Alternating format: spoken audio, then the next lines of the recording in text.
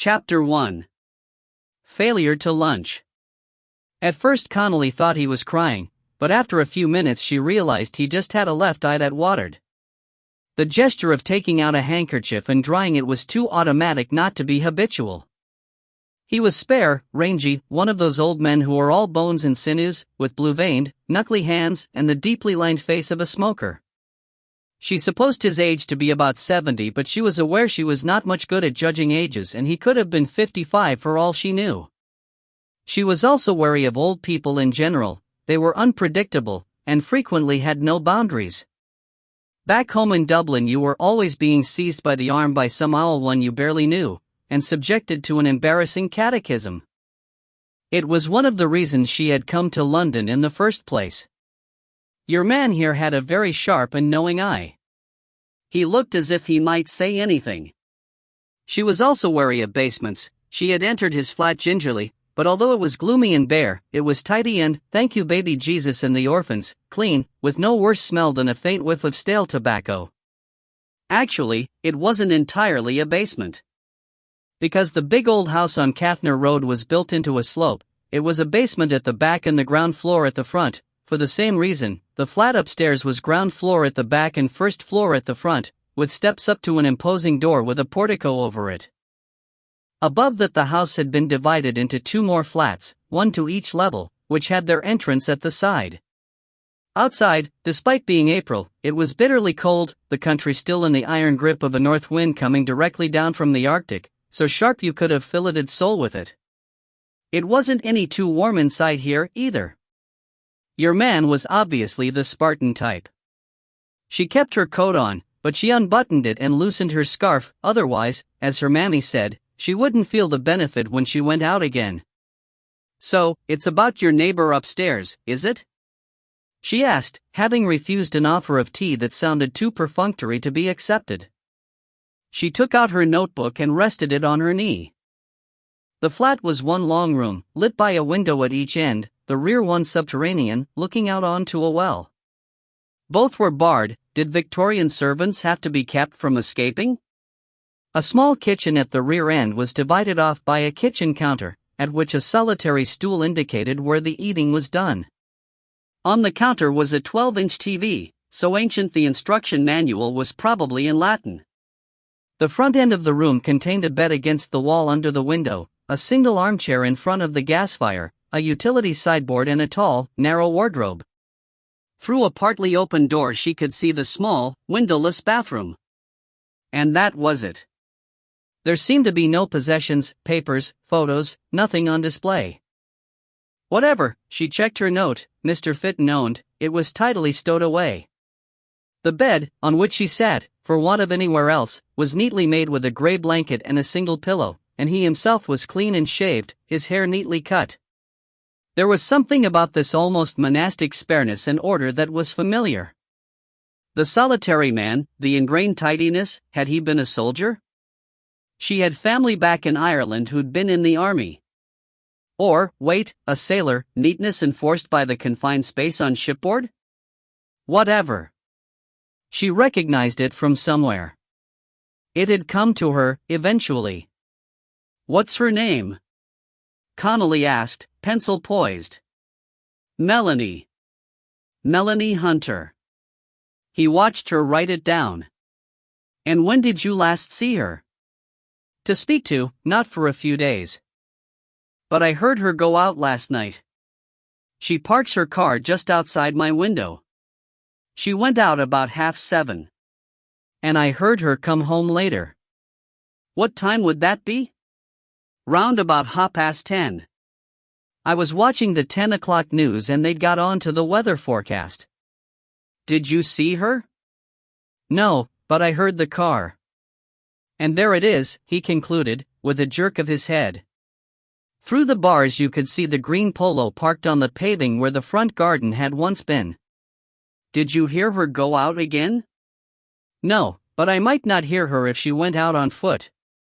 Probably would if she took the car. So what makes you think she's missing? She could have gone out again this morning. He shrugged. I wouldn't have thought anything about it if I hadn't heard Marty up there, but... Marty? Is that her boyfriend? The dog, he said shortly, as if she should have known. She had noticed it, of course, when she came in. She liked dogs. It was a big mongrel, black with ginger linings, the color of a Doberman, but more like an Alsatian in its squareness and sturdiness and the density of its coat and tail. It had stood up politely when she entered but had not approached her, and now was lying on the floor at the end of the bed, chin on paws, looking rather depressed. Its ginger eyebrows twitched as the brown eyes moved from face to face, following the conversation, and when Mr. Fitton spoke its name, the tail beat the ground twice, but it did not otherwise move. "Oh. I thought it was yours," she said. "Marty." She wrote it down. First I heard him bark. That was unusual enough. Normally he's quiet as a mouse. A good dog, that. He looked down, and the tail beat again.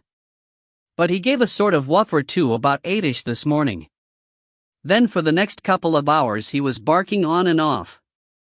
Then this afternoon he starts howling as well. Fitton shook his head. I knew something must be wrong.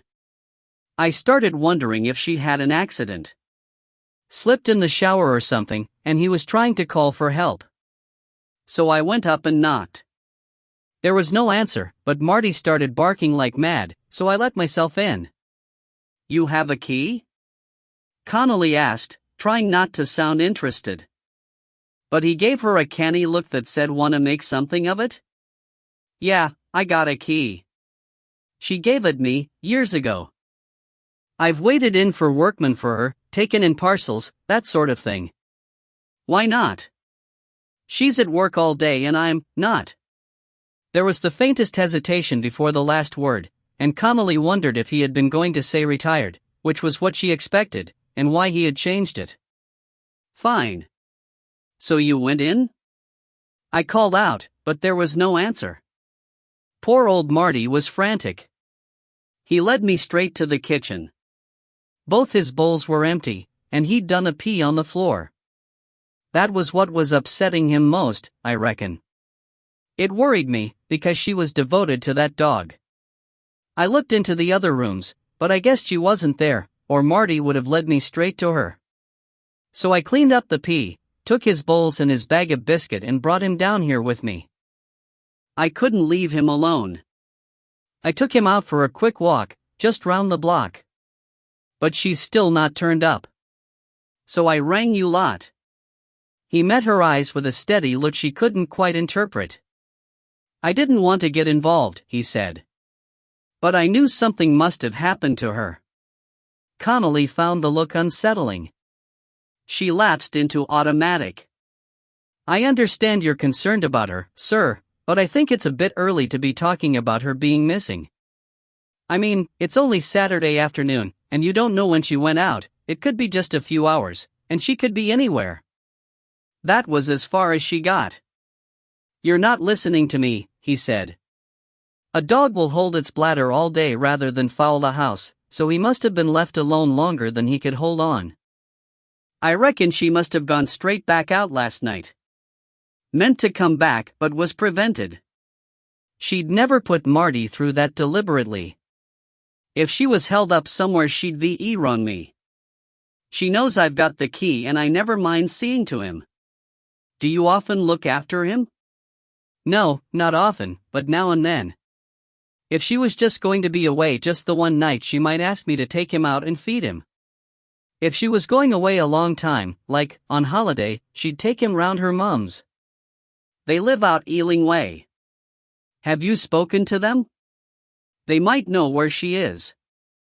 I haven't got the number. But if I had, I wouldn't go blurting it out to them that something's wrong. I keep telling you, she would not have left the dog like that. Something's happened to her, Dot. It's nice that she has you to worry about her, Connolly said placatingly. She's a nice girl, he said. Smart, too. She's a paleontologist. Works down the Nat His Moo. The what now? Natural History Museum. Down Kensington. Always called it the Nat His Moo when I was a kid. Yeah, she's smart, Mel. Got a degree. Not that that always means anything, but she's smart all right. But she never looks down on you. Always polite and friendly. Not like her boyfriend. You don't like him? It's not me has to like him, is it? He paused a beat, then added, as if it were justification, he's an estate agent. Connolly almost smiled, but realized he meant it. That's bad, is it? I reckon there's something shady about him. He made the money gesture with his forefinger and thumb.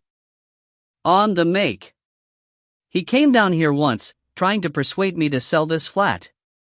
Said he had a buyer interested. I know what his game was. Wanted to buy it himself, knock it back through with Mel's, turn it into a maisonette. He gestured towards the oddest feature of the room, the staircase that went up behind the kitchen wall and ended at the ceiling. When the house was a house, it would have been the servants' access to upstairs. Now it was being used to store the only personal items in view, a small collection of books. It hadn't occurred to her before, but stairs made a good bookcase. She could see some of the titles from here. Dickens, Shakespeare, Graham Greene, Hemingway. Hold me back. And what was that big fat one, looked like a textbook? Something. Constitutional history? Ah, yes, your 100 best acts of parliament. Janie Mack. That lot was so dry you could use 'em to mop up oil spills. Be worth a fortune, a maisonette, he went on, price of houses round here. But he tries to make out that mine's not worth anything. Needs too much doing to it, he says, like he'd be doing me a favor, taking it off my hands. He made a sardonic sound. I know what it's worth, thank you very much, Mr. Smarmy. The parking spaces alone are worth a mint. He jerked a thumb towards the front window. I bought all 3 when I had the chance, years ago. And that was before residence parking. I rent 'em out. 70 quid a week, each. Connolly wasn't sure this was getting them anywhere. She tapped her pad with her pencil. This boyfriend, have you got his name and address? Name's Scott. Scott Hibbert. Address? He lives upstairs. They live together. Oh, I didn't realize. Been here 2 years.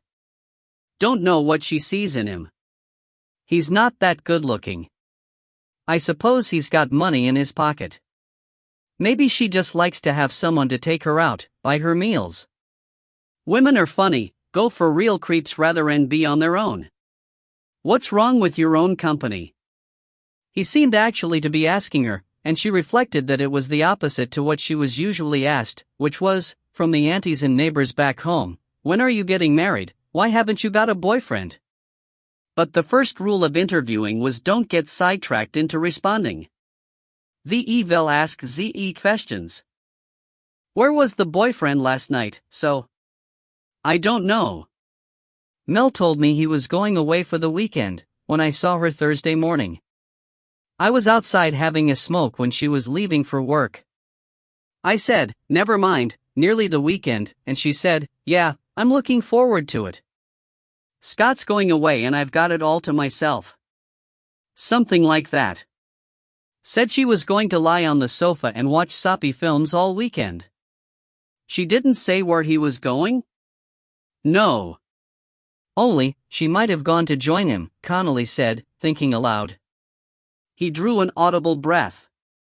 I've told you, he said with suppressed energy, she would never have left the dog. Right, said Connolly. She was finding being with him in this confined space unsettling. She wanted to be out of here. I don't suppose you have his mobile number? No. Well, she concluded, standing up, I'll make a report about it, but unless it's a minor, there's not much we can do at this early stage. She didn't add that it also needed a more involved person than the downstairs neighbor to report someone missing. Mr. Fitton plainly felt himself to be Melanie's gateway guardian, but that was not how the law saw it, but she didn't want to rile him any more with the suggestion. There was a sort of gleam deep in his eyes that made her nervous. Old geezer or not, he had a sort of wiry strength about him that required cautious handling. Nobody liked missing persons cases.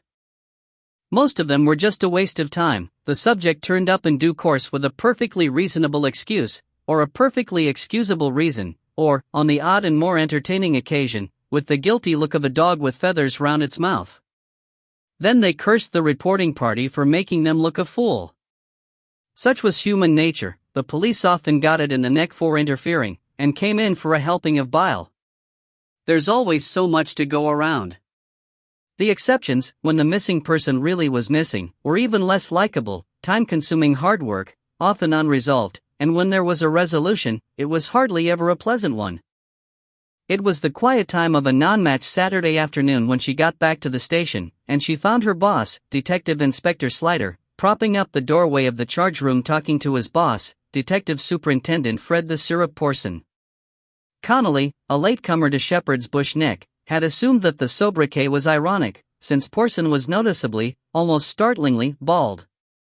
It had had to be explained to her that when his dear wife had died, he had abandoned the rug, a hairpiece so unconvincing, so said Slider's bagman and friend, Detective Sergeant Atherton, it was not so much an imitation as an elaborate pastiche. Connolly had had to have that one explained to her as well. She had not been impressed. Atherton, she opined, might be a bit of a ride, but he'd want to ease up on the gags. He was so smart you'd want to slap him. It was not Porson's weekend on, but as he was not a golfer, he didn't have much to do outside the job since his wife died. His only daughter was married and lived in Swindon, so he didn't see much of her, and he often found himself turning up, faintly surprised, at the shop when he should be elsewhere, like a cat returning to its former home. Slider was leaning comfortably, arms crossed, but Porson, who never stood still, was fidgeting about in front of him like a partnerless man dancing the schottische. They both looked relieved at the interruption of Connolly's arrival. "Hello," Slider said cordially. "How was it, Dot?" "What's this? Been out on a case?" Porson inquired eagerly. Connolly explained, and Porson deflated gently like a balloon on the day after the party. "Nothing in that. 10 to 1 she turns up before long." "Yes, sir." But he was very insistent she wouldn't have left the dog. Said she was pure doty about it. "Not much of a dog lover if she keeps a big dog in an upstairs flat," Porson complained. "It's actually the garden flat, sir," Connolly said, uncertain if she should be correcting the big cheese. "Still leaves it alone all day when she's at work," Porson pointed out triumphantly. "Maybe she'd asked someone to take care of it, and they forgot," said Slider, making peace. But Connolly could see he had taken the point. There was a slight thoughtful frown between his brows. Porson's had drawn together like sheep huddling from the rain. Waste of bloody time. The dog that barked in the night? Or didn't bark, or whatever it was. But Connolly, encouraged by the fact that Slider evidently trusted her instincts, made bold to say, "I just got the feeling there was something in it, sir. This Mr. Fitton, there was something about him. I'm not sure what it was, but—" "Wait a minute," Porson said, suddenly interested. "Fitton, you say? Not Ronnie Fitton?" Connolly glanced at her pad. "Fitton, Ronald." "That's right, sir." "Come with me," said Porson.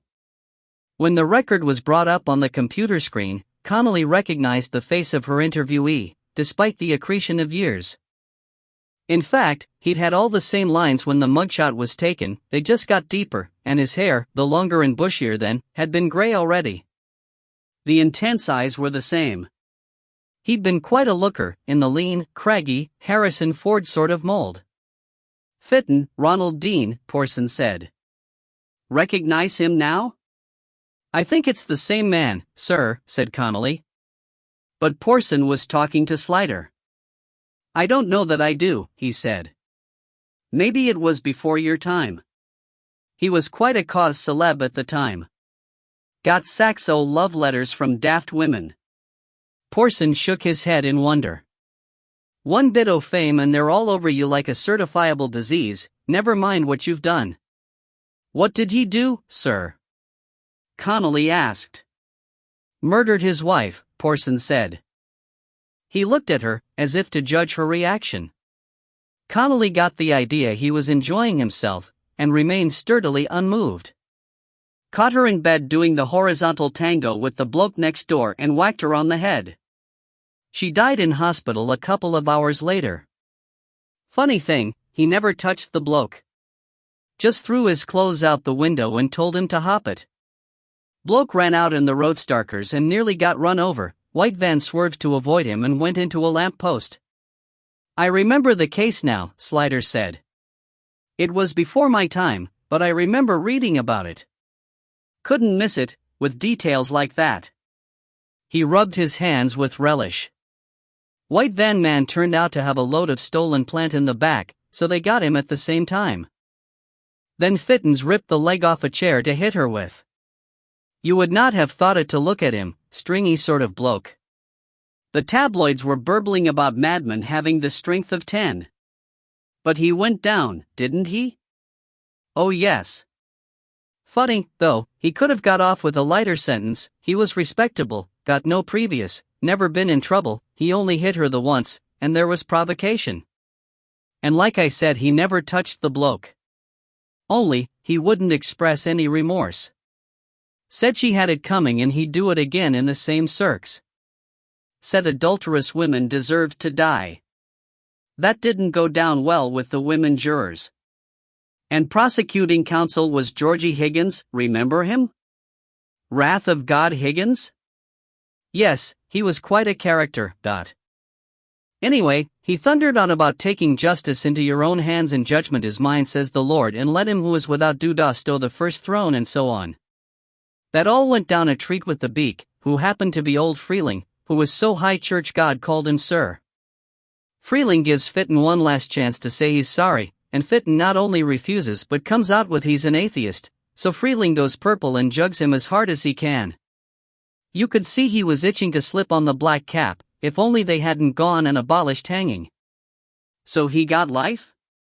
Yes, and then he buggered up his parole by getting into a fight with another prisoner and putting him in the sand. He stroked his nose reflectively. Now Connolly had placed that monk-like spareness and tidiness, not a soldier or sailor but a long sentence con. Nice class of a character you had me visiting, she muttered. Well, apart from that he was a model prisoner. And there was provocation, Porson said. The other con had it in for him, apparently, and he had formed for starting Barney's. So, he reflected, Fitton's back on our ground, is he? And a young lady he's interested in's gone missing. Oh, right, Connolly thought. Now she's a missing person. That's what happened when bosses came in on their days off. What Mr. Porson needed was a hobby. She glanced at Slider and saw the same thought in his face. Too early to say that, sir, Slider said mildly. It's the early bird that gathers the moss, Porson retorted. If it goes bad, the press'll be all over us for not jumping to it right away. You know what they're like. They love a damsel in distress. Slider barely blinked.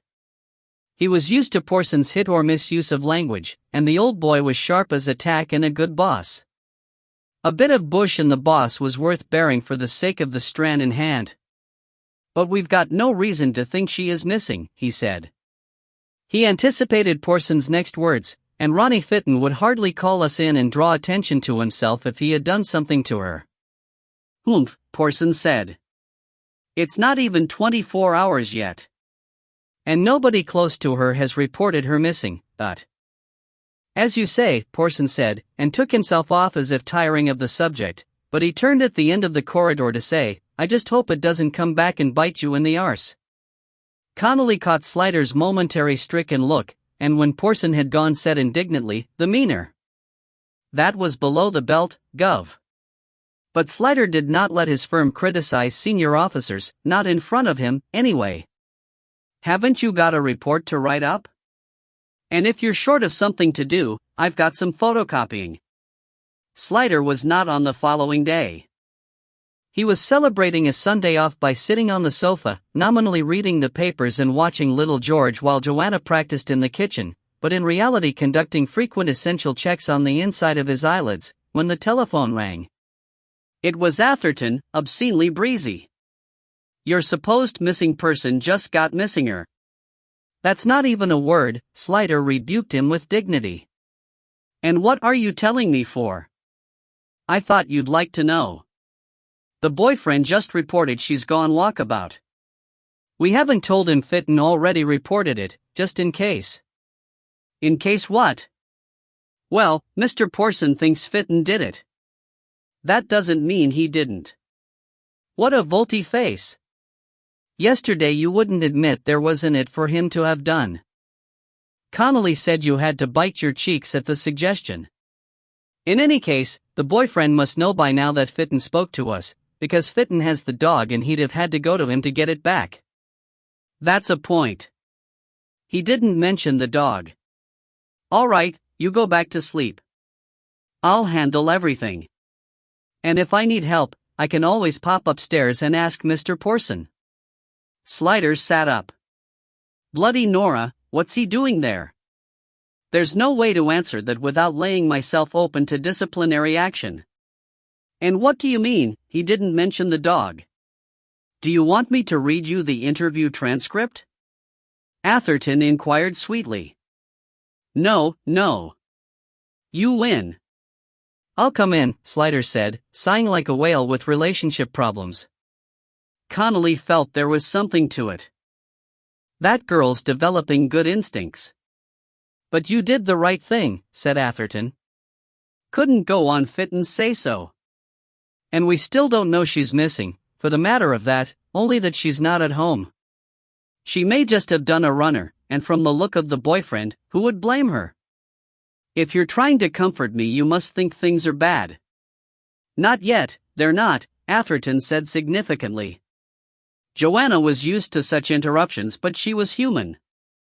She only said, "It's a pity I've already put the beef in," but combined with the scent of it on the air, it was enough to break a man's heart. "You and Dad will enjoy it, anyway," he said. His father shared the house with them, a very nice arrangement for babysitting, and for relieving him of anxiety about the old man living alone. "I probably won't be gone very long." "Why have you got to go in, anyway? Just for a missing person?" "There's an ex-murderer involved." "Ex, or axe?" "Ex as in former."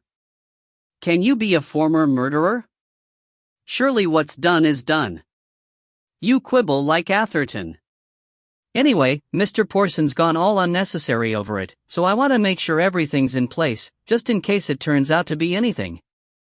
"You'd sooner do it yourself than inherit someone else's mess," she summarized. "Wouldn't you?" She kissed him. "Go, with my blessing. Cold roast beef's almost better than hot, anyway." He kissed her back. "You're a very wonderful woman," he said. "I said almost," she reminded him. Slider was not a tall man, and Scott Hibbert was, and since he didn't like being loomed over, he freely admitted that he started off with a prejudice against the man. Hibbert was both tall and big, but going a little bit to softness around the jaw and middle. He was not bad-looking, in an obvious, fleshy sort of way, except that his mouth was too small, which Slider thought made him look weak and a bit petulant.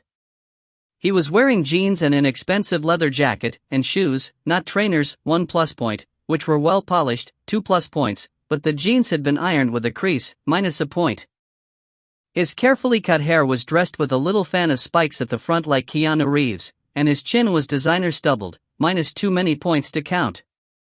Having privately indulged his prejudices for a satisfying few seconds, Slider dismissed them firmly, and prepared to interview Hibbert with a completely receptive mind. "So, Mr. Hibbert, tell me when you last saw Miss Hunter." "I already told the other guy everything," he complained. "Guy. Another minus, no. Concentrate." "I'm sorry, but I really would like you to tell me again, in your own words," said Slider. Hibbert looked uneasy, and kept crossing and recrossing his legs, and though he was not sweating, his skin looked damp. He licked his lips. Look, shouldn't you be doing something? He asked querulously. Looking for her or something? I assure you the other officer will already have put things in train for a general alert. I need to hear your story so that we can refine the search. You last saw her when? Like I said, Friday morning, before we went off to work, he said, frowning. We usually walk to the tube together, but I was taking my car in because I was going down to the West Country later, so I offered to drop her off at the station. But she said no, she'd rather walk. His left leg was jiggling all on its own, and he sniffed and wiped the end of his nose on the back of his hand.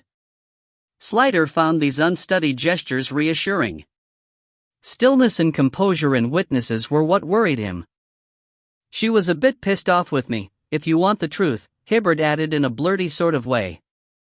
I was going away for the weekend and she was narked about it. Because? I was going to this wedding in the West Country, my mate Dave, we were at school together, and she didn't want me to go. Why not? Wasn't she invited? Oh, she was invited and everything. Of course she was. Except there was this stag thing on the Friday night that was men only. She didn't want to go to the hen night because she didn't really know Julie, that Dave's marrying, and anyway she'd already got this thing arranged for Friday night with some of her girlfriends. I said, so come down on Saturday, then, but she wouldn't. She said she hates weddings anyway, and she never really liked Dave. Well, she can't stand him if you want to know the truth. I mean, they've only met a couple of times and it ended in a stand-up row both times, and she said she never wanted to see him again. I suppose he's a bit blokish for her, but he's a laugh, and he's my best mate. There's some of her friends I don't like. Well, that's alright, she has her friends and I have mine, why not? We don't have to do everything together. And I couldn't let old Dave down, not on his wedding day, could I? Slider guessed he was hearing the essence of the row that had been. Hibbert was justifying himself to him. He nodded neutrally. When I first told her about it, she said it was all right, I should go on my own and she didn't mind, he went on. But Friday morning she was really narky about it, kept saying things about me and Dave getting drunk together. Well, what's a stag night for? And everybody gets drunk at weddings. I said you won't have to see us, so what's the problem? And she said wild horses wouldn't drag her there. We had a bit of a Barney and she storms off to the bathroom. So then I cool down a bit and when she comes out I say, "Do you want a lift to the station, babes?" And she gives me a look and says no, she'll walk. And she did. She works at the Natural History Museum? And where do you work? Hatter and Ruck, you know, the estate agents? In Knightsbridge. Posh, Slider thought. So you could have dropped her off at work, instead of just offering a lift to the station? You'd go right past it at it. He looked uneasy, and shifted to another buttock. I wasn't going into the office first thing, I was going to look at a house in Hendon. I don't normally take the car in when I'm just in the office because parking's a nightmare up there. And that was the last time you saw her? He nodded, looked stricken at the reminder, and found yet another buttock to shift to. How many did he have in there? Or spoke to her? No, I rang her Friday evening, while she was out with her mates. I rang her up to make peace, if you want to know, but she was all right again by then. She'd got over in it and just said have a good time and everything and I'll see you Sunday. She's like that, she never stays mad for long. And that was the last time you spoke to her? He nodded. Did you go home after work on Friday? No, I went straight down to the West Country. He kept saying the West Country. Slider thought that odd. Where, exactly? Salisbury, he said. Dave lives in Salisbury. And what time did you eventually get home? I was supposed to come back Sunday night, there was a lot of us from the same school and we were going to get together Sunday lunchtime, but I was missing Mel, so I called it off. Well, we'd been talking and drinking all Saturday afternoon and evening, so I reckoned we'd said everything anyway. I didn't sleep very well Saturday night so I got up really early Sunday morning and left. I was back home, about 10. She wasn't there, and I knew right away something was up. How? Slider asked. Hibbert stared in perplexity at the question. How did you know something was wrong? I don't know, he said. Now he was still, thinking about it, buttocks had rested last, even the lone breakdancing knee had stopped and held its breath. He scowled with the effort of analysis, and Slider got the impression he was not very bright, and yet, of course, it is easy enough to fake being dumber than you are. It's the opposite that's impossible. I dunno, he said at last. It just felt wrong, as if no one had been there. He thought some more. Oh, for one thing, the answer machine wasn't on. If she'd gone out, she'd have put it on. And she'd have left me a note to say where she was going. She always leaves a note. Even if she was still mad at you? But she wasn't anymore. When I spoke to her Friday night, she was all right again. Anything else? Slider prompted. Hibbert looked puzzled by the question, having apparently gone off on another train of thought. Anything else you noticed that made you think something was wrong? He was going after the dog, absence of, but what he got was quite unexpected. Hibbert's face cleared. He looked as though he'd just got the last answer in the jackpot pub quiz. Her handbag was there. Her handbag? Slider said, trying not to sound like Edith Evans. Yeah, her handbag, he said excitedly. With her purse and phone and everything in it. But not her door keys. Excuse me, Slider said. I have to make a phone call. 2. Deep pan, crisp and even. Joanna was resigned. I'm not surprised, she said. I know once they get hold of you, they won't let you go. That place is a black hole. Even over the phone, he thought he could smell the roast beef in Yorkshire. It's not that, he said. The case just turned into a case. The girl's handbag is in the flat. Her handbag, singular? Tell me any woman of that age who only has one. The handbag she was using, I mean. With her gubbins in it. So it's looking more like foul play, I'm afraid. Oh dear. Well, keep the chin up. There may be an explanation you haven't thought of, and she'll come wandering in looking surprised. I'll settle for that. See you later. Atherton drew up just short of the house and craned his head to look. No press. Thank God. Amazing no one spilled the beans yet. Now, where's that key? He felt in his pocket for the key ring Slider had received from Scott Hibbert. He was hampered by the seatbelt and Connolly only watched him struggle for a millisecond before saying, Undo the belt, you looper. And don't bother, because I have me own. She dangled it before his eyes. I got it off Mr. Fitton before I left. How did you manage that? He volunteered. Gave it me and said, I won't be needing this anymore. Did he, indeed? Ah, cool the head, it doesn't mean anything.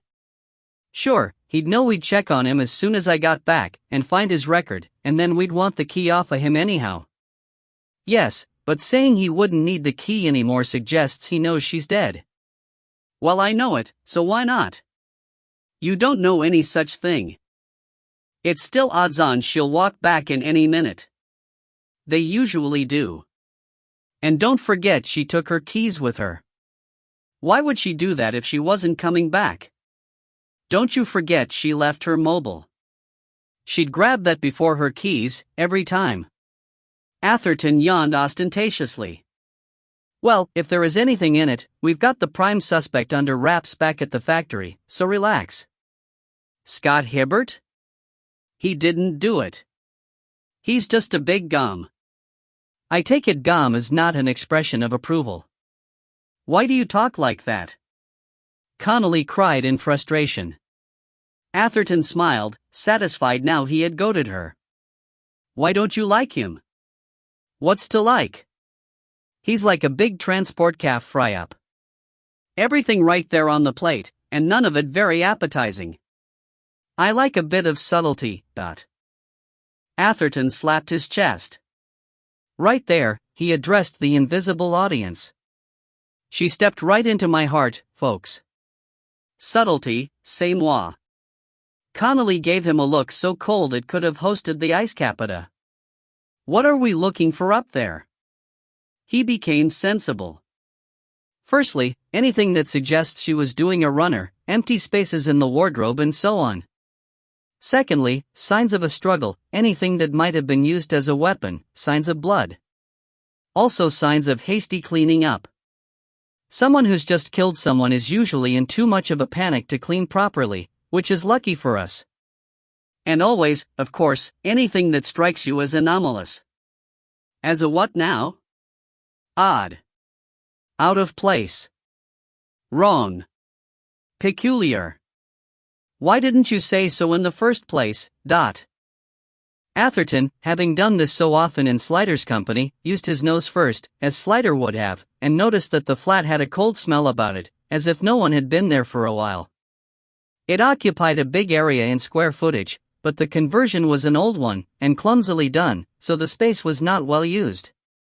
On either side of a large, wasted entrance hall there was a sitting room and a bedroom, both with bay windows onto the front, with a slice cut off at the back to make a bathroom and kitchen, side by side.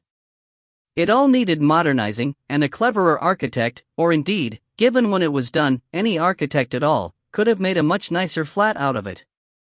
If recombined with the basement, as Fitton had said Hibbert had been plotting, it would make a very glamorous maisonette, with a big kitchen/breakfast room downstairs, and living room, 2 beds, and modern bathroom upstairs. With the big rooms, high ceilings, moldings and so on, it would fetch a stone fortune in up-and-coming Shepherd's Bush, so it wouldn't be wonderful if Hibbert, who was in the business after all, had spotted the potential. Leaving aside the property developing crying shame it represented, Atherton noted that the furniture was modern but cheap, and that the place was ordinarily tidy.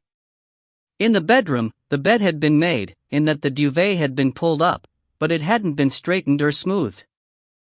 There was a built-in wardrobe with sliding doors and a freestanding one so stuffed with clothes the doors wouldn't close at all.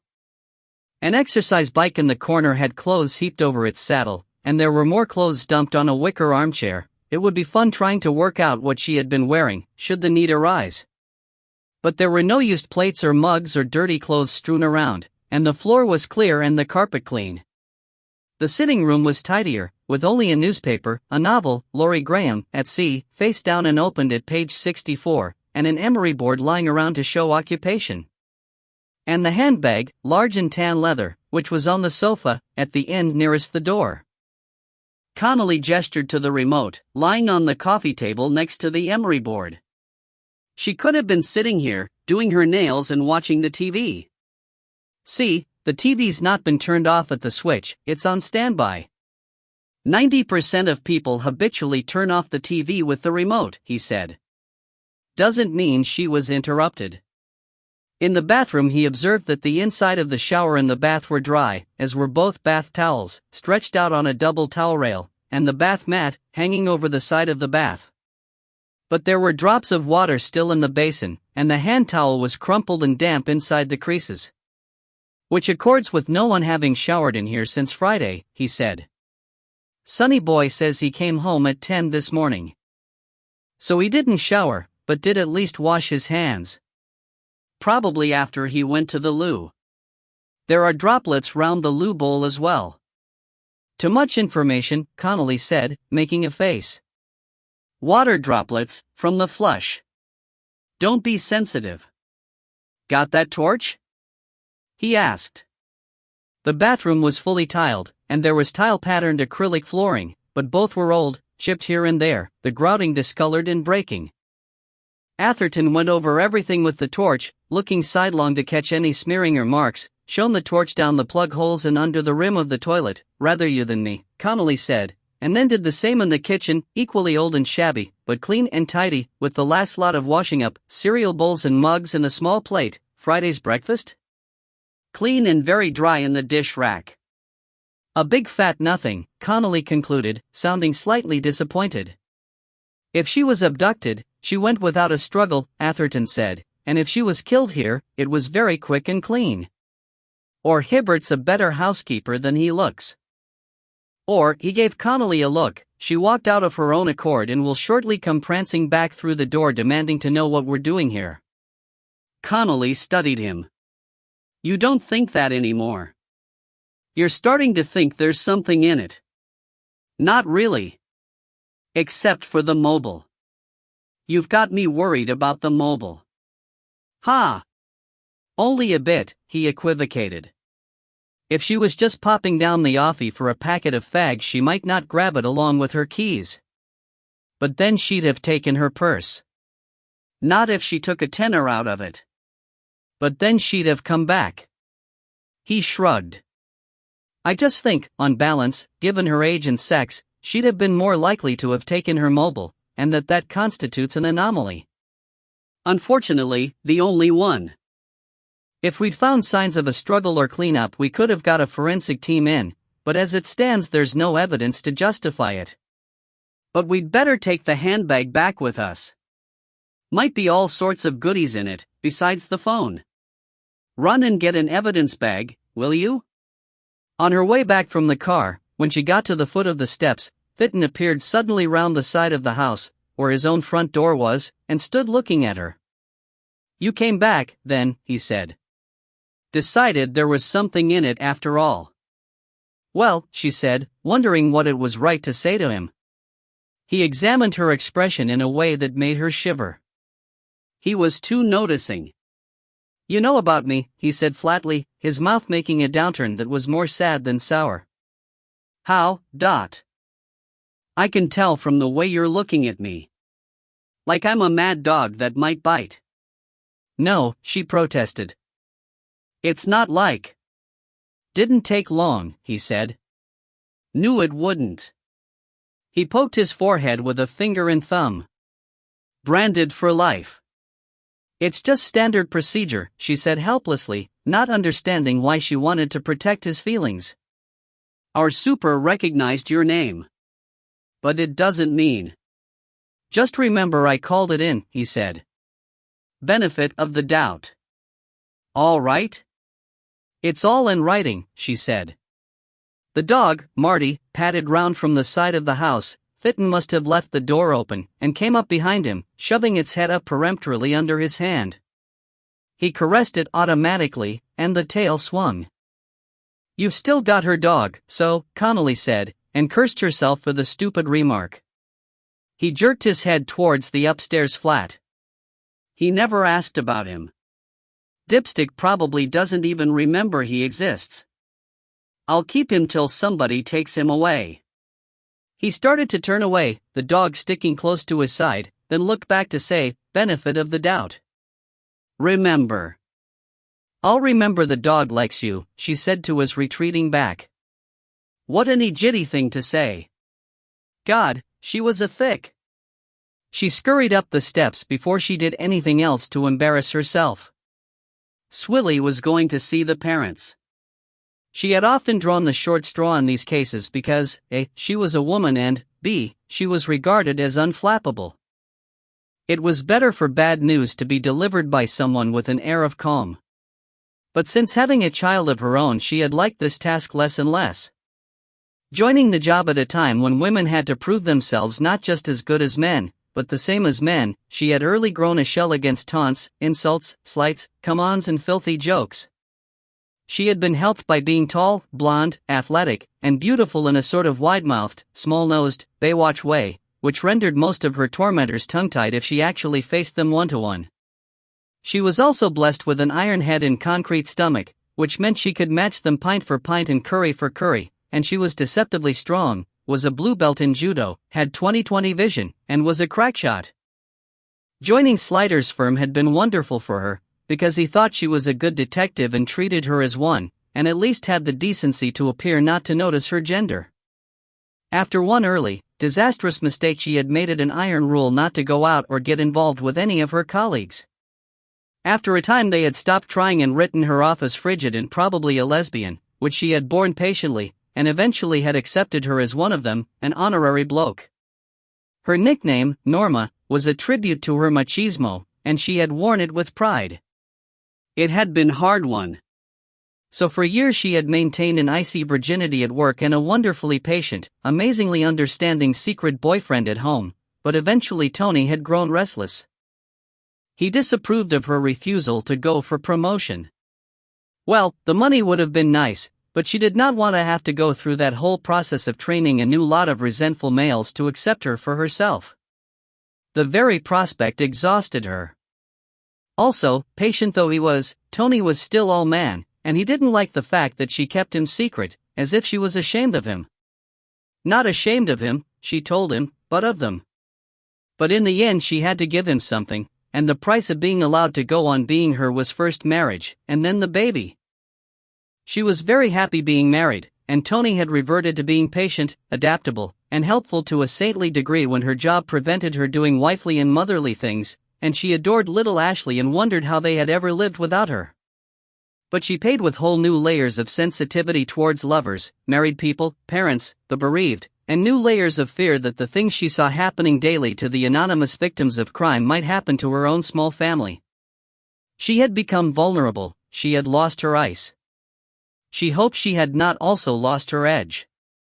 But she approached the present task with resignation. There were lots of things in the job you didn't necessarily relish: smelly houses, vomiting drunks, decomposing corpses, road accidents, but you did them just the same. Melanie Hunter's parents weren't called Hunter, she had them down as Wiseman, Ian, and Rachel, so either the mum had remarried, or Melanie had changed her name for some reason. They lived in a nice part of Ealing, typical suburbia, Edwardian semis on a street edged with those trees that went into pink blossom like screwed-up tissue paper in spring. Of course, they were bare now, the freezing weather having held everything back. Most of the houses had turned their gardens into hard standing for cars, but where they still had front gardens, they were neatly kept, with clipped privet hedges, and hard prune sticks that would be roses later, and oblongs and squares of bare, weeded earth that would be flower beds, showing only the blunt green noses of bulbs.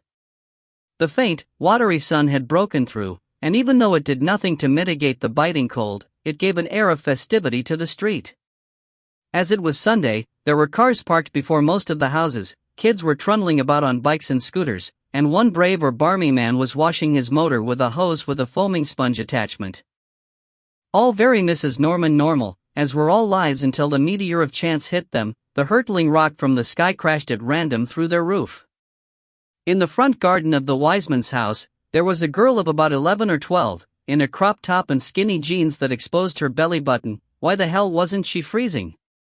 Kids these days. Swilly thought, picking the sugar pink varnish from her nails with all the destructive boredom of Sunday afternoon. She eyed Swilly with intense interest, scanning her from her pull-on woolly hat down through her camel wool wrap-around coat to her long boots. "Hello," Swilly said. "Are your mom and dad Mr. and Mrs. Wiseman?" She nodded. "Are they in, Dot?" "Mum is," the girl said, and then, in a burst of confidence, "she won't buy anything. She never buys anything at the door." "That's all right, 'cause I'm not selling. Can I have a word with her? It's important." The girl twisted her head over her shoulder without removing her eyes from Swilly's face and yelled through the half-open front door, "Muyuum. There's a lady wants you." "Oh, ever so much a lady," Swilly thought. "Are you a social worker?" the girl asked abruptly. "She's not my real mum, she's my stepmom. I like your color lipstick. What's it called? Do you like vodka?" A woman appeared behind her, saving Swilly from answering. She was middle-aged and ordinary, dressed in slacks, a cotton jumper and an unattractive big, thick, chunky cardigan. She had her glasses in one hand and a biro in the other, and a look between wariness and embryo annoyance on a face that held the remains of prettiness behind the soft plumpness of middle-aged marriage. "Yes?" she said. "Mrs. Wiseman? I wonder if I could come in and have a word with you," Swilly said, and showed her warrant card. The woman looked immediately put out and flustered, but the child's eyes opened so wide Swilly was afraid she'd see her brain. "You're the cops," she breathed. "Are you going to arrest Mum?" "Bethany." The woman rebuked automatically, but her worried eyes were searching Swilly's face. Is it Ian? Is it an accident? No, nothing like that. It may be nothing at all. Can I come in? Swilly said. The man 2 doors down had ceased wiping his car's roof and was staring with his mouth ajar and the hose soaking his feet. Haha. Oh, yes. Yes, come on through. Bethany slipped in before Mrs. Wiseman shut the door firmly behind Swilly. Come in the lounge, she said. Swilly followed her, and as she turned with a question in her face, made a quick sideways gesture of the eyes towards the child, which fortunately the woman was compos mentis enough to catch and interpret. Bethany, go out in the back garden and play, she said, sharply enough to be obeyed. Play? The girl complained. What am I, a kid? I don't play. And shut the back door after you. Don't let all the heat out. The girl extracted herself by unwilling inches, leaving Swilly alone with her mother in a knocked-through lounge decorated and furnished in exactly the sort of middle-income, suburban taste Swilly would have expected. Would you like to sit down? Mrs. Wiseman said automatically. Swilly saw she had been doing some sort of paperwork on the coffee table in front of the sofa, and took an armchair. Mrs. Wiseman sat in the chair opposite, looked inquiringly at Swilly, and then suddenly something seemed to come over her. She swayed, gripped the arm of the chair, and said almost in a whisper, "Oh my God, it's Melanie, isn't it? Something's happened to Melanie." She stared at Swilly, white with some awful foreknowledge, and Swilly thought perhaps it was there, latent, in every mother's mind, an instinct born at the moment of conception, the fear that one day some stranger would come and tell you your child had been taken from you. She felt horribly impressed, and a little queasy. It's probably nothing to worry about, Swilly said, though Mrs. Wiseman's certainty had communicated itself to her, now. It's just that Melanie's not at home, and her boyfriend doesn't know where she is. Have you heard from her lately? I spoke to her, Friday, Mrs. Wiseman said. She rang me from work. She rings me 2 or 3 times a week, just for a chat. You're close, then? Said Swilly. Always have been, she said, but with some reservation in her voice Swilly didn't understand. Did she tell you anything about her plans for the weekend? She said she was going out for a drink with friends on Friday evening. It was her best friend Kiara's birthday, and they were meeting some others at the Princess Vic. And what about the rest of the weekend? She said she hadn't any plans. Scott, her boyfriend? Swilly nodded. He was going away for the weekend, so she said she was just going to relax. I asked her to come for Sunday lunch, but she said she had some work to catch up on. She's a paleontologist, you know, she added with a huge pride that carried the touch of bewilderment of any parent whose child surpasses them by such a length. She works at the Natural History Museum. They think the world of her there. I don't know where she gets her brains from, she added with a little affected laugh. It can't be me. I was never even in the 6th form. From her father, perhaps? Swilly suggested, wanting to keep her talking. A shadow passed over Mrs. Wiseman's face, it looked to Swilly almost like wariness. Her father's dead, she said abruptly. Oh, I'm sorry. He was killed in the Greenford rail crash, she said, as though that ended the topic for good and all.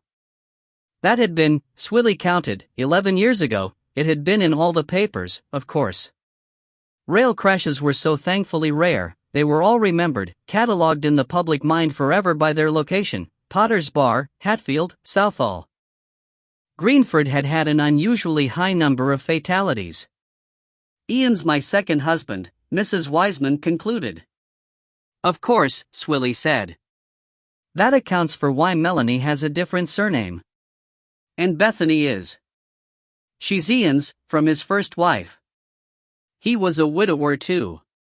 So has Melanie any brothers or sisters? No, I just had the one. Why do you ask? I'm wondering if there was anyone she might have gone to visit, that's all. Any aunts, cousins? Not that she'd go and visit. I've got a sister, but we're not close, and Melanie never cared that much for her cousins. What about your husband's family? You mean Ian's? Oh, she would never go to them, she said firmly. Does she not get on with her stepfather, Dot? They're all right, they get on okay, but they're not what I'd call close. She doesn't think of him as her stepfather, anyway, just my husband. No reason why she should. She was practically grown up by the time I married, and I told her from the beginning, I'm not marrying him for you, I'm marrying him for me. Some history there, Swilly thought, making a mental note. Smoothly she went on, what about her boyfriend, Scott? Is everything all right between them? Oh yes, she said with enthusiasm. He's a lovely boy, just the sort of man I always wanted for her. Steady, nice manners, a good job. Very polite to me and Ian. And they're mad about each other, no doubt about that. But he went away for the weekend without her, Swilly suggested. Did she mind that, Dot? Oh no, she said quickly. You mustn't think that. You see, Scott's got this friend from school, they go way back, but he's not Melanie's sort at all. Loud, and, well, what I'd call vulgar.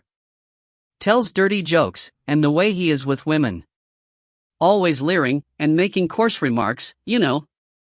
Melanie can't stand him, but of course Scott's fond of him, knowing him all his life, in and out of each other's houses when they were kids.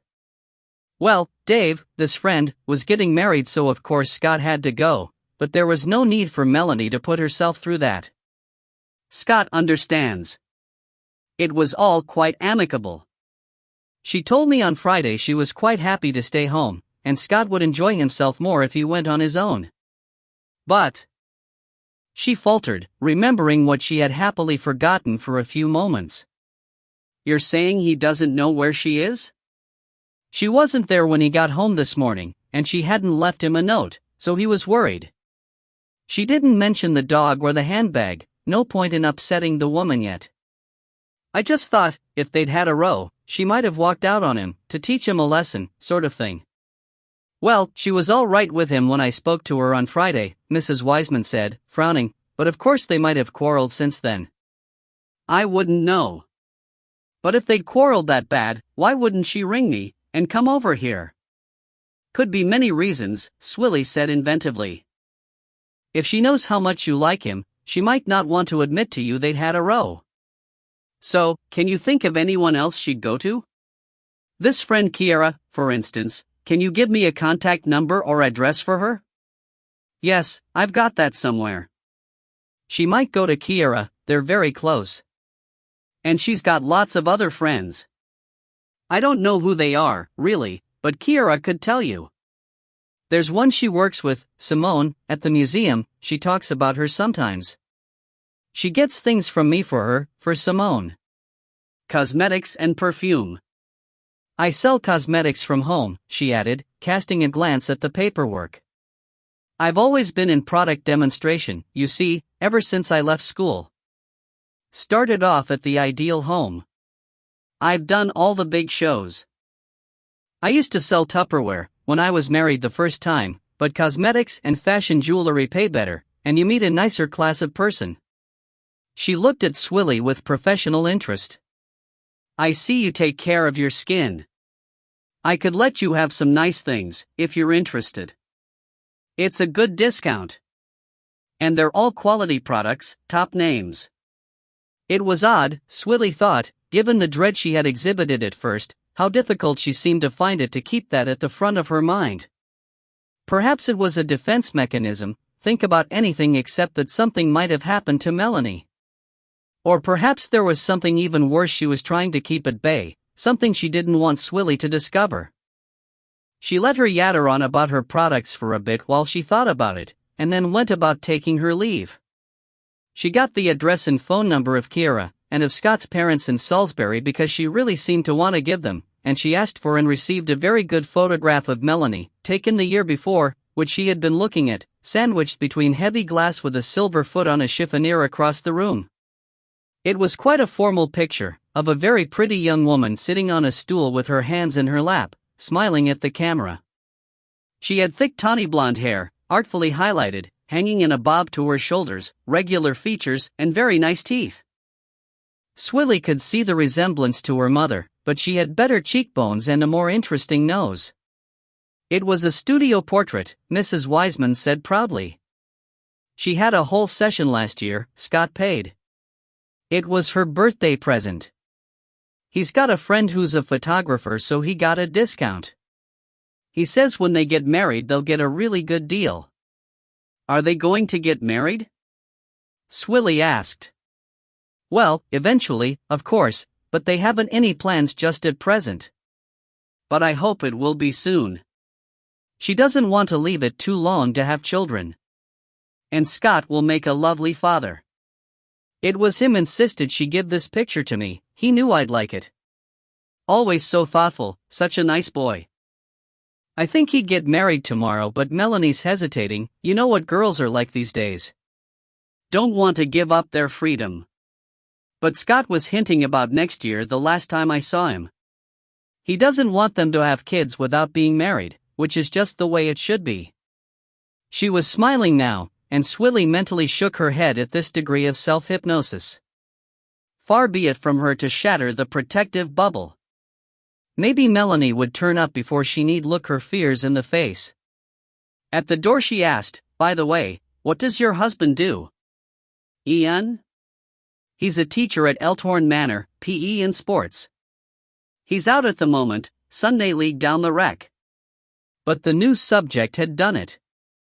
The smiliness drained from her face and the dread was back in the eyes. You'll find her, won't you? She asked in a husk of a voice. She'll be all right? Only, it's not like her just to go out like that, and not say anything.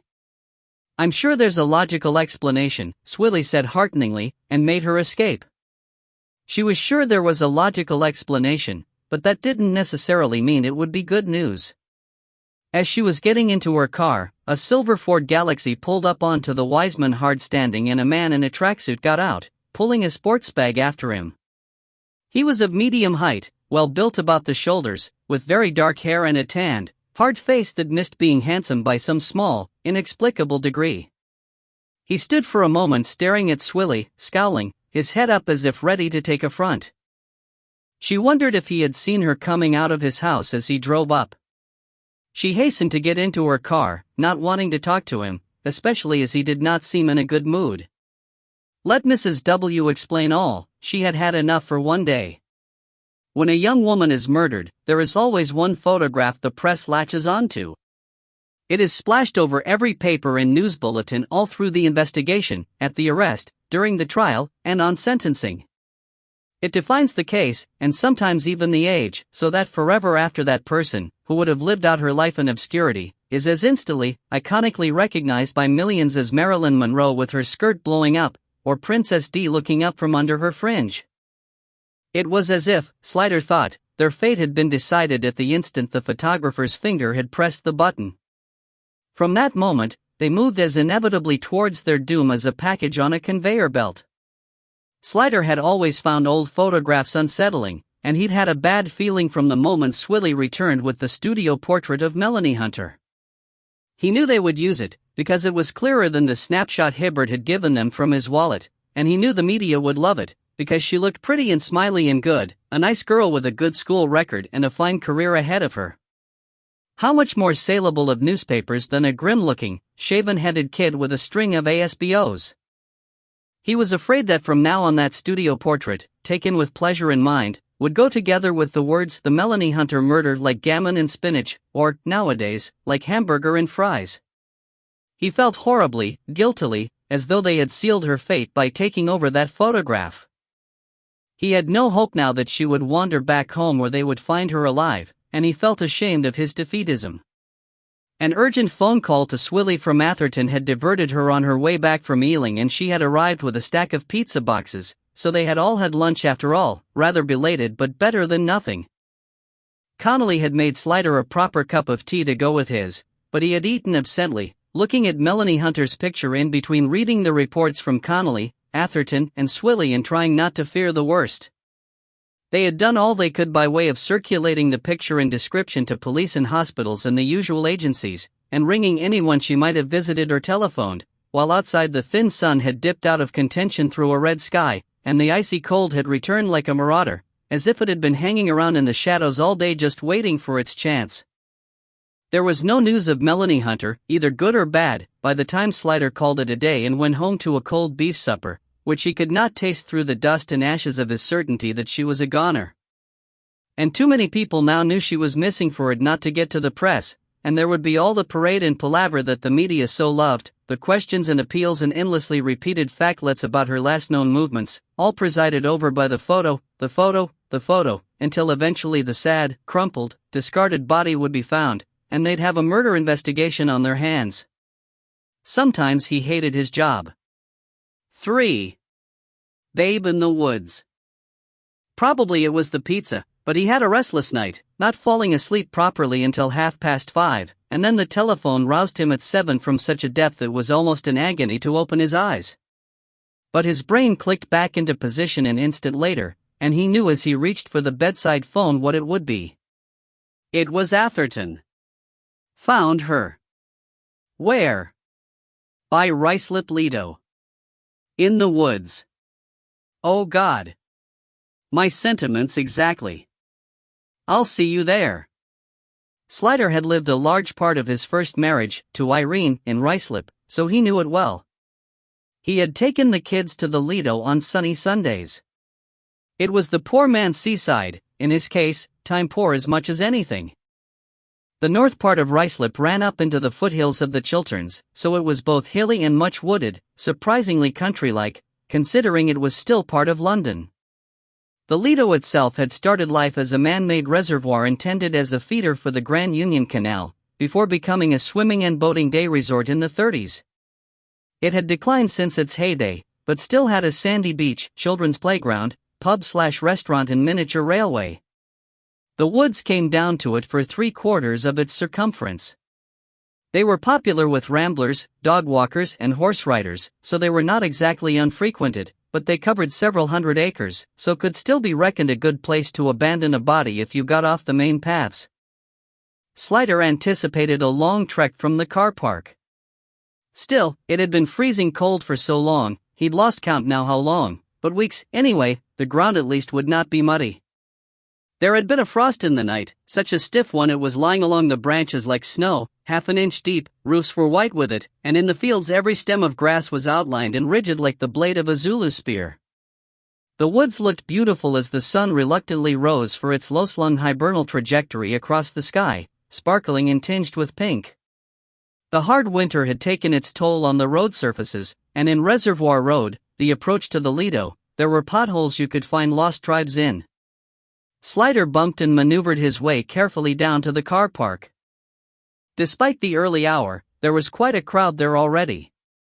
Some, all, or more of the people they had spoken to yesterday must have contacted the press, because they were out in force, and the residents of surrounding streets had followed the flashing blue lights for a good morning dop. It was only lucky it was Monday and a school day, or there'd have been no getting through them. Barriers were in place and the car park was being kept clear for the police and associated vehicles. 2 local bobbies were manning the access, and Slider had to tell them who he was. Ricelip fell within Hillingdon, a different part of the Met altogether. But Porson was there. Good grief, did the man never sleep?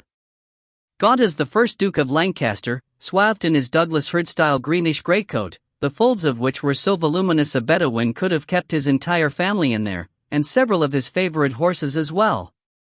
He was talking to his Hillingdon counterpart, Det Sup Fox, known down the ranks as Dougie.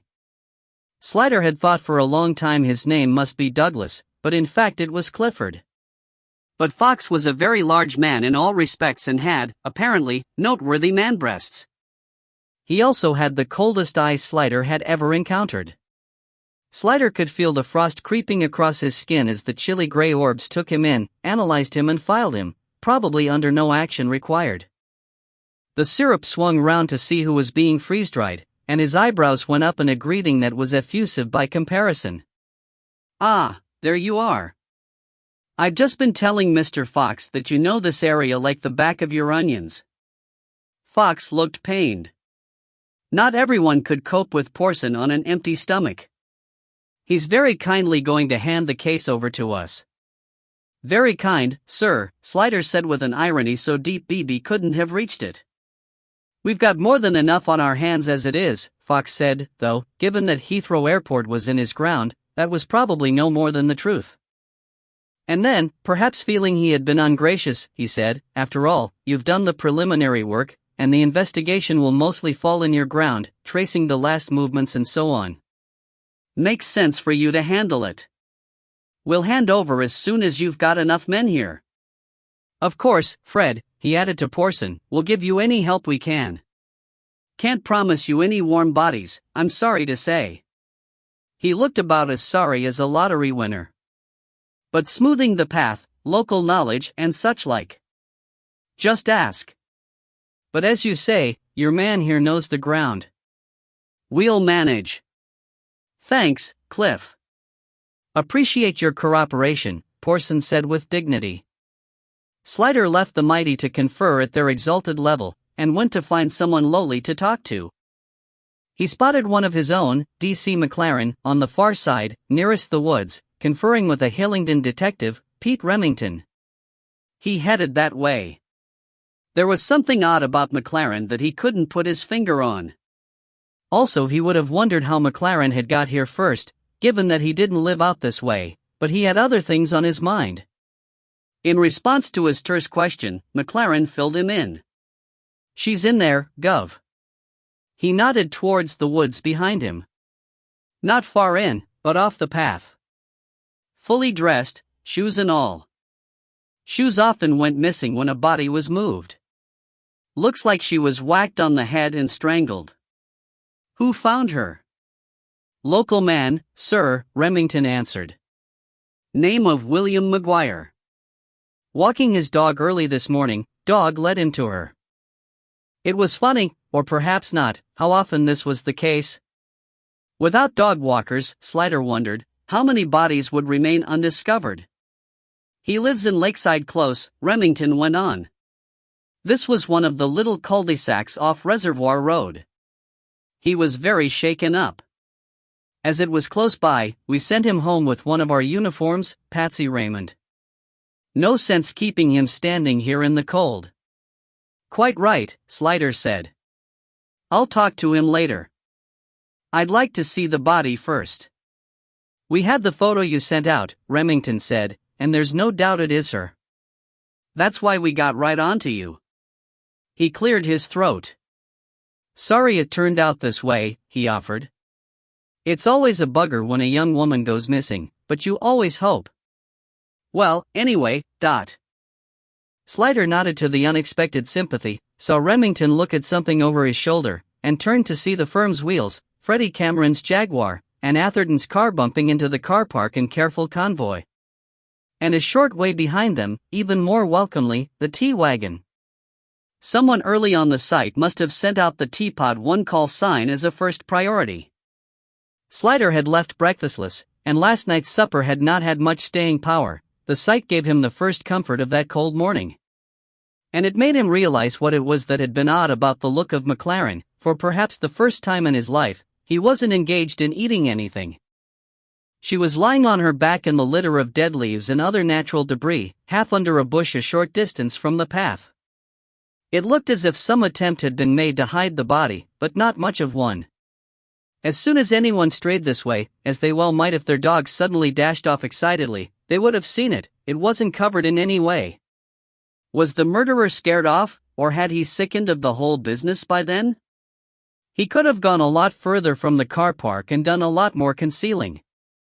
For the matter of that, there were other woods in the general area that were more dense and less frequented, though on the other hand, they didn't all have easily accessed car parks. If you were shifting a body by car, that was a consideration. Of course, she may have walked into the woods on her own 2 feet and been killed here. Probably that was more likely. If you were intending to hide a body, you would surely go a bit further from civilization. She was dressed in a black skirtsuit over a sapphire blue jumper, and a thick gray wool reefer jacket, flat black shoes and opaque black tights. Because her clothes were all present and correct, it was unlikely she had been sexually assaulted. As the forensic pathologist, Freddie Cameron, said, it would be a particularly obsessive and bonkers killer who would put his victim's clothes carefully back on after death. It was difficult, too, as with trying to get your tights back on in a swimming pool changing room. So I'm told, he added hastily as Slider's eyebrow went up. The strangling had been done with a silk scarf, presumably her own. It was Indian patterned in shades of blue, purple, and bottle green, and the scarf was still in place round the neck, but there was no sign of the swelling or reddening that usually accompanied strangulation. A pretty half-hearted effort, Freddie said, easing the silk away from the neck to look underneath. In fact, I'd say it was for show only. It's hardly marked the skin. It was the whack on the head that did for her, pound to a penny. Slider was grateful for any small mercies. When you've seen enough of them, you can be objective about dead bodies, but you never stop minding. He was glad of a seemly corpse, quietly composed. Her eyes were closed, her mouth just a little open, her head naturally over to one side, no signs of struggle or convulsion. One hand was resting on her chest, the other was down by her side. There were dead leaves in her hair, which was thick and heavy, and fell back from her face onto the moss beneath her head. He recognized the face from the photograph Swilly had brought back, but of course this was not Melanie Hunter, just the fleshly envelope that had once housed her. She had departed, permanently. How, was what he had to find out. Freddie was demonstrating to him now the wound to the skull, slipping his hand under the neck to turn the head with professional skill, but still, somehow, a gentleness. See, here, the parietal bone is completely fractured, just above the junction with the occipital. I'd say just one blow, but a pretty hard one. Death would have been almost instantaneous. So there wouldn't necessarily be much blood? Slider said. Maybe, maybe not. Scalp wounds can bleed a lot in a short time. But there's nothing here, under the head, just a smear or two. Of course, the body must have been moved. She wouldn't have fallen on her back like this from a blow to the back of the skull, so there may well be some more blood somewhere else, either in the immediate area, if she was killed here, or wherever she was killed. Or in the car that was used to move her, Slider finished. Well, quite. Time of death? Freddie pursed his lips. It's hard to say, in this cold weather. The cold tends to slow down the processes. There's still some rigor in the limbs, so perhaps less than 3 days. Between 2 and 3 days. You've got her disappearing when? So far, the last she was seen was on Friday night. Well, that would work. Friday night or early Saturday morning. But you know, old dear, that anything over 8 hours and it's just guesswork. Slider nodded, and stared away through the trees, getting the lie of the place, the impression of light and shade, the undergrowth and open spaces. The forensic boys would do a fingertip search of the immediate area, in case something had been dropped or there were footmarks or fabric threads or anything that might identify the murderer. Why here? He was wondering. Why not further in? Perhaps she was too heavy to carry. She was not a tall girl, and was lightly built, but the dead weigh more than the living. Hard to tell in this sort of woodland if she was dragged. The ground was too hard to take impressions. It was horribly cold here, out of the little warmth the sun could give, numbingly cold. Slider could see his breath rising before him, and his fingers and the tip of his nose were aching. Breaking his reverie, Atherton, beside him, said, "It looks as if there's been some digging, just there." "Probably the finder's dog," said Bob Bailey, the crime scene manager. "It's an animal, all right," Freddie said. "But I think it's more likely a fox. There's some damage to the fingers of this hand." He raised the hand that was lying among the leaves by her side. "A bit of gnawing's gone on. I suppose it was too cold and hard actually to remove them. And the left ear's been bitten, too, the one that was nearer the ground, though those teeth are smaller. Too small for a dog or fox. Stoat, maybe." Slider heard their voices as if at a distance, echoing a little in the empty woodland air. Further off he could hear a murmur of talk from the people gathered in and around the car park, far away, in the country quiet, a crow was yarking monotonously. And the dogs shall eat her in the portion of Jezreel, he thought. An undeserved fate, but wasn't it always? Otherwise it wouldn't be murder. Well, said Atherton as they made their way back over the safe route boards. What do you make of it? Nothing, yet, Sliders said. Just the usual questions. Why her? Why here? There is one thing that leaps to mind. Slider frowned at him. You couldn't make it leap a bit higher, I suppose? One blow to the head, the same way Ronnie Fitton killed his wife. Slider sighed. Well, I suppose he's got to look like a tasty suspect. Certainly the press will see it that way as soon as they find out who he is. But what reason would he have to kill her? The only person he's ever killed is his wife. Sexual jealousy, Atherton said. The strongest motive of all. He could have been brooding about her for years, while she's been going out with Hibbert, who is not worthy of her. Slider shook his head. Then he'd kill Hibbert, surely. No. He'd make sure of his precious, put her beyond the greasy Hibbertian fingers forever. You're not serious. On sheer propinquity alone, Atherton said. Hibbert propinks just as well. If not more so, Atherton admitted. What now? We go and talk to the bod who found her. By the way, he added, as they crossed the car park and the T-van reminded him, what's wrong with McLaren? When I got here this morning, he wasn't eating anything. I noticed that, Atherton said. He has been off his nosebag, lately. And there are no food stains down his front, in fact, I think that's a new tie. It's unsettling, Slider said. You're right. I'll do a bit of detective work when I've got a minute. We've more important things to do. Don't waste any time on it, Slider cautioned. No, Atherton reassured him. I'll take the shortcut. I'll ask him. William McGuire lived in Lakeside Close, the fancifully named cul-de-sac that led off Reservoir Road on the side further from the Lido, and was therefore not on the lakeside, even had the Lido been a lake. The house was a tiny little Victorian railway worker's terraced cottage, a typical two-up, two-down yellow brick, slate-roofed doll's house that only a greedy developer could have thought worth splitting, and then only in a serious housing shortage. McGuire had the downstairs remnant, for which maisonette was an overgenerous description. It was a bed-sitting room opening straight off the street, with a kitchen at the back and a bathroom crammed between the two. The only advantage it boasted was the garden, 12 feet wide and 15 feet long, but as McGuire was plainly no gardener, and it ended in a British Leland hedge that had been allowed to grow to 12 feet high, it had nothing but underprivileged grass in it, and had no view but the tops of the trees in the woods behind. It was the policewoman, Raymond, who opened the door to them, with a look of hope that quickly faded to disappointment. I hoped you were my replacement, she said. I think they've forgotten all about me, sir. Slider thought it likely. Most of the Hillingdon contingent had gone by now. I'll get one of my own people in as soon as I've done here, Slider reassured her. Thanks, she said. He's in the kitchen. He hasn't been talking at all. I think he's really upset about it. The tiny cramped rooms were depressingly decorated in wood chip paper covered in historical layers of beige paint so they resembled congealed porridge, or a skin disease.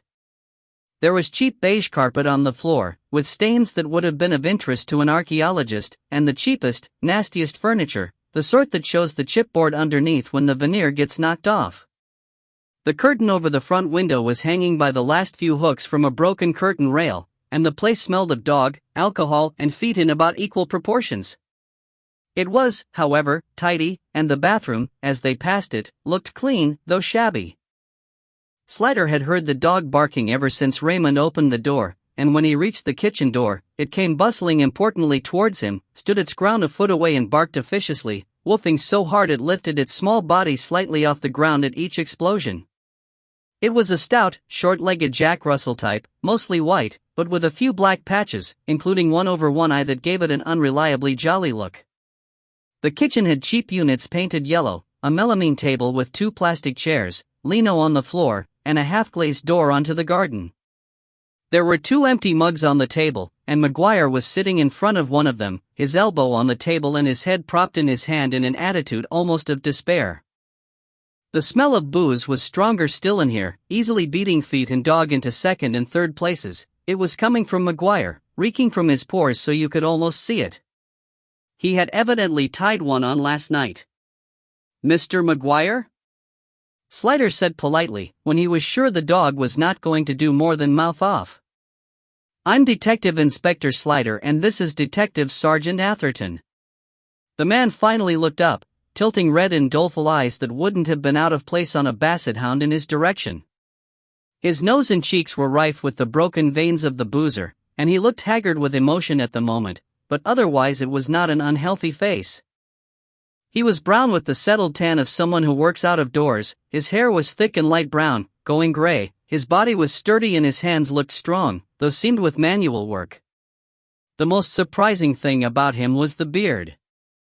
There were not so many men these days who wore beards, and this was not one of those little dabs here and there such as young men sometimes affected, but the full Captain Haddock, thick and bushy and a darker shade of brown than his hair. While trying not to be pognophobic, Slider instinctively distrusted beards, on the basis that a man could change his appearance so completely by growing one or shaving it off, he might become unrecognizable. In his business, you needed to know who you were dealing with.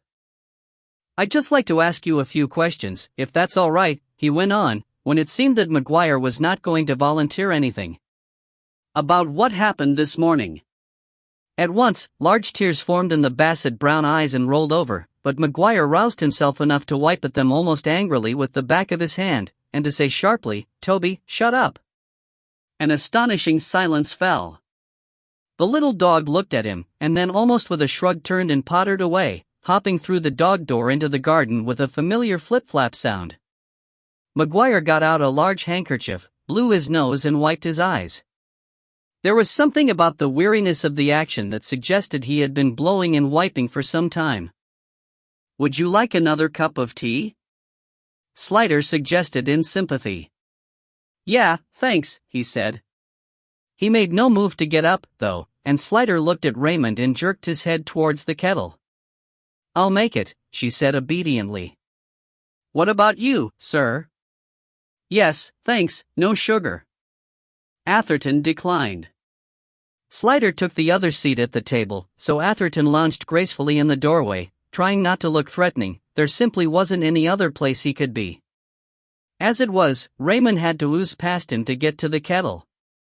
The dog came flip-flapping back in, stared at them all a moment in case there was any more barking that needed doing, then went to his basket in the corner, turned round 3 times and flopped down, chin on paws. When Raymond put the mugs on the table, McGuire roused himself to say, "Thanks," and felt in his jacket pocket and brought out a pill bottle. "Aspirin," he said, seeing Slider's look. "Got a rotten headache." He unscrewed the bottle one-handed and slid 2 into his palm, tossed them into his mouth, relidded the bottle and holstered it like a fancy gunslinger displaying his dexterity. Again, seeing Slider watching, he said, "Had a bit to drink last night." He shrugged. "I suppose you guessed that." Slider nodded, and it seemed to touch some pride in him. He straightened a little in the chair and said, "I only drink at the weekends.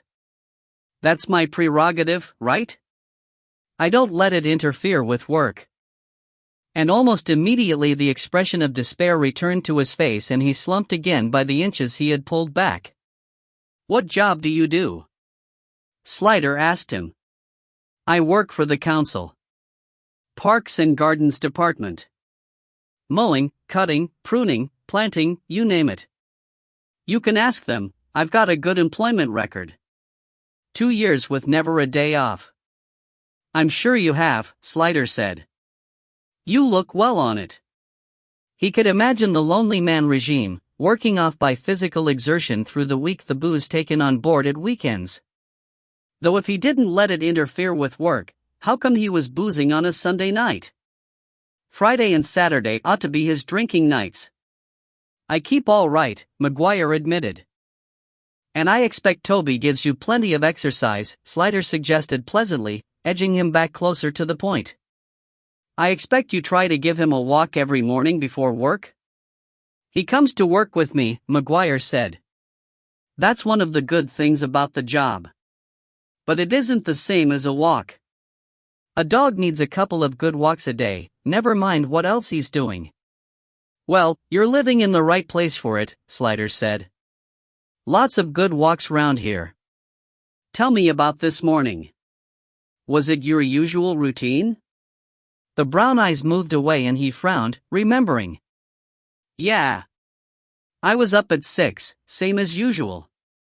Got ready for work. He was dressed in a battered tweed jacket, tough-looking cords and work boots scarred and stained with ancient mud, his work clothes, presumably. Took Toby out. Went through the car park into the woods. Do you always go the same way? Nah, different every day. Just as the fancy takes us. And that would be, what time? About past, give or take. Time I'd washed and had a cup of tea and a bit of toast. Go on. He shrugged. Not much to tell. Just walking through the woods when suddenly Toby goes stiff all over, like he's seen something. I thought it was a squirrel, he likes to chase 'em. Then he goes off to one side, growling, his whiskers sticking out and his hair all on end. It wasn't like him, usually, so I followed. And there, he swallowed. There she was. The tears welled up again effortlessly. That poor girl, he said in broken tones. Who would do such a thing? That poor, his face was quivering. He dragged out the handkerchief, blew and wiped and regained control. Have you found out who she is? He asked from behind it. Yes, we know who she is, Slider said. Her parents, they must be going mad, wondering. If she was my kid. Have you told them? Someone will be with them now, Slider said. It was usual to send a uniform round with the news, more official and reassuring than plainclothes, so was the thinking. McGuire shook his head. I'll never get over seeing her there like that. I can't get my head round it. I know, Slider said. Just tell me what you did. Did you touch her or move her in any way? No, of course not, he said quite sharply. I know better than that. Not even to check if she was dead? Didn't need to. I could see she was. I just grabbed Toby and came back here to phone the police. Did Toby touch the body? No, he wouldn't go near it, just stood growling and whining. He was upset. See him now, sleeping, that's not like him, this time of day. Normally he'd be raring to go. I suppose dogs can feel shock, same as us. So you didn't recognize the girl? Slider pursued. Course not. Why should I? He said sharply. No reason. I just thought you might have seen her walking round here before. A lot of people come here for walks, don't they? He seemed disconcerted by the question. She wasn't dressed for walking, he said in the end. So you've never seen her before? I said so, didn't I, you dot? And have you seen or heard anything suspicious, the last 2 or 3 nights? Cars coming down here late at night, for instance, or anyone acting strangely. There's people coming down here all the time, he said. I wouldn't notice anyone, particularly. But movement or noises in the middle of the night? He shook his head. Were you at home Friday and Saturday nights, and last night? I was out Friday night, he said. I went down the pub. Which pub? The Bells. That was the 6 Bells on Ducks Hill Road, the nearest, in fact, only just round the corner. And Saturday night and last night? I stayed in, he said, and added, as if as an afterthought, it's cheaper. Atherton made a restless movement behind him, and Slider agreed, there was nothing for them here. Most people didn't notice cars going past, whatever the hour, and would probably only notice someone shifting a dead body if they attempted to bring it into their own front room. He drank off his tea and stood up. "Well, thank you, Mr. McGuire. If you do remember anything that might help us, anything at all, please give us a ring." McGuire stood up too, looking at Slider with a desperate sort of appeal in his eyes, as if begging not to be left alone with his memories. "She, that girl?" Slider paused receptively, but all he said was, "Do you think she suffered?" "Of course she suffered, she was murdered," Slider's brain shouted impatiently. "What do you think?" But outwardly he showed nothing, and seeing the man's haunted eyes, he did the best he could for him. "We believe death was almost instantaneous," he said. Between the almost and the instantaneous lay the cavern full of horror, but there was nothing he could do about that. And perhaps McGuire, hungover as he was, wouldn't notice. At the street door, Atherton said, "Well, that was fun. You have to go through the motions." But the chances of him knowing anything, given that she'd probably been there 2 days, were slim. "It amazes me that no one found her before. Unless she was hidden somewhere else and then moved last night. Thanks, we don't need any more intriguing possibilities." "So, what now?" "Back to the factory, start tracing her last movements," Slider said. "Until and unless Freddy comes up with anything different, we'll assume she was killed on Friday night and taken straight to the woods. You have to start somewhere." Raymond had followed them to the door and, blinking in the sunlight, said, "What about me, sir?" "As far as I'm concerned, you can leave him now. I don't think he has anything more to tell us. Why don't you radio in and ask your skipper?" "Right, sir, thanks." She glanced over her shoulder. "Maybe I should check if he's got someone he can call to come over. He's really upset." "That's a kind thought," Slider said, and left her to it with a faint and guilty feeling of relief that it was someone else's problem. McGuire didn't strike him as the sort of person who had either friends or relations. "But he's got Toby," he said aloud as they headed back towards the car park. "Man's best friend. 4. I only have pies for you." Kiera Williams, the best friend, these days the title tended to come with capitals, was a tall, eager-looking young woman with thick, curly brown hair and a wide mouth made for smiles. She reminded Slider, and he meant nothing insulting by it, of a nice, big dog. She was at the moment, however, more bewildered than smiling. He had noticed before that in the early period after learning about a death, people often did not know what they ought to be feeling, and were puzzled by their apparent failure to conform to any predigested norm. "I just can't take it in," she confessed. "It doesn't seem real." Slider nodded. "The realization comes later, Does it? I suppose you'd know. You must have gone through this so many times.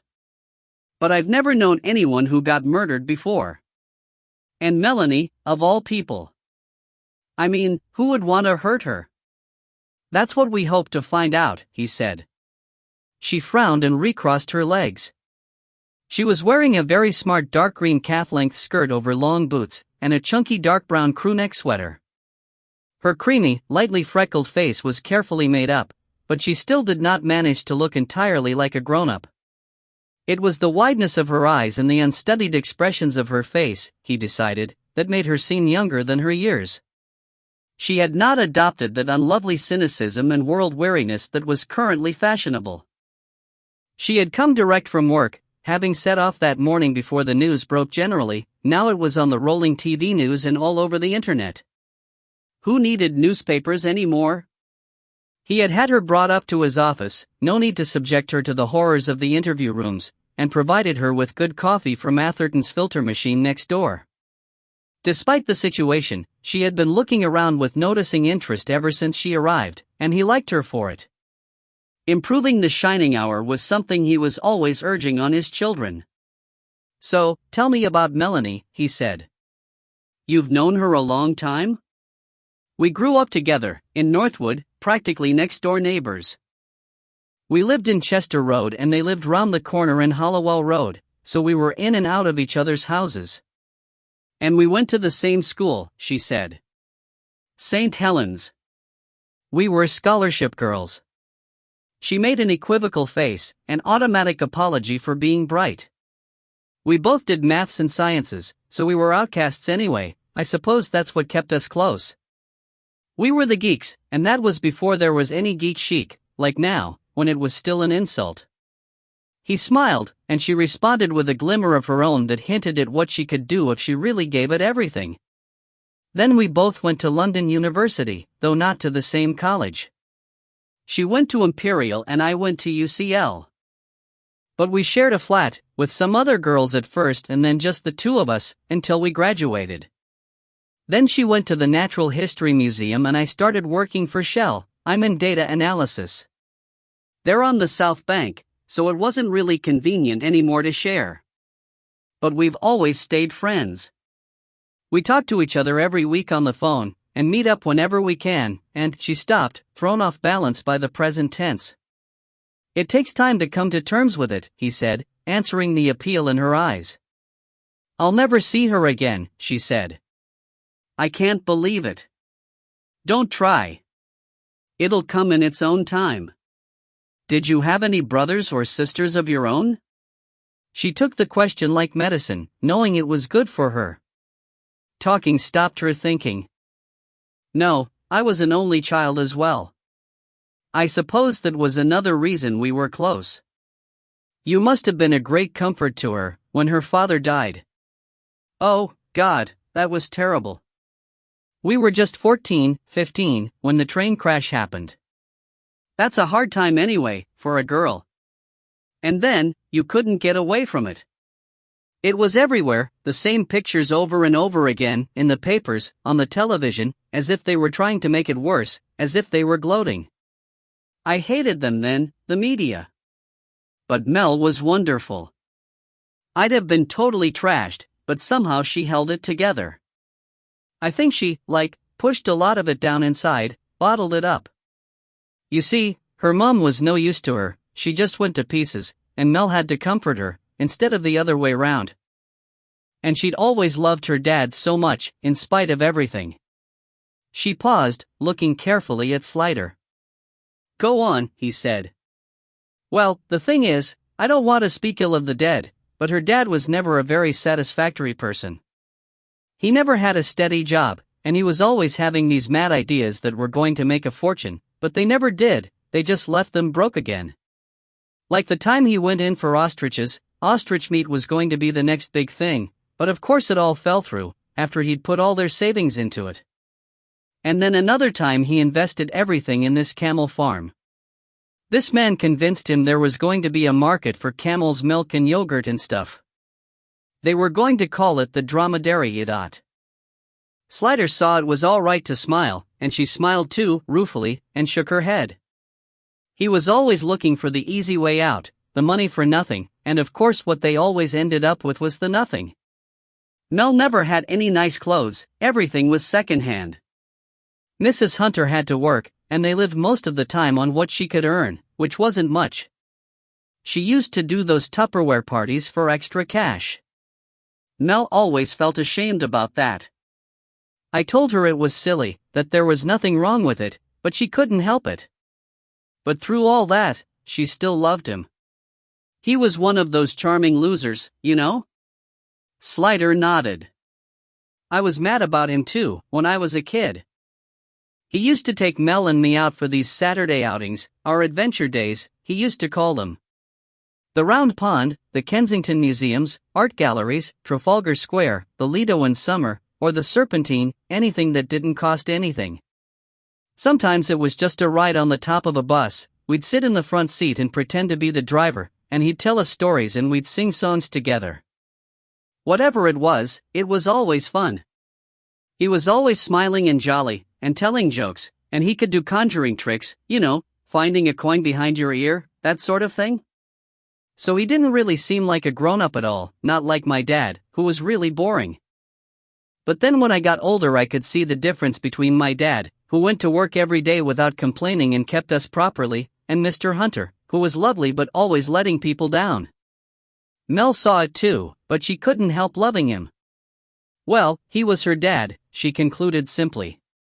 So it must have been devastating when he died, Slider said, to keep her going. Yes. He was on his way down to Devon or Somerset or somewhere to see a man about some new scheme that was going to make him rich. No surprises there.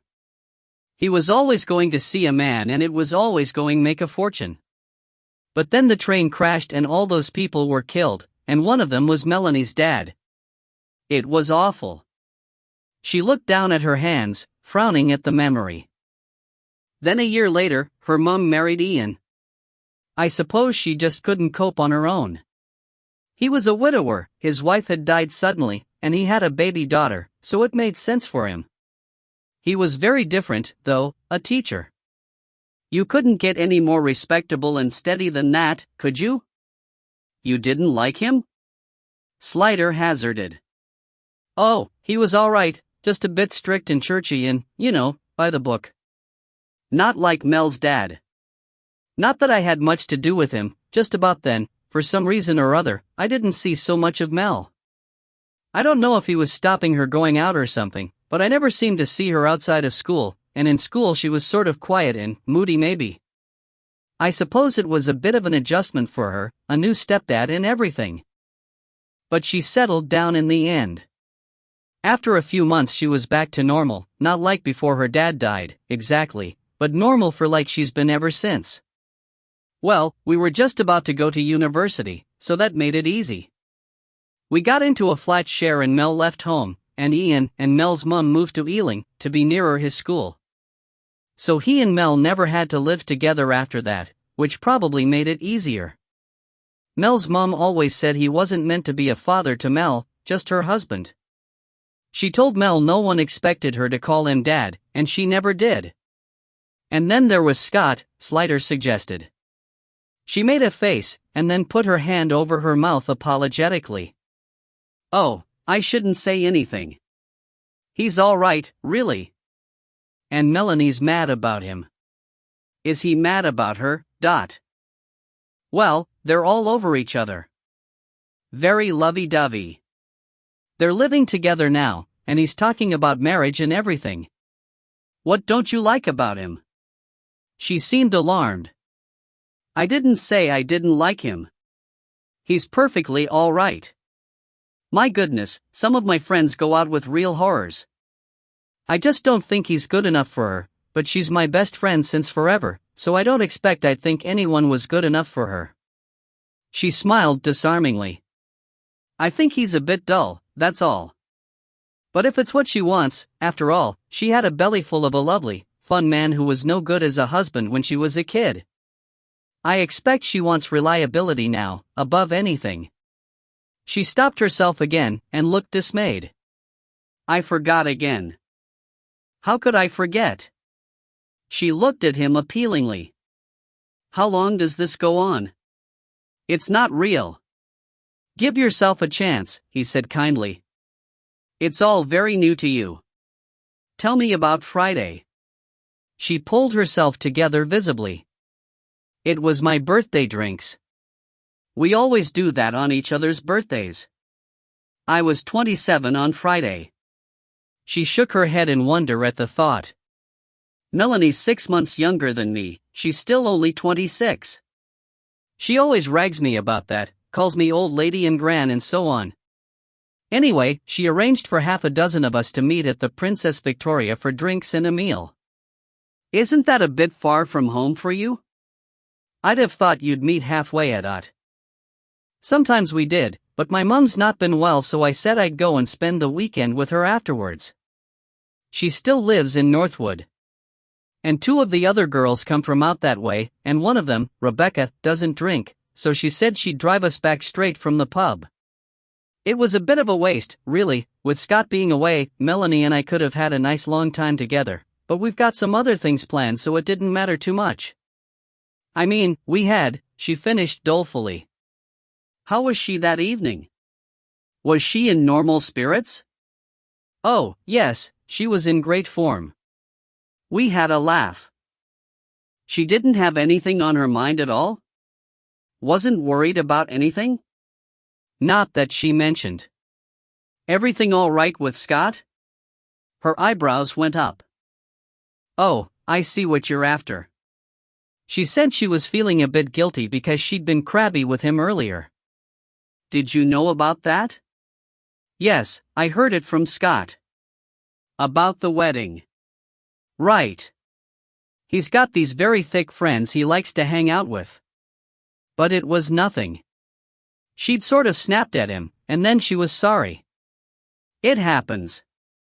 She shrugged. Anyway, he called her during the evening, and they were all lovey-dovey again, so that was all right. She and Scott were fine, really. You weren't thinking. She looked alarmed. I'm not thinking anything yet.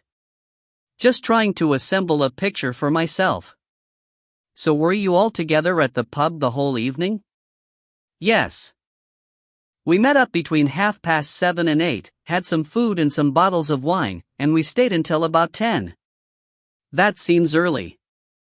It wasn't as if it was a work night. Slider put a question mark at the end, and she nodded. I suppose it was, but Mel, well. She looked awkward, and lowered her voice. She'd got the curse and she wasn't feeling all that brilliant. That's probably why she snapped at Scott earlier. Anyway, about 10ish she said she was all in and apologized and said she wanted to go, so that broke up the party really. You wouldn't go on without her? She smiled faintly.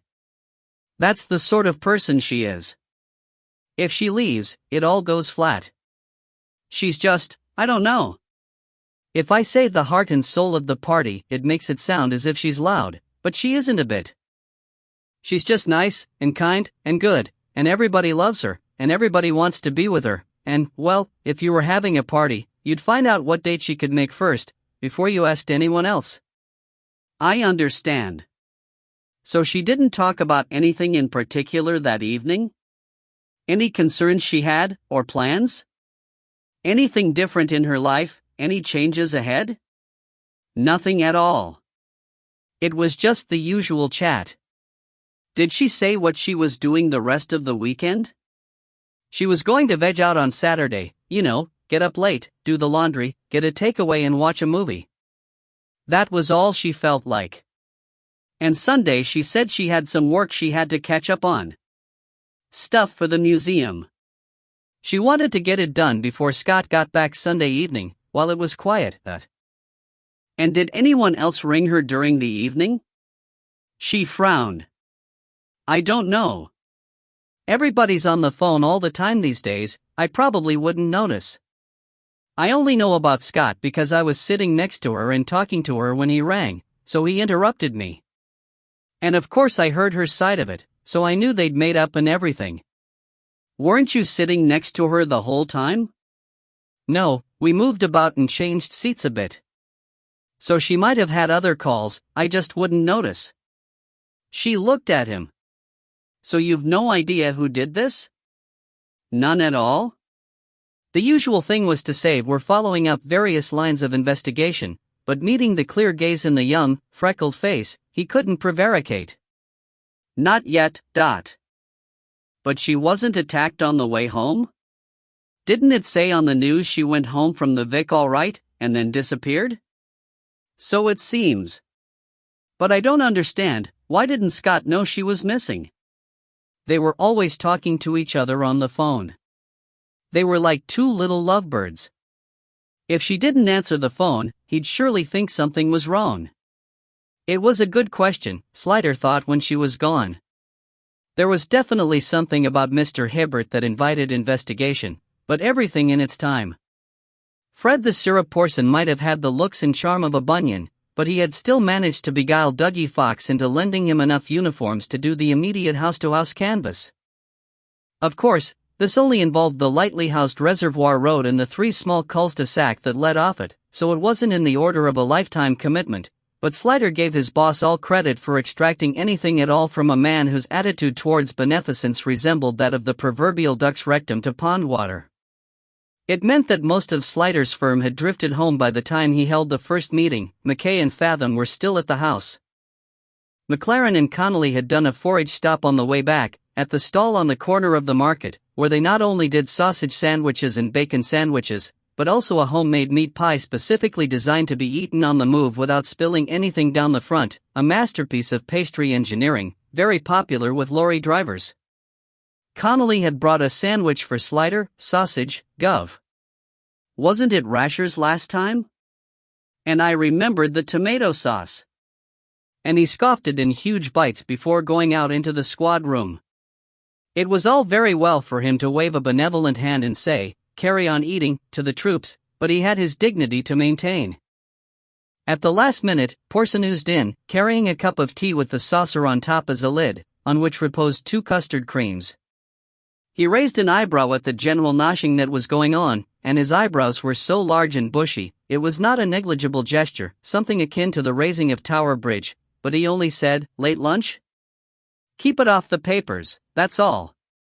Slider gave him a distracted look, having to tear his attention from the fact that McLaren, the man who knew the answer to the question who ate all the pies, had empty hands and an empty mouth, and was gazing off into space with a sappy look of contentment on his face. Porson, perched on a desk off to the side, gently eased his cup onto its saucer, nudging the biscuits along to make room, and barked, "Right." Slider snapped back to attention as D.S. Hollis, the beanpole Mancunian who was always office manager in these cases, began.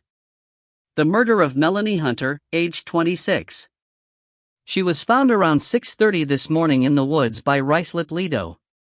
We are assuming, for lack of any evidence to the contrary, that she was killed sometime on Friday night, after 10:30 when she's last known to have come home from a night out. But it's possible, isn't it, that she was abducted first, and held somewhere, and killed later, say on Saturday night? Said Atherton. Possible, Slider said, though there were no visible marks of violence or restraint on the body. It's hard to hold someone against their will without marking them. Doesn't that suggest she left the flat of her own free will, whatever time it was? Swilly asked. You can be abducted, Atherton returned, by wiles and beguilement. I was only meaning to point out that we don't know she was killed on Friday night. And I was only meaning it was likely someone she knew, said Swilly. It usually is. There was always a bit of tension between those two, but sometimes it could be productive, so usually Slider left them to get on with it. He nodded to Hollis to carry on. Death was apparently caused by a blow to the back of the head, but there wasn't a lot of blood at the site, so she may have been killed elsewhere and the body taken to the woods to hide it. He looked up. Might have been killed at the flat, maybe? There was no sign of disturbance when we went in, Atherton said. So unless the murderer was very thorough at cleaning up. We've got a forensic team in there now, Slider said. If there's any blood, they'll find it. It's not easy to carry a body downstairs and get it into a car without making a noise, and without anyone seeing anything.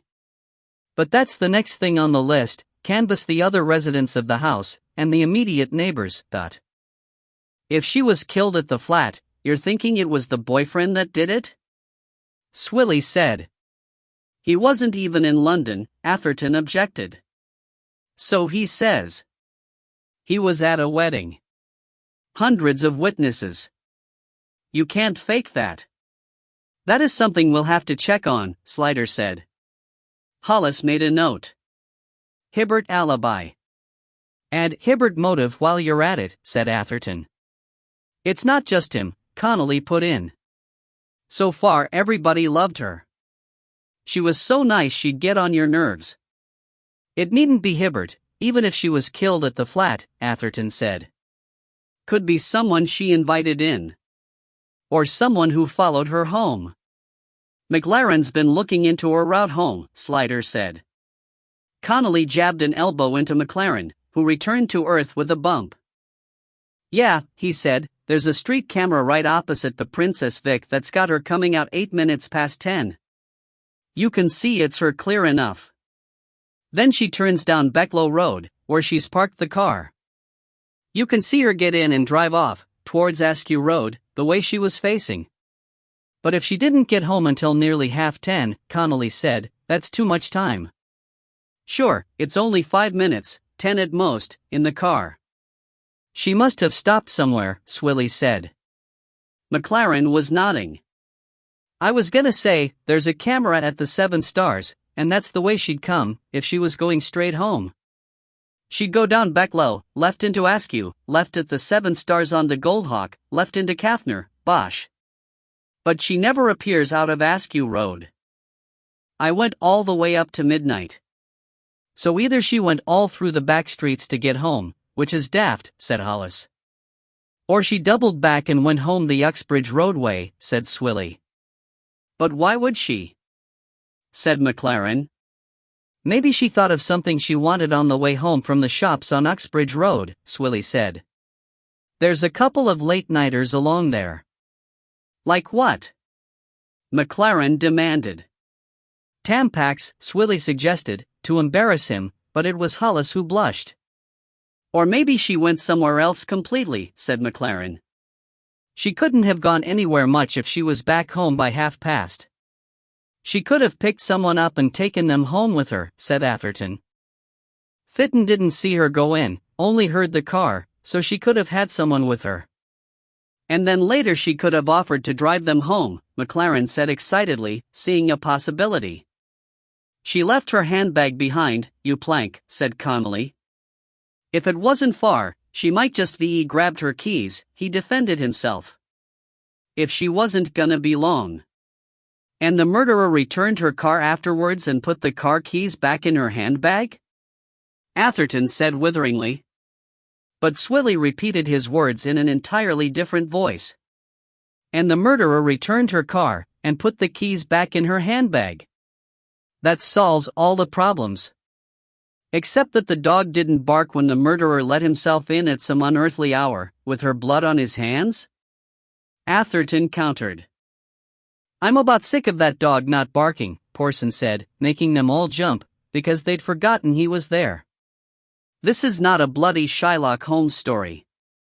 You're all forgetting one thing, we've only got Ronnie Fitton's word for it that she got home by 10:30. Or at all. It gave them pause. Slider had had that possibility in the back of his mind all along, but he had been hoping not to have to look at it, because if Fitton had no alibi, there was no reason he should have, which was the worst of cases to prove. He knew the victim and had the key to her house, and he knew the dog.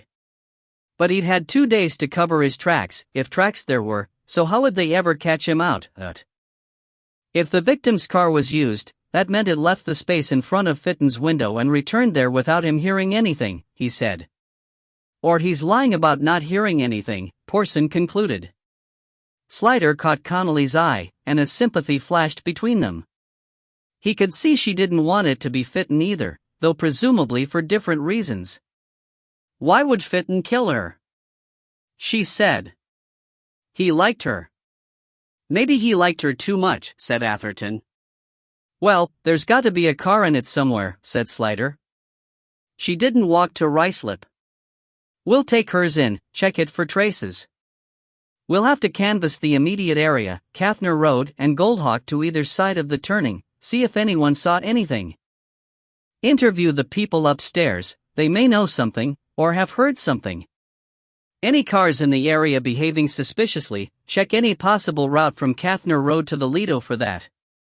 And McLaren, you carry on checking her route home, all the cameras there are, bus cameras, shops, private houses, the lot.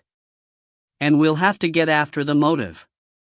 We'll have to talk to her friends and family, find out who else was in her life recently, what she's been up to, who she knew. There's one other thing no one's mentioned, Porson said. They all looked at him. Stamford House. What's that?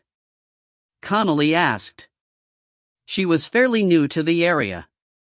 It's a secure home for violent young offenders, Slider said. Right next door to Kathner Road. Just over the wall from their back gardens, in fact, Atherton expanded. They had a lot of trouble there a couple of years ago. Drugs, fights, breakouts. I thought they'd got it all under control again, though. I haven't heard of anyone getting out recently. Doesn't mean somebody didn't get over the wall and back in before anyone noticed, Hollis said. Slider said, I'm reluctant to jump immediately into suspecting the obvious suspect. Obvious is as obvious does, Porson said obscurely. But in any case, it doesn't fit in with the whole body in the woods scenario. A violent random attacker would just leave the body where it was. And none of those kids would have a car. Always steal one, McLaren said with a shrug. Better look into it, Porson said. Find out if any motors went missing from the area that night. And whether any of the YOs went AWOL. Best to leave no stone unthrown. You never know. Slider sighed. A tea urn had nothing on him. That was the trouble, he thought. Sometimes you never did. By the next day the press had got hold of Ronnie Fitton's past history, and it was splashed all over everywhere, all the details of the murder of his wife, the court case and the sentence, with photographs from the time. By the time Slider got into work, there had been telephone calls of complaint from the upstairs neighbors that the house was besieged by press and they couldn't get out. Uniforms had been dispatched to clear the access, but there was no way in law to stop reporters shouting questions at the residents as they hurried to their cars, or taking photos of them through the car windows as they backed out. When Slider reached his room, the phone was ringing. It was Freddie Cameron. You'll get the full report in writing, of course, but I thought you'd like to know. You've done the post-mortem? Slider interrupted. He wasn't at his best until the first cup of tea hit his bloodstream.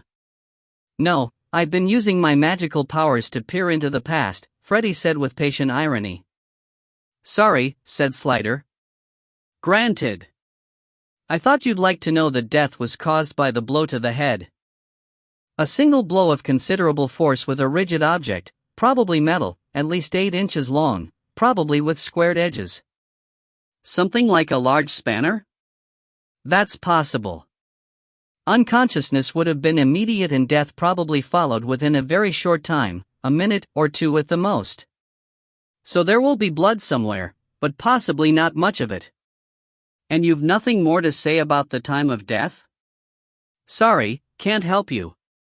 But the hypostasis suggests that she was probably placed where you found her straight away. As you know, the livor mortis starts much sooner after death than the rigor, in as little as 20 minutes, and the staining is permanent. So we'd know if she'd been moved into a different position. Right, said Slider. But she could have been abducted first, and killed later than Friday night? Except that there were no signs of her having been restrained or tied up, no marks of rough handling, and, as we guessed from the fact she was fully dressed, no sexual violence. What about consensual sex? Not recent, Cameron said, and became extra dry. The subject was menstruating, old bean. That vacancy had been filled. That fitted with what Kiera had said. What about the ligature? He asked. Ah yes, there was some bruising of the neck, but manually inflicted, and very superficial. I had to look hard for it. Someone might have gripped her and shaken her in a fit of pique, but without any intention to cause serious harm, or even as a joke, perhaps. The ligature was placed post-mortem. Why on earth? That's your job, old thing, not mine, said Cameron. Human nature's a mystery to me. It's the reason I became a pathologist, nice, quiet dead patients, no lawsuits. Slider was thinking. Perhaps the stomach contents can give us an idea of when she died? I've secured them and sent them for analysis. And I've sent the blood for a tox screen, but there's no pathology to suggest drugs of any sort. And I've sent off the clothes. Apropos of which, they were pretty neat and tidy, again, no sign that she had been held anywhere, tied up in a dusty attic or crammed in a car boot. And she must have been carried, not dragged, after death. Well, that all adds up to a mystery, Slider said. It's the way you like M, Cameron said cheerfully. I don't like M at all, he said, but I still get M. His tea arrived, with Connolly on the other end of it. I've had Mr. Fitton on the phone, Gov, complaining that we ratted him out to the press, she said. He says they're all round the house. I told him it wasn't us, it wasn't, was it? Not officially.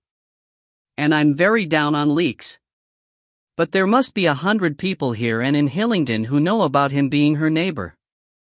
Any one of them could have spilled the beans, and there's no way to find out who. He eyed her curiously. Are you feeling sorry for him? Not him, she denied hastily. The dog. He says to me, how can he take the dog out for its walks with them surrounding him every step, and he daren't shove Em aside for fear they'll put a charge on him, but. So he still has the dog? Yeah, boss, he says your man Hibbert's never asked about it. Too heartbroken, maybe. She hesitated. Yes? Out with it? Well, Gov, apparently the parents used to look after the dog when she went on holiday. So I thought, maybe if one of us was to go over to fetch it and take it to them. You're not a dog warden. But it'd be a chance to have another go at Mr. Fitton. If I want to talk to Fitton, I can have him brought in. At least that'd give him a bit of peace and quiet, Connolly grumbled. But, Gov, if I did the dog thing first, it'd look friendly, not so official, and he might tell me things he wouldn't say in an interview room. Slider considered. I think you may be underestimating Fitton. Someone who's done 15 years inside knows how to guard his tongue. Then you'd never scare anything out of him either, she said reasonably. Might as well let me try charming it out, Gov. What harm? Slider considered. D'you want to take someone with you? Sure God, he'd never open up to me if I'd a minder with me. And he'd have to be a mentaler to take a crack at me with all them peelers and the world's press outside. Well, you can have a go, Slider said, but don't get your hopes up too much. Okay, Gov. At least it'll be a kindness for Marty. Marty? The dog. Oh, yes. Probably not for Fitton, though. As things stood, the dog was likely the only friend he had in the world. It'll be a good opportunity for talking to the parents, as well, he said. I'd like to see them for myself. Pick me up when you've got the dog and we can go together. Yes, Gov, she said, leaving Slider to wonder why she looked so pleased about it. 5. All mad cons. When Ronnie Fitton let her into his flat, Connolly appreciated what Slider meant about him giving nothing away. There was no sign in his face or manner that the murder of the girl upstairs or his hounding by the pack outside had affected him at all. He did not look haggard or sleep-deprived or worried or indignant. The only thing about him that was not blankness was that same glint of fire in his eyes that had made her nervous before. But he had let her in readily, and she did not believe he meant her harm. She had telephoned ahead and explained the plan, and he had agreed, and he opened the door just enough for her to sidle in as soon as she knocked, while behind her the shutters shut and the questions snapped like mosquitoes, trying to get in before the door closed. Sorry about all that, she said, gesturing over her shoulder. Mad bunch of gougers. It wasn't us, I swear. He shrugged. Bound to happen. Cup o' tea? It wasn't offered with any more enthusiasm than before, but this time she accepted, the better to get chatting to him. Ah, thanks. Me mouth's rough as a badger's arse. He went to put the kettle on. You're right about Marty though. It's no life for him here, Dot. The dog was lying on the floor between the bed and the bathroom door, where she had seen him last time, though now he had a folded blanket under him for comfort. He looks down in the mouth, she said. He was chin on paws again, but this time did not look at her. He was staring at nothing, and when she crouched beside him and stroked his head, he did not even move his tail in token acknowledgement. Poor owl feller. Aren't you the heart scald? I think he knows she's gone, Fitton said, surprising her, because it was a bit of a girl thing to say, really, for a man who'd survived 15 years in the scrubs. It'll be better for him out of here, at her mum's. You'll miss him, though. He shrugged. Never had him more than a night at a time. He's not my dog, Dot. I wonder you don't get one of your own, you like Em so much, Connolly said. Haven't got the time for one. The kettle clicked and he poured water into mugs. Milk? Sugar? Milk, No sugar. Thanks. He brought her the cup and sat down on the bed, looking at her. She had a feeling he knew exactly why she was here. Thanks, she said again, gesturing with the cup. All mod cons, he said. Don't know how long they'll last if I can't get out to the shops. Another reason old Marty ought to go. What about your job? Are they all right with you not coming in? He shrugged. What was it you did, again? I don't have a job, he said.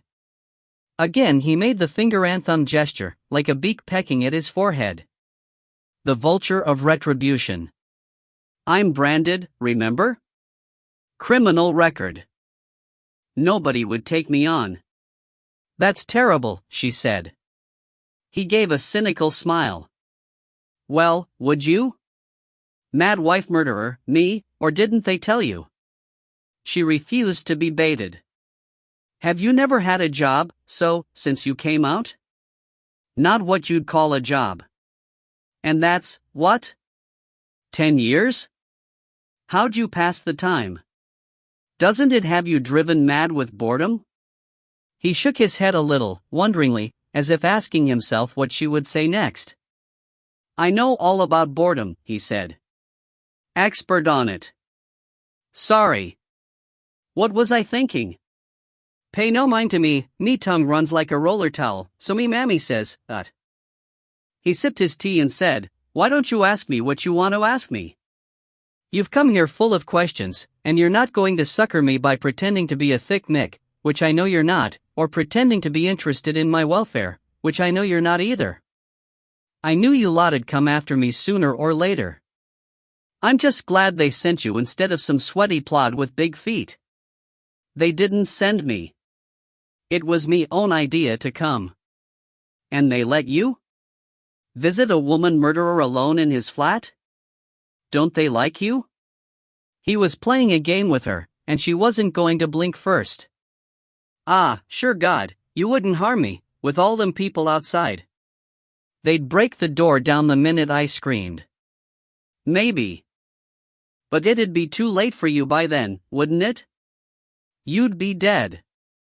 And prison doesn't scare me anymore. But you wouldn't want to go back, she said shrewdly. Something changed in his eyes. He wasn't baiting her now. Ask your questions, he said, and she had to stop herself shivering. She searched around for the best way in. She was sure she wouldn't get to ask many questions, so she needed to ask the right ones. What did you think of Melanie and Scott Hibbert? She had surprised him. It wasn't the question he expected. That was good. She was mad about him. But she knew he wasn't good enough for her. She was talking herself into it. Why would she do that? There's a lot you don't know about her. She wasn't a happy person. She had things in her past that. You mean her father getting killed? She asked when it was clear he wasn't going to say anymore. He neither assented nor dissented. Wasn't that a long time ago, though? I mean, 10 years or more? Surely she'd got over it? Still nothing. You must have known her well to know how she felt about her dad's death. We talked sometimes, he said.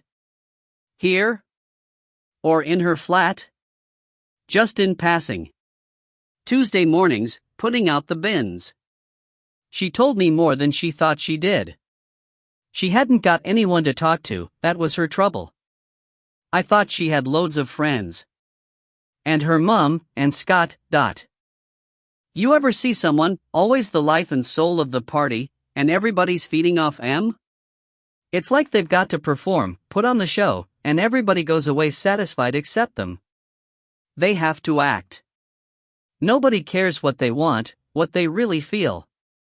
And everyone says what a great person they are, but inside they're just. He stopped, as if hearing that he had said too much. But Connolly thought, this is a controlled man, who knows just what he's saying.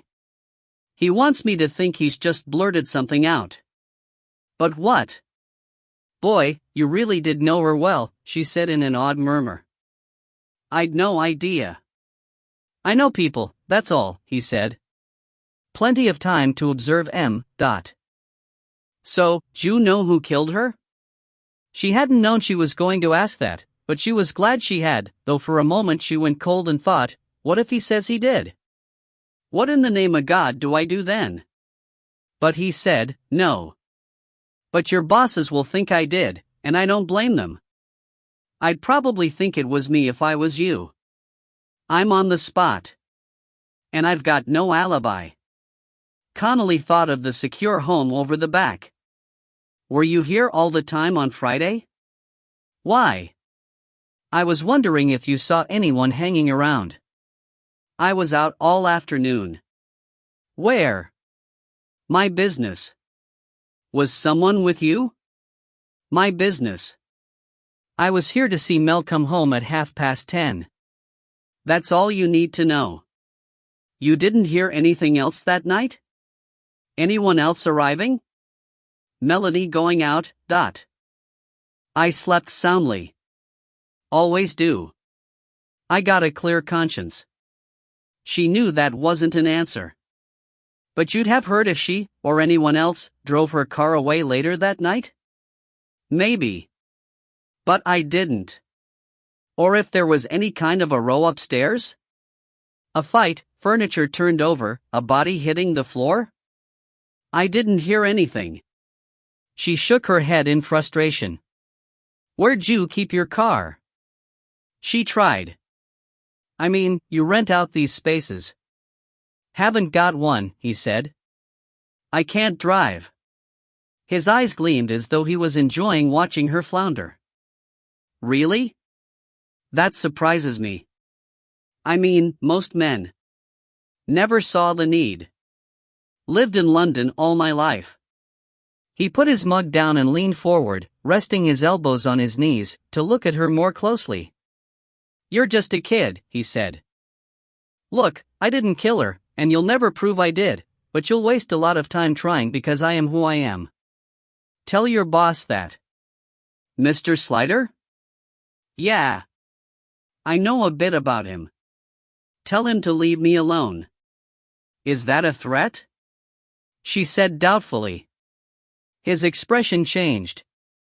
He stood up, and she got quickly to her feet, not liking having him tower over her.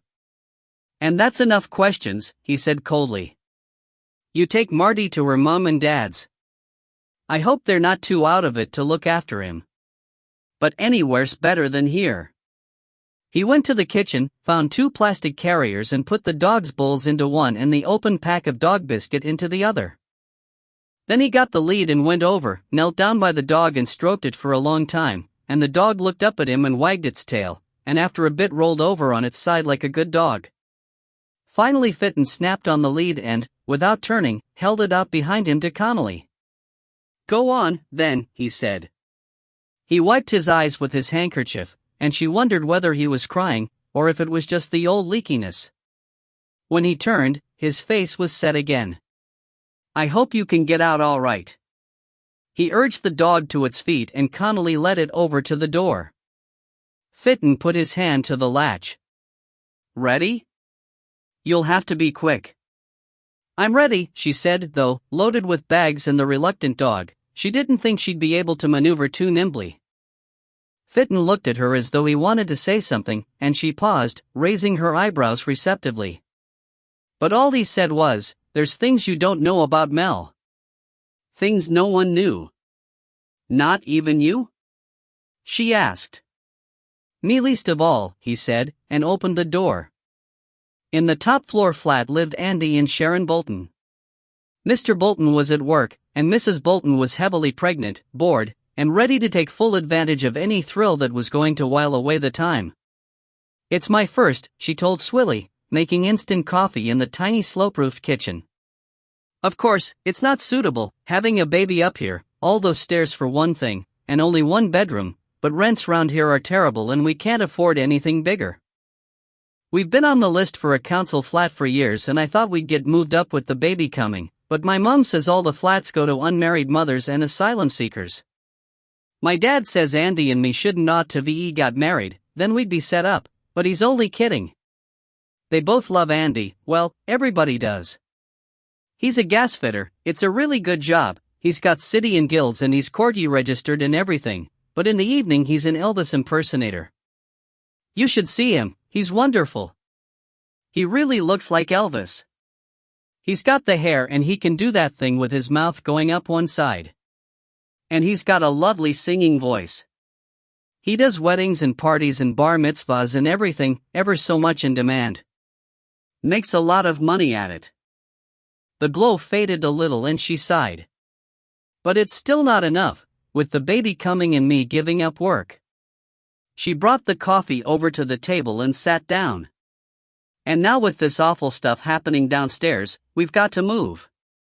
We're going to have to go further out, but all Andy's work's round here and it'll mean driving a lot more.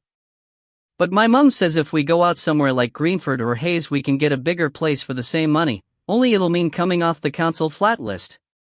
But Andy says they're never going to give us a flat anyway. We're better off going private. I forgot, do you want sugar? Yes, please, said Swilly. She heaved herself to her feet again and went for the tin and a spoon. I've stopped having it, she said. I was putting on too much weight. It's surprising how you don't miss it, after a bit. I tried to get Andy off it, but he burns it off, he's on the go so much.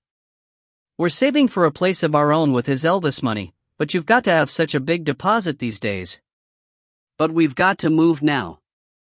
It gives me the willies, thinking about that poor Melanie, such a nice girl she was. Of course, I only knew her just to say hello to, but she was always friendly and nice, not like that lot underneath, the Beals, always complaining if we so much as scrape a chair, and making a fuss about Andy practicing. And is that right, him in the basement turns out to be a murderer? I read in the paper he killed his wife. Why haven't you arrested him, Dot? There's no evidence to suggest he had anything to do with it, Swilly said, trying to be patient. Well, it must have been him. Stands to reason. If he's killed once, he's bound to kill again. None of us are safe as long as he's around.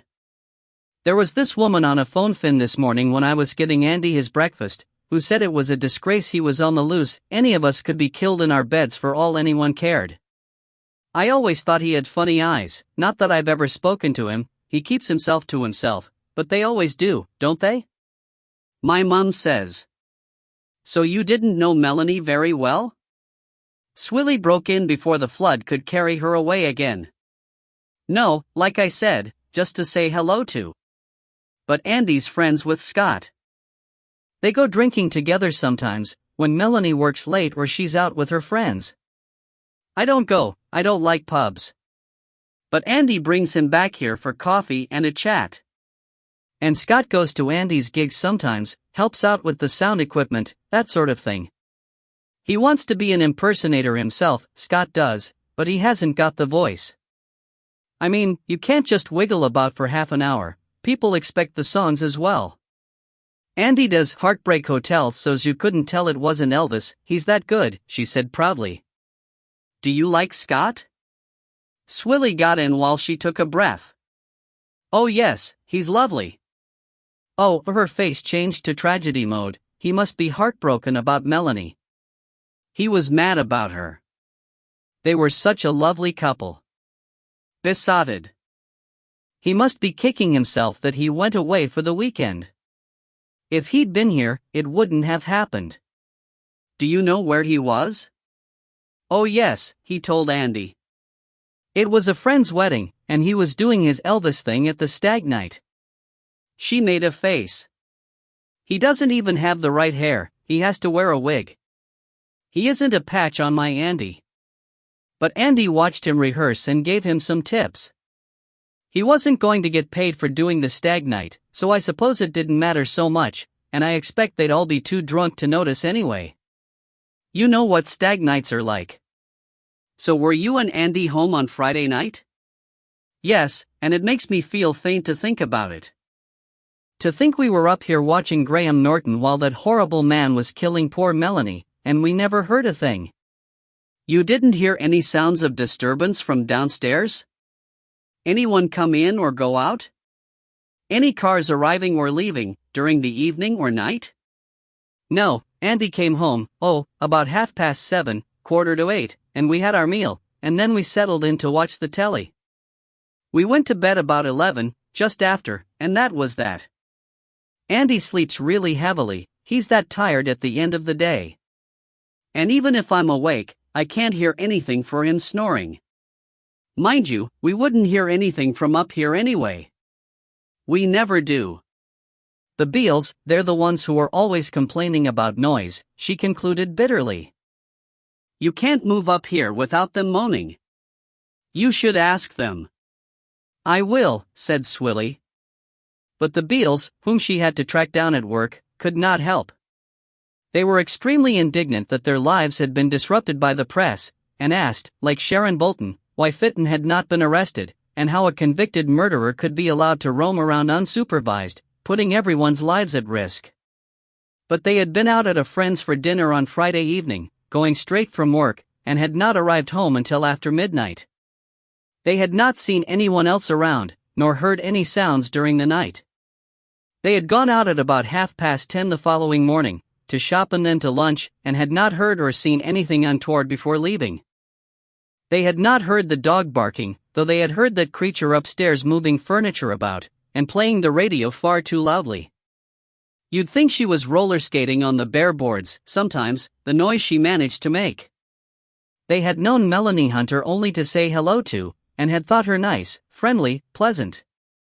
They had spoken to Scott Hibbert once or twice. He seemed a very nice man, too.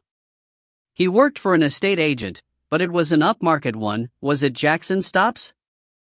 No, Hatter and Ruck, that was it, which of course made a difference. He had a plan for turning the house into 2 maisonettes by getting rid of the undesirable top floor and basement people. The Beals could have a really nice maisonette if they could incorporate the top floor into their flat. Hibbert had thought the freeholder would be willing, and the top floor were only renting, and he said there were always ways of getting renters out, but that man Fitton actually owned his flat, so he had to be persuaded to sell. Scott Hibbert had raised the matter with him, but so far without success. Mr. Beale wanted to know what the position would be when Fitton went to prison for murdering Melanie Hunter. Would his flat be seized, and would it go on the open market? He wondered whether the notoriety would raise the price or suppress it. He seemed hopeful it would be the latter. Mrs. Beale had doubts about remaining there at all, now this had happened, but Mr. Beale thought property was hard enough to come by in this area, and one shouldn't be foolishly squeamish, especially when turning the flats into 2 maisonettes would considerably more than double the value of each. When would they be arresting Fitton?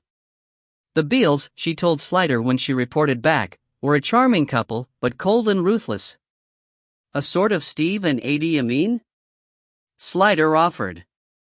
But it does at least tighten up Scott Hibbert's alibi, boss, Swilly said, not knowing who Steve and Idi were. If he was actually doing an entertainment at the Stag Night on Friday, there was no way he wouldn't be missed. And though he might have a motive for getting rid of Ronnie Fitton and the Boltons, he had none for getting rid of Melanie. Except, Sliders said, if he had any reason to expect to inherit the flat on her death, so he could double its value and keep all the profit himself. But that's a meager sort of motive, and not one I'd like to have to convince a jury of. He couldn't double its value without getting Fitton to sell, said Swilly. But if Fitton went down for the murder, that would get him out of the way.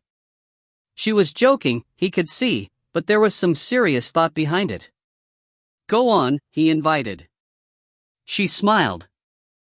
And then the other people leave because they don't want to live in a murder house, the price falls because of the notoriety, he snaps up the other flats cheap, and then he redevelops the whole house and makes a killing. Pardon the pun. Ingenious, Slider said. Yeah, said Swilly apologetically. It'd make a good movie. And nobody likes estate agents.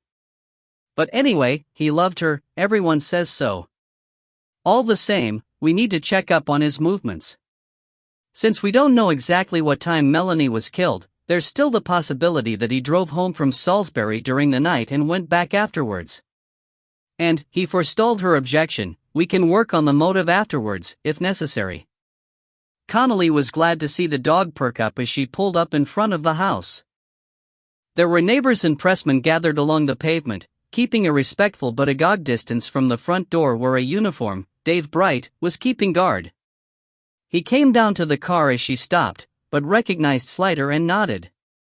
He was an old-fashioned copper, large, authoritative and serene, and such was his presence that no one moved when he opened the car door for her. When she encouraged the dog out after her, there was a murmur among the neighbors and a stirring, like a wheat field in a summer breeze, among the pressmen, but Bright looked left and right and raised a massive hand, and everyone came to rest again, though there was a frenzied zip-zip of photo shutters, like a caucus of cicadas. Slider's exit was met with a barrage of questions from the Fourth Estate, canceling each other out since he could not hear them over each other, though they seemed to be mostly about Ronnie Fitton. He ignored them sturdily, following Bright, Connolly and the dog up the path, past the family car, to the front door. In the house of mourning, tea was brewing, as it always was, and a large, spongy woman was ministering to Mrs. Wiseman in the sitting room, and was introduced as my friend by Mrs. Wiseman and Margie Sutton from number 48 by herself. Bethany was in the kitchen with a school friend. We couldn't make her go in today, not with all this going on, and reporters everywhere, and Mr. Wiseman was also home, hovering angrily between sitting room and kitchen, his clenched fists shoved into his pockets and his face twitching with tension. He seemed irritated not only by the crowds outside but by the presence of Margie inside. My wife felt she needed support, was all he said, but it was the way he said it. Slider could see that Margie might come across as irritating, obviously relishing the tragedy and the opportunities it opened up for being sentimental and gushingly supportive. "Ooh, I know," she crooned to anything Mrs. Wiseman said, while urging her to put her feet up, be kind to herself, and not hold it back. She had soft, moist eyes like overboiled gooseberries, and such a cascade of chins her fat white face looked like a cat on a pile of cushions. But there was no doubt Marty the dog was pleased to see them. He strained forward on the leash, wagging his entire back end with gladness, and when Connolly released him, shoved his nose into the crutch of each person in turn, swinging his body round for patting, and panting with happiness. Mrs. Wiseman seemed distracted and inclined to weep at him, but Mr. Wiseman was hugely glad of the distraction and petted the dog extensively, saying, "Good old boy. Good old dog," over and over. Bethany and her friend came to the door to see what was happening, and were easily persuaded to take Marty out into the garden and play with him, which, when a little semaphore between Slider and Connolly had taken place, left the kitchen free for Slider to interview Mr. Wiseman, while Connolly worked her magic on the distaff side in the sitting room. Wiseman seemed relieved to be in the presence of just another man, and his tension seemed to drop back a notch, though he was still wound so tight it didn't make him the king of cool by several nuclear reactors worth. "Would you like a cup of tea?" he offered, with a slight awkwardness that suggested he thought this was a woman's opening, and that he only felt constrained to make it because of the unusual circumstances. Slider calculated that Wiseman would not sit down, so was better off with something to do, and accepted. It got his fists out of his pockets. At any rate, Slider was worried for his stitching. He studied the man as he moved about the kitchen, making a fresh pot. Ian Wiseman was not exceptionally tall, about 5'10", Slider thought, but there was no doubt he was in shape. His face was lean and tanned, his hair thick and curly and with very little gray in the brown, his shoulders and arms powerful, his body neat and his legs muscled. He was wearing cord trousers and a V-neck sweater over a check shirt, open at the neck, just the clothes Slider would have expected of a teacher off duty. His hands shook slightly as he made the tea, the tendons stood out in his neck and his expression was grim with, Slider presumed, maintaining control in such difficult circumstances. Otherwise, he thought, he would have been quite good-looking, in a dark-haired, blue-fade, Irish sort of way. "This must be difficult for you," Slider said in sympathetic tones, by way of opening the conversation. "It certainly is," he snapped back immediately. "Crowds out there so we can't get out of our own front door. Our life not our own. We've had to unplug the phone. I had to keep Bethany home from school, and God knows she can't afford to lose any more days. She's already had time off this term with a cold, and with her grades she needs to keep her nose to the grindstone. And then to cap it all, my head sent a message to tell me not to come in this week." He crashed the lid onto the teapot with a kind of suppressed fury. Not that I would have been able to go today, the way things are, but to have him write me off, and for the whole week. I've got a hockey team to coach for the playoffs, I've got soccer teams, I've got basketball inter-schools coming up, I've got kids lined up for private coaching, and I'm stuck indoors here. I can't afford to take a week off. Interesting approach to bereavement, Slider thought, not without pity. It took different people different ways, and he could see that, for an active man, being cooped up with 2 dripping females and nothing to do would be trying. Still, it was not his job to sympathize. And you must be upset about Melanie, he said. Wiseman's back was to him, pouring the tea. He seemed to pause for a beat, and then said, rather stiffly, "Of course I'm upset." He finished pouring and brought Slider's cup and saucer to the table. "Do you take sugar?" "No, thanks," said Slider. "Are you not having one?" "I'm up to here with tea," Wiseman said savagely, and then went and stood by the window with his fists in his pockets again. He seemed to have been working on control, because he said in a quiet tone, "Look, she wasn't my own child, you know that?" "Yes," said Slider. He wished the man would turn round. He liked faces to his words. "But I did my best by her. Rachel was widowed, you know about that?" "Yes, her husband died in the Greenford rail crash, That's right. And my wife died suddenly, leaving me with Bethany, who was only 18 months old. So we needed each other. I don't say there wasn't a bit of, well, I suppose you don't call it rebound when it's a case of bereavement, but it was something like that. We married very quickly. Graham, Rachel's husband, had only been dead just over a year, my wife a bit less than that. Some people were shocked we married so soon. Well, it was none of their business, he added in a sort of growl. No one else can know what you were feeling, Slider said, as if agreeing. Wiseman turned and stared at him intently, perhaps judging his sincerity. Apparently he passed muster. "You're right," he said. "I got sick to death of being judged. We dropped all our old friends, they called themselves. There was Rachel with a teenager at the worst possible age for a thing like that, trying to manage all on her own, and I've got a baby, going on a toddler, and trying to hold down a very demanding job. You may think it's a cushy number being a PE teacher, but I can tell you it's not." "I'm sure it's not," Slider said sincerely. "It must take a great deal out of you." He seemed mollified. "Well, it's not 9 to 5, he said forcefully. "There's all the out-of-hours coaching, and traveling with teams to competitions, and these days there's all the paperwork that goes with it, too. And one has to keep oneself fit, and that takes time. It was impossible to give Bethany any kind of decent home life. So Rachel and I joined forces, and he didn't quite shrug, but Slider got the impression that if he wasn't such a gentleman he would have hinted that the bargain hadn't been evenly balanced. I always tried to do the right thing by Melanie. I did my best. Did you and she not get along?" Slider asked neutrally.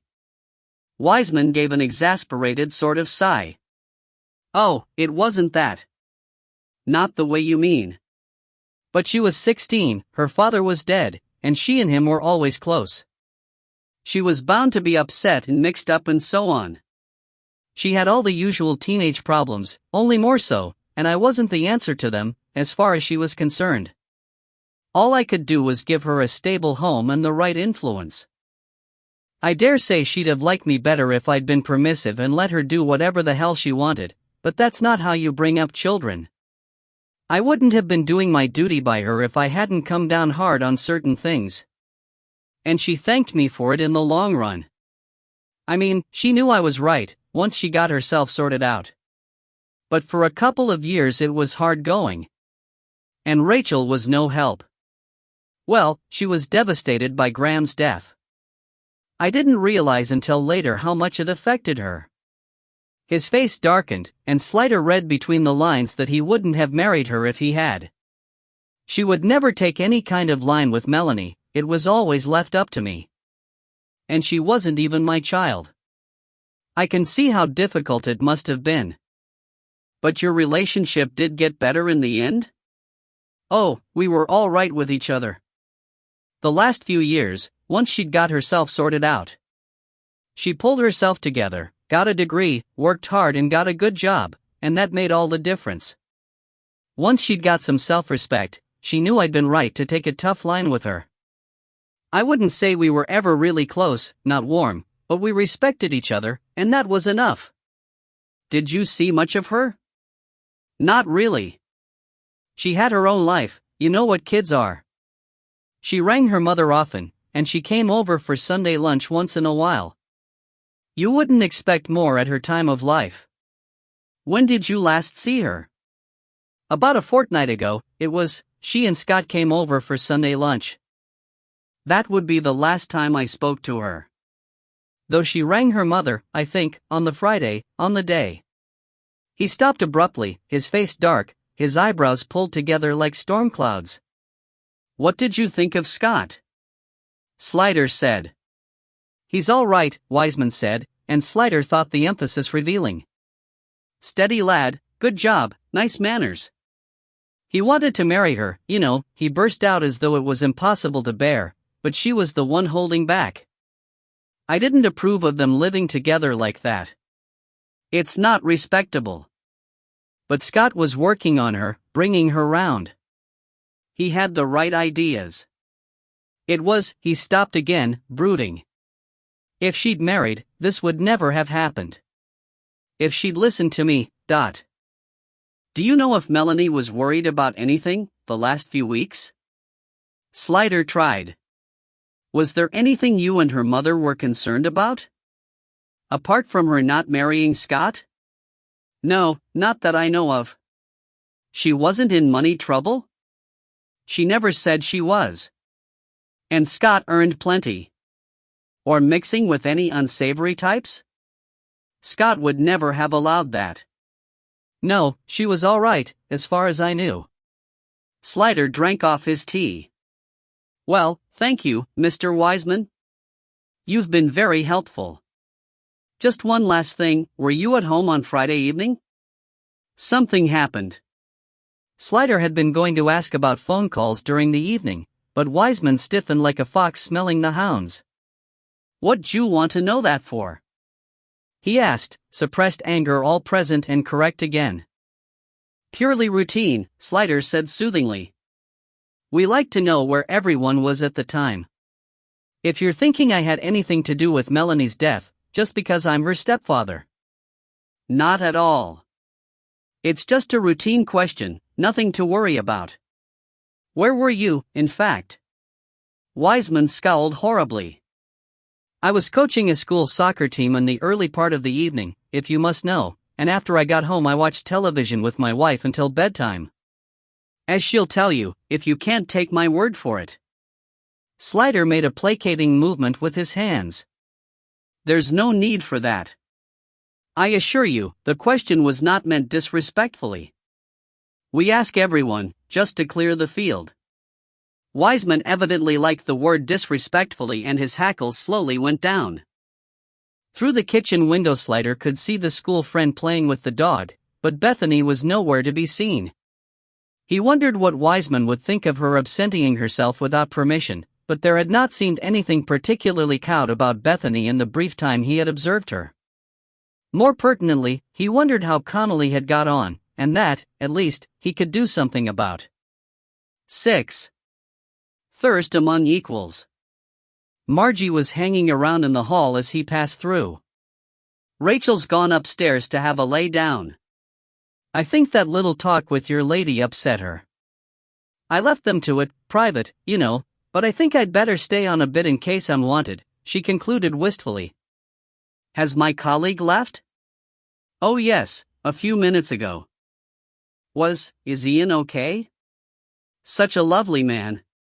Perhaps I'd better go and make him a cup of tea? It can't be easy talking about something like this.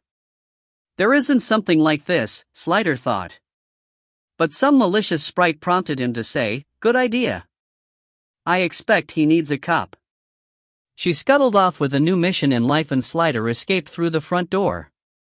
The first thing he saw was Connolly, down the side of the house, deep in conversation with Bethany, so he turned his back on them and talked to Dave Bright for a bit, to give her space. He'd have gone and sat in the car, but that would have left him vulnerable to the crowd. Connolly had been surprised when Mrs. Sutton had offered to leave her alone with Mrs. Wiseman, levered herself up on tiptoe and crept out, an elephant of tact. She had thought missing the interview would be the last thing Mrs. Sutton would want to do, and gave her points for having more depths than was at first apparent. Mrs. Wiseman had been only too eager to talk. Grief had made her loquacious, though rambling. She kept weeping, like a slow bleed, but it did not interfere with her speech. I knew, when that other police lady came, I knew she was gone.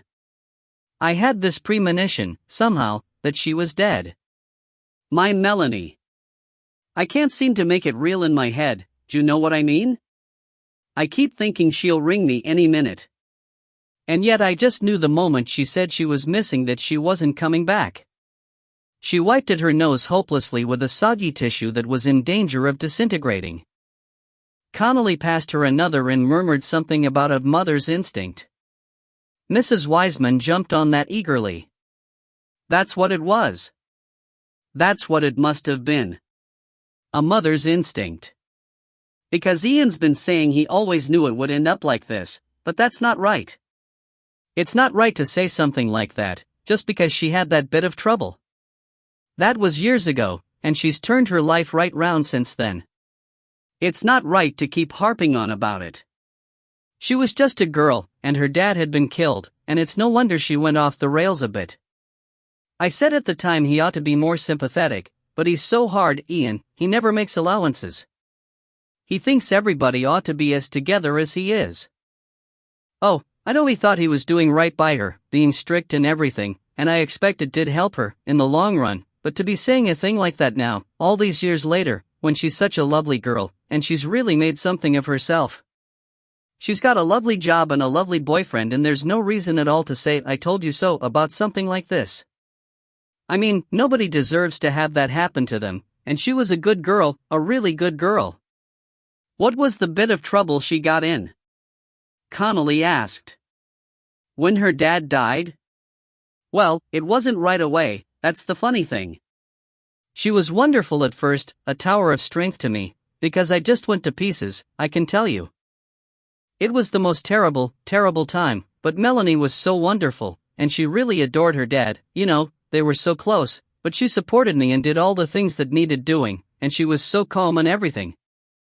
I suppose in the end it was bound to come out, like a sort of belated reaction?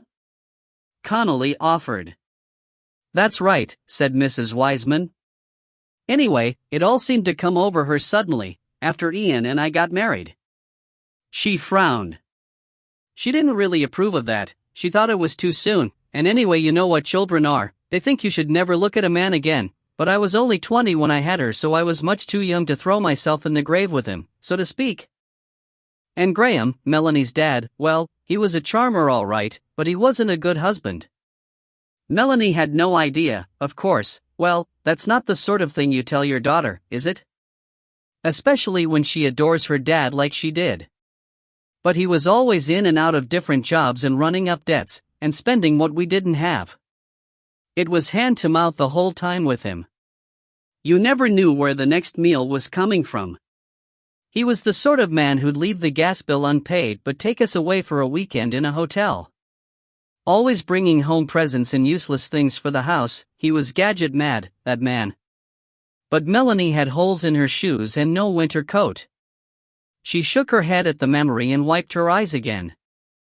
So when Ian proposed to me, I wasn't thinking about it being too soon, I can tell you. A good man, a churchgoer and everything. And with a steady job, and ready to take on a stepdaughter just at the difficult age? I'd have been mad not to snap him up. But then Melanie sort of went to pieces. She sulked, and she was rude to me, and she'd barely talk to Ian, and Ian, well, I don't think he had the knack of handling her, not that anything would have helped much, the way she was then. But they were like two cats glaring at each other, and if one said white the other said black and off they'd go. Well, anyway, the upshot was my poor Melanie got into bad company. She started smoking, she was always out late and not saying where she was, you know the sort of thing. Connolly nodded helpfully. And all the time it was like she was defying Ian to stop her. Oh, he tried, and the rows were terrible, but it just seemed to make her worse. And then she stopped, biting her lip.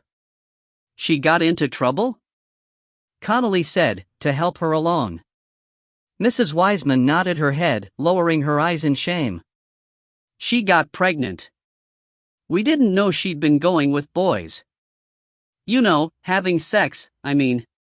Because she was always a pretty girl and naturally boys liked her and we knew she had boyfriends, but not that she was doing that. Well, it was like the world came to an end. I mean, Ian, he's really strict about anything like that. The rows before were nothing to what happened then. And she wouldn't say who the father was. Ian was raging, he wanted to go round and make the boy face up to it, but she wouldn't say who it was. And then in the middle of one row, I don't know if it was just a windy and up, or if it was true, I can't believe it was true, she said she didn't know who the father was. She put a weak hand to her face. Ian just went mad. Connolly handed over more tissues in silent sympathy. She could imagine the cataclysm. And she could imagine the young Melanie facing her stepfather down, 16 or 17, confused, miserable, pregnant and frightened, having it made clear to her she had nowhere to turn. I hope he dies roaring for a priest, she thought with unexpected savagery. So what happened? She asked after a moment, when the mopping was finished. With the baby, and all. Mrs. Wiseman hauled up a sigh from so deep it could have turned her tights inside out. She had an abortion. Ian arranged it. I was a bit surprised, him being a churchgoer and all, but he said having the baby would blight her whole life.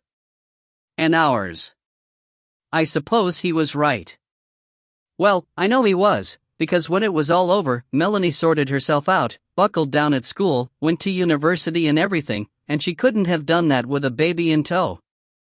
But I always wondered. Another sigh. Well, you can't help thinking, can you, what if? And it would have been my grandchild. I'll never have one now. But Melanie agreed that it was the right thing to do? Connolly asked. It was hard not to get sucked into this kind of sorrow. Oh yes, she knew it was the only way. And we managed to hush it all up, so that no one ever knew. Luckily it was the beginning of the school summer holidays, so Ian arranged for us all to go away, and it was done at a private clinic. By the time school started again it was all over and done with, and she was fit and well again, so there was no need for her friends or the teachers or the neighbors to know about it. It was like a clean start for her, and to do her credit, she took full advantage. She cut herself off from the bad gang and became, well, a model student. And daughter. And she thanked Ian, in her heart, for putting her right, I know she did. I mean, it wasn't something we ever talked about, not directly, but once or twice when I've said how well she was doing, she said something like, yes, it was the right decision. And she got on with Ian all right in the end? Oh yes. Like I said to the other lady, I wouldn't say they're all over each other, but underneath I think there's a real respect and affection. She knew he saved her from a terrible mistake. Everything she had, really, was down to him. Connolly relayed this story to Slider as they walked down to her car, settled in and drove away. It accounts for why the best friend Kiera didn't know anything about it. Melanie got whisked away, and came back with her sins scrubbed clean. Everything tidied away under the carpet. After that she put a shape on her life, and ended up on the pig's back, but you can't help wondering if there wasn't some bit of her thought it could have been different. What was your man like? Mean, moody, and magnificent, Slider said. Well, mean and moody, anyway. It's obvious he likes to control. He'd be a strict father. Yeah, I got that. Must have been cat for him, married to that blancmange of a woman. What did you get from the child, Bethany? That one. 11 going on 35. She waylaid me as I came out the door, couldn't wait to wear the ear off of me. Connolly had heard her hiss as she stepped past Dave Bright, and looking back had seen the child standing down the side access, beckoning. "My dad's mad as fire about all this," she confided as soon as Connolly was close enough. "Mel getting killed and everything. Why would he be mad?" Connolly queried. "'Cause he thinks it's getting us talked about. He's always going on about what the neighbors think. Who cares what the poxy neighbors think, that's what I say. But he worries about that sort of crap. It's being a teacher. Got to be ultra respectable if you're a teacher, or it's all over the tabloids. That's why he's a sidesman at church. Thinks it gives him brownie points." She snorted in derision. "Dad thinks I'm gonna be a teacher when I grow up. Catch me. I'm not doing anything where some poxy boss can tell me what I can do and can't do. Dad's mad because Mr. Bellerby, he's the head at Dad's school, told him not to come in. Dad thinks he's letting the school down, or some crap like that." "I don't suppose your dad likes you using words like crap," Connolly said. Bethany looked surprised, and then narrowed her eyes. "You're not cool like that other one that came, the tall one." "Oh, I'm way cooler than her," Connolly said. "What did you think of Melanie?" Bethany shrugged. "She was all right. She let me try her makeup and things, when she was a student. But she turned into this boring grown-up with a boring job, just like everybody else. I'm not going to be like that. Did you see a lot of her? She come over every now and then. For Sunday lunch." She rolled her eyes. "The burnt offerings, Dad calls it. Isn't your mom a good cook? You kidding? She thinks the smoke alarm's a timer. That's what Dad says. She's not my real mother, but I call her Mom and everything. I don't remember my real mom, she died when I was a baby. Of gastroenteritis. I'm gonna be a doctor when I grow up, but not a poxy GP, a big posh consultant, so nobody can tell me what to do. Dad married Mom when I was a baby so he'd have someone to look after me and cook and clean and everything. Good luck with that. He says she's as much use as a sick headache." "He doesn't say those things to you?" Connolly said, privately shocked. "No, course not. I hear them rowing, and he says it to her." "Do they row a lot?" "Yeah. She gets on his nerves. And she snores, so they don't sleep in the same room anymore. She wakes me up, sometimes. It's like the house is falling down." She looked troubled for a moment, and said, "She's all right, really, my mom. I mean, I love her and everything. She's just not very good at mom things." "Different people are good at different things," Connolly said, and the child looked relieved. "Yeah, that's right. She sings nice, my mom. She used to sing to me at night when she tucked me in. Course, I'm too old for that now, but I like it when she sings round the house, when she's on her own and she thinks no one's listening. And when Mel came, sometimes they'd sing together, soppy old songs from the dark ages, but it sounded nice." "When did Melanie last come over?" 2 weeks ago, on the Sunday, but they weren't singing then. Her and my dad had a right old ding-dong. They were in the kitchen making the tea after lunch and I was in the lounge with Mum and Scott, but we could hear 'em all right." "What were they rowing about?" "Oh, the usual, her not being married and living with Scott. Living in sin, Dad calls it, honestly." She snorted in eye-rolling derision. "Dad kept saying Scott wanted to marry her and she should be grateful, and she said she didn't have to be grateful to any man, and Dad said she ought to be grateful to him for saving her neck, and she said that didn't give him the right to run her life, and he said she was just throwing everything away when he'd worked so hard to make us respectable, and she said you can talk, and then he slapped her." "He hit her?" "Oh, not hard. Just slapped her face for being cheeky. They didn't talk anymore after that, and when they came back in with the tea they pretended nothing had happened, but I could see her cheek was a bit red." "Does he hit you?" "He used to, sometimes, but he doesn't now. He got scared of the social lady coming round." He was mad as fire about the government saying you couldn't hit your kids anymore. He said the country was going to the dogs. But like I said, he's got to be dead careful because of being a teacher, so he couldn't afford to get mixed up with that social lot. They'd send you to prison soon as look at you. That's who I thought the other one was, the other lady policeman who came before. I thought she was from the social at first. But they don't have such nice clothes. It says in the papers a man killed Mel, that man in the basement. I'm sure it doesn't say he killed her, because nobody knows who killed her. Well, it says he was a murderer, he killed his wife, so it's gotta be him, hasn't it? Are you going to arrest him? Not up to me. Anyway, we haven't got any evidence yet. You can't arrest anyone without evidence. You don't know anything, do you? My friend Georgina says her dad said the police are a load of tossers, Bethany confided pleasantly. He says you couldn't find your own arse with both hands and a torch. That's not a nice thing to say, Connolly said sternly. No, but it's funny. She grinned, and ran off into the back garden. So wouldn't you say that was interesting, Gov? Connolly said, heading up the Uxbridge Road. Your man's starting to look a bit tasty for it. He's narky as hell, he clatters his kids, he was giving out to Melanie as recently as a fortnight ago. And he was out Friday evening. Yes, he told me. He was coaching a school soccer team. Connolly took her eyes off the road to give him a level look. Mrs. Wiseman says he didn't come home until late. She went to bed at 11 and it was after that. Sure, school soccer practice doesn't go on that long. Ah, said Slider. He gave me the impression he was home fairly early. He said he watched television with his wife.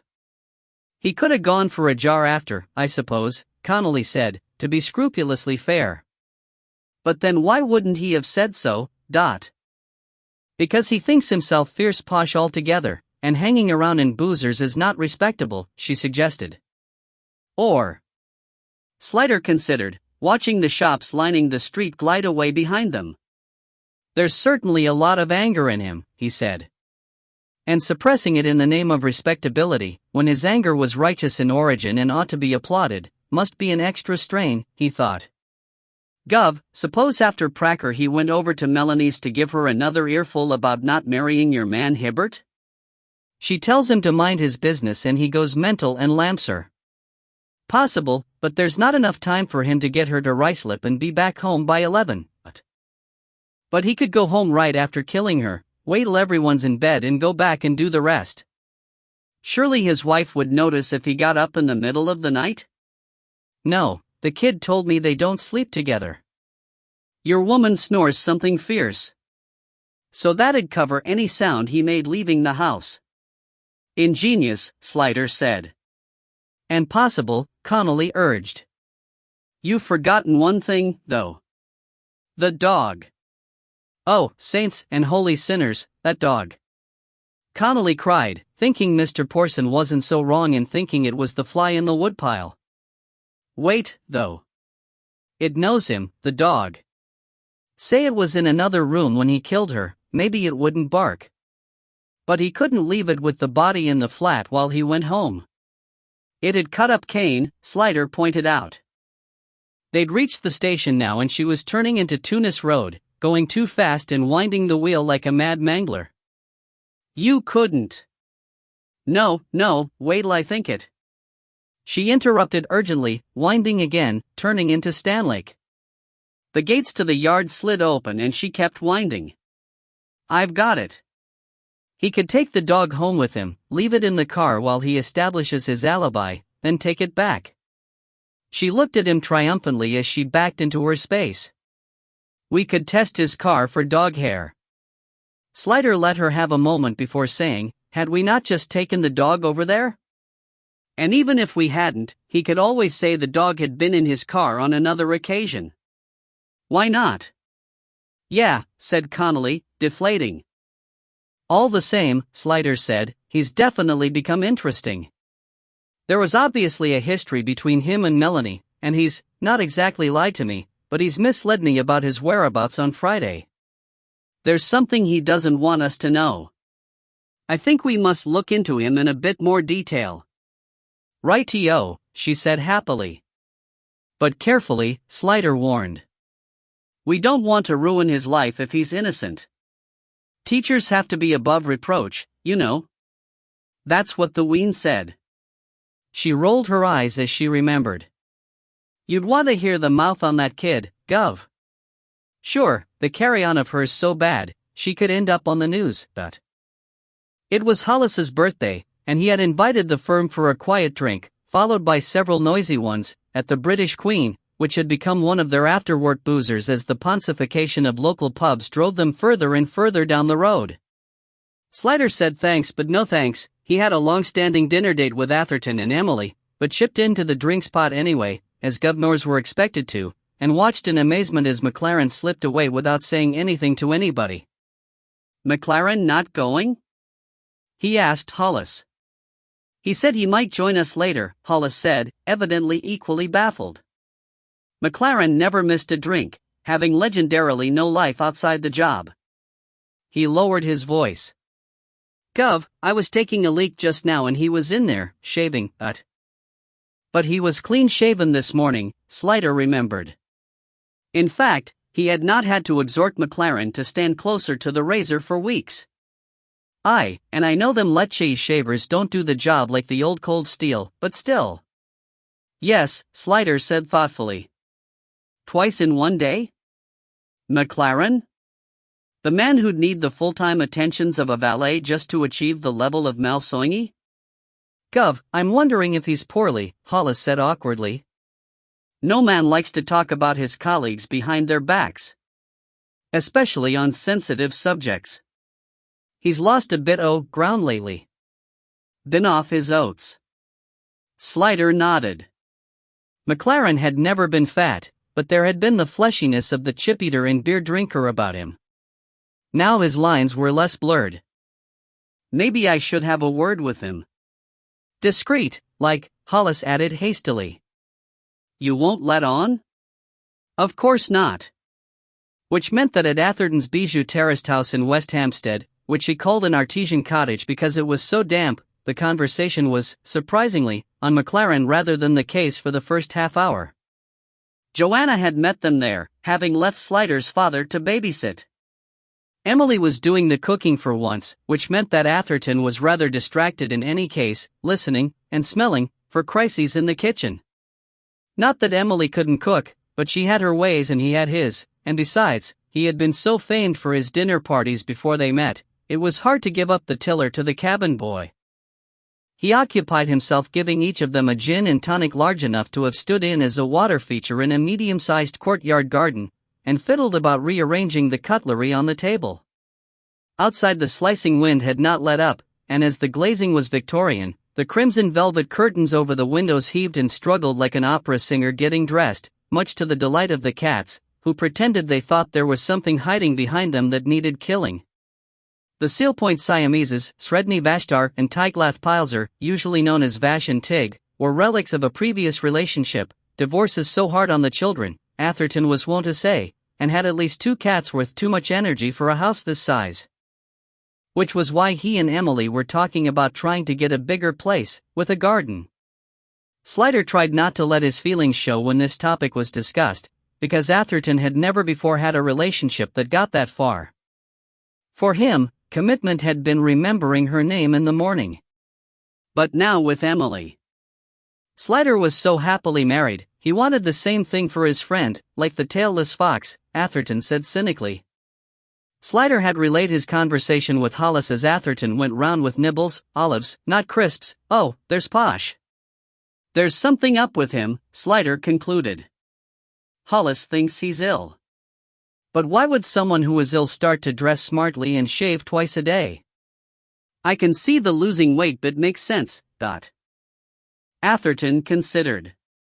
Maybe he was going to see a specialist, and that's why he was poshing up. "Oh, really?" Emily exclaimed from the kitchen, immediately followed by a crash and an, "Oh damn." Atherton froze. "Everything all right?" he called. Fine, came the breezy reply. Just dropped a saucepan lid. No, seriously, why would someone dress up to see a consultant? People used to tidy up when the doctor was coming, Slider defended his lieutenant. Joanna smirked. In the 50s, maybe. When Janet and John roamed the earth. You really are a couple of clots. Aren't they, Em? She called. S'obvious. She called back. Plain as the nose on your face. There were some more noises off, with muffled curses, and then she appeared in the kitchen doorway, holding an empty tumbler. What about another of these? Are you sure? Atherton said. I mean, while you're cooking? Kitchens are dangerous places, naked flames, hot superconductive surfaces. She stuffed the glass into his hand and kissed the end of his nose. Has anyone ever told you you have a cute face? No, but I have acute anxiety, he responded. But he did another round of drinks. So what is this bleedin' obvious answer we're all missing, he asked, tipping gin into glasses with abandon. Not all, Joanna said. Just you poor old hairy chaps. He's in love. McLaren? Atherton stopped in the act of uncapping the tonic. The cats had come mincing over, looking for mischief. Tig was trying to get his head up Atherton's trouser leg, while Vash appeared to be calculating whether he could jump straight from the floor to the top of Atherton's head. He'd done it before. It wasn't the process that hurt but the arrival. Heads were slippery and required landing gear to be down. Emily counted on her fingers.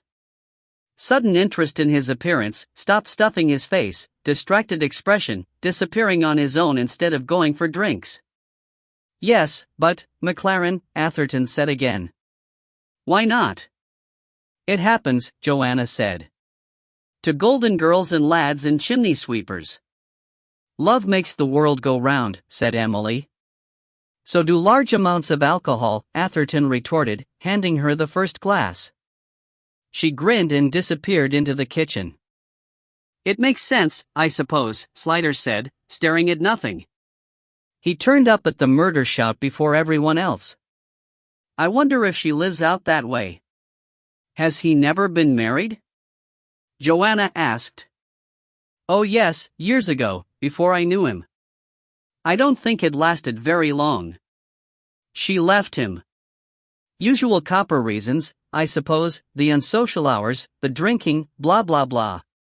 Since then, well, he's not really a ladies' man, our Maurice. More a pie, pasty and bacon sarnie man, Atherton said, handing Slider his drink. Thanks. He was staring distractedly at an ornate Victorian pot on a tall stand in the corner. Didn't you used to have an aspidistra in that? He asked. It was empty now.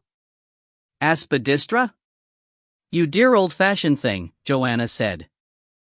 It was a fern, wasn't it, Jim? What happened to it? The kits ate it. FYI, ferns go through cats like the proverbial dose of salts. It took me a while to work out what was causing it, but the results were definitely antisocial. As the saying goes, with fronds like those, who needs enemas? I wonder how serious it is, Joanna said. Not the diarrhea, McLaren's fancy. I wonder if we'll ever meet her, Slider said. If that is what it is, and he's being this secretive. Is he ashamed of her? More likely doesn't want to be joshed to death by you dinosaurs, Emily called from the kitchen. Dishing up now. A little help, Dot. Emily's cooking was not as elegantly finished as Atherton's, but it tasted good, and they tucked in happily to a chicken and rice dish raised above the everyday by fat black olives and slices of preserved lemon. Slider recounted the day's advances in Connolly's theory. She's an ingenious girl, Atherton said. But you can't get over the dog. That's the same whoever it was, Slider said.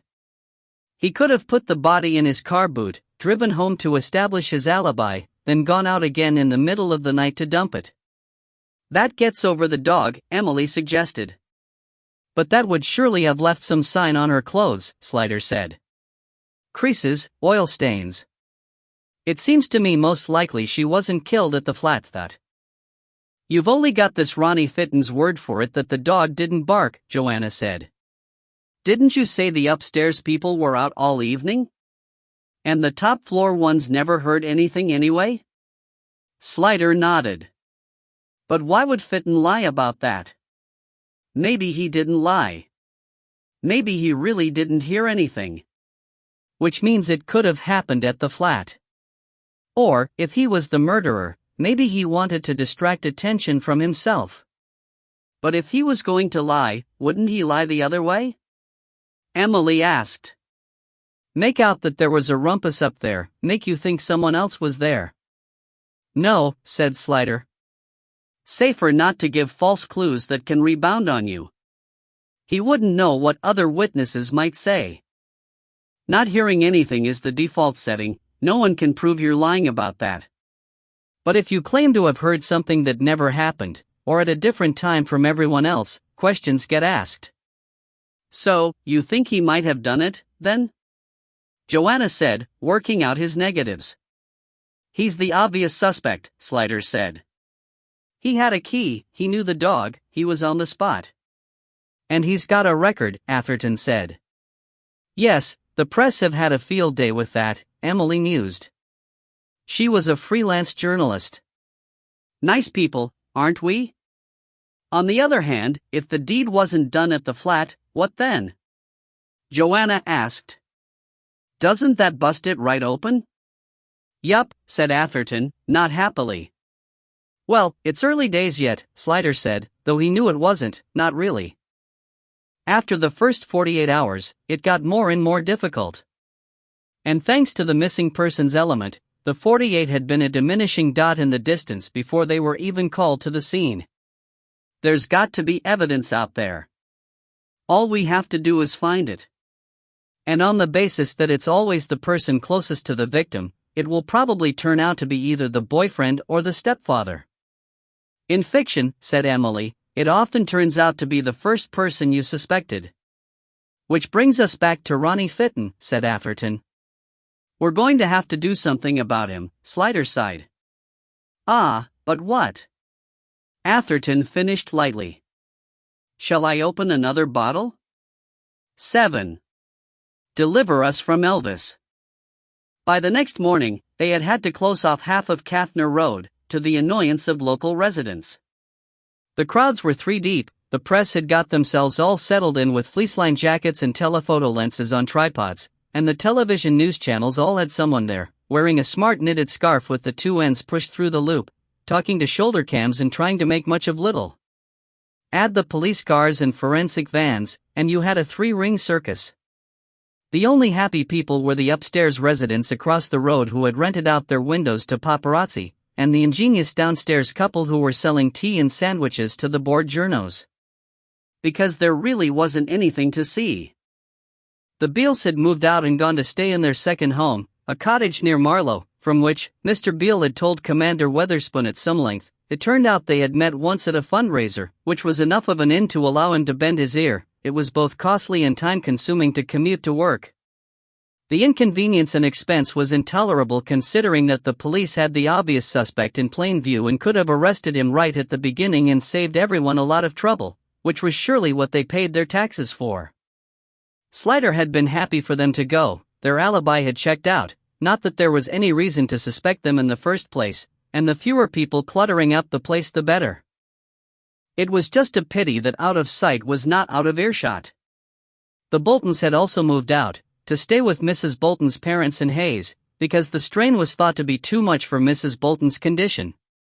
And Scott Hibbert had had to give up the flat to the forensic team as soon as the Mispur case had turned into a murder, and had been provided with a room in an hotel in Hammersmith, where the proprietor was used to such things and was primed to raise the alarm if there were any suggestion of flitting.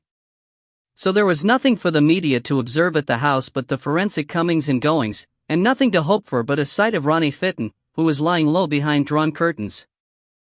The old case of his murder of his wife was all over every paper and on every news broadcast, despite anything the commander and other high-ups could do. It was in the public domain, and the suggestion that if there ever were a court case, it would be jeopardized by the impossibility of finding anyone for the jury who didn't already think of Fitton as guilty, cut no ice with the media barons. Porson, having been summoned to an early meeting at Hammersmith, returned to Shepherd's Bush in a Fowler. Commander Weatherspoon had that effect on people. He was tall, pompous, blame-allergic, and so ingratiating of those above him. Generally all you could see of him was his boots. "All they care about is it's a good story now," said Porson of the Press. "And if there's a trial and it goes wrong, that'll be an even better story, so why should they care? There's nothing they like better than having a poke at the police, but who do they come screaming to if some punter shoves 'em out the way and they fall down and hurt their little selves?"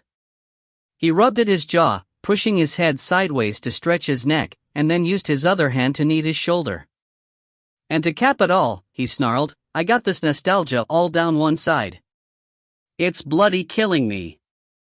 "Ah yes," Slider murmured. "I used to have that." Porson straightened up and gave Slider a sharp look. "There's a lot of pressure on me to arrest Fitton." "We haven't got any evidence against him," Slider said. "There's more things to consider than evidence. Like it or not, we're engaged in a public relations exercise every time we stick our noses out of doors. Nothing and nobody's sacrosanct these days. You got to be seen to be doing something, and if that something is Ronnie Fitton, well, you can't bake bricks without eggs. If we can't keep the press busy, they'll be muddying the waters so we can't see the wood for the pile anyway. I got more people on my back than a donkey at the beach, and a bird in the hand's as good as a wink to a blind horse any day." When Porson was agitated, his grasp on language became even more random than usual. You could tell how riled he was by the degree of dislocation. Slider put his current rage at around 7.5 on the sphincter scale. He had sympathy for the old man. He was always grateful to Porson for standing between him and the PR aspects of the job, but right was right, and he knew Porson believed that too. He maintained a steady gaze and said, "If we arrest Fitton too soon, it could jeopardize the case against him if we later find we have one to make." Porson stared, and then translated his restlessness into pacing back and forth behind his desk. I know, he said more evenly. "And I said all that to Mr. Weatherspoon. But they've got different priorities from us up there in the stratosphere, God help us. And the police service isn't a democracy." Slider was reminded of a joke of Atherton's: "In a democracy, it's your vote that counts, in feudalism it's your count that votes." Definitely feudal, the job. "I know, sir. But if we do Fitton, we've got to do it right." "I know, laddie, I know." Porson paced a couple of times more, and said, "I'll hold 'em off you as long as I can. But if it comes to it, we may have to sacrifice the sheep for the goats. Fitton's a big boy. He won't call for his mom if we do give him a tug. But we'll leave him where he is for now. Only for God's sake get yourself in gear and get me something. I can't keep Mr. Weatherspoon happy by showing him my legs." On this horrifying thought, Slider left. When he was crossing the squad room on his way back to his own, Swilly called him, waving a couple of forensic reports. Slider eyed the pile of papers on his desk, visible through his open door. Frankly, it would have been visible from space, and said, "Pray see them for me." "This one's the stomach contents," she obliged. Food was still present in the stomach, suggesting the victim died less than 3 hours after her last meal. Recognizable elements in the partially digested contents were some kind of fish, vegetables, and sponge pudding. She looked up. That accords with the meal she had at the Vic, according to her mates: pan-fried sea bass with roasted vegetables and sticky toffee pudding. She rolled her eyes slightly. And if they were eating between, say, 8 o'clock and 9, allowing for having drinks first and waiting for service, that means she was probably killed about 10:30, 11 o'clock time. "So that rules out imprisonment and a later murder," Slider said. "Well, it's a relief to get that out of the way. She went home and was killed soon afterwards. Which makes it more likely she was killed at the flat, doesn't it?" Swilly said. "And that brings us back to Fitton. Or anyone who had a key or she might let in. What's the other one? He asked, of the paper in her hand. Examination of the clothes. Nothing much there. On the back of her coat and her skirt, some traces of earth and partially composted vegetable matter. I think they mean leaves, boss. They matched the earth and leaves of the site, big surprise. And some hairs that turned out to be dog hair, no surprises there either. Slider nodded. Shove them on my desk, then. I'll look at them later. Before either of them could move, Atherton came in, waving a large paper bag. Another day, another donut, he said. I stopped on the way. Thought I'd do my bit for the Commonweal. It was amazing. Instantly he disappeared in a passionate press of bodies that had been quietly at their desks the instant before. From inside, his voice emerged. What can I say? It's something I've always had. When the scrum evaporated, he brushed himself smooth and said, So, what's up? The pound, and Mr. Porson's blood pressure, Slider said. But not our tails. Hollis drifted over. What are we on today, Gov? He asked. We've still got canvassing to complete. McKay was supervising that yesterday? He made it a question and Slider nodded agreement. Fathoms on cars, local stolen, parked, and ANPR'd in the area. And McLaren's still trying to trace her route home. Forensics in the flat and the public areas of the house, Atherton added. And the garden, such as it is. What else? There's Hibbert's alibi to check. That means going down to Salisbury. I'll do that, Swilly offered. No, I want you and Connolly to keep interviewing her girlfriends. And go over her papers. I want to know more about her life. You've read Connolly's report? About her little bit of trouble? Swilly said. Yeah, boss. You think she wasn't as white as she was painted, Dot? I'm not making any judgments, Slider said. But she had a secret in her past, and that makes her interesting. Did anyone else know it? And did she have any others? Atherton shook his head. 3 perfectly good suspects and you want more? 3? What about Wiseman? I like him even better than Hibbert. That's because you're an iconoclast. I suppose we'll have to check his alibi, just to be on the safe side. Soccer practice is as good as they get, but he was rather late home. I'll do it, Atherton said. No, I think I'll put Connolly onto it when she's done with the girlfriends. It might involve talking to teenagers, and she's got the most street cred amongst us. Atherton and Swilly exchanged a rare look of sympathy. He's just comprehensively trashed the two of us, you understand? He said.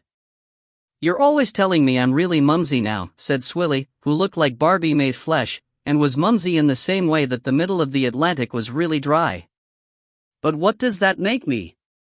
Atherton inquired querulously. It makes you on your way to Salisbury, Slider said. Me? Yes, you. Why not? He was at a stag do with an entire football team's worth of witnesses. What's to find out? Can't I just do it on the phone? There may be things that people will tell you face to face. Hibbert may have the most solid alibi outside tea with the governor in Pentonville, but he might have said something to his friends in a drink-induced open moment that will give us a lead. A lead where, Dot? If I knew that I wouldn't need to send you. I need someone with subtlety, perseverance, and an inquiring mind. Atherton was not beguiled by the compliments. Too little, too late. You need me at your side, he said. I don't want to leave you high and dry. I've never been lower or wetter, Slider assured him. Go! So when Andy Bolton came in, Slider went down to talk to him himself. He was a short young man, very muscular and fit, good-looking in an obvious sort of way and sporting a tan which, given the time of year, might well have been sprayed on. He had no obvious resemblance to the king other than blue eyes and a thick head of black hair styled in the manner, with quiff, duck's arse, and sideburns all present and correct. Perhaps the tan was part of the act, Slider thought. It certainly made his teeth look very white. The wife said you wanted to talk to me, he said amiably, but I haven't had a minute to spare before now to get over here. It's a busy time of year, especially with this extra cold weather. I'm a gas fitter, you know? And I would not have had a minute now, only I had to take the morning off to move our stuff out to Hayes, to the wife's mom and dad's. Well, she's got it into her head Mr. Fitton downstairs is a murderer and there's no talking to women when they get like that. But I'm glad to have her out the way, anyway. It's like a madhouse back there, in Kathner Road, with all the media and everything, and in her condition it's not good to put a strain like that on her. We're a bit cramped at her mom and dad's, and it's going to take me longer every day getting in and back, but it eases my mind to know someone's keeping an eye on her while I'm out. So what did you want to see me about? Only, I don't know as I can tell you anything more than Sharon, the wife. He obviously liked to talk as much as his other half did, but his voice was light and easy on the ear. Slider could tell he was a singer, so it was no great hardship. The rather round blue eyes regarded Slider with friendly openness, and that in itself was a pleasant change from the usual hostility and suspicion. It's always good to get another perspective on things, Slider said. It was enough to set him off again. Oh, I know, you people have got your way of doing things. I'm just the same. When I do a job I have to have my tools set out a certain way, I do things in a certain order, I'm very methodical. Some people make fun of me for it, but that's the way I am. I can't abide messiness or carelessness. Well, you can't take chances with gas. Other people's lives depend on it. So, poor old Ronnie Fitton down in the basement, he's having a rough old time of it, isn't he? Is that right, he murdered his wife? Haven't you read the papers? Slider asked. Not to say read. I've seen the headlines. It gave me a shock, seeing my own house right there on the front page. Some of the others were talking about it, though, at this job I was on yesterday, fitting out a new block of flats. The chippers and plasterers were joshing me rotten about living in the murder house. But I haven't got time for reading that sort of rubbish. Sharon, the wife, was glued to the telly all evening waiting for the news, but I made her turn it off. I said it wasn't fair on the baby to dwell on that sort of thing. I took her down the pub in the end, just to get her out, not that she's a drinker, especially not with the baby coming. She just had a lemon and lime. But it was a change of scene for her. She kept going on about Mr. Fitton. He's not really a murderer, is he? He seems like such a nice old boy. Reminds me of my dad, a bit. It's true he killed his wife, a long time ago, Slider said. Nothing is known against him since then. Well, I can't believe he'd kill Mel. Just 'cause he killed his wife? Why would he? They were really friendly. Were they? Oh, yes. Always standing nattering, every time I went in or out of the house, it seemed like. And they used to go down the pub together. Did they? This was interesting news to Slider. Yeah, every once in a while. They used to go down the Wellington, down Pattonswick Road. Well, that's the nearest. Me, I like the Anglesey Arms, down Wingate Road? Slider nodded. It's quieter, a bit classier. But maybe that's why Mr. Fitton liked the Wellington, you wouldn't stand out in there, being's it's so noisy and crowded. More anonymous? Slider offered. That's it. He shook his head sadly. I don't suppose he'll be going for a drink anywhere now, after having his face plastered all over the paper like that. It doesn't seem fair. I feel sorry for him, everyone's got it in for him now. He thought a moment. Unless he did kill Mel. Do you think he did? We don't know yet, Slider said. How do you know he and Melanie went for drinks together?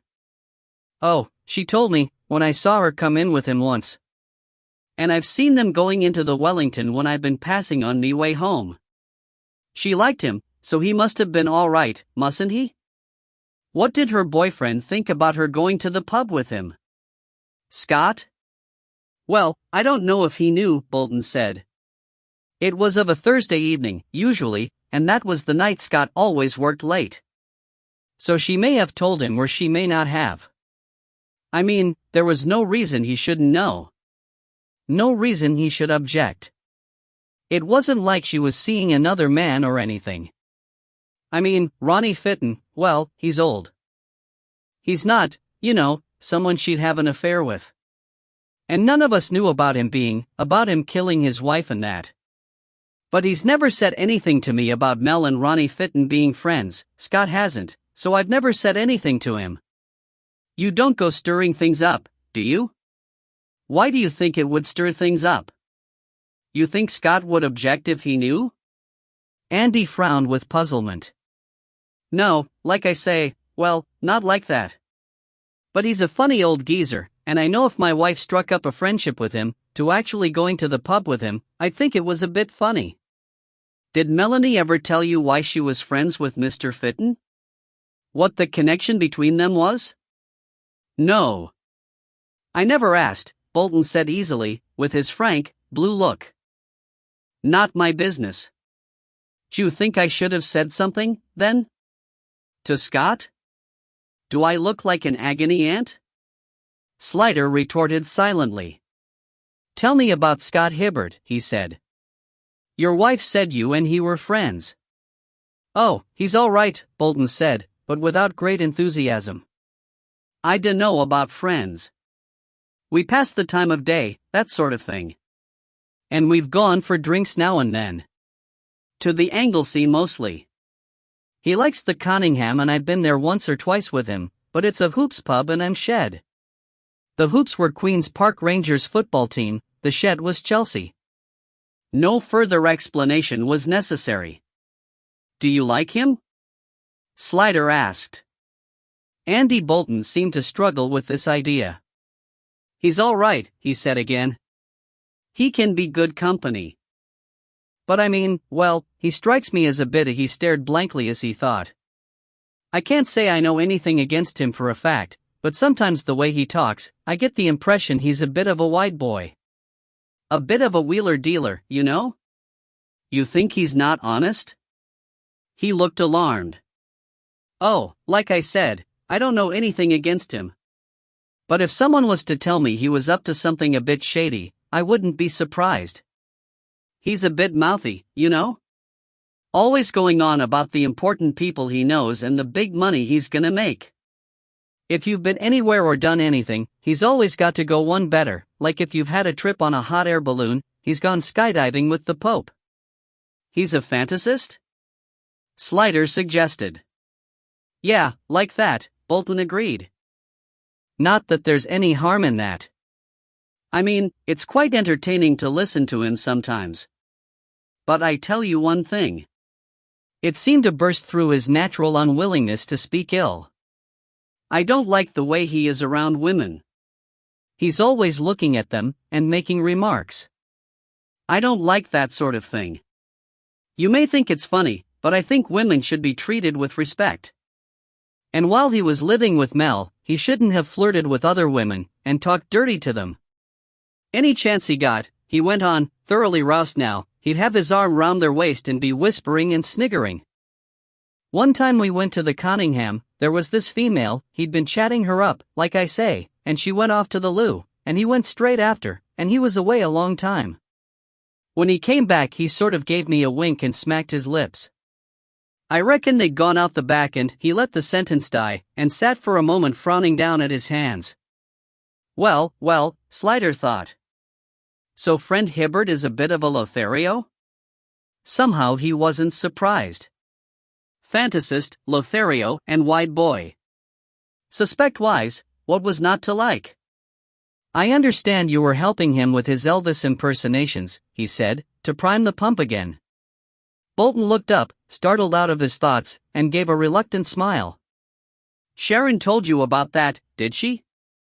Well, it's something I've done for years. I know it sounds funny, but I make a bit of money at it. You can, if you work hard, but it's a crowded field, so you've got to be good. Well, Scott was always asking me about it. Just to take the piss, to start with. But when he realizes there's actual money in it, he starts to take it serious, and says he wants to get into it.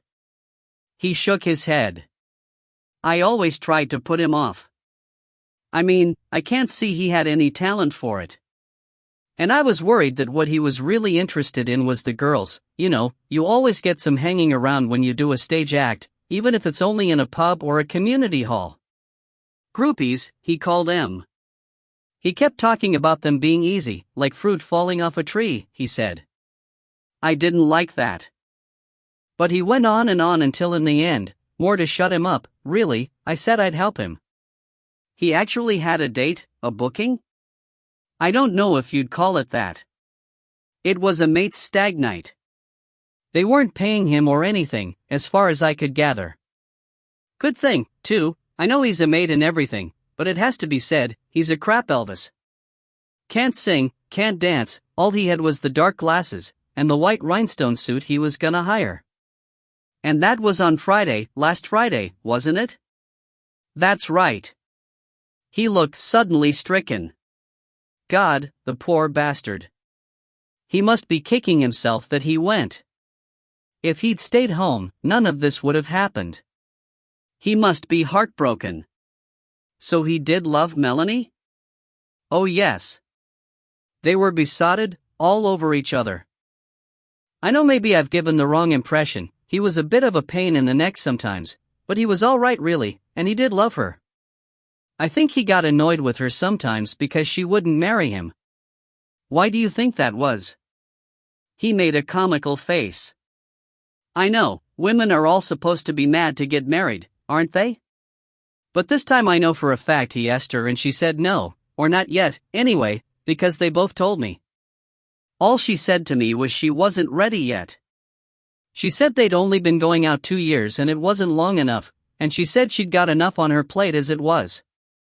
But Scott wanted kids, and the sooner the better. They were already living together, the way he saw it, and he had plans for them to get a house. Well, he is in the trade, and the next step in his mind was to get married, have kids. But every time he asked her, she said she wasn't ready. Slider nodded. It's a big step, he said profoundly. Then, do you know if there was anything in her past that might have made her reluctant to get married? He tried. He wondered how far the information about Melanie's bit of trouble had gone. But Bolton shook his head. I wasn't that chummy with her, really. We'd have a chat, and she was very nice and easy to get on with, but she never gave anything away. It was just time of day, sort of thing. I never felt, well, I reckon there was another Mel inside the one I knew. Must have been, when you think about it, I was just the neighbor, after all. Scott's the one you need to talk to about that, he concluded, but with a faintly puzzled air, as if he wasn't sure Hibbert was the person to apply to, actually. Which was interesting for all sorts of reasons. 8. Attitude sickness. Simone Ridware, Melanie's work colleague and friend at the Natural History Museum, was a different prospect from Kiera Williams, older, to start with, late 30s by the look of her, well-spoken and obviously educated. What Swilly always classified to herself as a National Trust sort of person, posh and well-off, but in this case clever too. She was apparently in the micropaleontology section, and how that differed from the paleontology section Swilly no more cared than she could spell it. Simone Ridware had offered to take her to the canteen for their talk, but Swilly arranged to meet her in a cafe nearby, by South Kensington Station.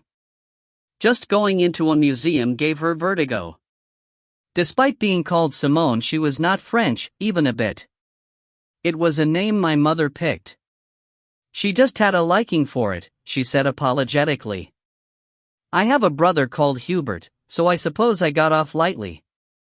She came from Maidstone originally, where her father was a solicitor, had gone to Benenden, then Cambridge, had worked for BP for a short time and then found her home from home within the dreaming spires and glazed Victorian tiles of the Nadismu. She had married a subsurface geologist she had met at BP, bet their conversations at home are exciting, Swilly thought, and had 2 children, Poppy and Oliver, aged 5 and 7, and lived in a large Victorian house in the nice bit of Muswell Hill. No surprises there. She was, however, wearing a very elegant suit on her enviable figure, and Swilly would really have liked a better view of her shoes. Who'd have thought paleontology was a hotbed of fashion? They ordered coffee and Danish pastries, and Mrs. Ridware opened the batting with, "You want to talk to me about Melanie, of course. What can I tell you?" She had short, dark hair, fine and curly, like soft black feathers all over her head, and an averagely good-looking face subtly enhanced by skillful makeup. A geek, but hardly dull at all, Swilly paraphrased to herself. To the penetrating eye, she looked a little pale and worn under the makeup, and Swilly wondered if it was on Melanie's behalf, and hoped so. She put aside her chippy prejudices and prepared to listen. "What was she like?" she asked. "Did you like her?" "We were friends," said Mrs. Ridware, as if that said it all. "And then, I had tremendous admiration for her." She came from quite a difficult background, but she never let it hold her back. What she achieved on her own merits. She was very good at her job, and she had a brilliant career ahead of her. She paused and, as if realizing that this sounded too much like a press release, added in a different tone, "Yes, I liked her. We were very close, and I shall miss her very much." "When you say she had a difficult background?" Swilly tried. "She came from a poor home," Mrs. Ridware said. "Her father was feckless and her mother was ineffectual, so she was thrown on her own resources. He was often out of work, and I believe he gambled, too, so money was always tight. And her mother was a poor housekeeper. All too often Melanie as a child came home to have to cook supper herself and wash and iron her own clothes for school. She never had the material things other girls had, and I know you may think that's character building," she smiled at Swilly, who hadn't thought anything of the sort, "but girls can be cruel and it's hard always to be an outsider." But despite his inadequacies, she adored her father. "I gathered he was a charming wastrel." Swilly nodded. "That sort can be the hardest to resist, and do the most damage." "Melanie told you all this herself, did she?" Swilly asked. "Yes, over time. It was hard for her to confide at first. I think she'd held herself back for so many years it had become a habit. But we liked each other from the first moment she joined the museum, and bit by bit the barriers came down, with me, at least. She was always guarded with other people."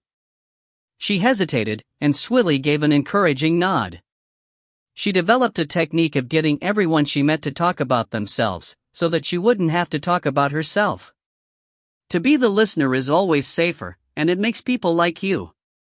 Everyone loved her. She had a large number of friends. But I think fundamentally she was a very lonely person. Why was that?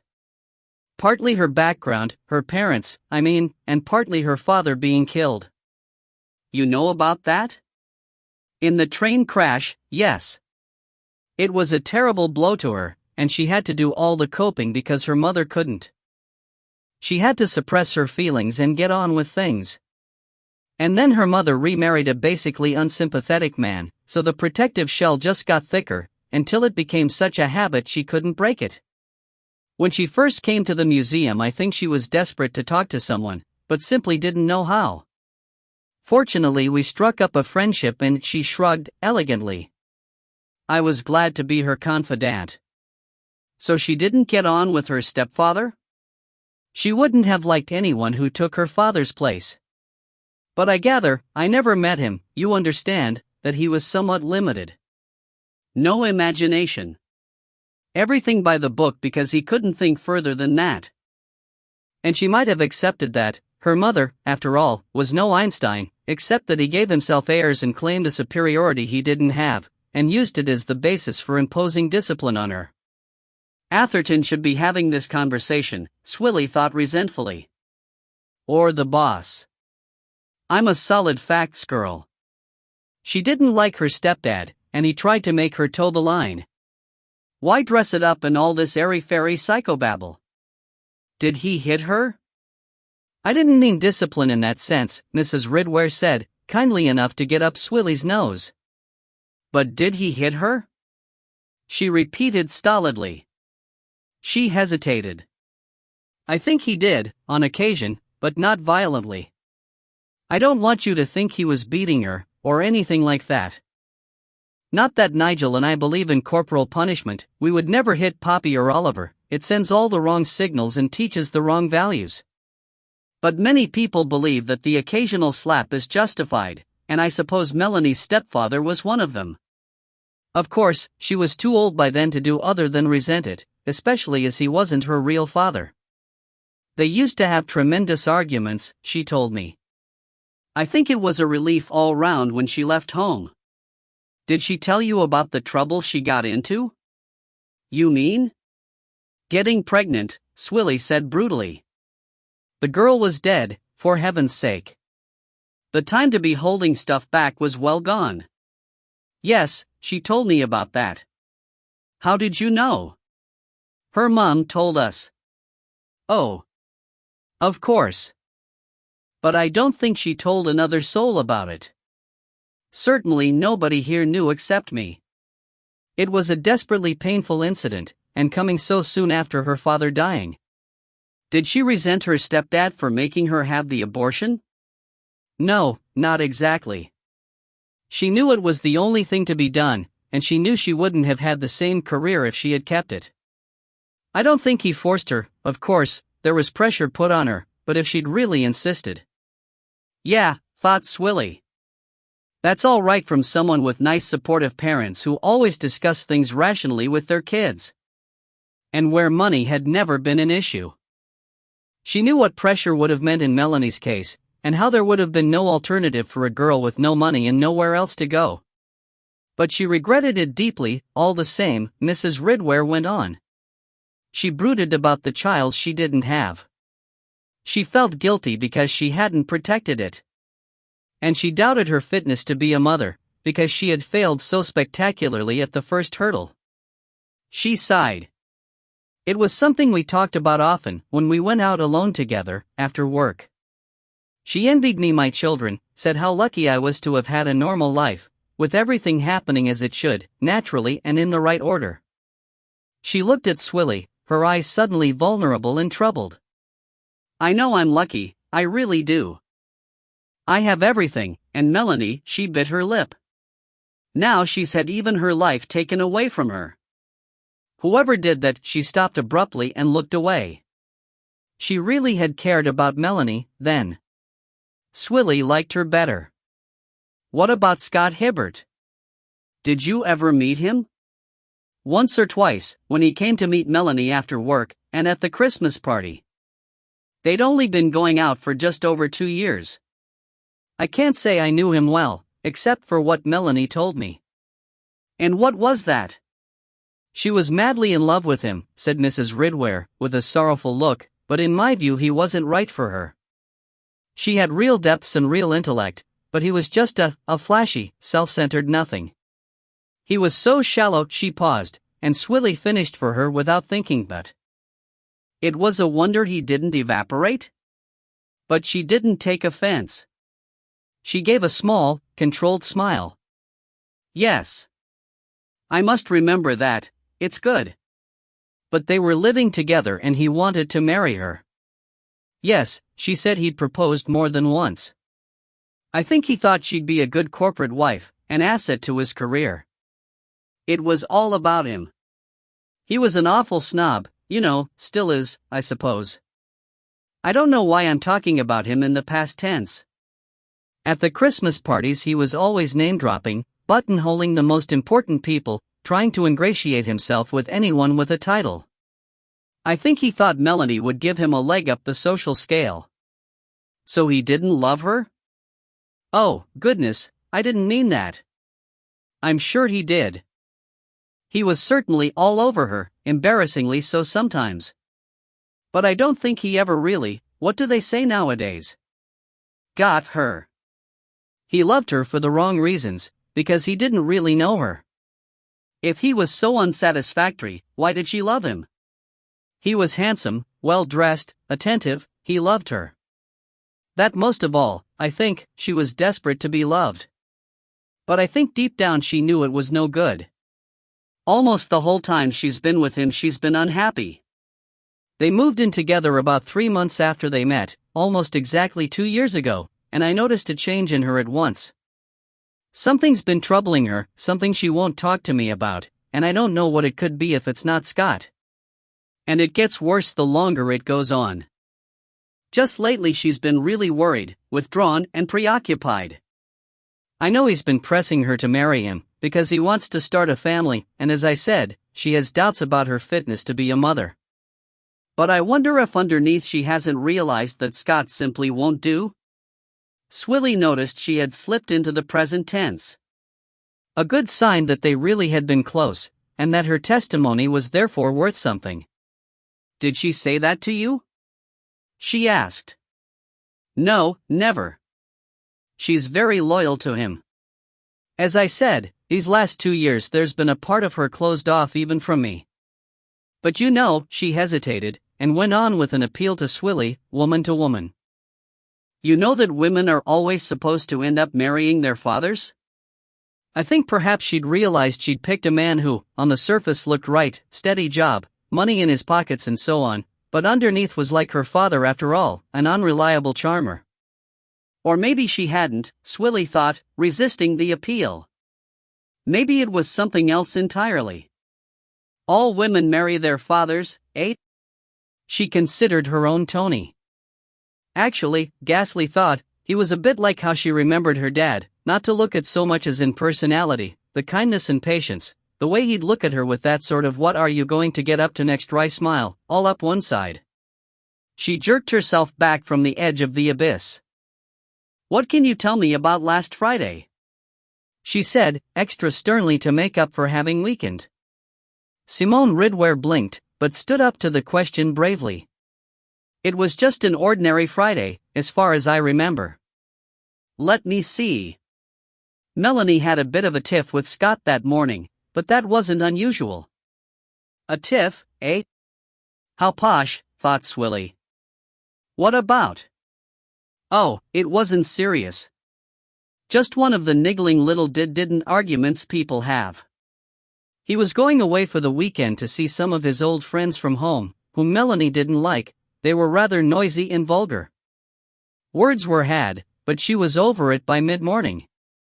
She said it was her fault. Nobody likes to think their partner despises their friends. And she was going out herself that evening to meet some of her old friends from home, and Scott probably didn't like any of them any better. She was a very balanced person in that way, always able to see the other side. So when she left work, she was in a normal mood, going out for a drink with the girls? Not unhappy or worried or anxious or anything? She frowned. I'm not sure. She did seem very quiet that afternoon. Preoccupied. When I spoke to her just before she left, she was smiling and cheerful, but then she was always a good actor. I did feel there was something on her mind, something hanging over her. But it could just have been Scott's weekend away. Or I could have been imagining it. You don't know of anything specific she might have been worried about, not? Beyond her relationship with Scott, no. She didn't have money worries? Not as far as I know. Health problems? She never mentioned any. She seemed well. Did she have a drug habit? Good heavens, no. And was that the last time you spoke to her? Friday going home time? Yes. Sometimes she would ring me at home in the evening for a chat, but as she was out with friends I wouldn't have expected that on that Friday. And she didn't ring. So the last words I spoke to her were, "See you on Monday." She relapsed into a very despondent pose, looking as if she might cry. But Benenden girls don't cry in public. They breed a gritty sort of chap down there. In fairness, Swilly suspended her automatic hostility to privilege for long enough to acknowledge that she really had cared for Melanie, and to be glad that someone had. Atherton's idea of a trip to Salisbury would probably have featured a stroll through the cobbled streets looking in the antique shops, a glance round the cathedral, and possibly tea in ye old precinct tea rooms if the time was right. It wouldn't by any stretch of the imagination have involved his standing in some very chilly rain on the edge of an arterial road, along which the traffic, suspiciously, was all heading out of the city at great speed, buffeting him and passing and dashing dirty spray at his back in the process, looking inquiringly into the Stygian shadows of an independent garage workshop. His nostrils flared at the smell of oil. There were oil patches on the floor and oily pictures of large busted women on the walls. A red Ford Focus was up on the lift and dripping oil into the lube pit. Oil, he fancied he could say with some assurance, was the motif du jour. A man emerged from the depths of the cavern, wearing oily overalls and wiping his hands on an oily rag. He had a puggily good-looking face, liberally streaked with, yes, you've guessed it. His gingery fair hair was cut into a halo of spikes, and Atherton would have thought it unnecessary given the prevalence of freely available dressing, but there you go, wax to keep them in position. He said, "Can I help you?" But without notable friendliness. "I'm looking for Paul Heaton," Atherton said. "That's me," said the man, with a slight increase in latent hostility as his eyes raked Atherton, in his well-fitting coat and expensive shoes, trying to guess who he was. Fortunately, Atherton had spotted, lurking in the shadows, something a bit more interesting than a Focus. "Like the Aston," he said. "DB6, isn't it? Not as pretty as the 5, but it handles so much better." "Is it yours?" "Yeah," said Heaton, all resistance seeping away like water down the plug hole. "I'm rebuilding it." He led the way over and a satisfactory conversation followed as they examined the car together in every aspect, and Heaton described the condition he had bought it in, the processes he was going through to restore it, and what he planned to do with it when it was finished. At the end of which Atherton was no longer a snotty-looking stranger in possible trouble but a fellow DB lover, and was offered a cuppa. The tea came in a mug decorated with oily finger marks. Atherton noted them professionally. "You'd get beautiful lifts off those," and had a faint fragrance of castrol about it, but he sipped it bravely and brought the conversation round to the wedding in Scott Hibbert. Paul Heaton had been the best man, in the absence of the groom on honeymoon, the closest Atherton could get to the horse's mouth. And subtlety and perseverance turned out not to be needed. To a fellow DB fan, Heaton was happy to spill everything, and at once, no questions asked. "Oh, he was at the wedding all right, but he never turned up to the stag do. Dave was pissed off about it, but what can you do? Scott's like that, unreliable bugger." It was said without heat. Blokes who'd been at school with each other accepted each other's little peccadillos. "Called off, did he?" Atherton asked, trying not to sound as if that was very, very interesting. "I don't know about called off. He just never showed. Typical, when he was the one who'd made all the fuss, there had to be a stag night, and had to be done a certain way.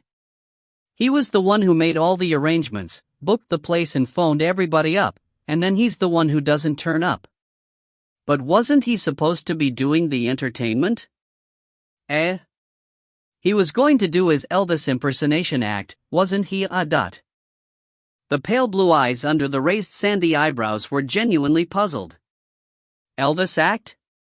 What are you talking about? Scott doesn't do anything like that. He organized a strippergram. She came dressed as a postman, because Dave's with the Royal Mail. She was good, too," he added with reminiscent relish. Then came back to the present. "What you on about?" "He told a friend back home he was doing an Elvis impersonation at the stag on Friday," Atherton said.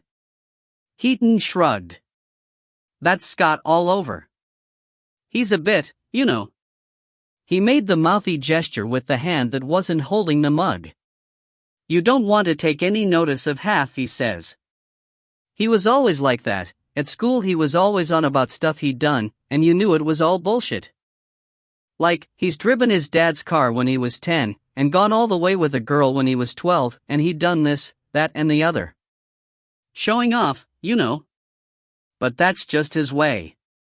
He's all right, really. Elvis impersonations." He shook his head in amused wonder. "What'll he come up with next?" "He's a joker." So, Atherton said, getting down to business, he didn't come to the stag, but he did come to the wedding? "Yeah, he turned up at the church, but he was like a cat on hot bricks. He was on the end of the pew behind me, and I could see him fidgeting about all the way through. Then as soon as the photographs were finished, he comes up to me and says he's not going to the reception, asks me to apologize to Dave. Says he's got a really important piece of business for his firm he's got to see to. Says it's a massive deal and worth a big bonus and a promotion if he pulls it off. Then off he goes. He shrugged. I didn't say anything to Dave right then, no point in upsetting anyone. But later on Dave comes up to me and says, "Where's Scott? I haven't seen him," so I tell him then. Well, he shrugs and says, "Same old Scott," but I could see he was a bit pissed off, when he'd missed the stag as well. Did he say why he'd missed it? I never got the chance to ask. He arrived at the last minute, and you can't chat in church, can you? Then there were the photographs, and time that was all over, he'd gone again. I suppose he wanted to get back to his bird. All that about a big deal going down, that's just the sort of thing he says. He's only an estate agent, for crying out loud. You'd think he was doing oil deals with Arab sheiks. He swillied down some tea, and then a frown came over his well-lubricated face. Why are you asking me all this, anyway? Awareness dawned. Oh Christ, I forgot about his bird, his girlfriend getting killed. Poor old Scotty, but you don't think he had anything to do with it? That's not why you're asking, is it? It's just routine, Atherton said soothingly. We have to establish where everyone was, whether we suspect them or not. It's like a pattern, you see, only if you know where everyone was, can you see who's missing? Heaton looked baffled, as well he might, by this piece of hoo-ha. I see, he said doubtfully. So, have you any idea where he might have been on Friday night and Saturday morning? No, Heaton said, as though that were obvious. Why don't you ask him? Atherton dodged that one. Was there anywhere you know that he went when he was down this way? Where he might go? Other friends? Hobbies, sports, clubs? No. I mean, I don't know. He's lived here all his life, till he went to London, so it could be anywhere, couldn't it? Anyway, he concluded with an air of relief, wherever he was, he couldn't have had anything to do with the murder. Like many people, he found the word odd on his lips when it was real life and not fiction or the telly. He was dead keen on her. Always talking about her, how smart she was, how posh she was, what a good job she had, how she was nuts about him. They were going to get married in September. Is that what he said? Yeah, September. I remember because I usually have me holiday in September and he said I'd have to change it this year because of his wedding. He was going to fly everybody out to St. Lucia for a week. Well, he shrugged again, I took that with a pinch of salt. But it sounded good when he said it. This resort with all tropical flowers and a pool with a free swim-up bar, and they were going to get married on the beach at sunset, and Mel was going to arrive on a white horse, riding through the surf. Romantic. He smiled unwillingly. Oh yeah, he can spin a tale, old Scott. You'd go to him every time for romantic. But whatever, he was dead keen on Mel. Did you like her? You'd met her? I can't say I knew her. He'd brought her down a couple of times, weekends, to see his mum and dad, and they'd come to the pub Saturday night, where a bunch of us get together. She was nice, but quiet, you know? You couldn't get much of an idea what she was like. She was very nice, though, he said again, helpless to offer more insight. He fidgeted, some thought obviously bothering him, like a raspberry pip between the teeth. Atherton looked receptive, and finally he said, the second time I saw her, in the pub, that night Scott was a bit, well, bumptious. Going on about how much money he was going to make and the big house him and Mel were going to have and all that kind of stuff. Showing off, you know? And I think she felt a bit embarrassed. Well, I was embarrassed, and I know him. And it has to be said a lot of pints went down that night, and we probably all got a bit noisy. Anyway, after that, she didn't come out with him again, down here, with our lot. I think that's why she didn't come to the wedding. He said it was because she was working, but maybe he stared a moment at nothing, ordering his thoughts. Course, he concluded in fairness, it's not really a women's night out. There's 8 or 10 of us, all went to school together. We don't usually bring our birds, and if 1 or 2 of them does come, they sit off on their own and talk to each other. But oh course, she didn't know anyone, Mel. And then Scott going on about how much money he's making and the big car he's getting and all that. It was probably uncomfortable for her. He sniffed, finished his tea in one gulp, wiped his nose on the cuff of his overall, decorating it with another hydrocarbon smear, and said, "That your Astra? VXR, in it? What is it, 2-liter? What's it drive like?" Thus the two chaps were able to wade safely back before the incoming tide of psychoanalysis and relationships to the safe, dry shore of car ownership, and parted in good humor with each other. Atherton even shook his hand, and nobly waited until he was out of sight before getting out a handkerchief to wipe it. Bob Bailey, the associate manager, tracked Slider down in the canteen where he was having a very late lunch, so late he had to have a leftover portion of macaroni cheese heated up for him in the microwave, and he only got that because the canteen staff liked him, and it was a crusty bit from the corner of the dish that no one else fancied. He had quarantined himself in a far corner with a heap of reports to reread. On the other side of the room, nearer the windows and a watery bit of sunshine that was attempting to creep in through the soot of ages on the panes, various uniforms were having their afternoon tea break, with a buzz of chatter and the occasional burst of laughter. Bailey eyed the congealing remains on the plate. Slider wasn't getting on with it very well, and thought the bad news he was delivering might usefully serve as a counter-irritant. "I was passing," he said, "so I thought I'd come and report to you in person." Slider pushed his plate away with every appearance of relief, and said, "Judging by your face, it isn't good news." "Depends on your point of view. I should think Scott Hibbert's dear old white-haired mother would be very pleased." He sat down. "We've gone over every inch of the flat, the stairs and the common parts, and there's nothing to suggest Melanie Hunter was killed there. We've also looked at her car, and though she was obviously in there alive, there's no reason to think she was restrained there or transported dead. In fact, the back seats are so pristine I wouldn't think anyone's ever ridden in them. I think you can take it as read that she left her own premises alive." "I don't know that I'm surprised," Slider said. "It was always a possibility that she was killed elsewhere, and there were always problems about her being killed in the flat, the dog being the main one. Yes, most dogs would go nuts in a scenario like that, but if she left the flat alive, why would she leave her handbag and take the door keys? Leaving the handbag looks like coercion, but taking the keys looks like a voluntary action. None of the evidence made a lot of sense." "Never mind." He pulled himself together, and managed a polite smile. "Not your problem." "Thank God for that," said Bailey. 9. "Lynch anyone?" So, Atherton said to his assembled colleagues, wherever Hibbert was on Friday night and Saturday morning, it wasn't where he said he was. "And I checked the hotel he was supposed to have been staying in, and guess what, folks? Why wasn't he staying with his parents?" Connolly asked. "So as not to disturb them when arriving home drunk in the small hours from the stag do," Atherton said. "It doesn't follow that he didn't change his mind," Norma said. "I know," said Atherton, "and we'll have to check that." "Or he could have gone to a different hotel," said Hollis. "Rather than check them all," Atherton said with irony, "why don't we ask him? But it's my bet that, if he wasn't at the stag, and hardly at the wedding, he probably wasn't in the area at all. He was off doing something nefarious, and the wedding was just his alibi." "Not much of an alibi," Connolly said derisively, "when you could bust it that easy." "He probably thought no one would check," Atherton said.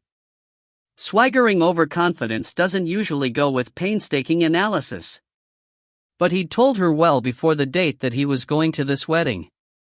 "Told Andy Bolton, too," said McKay. "The wedding was fact, not fiction," Atherton said. "What's your point?" "Well, are you saying he planned to kill her as soon as he got the invitation?" McKay asked. "Or was it just lucky chance, he killed her spurathemant and happened to have this alibi set up?" "Lucky?" Connolly protested. For him, not for her. There must have been a degree of planning, Atherton said, because we know she was killed that evening, so he must have come back from wherever he was to do it. I can't see him plotting far ahead, but maybe it gradually grew on him he could make use of the occasion, if he was getting fed up with her for some reason. Yeah, but what reason? McKay said. Never mind that for the moment. From our point of view, he's good because he's got all the time in the world to take the body out to Ruislip, do any cleaning up that's needed in the flat, and get back to Salisbury for an 11 o'clock wedding. He wouldn't be likely to interfere with her sexually. And he knows the dog, and it knows him. Did you notice how he didn't seem to want anything to do with it afterwards? He added, looking round them. What does that prove? Swilly asked. Well, I'm just thinking, if he had a bit of trouble with it at the time, and why wouldn't he? He might have been very glad someone had taken it away when he got back. He might well be scared of seeing it again, in case it attacked him, but...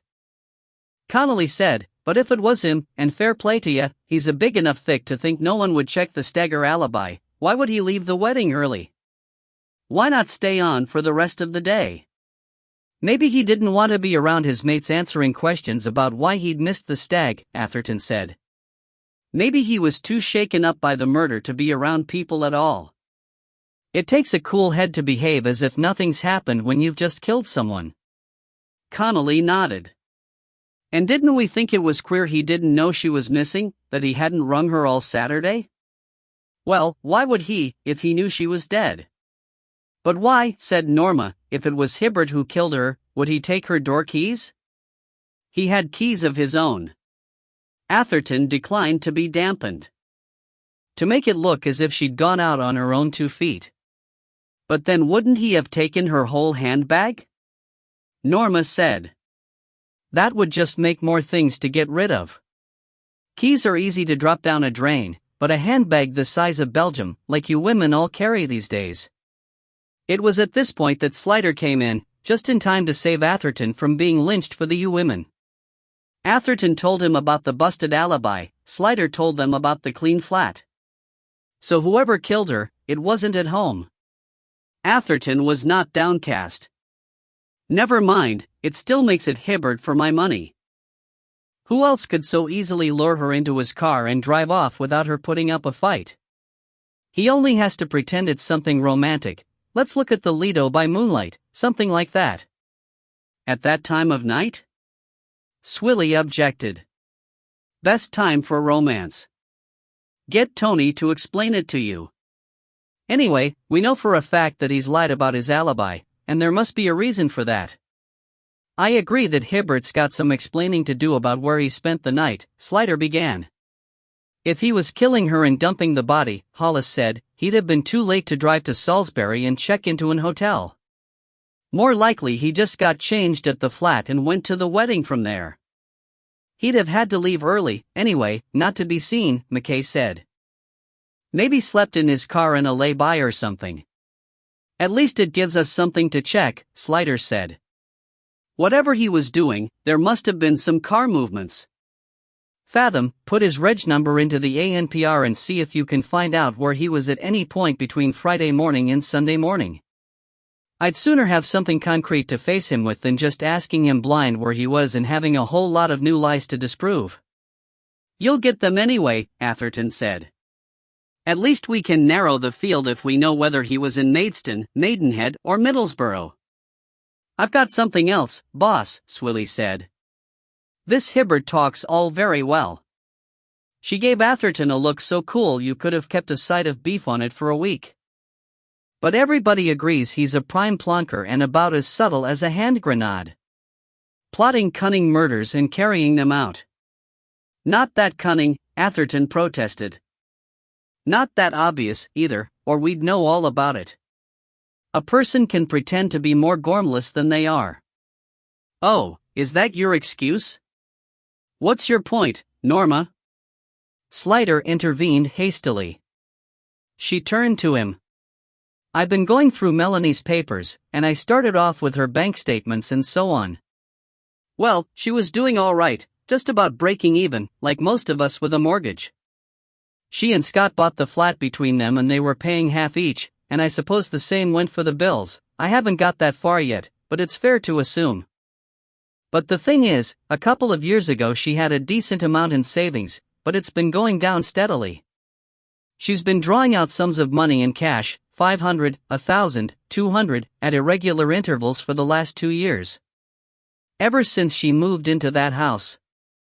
And Simone Ridware said that for about the same length of time she's felt Melanie had something on her mind, was worried and anxious about something.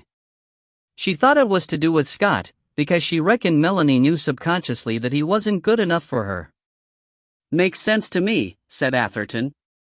"The man's a tool." Swilly shook her head. "That's crap. She'd only just met him, they'd only been going out for 3 months when they got the flat together, so they must have decided to live together almost from day one. Which means she was head over heels in love with him. That doesn't wear off in an instant. 2 years ago she'd have been happy as Larry setting up home with her new bloke. But from the time she moves into that house, she's anxious, and lumps of cash start disappearing from her savings." She looked at Slider. "What does that add up to, boss?" "I don't know that it adds up to anything more than her salary not quite being enough, but you're thinking blackmail?" He obliged. "Right. And who in the house made mysterious hints about her having secrets no one knew? And went out to the pub with her but never saw fit to tell us? And has a criminal record?" "Not for blackmail," Atherton objected. "No, for murder," Norma said triumphantly. "Why would he blackmail her?" Hollis asked, after a short silence paid tribute to the idea. "For money, of course," Swilly said, witheringly. "He can't get a job, he's living on benefits, why not?" "He owns that flat," Connolly added, with a shade of reluctance. "He doesn't rent it. How'd he afford it, on the brew?" "No, I mean, what did he blackmail her with?" Hollis said. "I dunno. Maybe that abortion thing, maybe she didn't want Scott to know about it. Or maybe she'd done something else. We don't know. Her mom said she got into bad company at one time, so she may have been hiding some other secret. But then why would he kill her?" Hollis persisted. "You don't kill the person you're blackmailing, that cuts off the supply. It's the other way round. The victim kills the blackmailer out of desperation." "Well," Swilly said, thinking, maybe she did get desperate, she was near the end of her savings. Maybe she finally stood up to him and threatened to go to the police. Fitton couldn't allow that. He'd be finished, he's out on license, he'd have gone straight back inside so fast his head would swim. No, in the end he had more to lose than she did, and maybe she finally realized it. So then he realized she'd have a hold on him for the rest of his life, and decided to get rid of her.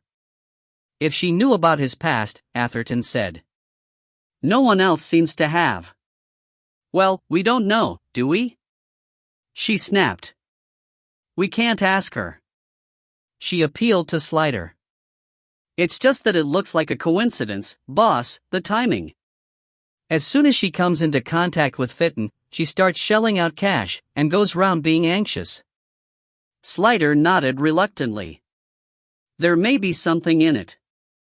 And I know Mr. Porson would like to get Fitton in and sweat him a bit. There are unanswered questions. And he has the Marco cane on his brow, Connolly concluded disgustedly. Sure, give a dog a bad name. Slider looked at her kindly. We're just going to ask him some questions. He might even find it a relief. It can't be nice for him cooped up in that flat with the media howling for his blood. He might like a nice, quiet cell for a change. Get a good night's sleep. Connolly looked at him reproachfully, but he wasn't joking. And a square meal, he added. He probably hasn't eaten in days, can't get out to the shops, can he? But Gov, Atherton said, what about Hibbert? Alibi blown, lies all round, absent without leave for the very time we're interested in? Fathom can look for his car on the ANPR, and then we'll see. Don't look at me like that. We can always do him later. He's not going anywhere. As Slider predicted, Porson was thrilled with the new evidence, if that's what it was, against Fitton. That's more like it. A nice juicy blackmail to get our teeth into. It's only a suggestion, sir. We haven't got anything concrete to go on. Except that he never told us about going out for drinkies with the girl, did he? That's enough concrete for a dam. Besides, he added, his brows converging like animals round a waterhole, it's getting a bit ugly out there. Bloody lunch mob it's turning into. We don't want some bright spark chucking a rock through his window or pouring petrol through his letterbox. Better get him in. Poor bastard might even be grateful, he added, echoing Slider. Get it over with. He must know we're going to have to tug him sooner or later. It will give us a chance to go over his flat, Slider said. Right. If he did kill her, it'd make more sense to do it in his flat, out of the way of the dog. Ask her to come down for a minute, boom. Then straight into her car and away. Her car was clean. He could have wrapped her in something. And apparently, he can't drive, Slider mentioned. He's certainly never had a license.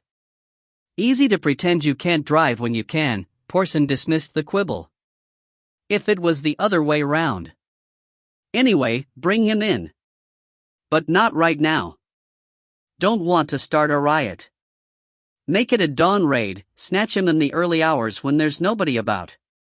Try and get him out without any photos. Did you see this morning's effort? Photo of Melanie Hunter right next to that old one of Fitton's wife they used at the time. Talk about conflagratory. Might as well put "he done it" in big letters right across the headline. Inflammatory and confrontational enough to create a conflagration, Slider thought as he went away to set things in train. There was economy in Porson's madness. McLaren appeared in Slider's doorway. Slider was on the phone, and held up his hand while he finished the call, which gave him a moment and an excuse to study his detective constable's amazingly changed appearance. McLaren had had his hair cut, which was unusual enough. It was habitually on the shaggy and collar-brushing side, but it looked as if it had also been styled, which was weird in the extreme. As against that, he had definitely lost weight, his cheeks looked quite sunken, and today there was none of that sappy air of dreamy satisfaction. He was leaning against the doorframe with a disconsolate look about him. Right, Slider said into the phone. Thank you. And put it down. McLaren eased himself upright. Gov, I got something. Slider almost said, I hope it's not catching. But baiting this new McLaren wasn't so much fun. Let's have it, then. I found out where she was, that missing 10 minutes on her way home. I've been doing all the shops up and down Uxbridge Road. First of all she parks up and goes to the ATM, takes some money out. I checked, it was 200 quid. I got her on the ATM camera. And then, a couple of doors down, there's this Chinese place, the Golden Dragon Pavilion. It's a takeaway. I know it. It used to be called the Hung Fat. Perhaps they finally realized the name was not working for the English clientele. It's a family business, well, they always are, aren't they? Mum and dad, couple o' young cousins in the back, and the eldest son on the till. Well, I shows them the photo, and they all say no, never seen, the way they always do. But I see the young lad clocker, so I hang about outside till Mum and Dad goes in the back, then I goes back in for a crafty word with him. Does he speak English? Oh yeah. He was born here. His mum and dad was, too. It's just the cousins that are over from the old country. But they all pretend not to speak English. Stops am being bothered. Slider knew this was a perennial problem with the Chinese community, the linguistic equivalent of the Great Wall. He had come across it in his Central days, when investigating anything in the Chinatown section of Soho had been a specialist job with its own unit. Mostly they just gave you the look that said no understand, but if pressed they would burst into floods of hysterical-sounding Chinese, with hand gestures and deep scowls, to drive you away. But out here, away from the center, they lived a quietly separate life and caused no trouble, so leaving them alone worked well both ways. So, did you get anything out of him? Yeah, once I got him on his own, he said he'd seen her face in the papers and recognized her. Course, he wouldn't come forward, but now I was asking, she come in that night, Friday, and bought a takeaway. Did she, indeed? Yeah, and they cook everything fresh, so it took 8-10 minutes, they had telephone orders to do before hers. She sat down in the corner to wait, and he said she stared at the telly for a bit, then she got out a pen and paper. He said she seemed to be working out something like that, said it looked like numbers, not words. Anyway, then her order comes out. Sweet and sour pork balls, spicy chicken with bean sprouts, and crispy fried noodles. She pays, and then goes off. That's between 20 and 25 past 10, he says. Which makes it right for her getting home around 8:30. Which means she didn't go anywhere else or meet anyone else, Slider concluded. Well, that was one thing cleared up. Did anyone come in while she was there? Yeah, a couple of people come in for their telephone orders, but Lee says they never spoke to her. Didn't even look at her. Just come up to the counter, took their orders and left. But we can check that for ourselves, Gov, because they got a CCTV camera. When he said she'd been in, I said we'd have to have the tape, and he said his mom and dad would never allow it. So I had to lean on him a bit. He went in the back and I could hear this almighty row going on, all scribble talk, you know? But in the end he comes back with the tape. Good, said Slider. Even if she didn't speak to anyone, it's possible someone noticed her and followed her home. Though that had always been a possibility, with or without a Chinese takeaway. But that scenario presented its own problems, because either she would have had to invite them into her flat to get murdered there, or have got into a car with them, theirs or hers, to be driven away and murdered somewhere else. And why would she do that? Being snatched between her car and the flat didn't work because she parked right outside Fitton's window and he would have heard the struggle, and there were no signs on the body of her having been restrained. Well, let's go and look at it, he said. He followed McLaren to the tape room and watched over his shoulder as he plowed through fast forward until the right time cue came up and he pressed play. There was nothing much to it. The camera was above the television, so it showed anyone coming in the door 3/4 view, anyone at the counter side on, and anyone on the chair's full face. But since everyone at some point had to look at the screen, the human who could be in the same room as a television and not look at it once had not been bred yet, there was at least one full face of everyone. Slider saw Melanie Hunter walk into the otherwise empty shop and up to the counter. She gave Lee the order. She didn't seem, interestingly, to study the menu on the wall behind him, but gave the order at once as if she had decided before she came in. She smiled at him, and he smiled back and said something, presumably something on the lines of "It'll be 10 minutes. Then she went and sat on the plastic chair in the corner, at the end of the row of 4, and gazed idly into the camera for some time. It was a chance for Slider to study her face. People don't look at their best staring blankly at the idiot box, but he could see that she was pretty, and she looked tired. It was poignant for him, because unlike the people she had known, whom they had been interviewing, this was the first time he had seen her alive, so from now on it would be his only living memory of her. He looked at her, knowing that the sand was running rapidly out of her glass, that she was living the last minutes of her life without knowing it. To her it was just the end of another day. He saw her rub an itch on the end of her nose, push her hair back from her forehead, unconscious, natural movements that would always be part of his knowledge of her now. His life was so intimately bound with hers, for this intense period, he felt anguished and guilty that he could not tell the girl in the grainy grayscale picture what he knew, and save her. Don't go home tonight. But if it didn't get her tonight, would death come for her anyway, tomorrow, or next week? How determined was her murderer that she should die? And why? That above all. She seemed to think of something. She pulled her handbag over onto her lap and rummaged in it, came up with a pen and a piece of paper, it looked like a till receipt, and began writing on the back. That Lee was a smart fellow, he thought, it did look like numbers rather than words. But it was not possible to read it. She jotted, taught, and thought, and meanwhile other customers came in, walked across to the counter, looked at the television, received their orders and went out. None seemed to notice the girl in the corner, certainly no one looked at her directly or addressed her.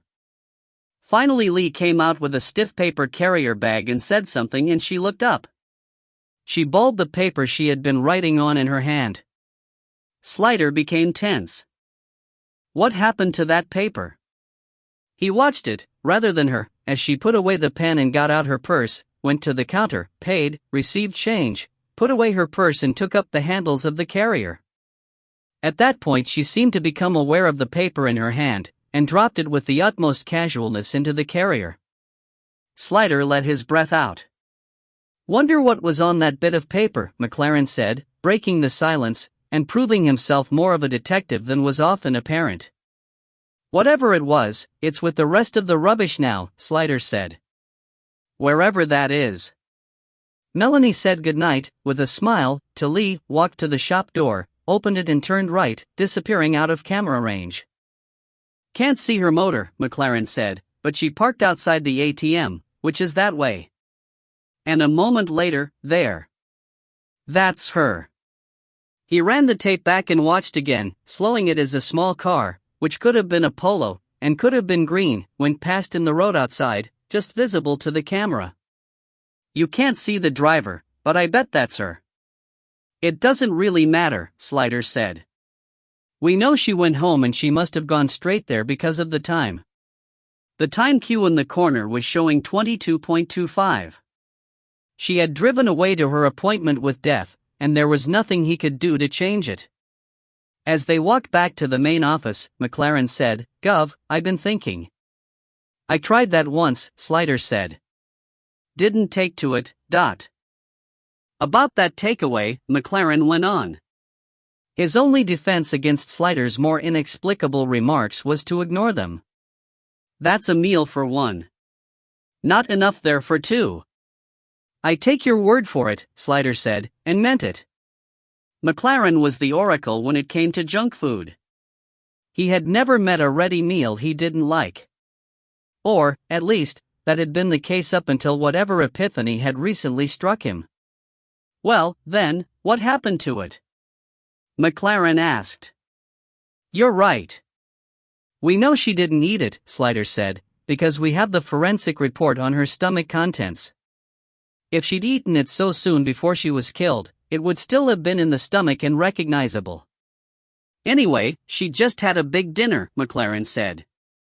"And she couldn't have bought it in a fit of absent-mindedness, since she had 10 minutes to sit and think while it was being cooked. So, we have to conclude that she bought it for someone else," McLaren said. "But who? And then there's the money. I can't remember offhand, but I'm pretty sure there wasn't £200 in her purse."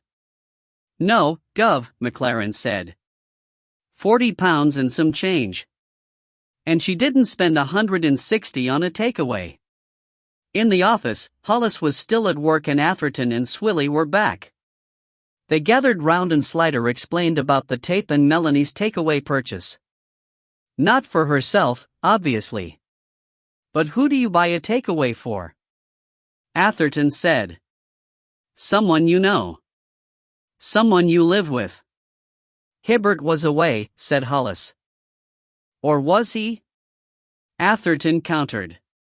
"With Melanie dead, we've only his word for it. We certainly know where he wasn't. Suppose when he rang her at the pub that night he told her he'd seen the error of his ways and was on his way home? And asked her to get him a takeaway?" Norma said scornfully. "When he was on his way to murder her? You don't know what the habit was between them," he reasoned. "She didn't know she was for the chop. Maybe it was customary after his nights at the pub. Maybe she asked him, 'Shall I get you a Chinese as usual?' And he said yes rather than arouse her suspicions. The person she lived with is the most likely person she'd buy a takeaway for," Hollis allowed. "But what happened to the containers?" "Yeah," said McLaren. "Connolly was in there Saturday, and she looked round and in the bin in the kitchen, and there was nothing like that there. And they weren't in the dustbins, either.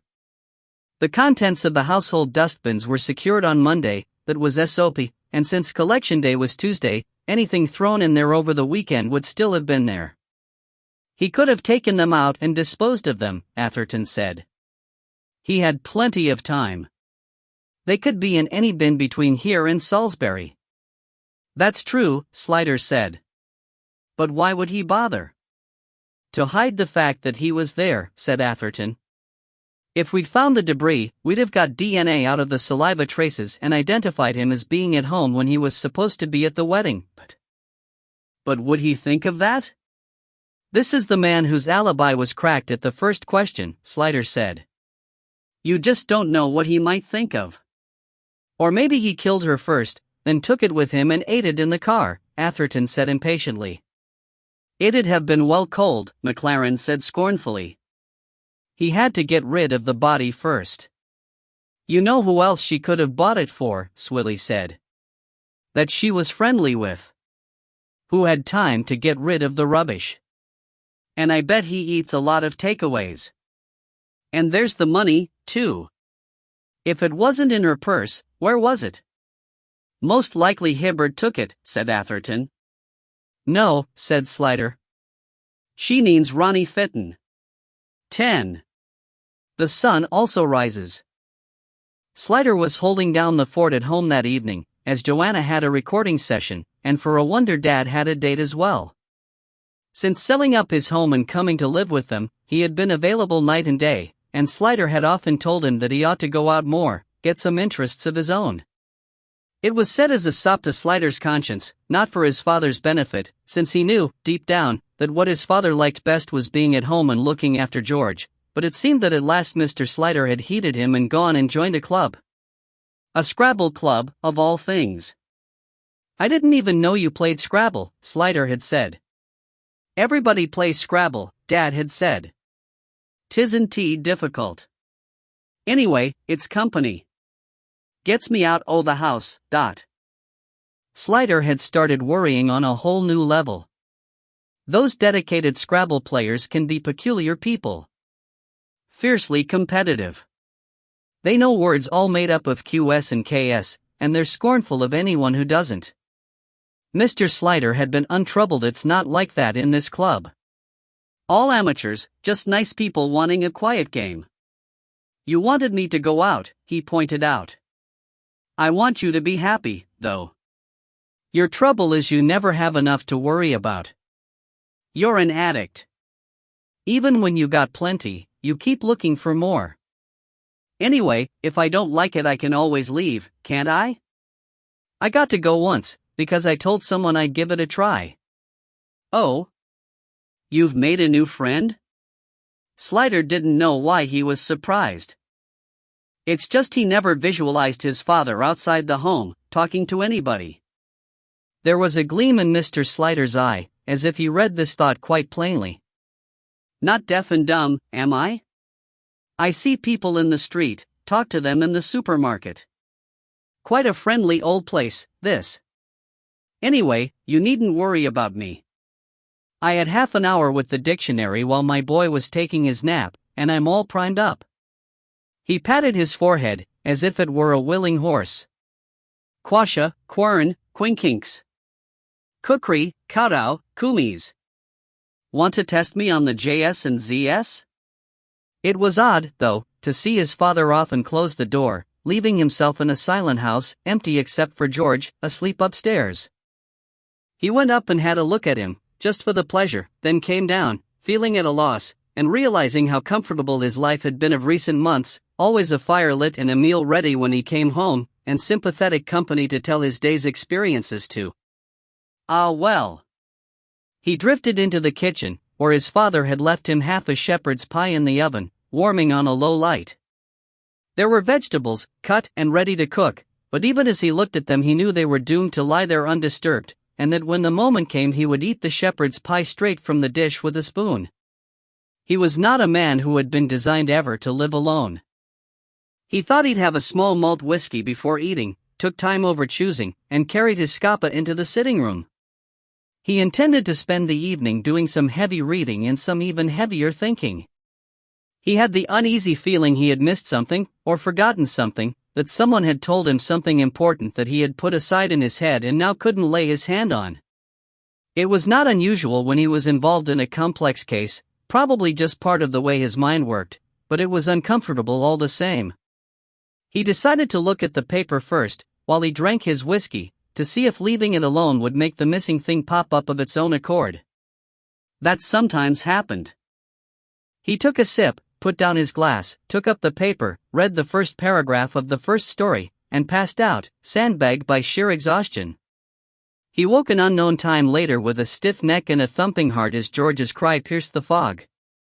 He was on his feet and moving before he'd even opened his eyes, so he knew, as he hurried upstairs towards the sobbing, that it was the first cry he had heard. George was on his feet, clutching the side of his cot, his face contorted with grief and swimming with those great, fat, somehow extra glistening tears babies could produce as though their tear ducts were primed with glycerin. His hands went out with the familiar snatching gesture as soon as Slider appeared, and he swooped the boy up to his shoulder, felt the wet cheek against his neck, and the hands gripping his clothes with the ferocity of the bad dream that had wakened him. He was going through a phase of being woken by nightmares that he hadn't the vocabulary to explain, which was distressing to everyone. Was it a bad dream? He asked, holding the tight little body close. Nod. Never mind, it's all gone now. The hands clutched harder. What was it about, do you remember? Shake. Do you want to come downstairs with me for a bit? Nod. So he carried him downstairs to the lighted room, where the fire had sunk, but was still giving warmth. He sat on the sofa and held George in his lap, and George stuck his thumb in his mouth and stared at the fire glow. After a bit he unplugged and said, "Story, Daddy." Slider embarked on the story of the ugly duckling from memory, adding in extra characters and action to pad it out, to give George time to get sleepy again. When the boy finally dozed off, Slider stayed put, to make sure he was really down before moving him again. He sat with the lovely weight in his lap, staring at the fire and not thinking of anything in particular. And that was how Mr. Slider found them, both asleep, when he got back from his Scrabble evening. The smell of the forgotten shepherd's pie was strong on the air. Good job I put it on low, he thought, with a fond and exasperated shake of the head. Despite not having done any industrial strength thinking, it was probably a good thing he'd had that extra sleep, Slider reasoned the next morning, when he went into work feeling rested and firing on all cylinders. He stopped off to talk to Paxman, the duty sergeant downstairs, who told him that the operation had gone off smoothly, and Ronnie Fitton was safely banged up in the cells awaiting his fate. Did he give any trouble? No trouble at all, said Paxman, a large, heavy-built man, with stationary eyes and tightly curly hair that gave him a faint resemblance to a Hereford bull. Fact, he seemed to be expecting it. Resigned. He got a couple of hours kip once we processed him, and he's had a good breakfast, so he's ready for you any time. Any trouble with the press? Nah. Too cold for him to hang about all night on the off chance. The one in the house across the road's the only one still around, and he missed his chance. Must have been cooping. The story's in the paper, but there's no picture, only of the forensics going in. Oh, they're in already, are they? Good. Slider was about to pass on, when Paxman retained him with a large, beefy hand on his arm. Bill, are you sure about this one? Sure. I'm not even close. Why, what's up? Paxman shook his head slowly, as if goaded by flies. I dunno. I've got a feeling about this geezer. There's something about him. He waited for thought to develop. He's too quiet, he concluded, as if that was not really what he meant, but was the closest he could get. He's the best suspect we've got, Slider said. And we had to do something. Paxman nodded. He understood that. Just be careful. He could be trouble. What sort of trouble? Slider asked. I dunno, Paxman said. Wish I did. Just be careful. I will. Thanks, Arthur. Paxman was long on the job and old in the ways of men. Slider always took him seriously. Slider had studied Ronnie Fitton's file, and there was much about him that did not fit the usual criminal profile, and some features that did. He was born to an ordinary working-class family in West Acton. His father worked for British Rail as a ticket collector and station attendant. His mother worked part-time on a supermarket checkout. They lived in a small terraced house, privately rented. There had been another son, Keith, 2 years older than Ronnie. He had been killed by a train when he was 14. He and some friends had been trespassing on railway property and Keith and another boy were playing chicken. The other boy survived. Keith was killed instantly, tossed up onto the low embankment between the lines and the back gardens like a stringless marionette. That must have had the hell of an effect on Ronnie, aged 12, Slider thought. It was the sort of thing that could turn a boy to the bad, but it seemed to have had the opposite effect. Defense counsel at his trial had made much of the fact that after his brother's death he had never been in trouble, had worked hard at school and got 3 GCSEs, and had gone to a vocational college and got himself a trade qualification in graphic design. After working for various printing firms, he had ended up as manager of a sign-making company, earning a good salary. He had married a girl he had been dating for a couple of years, and bought a house in Northfields not too far from the business. Then, 2 years into the marriage, he had come home unexpectedly early and found his wife in bed with another man, and killed her. It was the first break in the pattern of exemplary behavior, and on the surface it was inexplicable. He had no history of violence. Friends and neighbors agreed the couple had been on good terms and there was no suggestion he had ever raised a hand to her. But it was possible to imagine that he had been affected by the shock and horror of the brother's death. They had apparently been close, which had been brought upon him by his own wrongdoing. Had young Ronnie buckled down and behaved all those years, done the right things in the right order, and at least subconsciously expected his reward to be that his life would be blessed? Only to be betrayed by the person closest to him. Slider thought there could well have been deeply suppressed emotions, grief and rage, from the time of his brother's death which broke through in that moment of betrayal and caused him to lash out. The trouble was that he did not say of himself that he had snapped, lost his temper and lashed out. He had refused to say anything other than that she had deserved it, thus portraying it as a calculated act and not subject to mitigation. What Slider came away with was a sense of a frightening degree of control, which in turn suggested a frightening amount of something underneath to need controlling. It would make him a dangerous man, as Paxman hinted. You would never know what he might do, or when he might do it. It was over 20 years since he had killed his wife. The safety valve on the pressure cooker might have reached its limits. And if it was Fitton who killed Melanie, it would make sense of the no sexual facade aspect.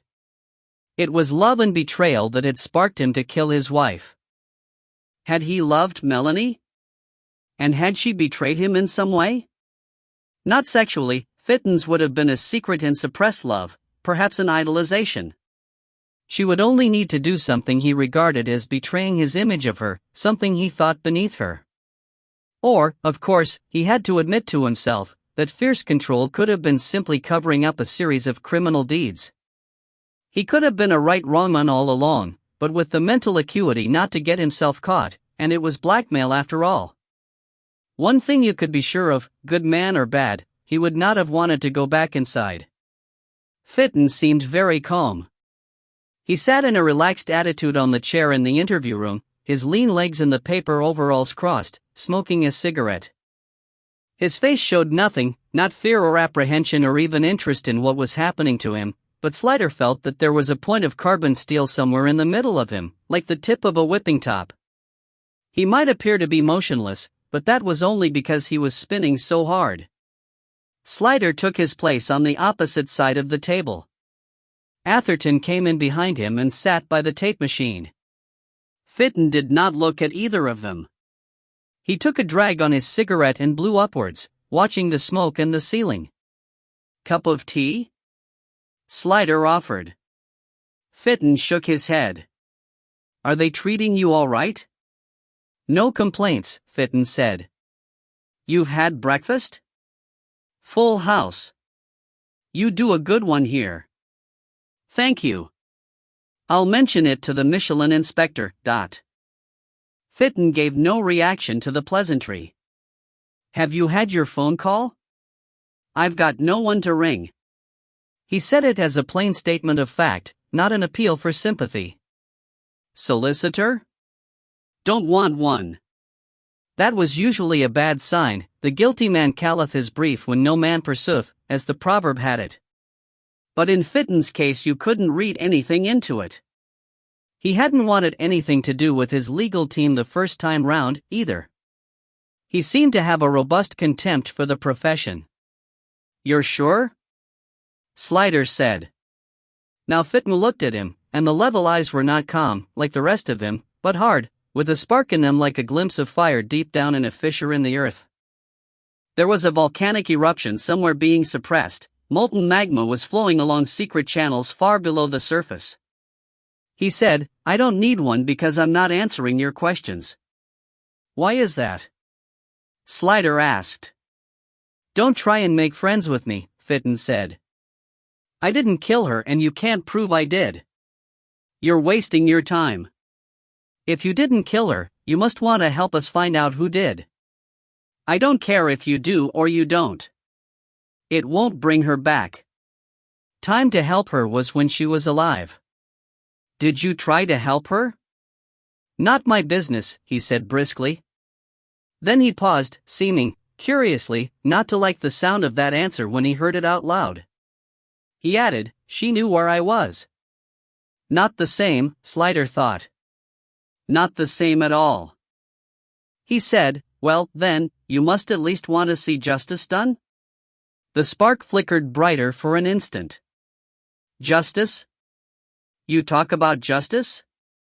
You're all in hock to the press, the lot of you. You only arrested me because the newspapers kept demanding why you didn't, and your PR department told your bosses they had to do something about it. Bad press is the only thing that matters to you bloody lot these days. The press could get the Home Secretary and the Commissioner the sack if they put up a campaign against M. So the shove goes in, all the way down the line until it ends up with you. And you just have to do as you're told, whether you like it or not. So you pull me in because I've got a record. You call that justice? You've obviously thought about it a lot, Slider said evenly. Had a lot of time for thinking, didn't I? He turned his head away again, drawing on his cigarette. Do you think justice was not done in your own case? Do you feel aggrieved about that? Not much good at this psychological bollocks, are you? He inquired of the air. I killed my wife. I never denied it. I was punished. I never complained about that. But justice had nothing to do with it. It was retribution. He finished the cigarette and stubbed it out in the tinfoil ashtray on the table. In what way was justice not done, then? He looked at Slider with a sad shake of the head like a teacher dealing with a very thick pupil. It's called the justice system. That's just its name. Don't get sucked in by fancy language. Crime and punishment, that's all it is. I killed my wife. That's against the law. I was punished. End of. Very well, then, don't you want the person who killed Melanie to be punished? Not interested. I'll have that cup of tea, now. 2 sugars. Slider sighed inwardly, and nodded to Atherton. Depriving him of tea or cigarettes was not going to make any difference to a tough nut like this. But he had proved he liked to talk. The only chance was to build an atmosphere where he would sound off on his pet themes and perhaps let something slip. While Atherton was at the door, talking to the constable outside, Fitton looked at Slider with a marked drop in attitude and asked, How's Marty? We took him to Melanie's parents. Who took him? That girl you sent round? The Irish one, Yes. She said he seemed happy to be there. I hope they treat him right. Why wouldn't they? He looked at Slider thoughtfully for a moment, and then said, You know as much as I do. You work it out. Slider tried, You're fond of him? Marty? I like all dogs. They don't mess you around. They can't lie to you. I'm glad that Pillock Scott didn't take him back. He doesn't deserve a nice dog like Marty. Did you have a dog when you were a kid? Fitton eyed him sidelong. I said, don't try to make friends with me. I don't like lies, and pretending is lying. You're not interested in me. You just want to get enough on me to charge me so you can get your pat on the back from the bosses. It's all political with you coppers nowadays. I'm not like that, Slider said, mildly but with truth. I saw her body. You say you hate lies, well, I hate waste. And no one had the right to take her life away from her. People take other people's lives away all the time, not by killing them, but by crushing their spirit, brutalizing them, denying them education, chances, bottling them up in a ghetto of ignorance and hopelessness. They're as good as dead. A life like that is worse than death. Slider couldn't decide whether this was a deeply felt socio-political view or simply smoke being blown in his eyes to keep him from asking any more pertinent questions. Long-winded discourse was a funny way of not answering, he thought, and he was glad other arrestees didn't resort to it. Policing was exhausting enough as it was without being lectured into the bargain. The tea came. Fitton blew on it, sipped it, put it down, asked for another cigarette. He was the king of the custody suite, his attitude said. I've done time for murder, this is kiddie league stuff in comparison. Slider decided to go for specifics. You gave us the impression that you knew Melanie only casually. But in fact you knew her quite well. You went out for drinks with her quite often. Why didn't you tell us about that? That's my business. No, it's ours now. Everything about everyone who knew her is our business. That's your bad luck, then. I'm not answering your questions. If you're innocent, why not? Because I don't have to tell my business to anyone. Crap, Slider thought. You know, don't you, that murder always leaves forensic traces, which we will find. Sooner or later, the truth will come out. Why don't you make it easier on yourself? You chose the hard line the first time round, and where did that get you? There may be mitigating circumstances that can be taken into account. There may. Don't make me laugh, Fitton interrupted, with no laughter anywhere in sight. Mitigating circumstances. If you charge me, I'm back inside for the rest of my kip. They'll throw away the key.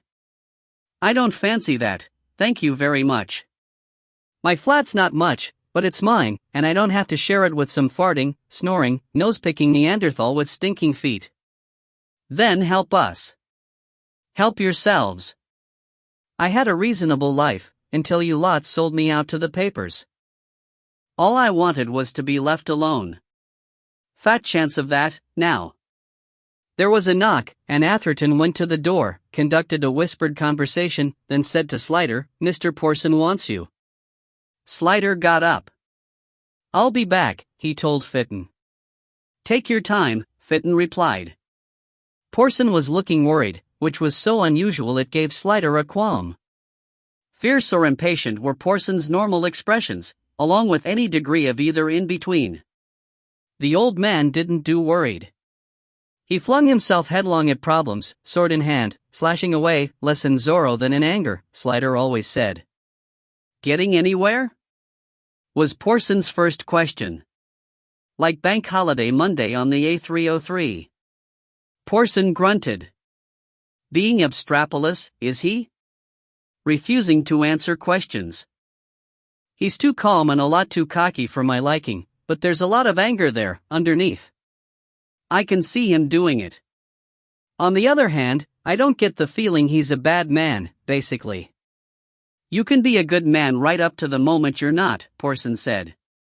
But I had a phone call this morning that complicates matters. Oh joy, Slider thought. My life was too simple. There was just no challenge. In fact, it's chucked a bit of a spaniel in the works, Porson went on. It was from the director of Stamford House. Stamford House, the secure home for violent young offenders. They had forgotten about that, Slider thought. Or had put it to one side, rather. Don't tell me they had someone over the wall on Friday? Slider asked. We didn't think this looked like something one of them would have done, hiding the body and so on. They'd have had to have a car too. No, it's nothing like that, Porson interrupted. No, it was about Fitton. He picked up a rubber band from his desk and stretched it round his fingers. He knows him, you see. Personally? Or in a professional capacity? Slider asked. Porson began stretching and easing the rubber band. Slider took a surreptitious half-step backwards. He could see it flying off Porson's fingers. Both. You see, it turns out he's been helping over there, with the kids. Fitton has? Porson nodded unhappily.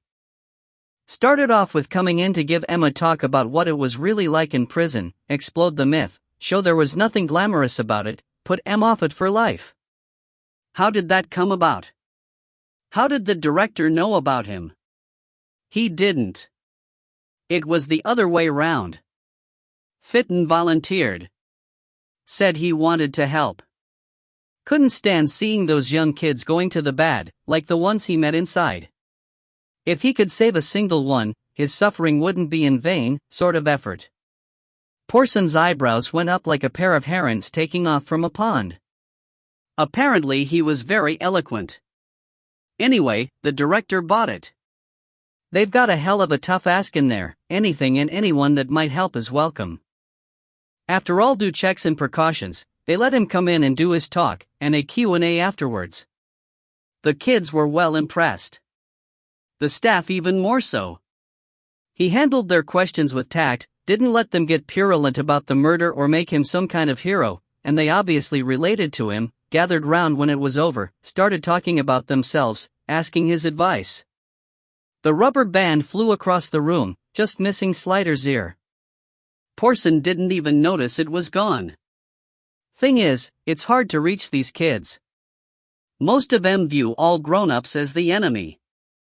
They desperately need guidance but won't let themselves take it. So someone who could talk to Em, who they'd talk to, is worth his weight. He shrugged. He's been going in a couple of times a week, taking groups sometimes, talking to individuals other times. Advice, information, sometimes just a shoulder to cry on. Doing good work, apparently, good results. Some real little nut jobs have calmed down a lot. So when it said in the papers we'd arrested him, well, the director was agog, the staff were up in arms. As far as they're concerned, he was from the planet Krypton. Couldn't do wrong. Porson raised sorrowful eyes to Slider's. He was in there Friday. All afternoon. Ah, said Slider. He told us he was out, but wouldn't say where. Said it was his business. So, said Porson. It wasn't much, but his expression was eloquent. They were silent a moment. It doesn't necessarily follow, Slider began. No, but it's a hell of a good indicator, said Porson. It'd look good in court. Stand up on its own like a pair of soldier's socks. He had good character the last time, Slider pointed out. Last time he never denied it. Put his hand up right off. I think we got to tread careful. Don't want the press saying we're hounding a man who's doing his best to pay his debt to society. They're the ones doing the hounding.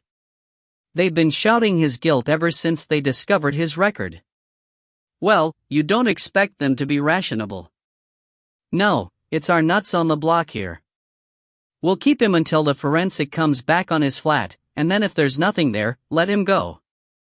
I still think he's tasty, but without evidence. He won't be able to go anywhere. Everyone in the country knows his face now. And Slider experienced a pang of sympathy for Fitton, which really annoyed him. He went back to the interview room feeling distinctly narked. Why didn't you tell us about your work at Stamford House? He asked, trying not to show it.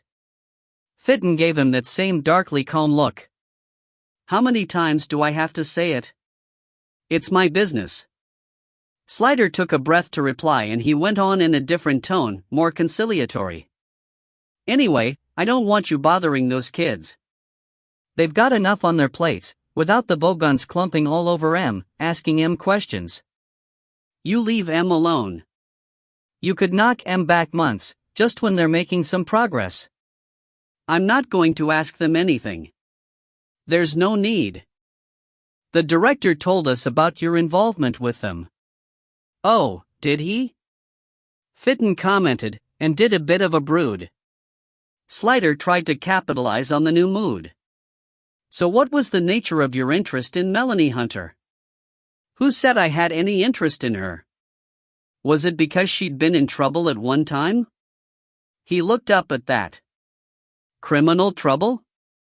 No, not that. But she'd been a bad girl, and pulled herself round. That must have taken courage. Was that why you admired her? I didn't know she had, he said slowly, staring at some inner landscape. But I guessed there was something. There's a sort of look about girls who've been through the mill. She never said anything to me, he added sharply. And I wouldn't ask. But I told your girl, the Irish one, there was more to Mel than met the eye. She was in some kind of trouble, but she never told me. So why did you go for drinks with her? To try to help her? Did she see you as some kind of father figure? He was seeing the edge of a scenario he really didn't want to contemplate, in which Fitton, driven to megalomania by his success with disturbed children, felt obliged to put the girl out of her misery, another crime which was no crime in his eyes, like the justice delivered to his erring wife. No one came out of prison after 15 years entirely sane. Fitton was silent a long moment, and Slider didn't think he was going to answer. Then he said quite abruptly, she wanted to help me. Help you do what? With the kids.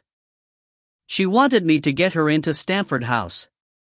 I told her it was way too dangerous. Those kids may be under 16, but they're violent criminals. She thought she could help some of the girls. I see now, if you say she'd been there herself, why she thought that. But she had no idea. It wasn't on. Still, she kept asking, and even when she stopped asking, she liked to ask me about what I'd been doing and how they were getting on, the ones I was mentoring.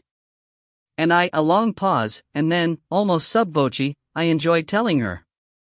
Yes, Slider could see that.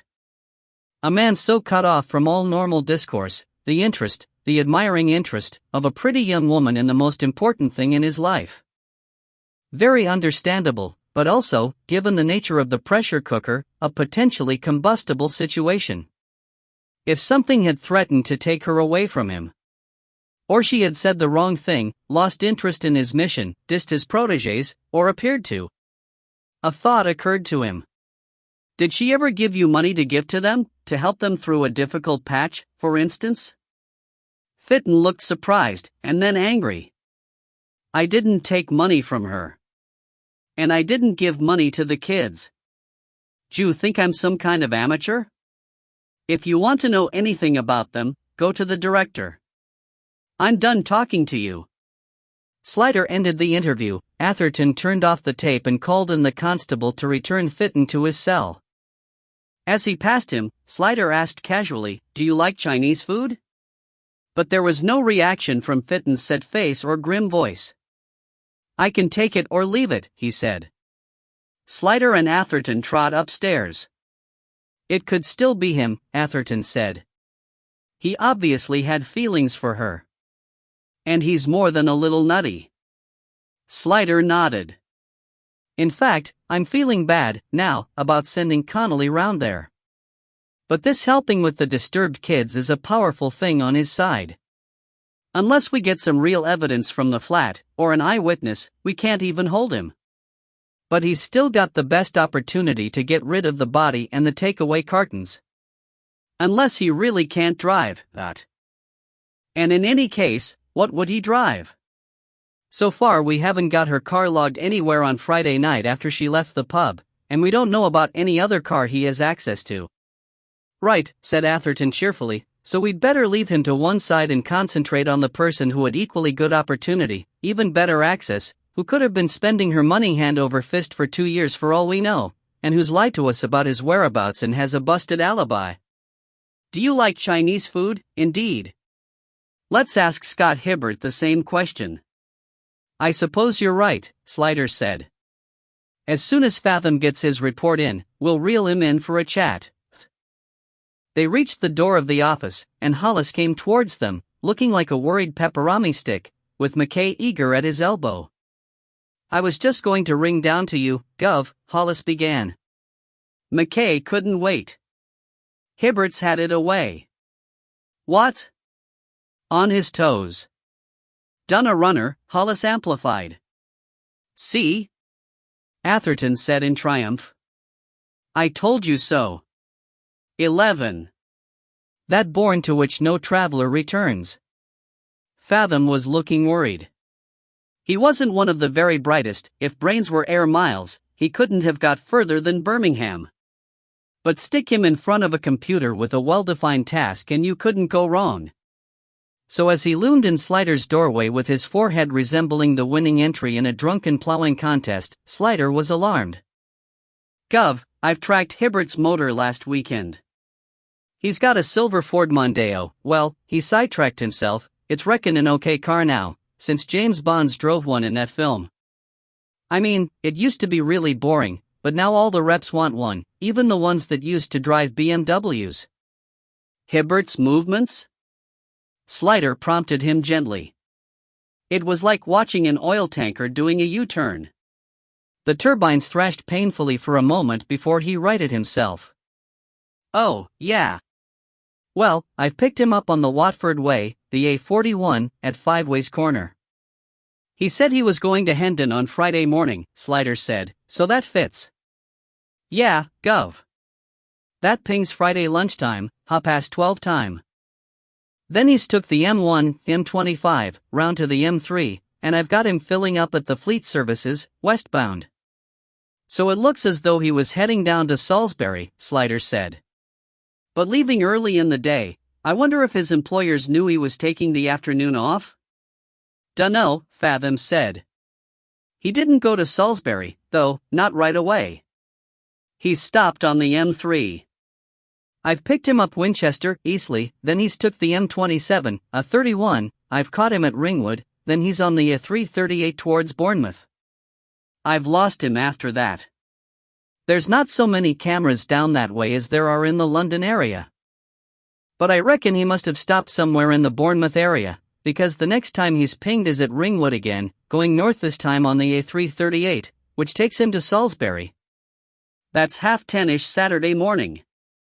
Which looks like heading for the 11 o'clock wedding, Slider said. Yeah, Gov, Fathom said, with an anxious look. So how did he get from Bournemouth to Shepherd's Bush to Murder Hunter without getting pinged? Slider glanced at the paper in his hand.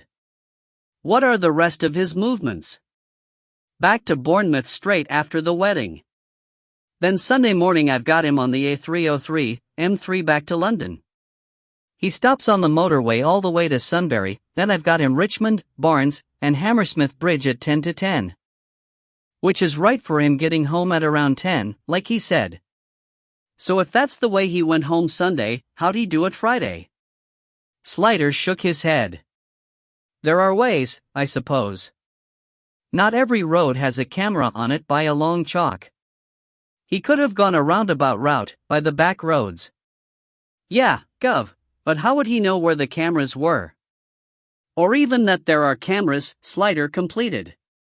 Few people did, and even if they knew, or suspected, driving habits were so ingrained it was hard for them to keep the idea in mind when going from A to B.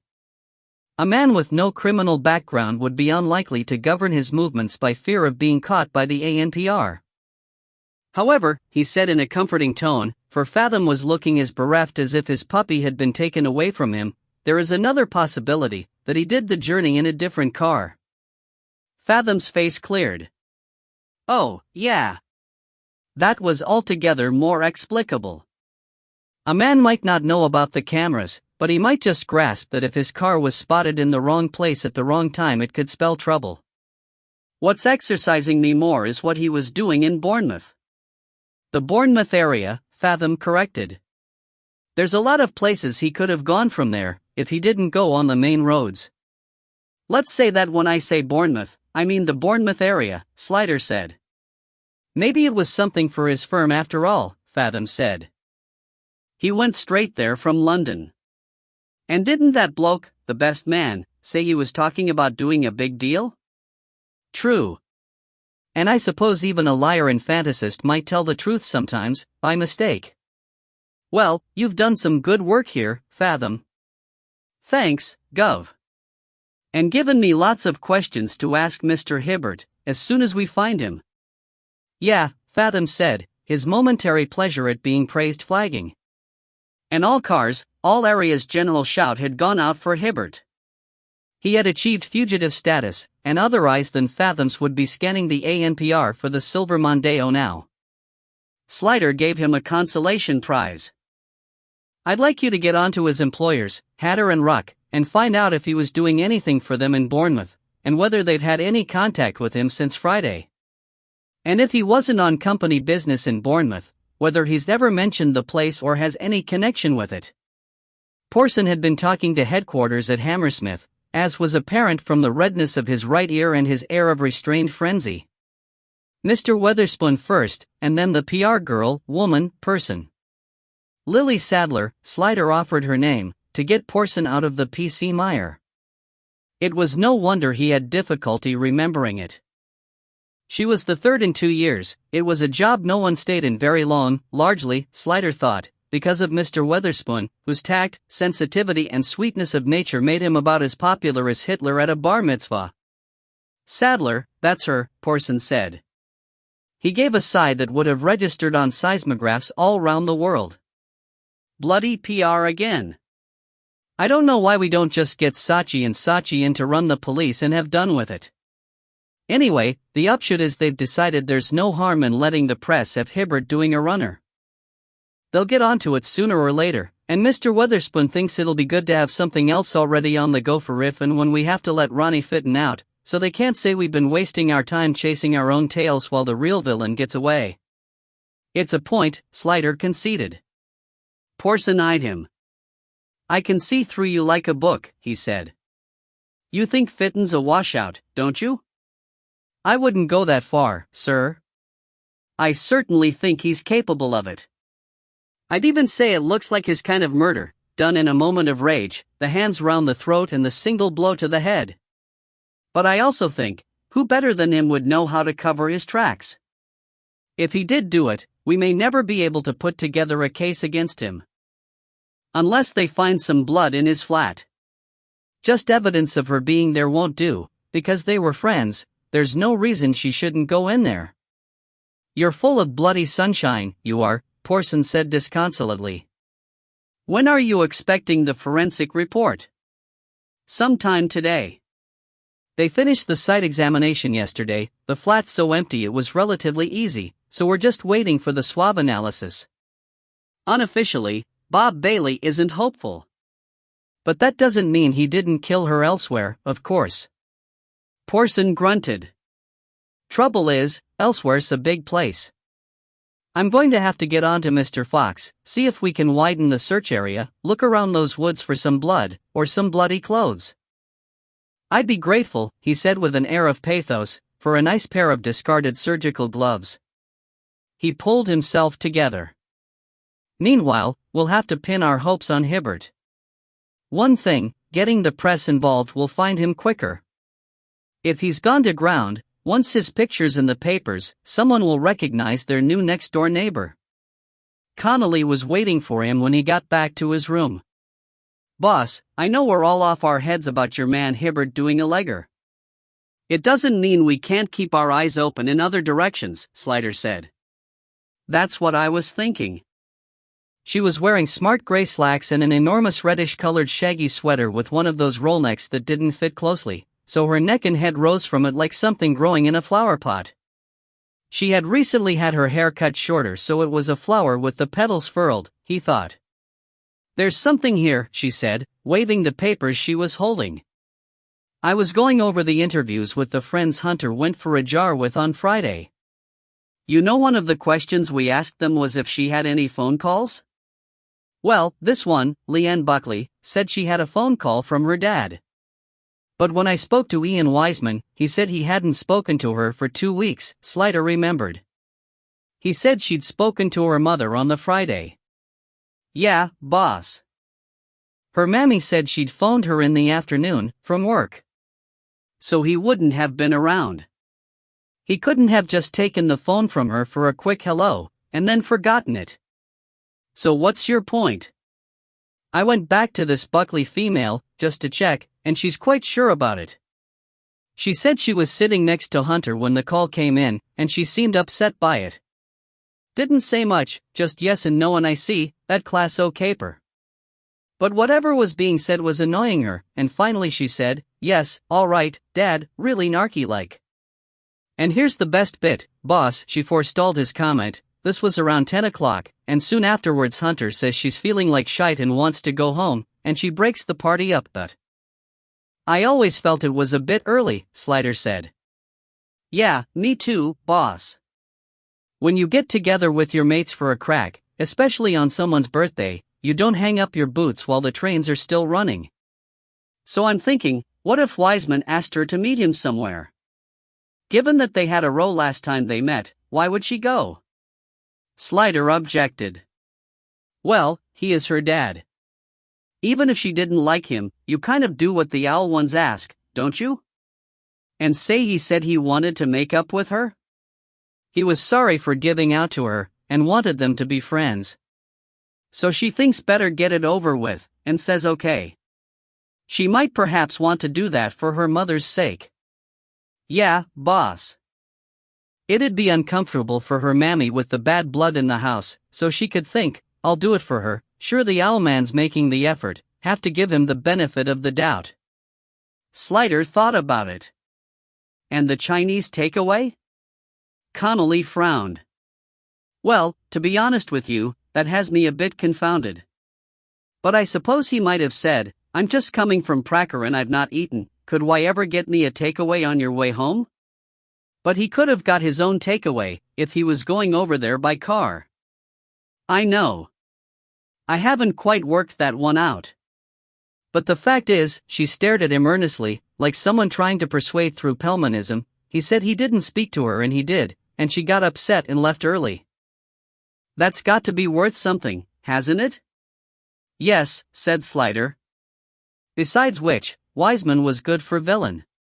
Quite apart from his being her stepfather, most murders were done by someone close to the victim. There was his disposition, his disapproval of Melanie, the fact that he had rode with her in the recent past, and hit her, his daughter Bethany's evidence that he spoke contemptuously of Melanie's mother, though of course what children said always had to be taken with a pinch of salt. And his conflicting testimony about his alibi. He told me he got home in time to watch television with his wife before going to bed, but Mrs. Wiseman told you he got home late, after she was in bed, he said. But if he went to see Melanie after Footer, and ended up killing her, that would account for it, Slider finished for her. He thought for a moment. "All right, this is how we'll do it. You find out what you can, discreetly, about the football practice, where, how long, when it finished. See if you can get hold of some of the kids to ask. I'd sooner not go to the school authorities yet, they'd be bound to refer it to him and I don't want to spook him if he is guilty, or have a lawsuit brought down on us if he isn't. And try and find out if he was accustomed to go for a drink anywhere after school or after practice. You can find out a lot more about a person in a pub than anywhere else." "Right, boss," Connolly said. "Leave it to me.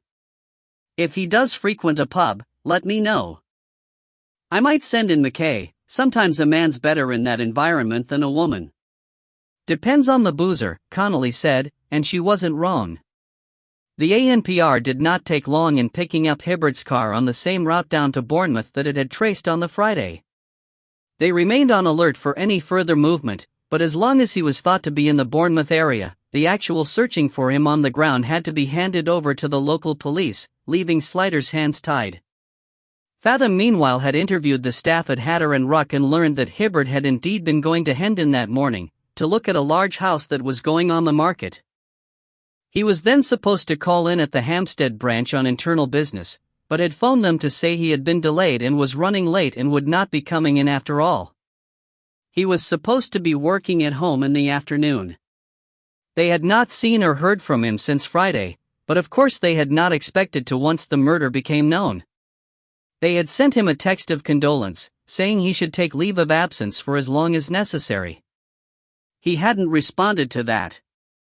It had been quite awkward because he had some papers with him which they needed, and they'd had to do a lot of the work again, but you couldn't go bothering someone at a time like that, asking them for documents, could you, As far as they knew, he had no business down in Bournemouth, and had certainly not told anyone that he was going there. They had a branch in Dorchester that dealt with Bournemouth and all places west. In any case, it would not go through Knightsbridge, unless it were something very big, like a major development, which would require the services of their specialist commercial section. Scott Hibbert was not involved in commercial property. He was purely residential. They had no complaints about his work. He had so far proved reliable. And he was quite well thought of. They didn't rave about him, Fathom reported. They're a right nobby lot in there, real Eton and Oxford types, with posh accents, and I kind of got the impression they thought he was all right for a chav, know what I mean? This bird Belinda said something about him I didn't catch, and the others kind of smirked behind their hands. He looked indignant. And him just widowed and everything. Though I suppose, he added, in fairness, that they probably don't reckon he deserves so much sympathy, now he's scarpered. Connolly was reliving some of her worst nightmares. Though she had been a moderately sporty child, and had enjoyed gymnastics, tennis and some athletics, she had hated outdoor team games, especially muddy ones. The agonies of school hockey were burnt into her memory. The mist of a chilly winter afternoon with the sky going pink behind the bare trees, the pitch frozen harder than iron, the grass frosted to cutting sharpness, the encroaching numbness of feet, the blue and crimson knees and knuckles, the breath smoking, the way the voices bounced on the winter-hard air, echoing like a swimming pool, the agonizing, bone-deep pain of a whack on the shin, the way cuts wouldn't even bleed until you got back in the pub and started to thaw out, the maddening, burning itch of reviving skin. This wasn't hockey, but soccer, but all the other elements were there. Still, it was a job to be done. She hunched deep into her coat, woolly hat on head, muffler wound round her neck and chin, and watched the poor Egypts running up and down with blue noses, steaming like horses into the icy air. There were 2 matches going on 2 pitches, 1 big guys and 1 medium. A lot of kids and a handful of adults were scattered around the touchlines watching. She didn't feel she stuck out too much. The referee in one match was a short, bandy-legged older guy, scurrying about with a whistle in his mouth. In the other, supervising the bigger guy's game, a young man, tall, hunky and fit, in shorts and a dark blue rugby shirt, was a bit of a ride. She idled along towards where a group of girls was sitting on a couple of benches watching the senior game. She strolled casually behind them and paused, listening to their chatter. 2 of them on the farther bench had their heads together and were texting and giggling in tight, breathless bursts. The other 3, on the nearer bench, their hands in their pockets, their jaws moving ruminatively like cows round their chewing gum, were having a she said, and then I said, so she said kind of conversation. She took them to be about 14. She moved slightly, coming forward at the end of the bench so that she was in their sightline. They all looked at her and then away without interest, which was good. One of the boys on the pitch went down to a tackle. To a combined groan from the onlookers, the whistle was blown, and the righty feller ran over to adjudicate, disappearing into a small knot of vehemence as both teams protested. "You're rubbish, Jackson!" one of the girls shouted, and they all giggled. "Sanchez never even touched him." "God, I wouldn't be them," Connolly commented. "That ground's hard. And why do they make Em wear shorts on a day like this?" The one who had shouted, who had so many freckles it looked like a skin disease, said, "Where there's no sense, there's no feeling," and they exchanged sly grins. "D'you go to this school?" Connolly asked. Yeah, said Freckles, and rolled her eyes at the others. Read the uniform, dork, said the gesture. We wouldn't be sitting here if we didn't, said the smaller, darker one with curls. Oh, I dunno, said the third, podgy and fair, with the sort of pink face that always looks sticky, and shiny lips as if she'd been eating boiled sweets. She threw a glance at the boys playing, and they all giggled. The view's not bad. Yeah, some of 'em are well fit, said Curly. Except for Jackson, said Freckles. Remember that time his shorts come off and he wasn't wearing any underpants? I bet you all laughed like drains, Connolly said. Poor guy. What are you, his mother? Freckles said, with routine rudeness. It was not a question. They all watched for a moment, then Connolly asked, Did you see the game last Friday, Dut? What game? Podgy asked, blowing out and snapping her gum like a professional. Here, after school. Oh, I thought you meant on telly, she said, losing interest. Thursday, you mean, said Curly. Thursday nights after school. Oh, I thought it was Fridays. Nah, Freckles said scornfully. The teachers wouldn't stay late on a Friday night. They all bugger off home as fast as they can, soon as 3:30 comes. Don't blame 'em, said Podgy. Get enough of this dump the rest of the time. Oh, look, there's Freya, said Curly, looking along the line at another group of girls. Let's go and see if she's got any fags, said Freckles, and they all got up and hurried away, hunching together like a many-legged single entity, whispering and giggling. Apart from the fag remark, which Connolly guessed was a show-off for her benefit, they had shown her so little interest she was sure she and her questions would be forgotten within seconds. That was the beauty of that age. And grown-ups asked stupid questions all the time, so you got used to it. Connolly moved to a different part of the touchline, watching the good-looking teacher so intently that at one point, when he ran near her, he glanced over and met her eyes. She smiled, and he gave a brief half-smile in response, earning Connolly a bitter look from two sixth-form girls huddled together and presumably on the same mission.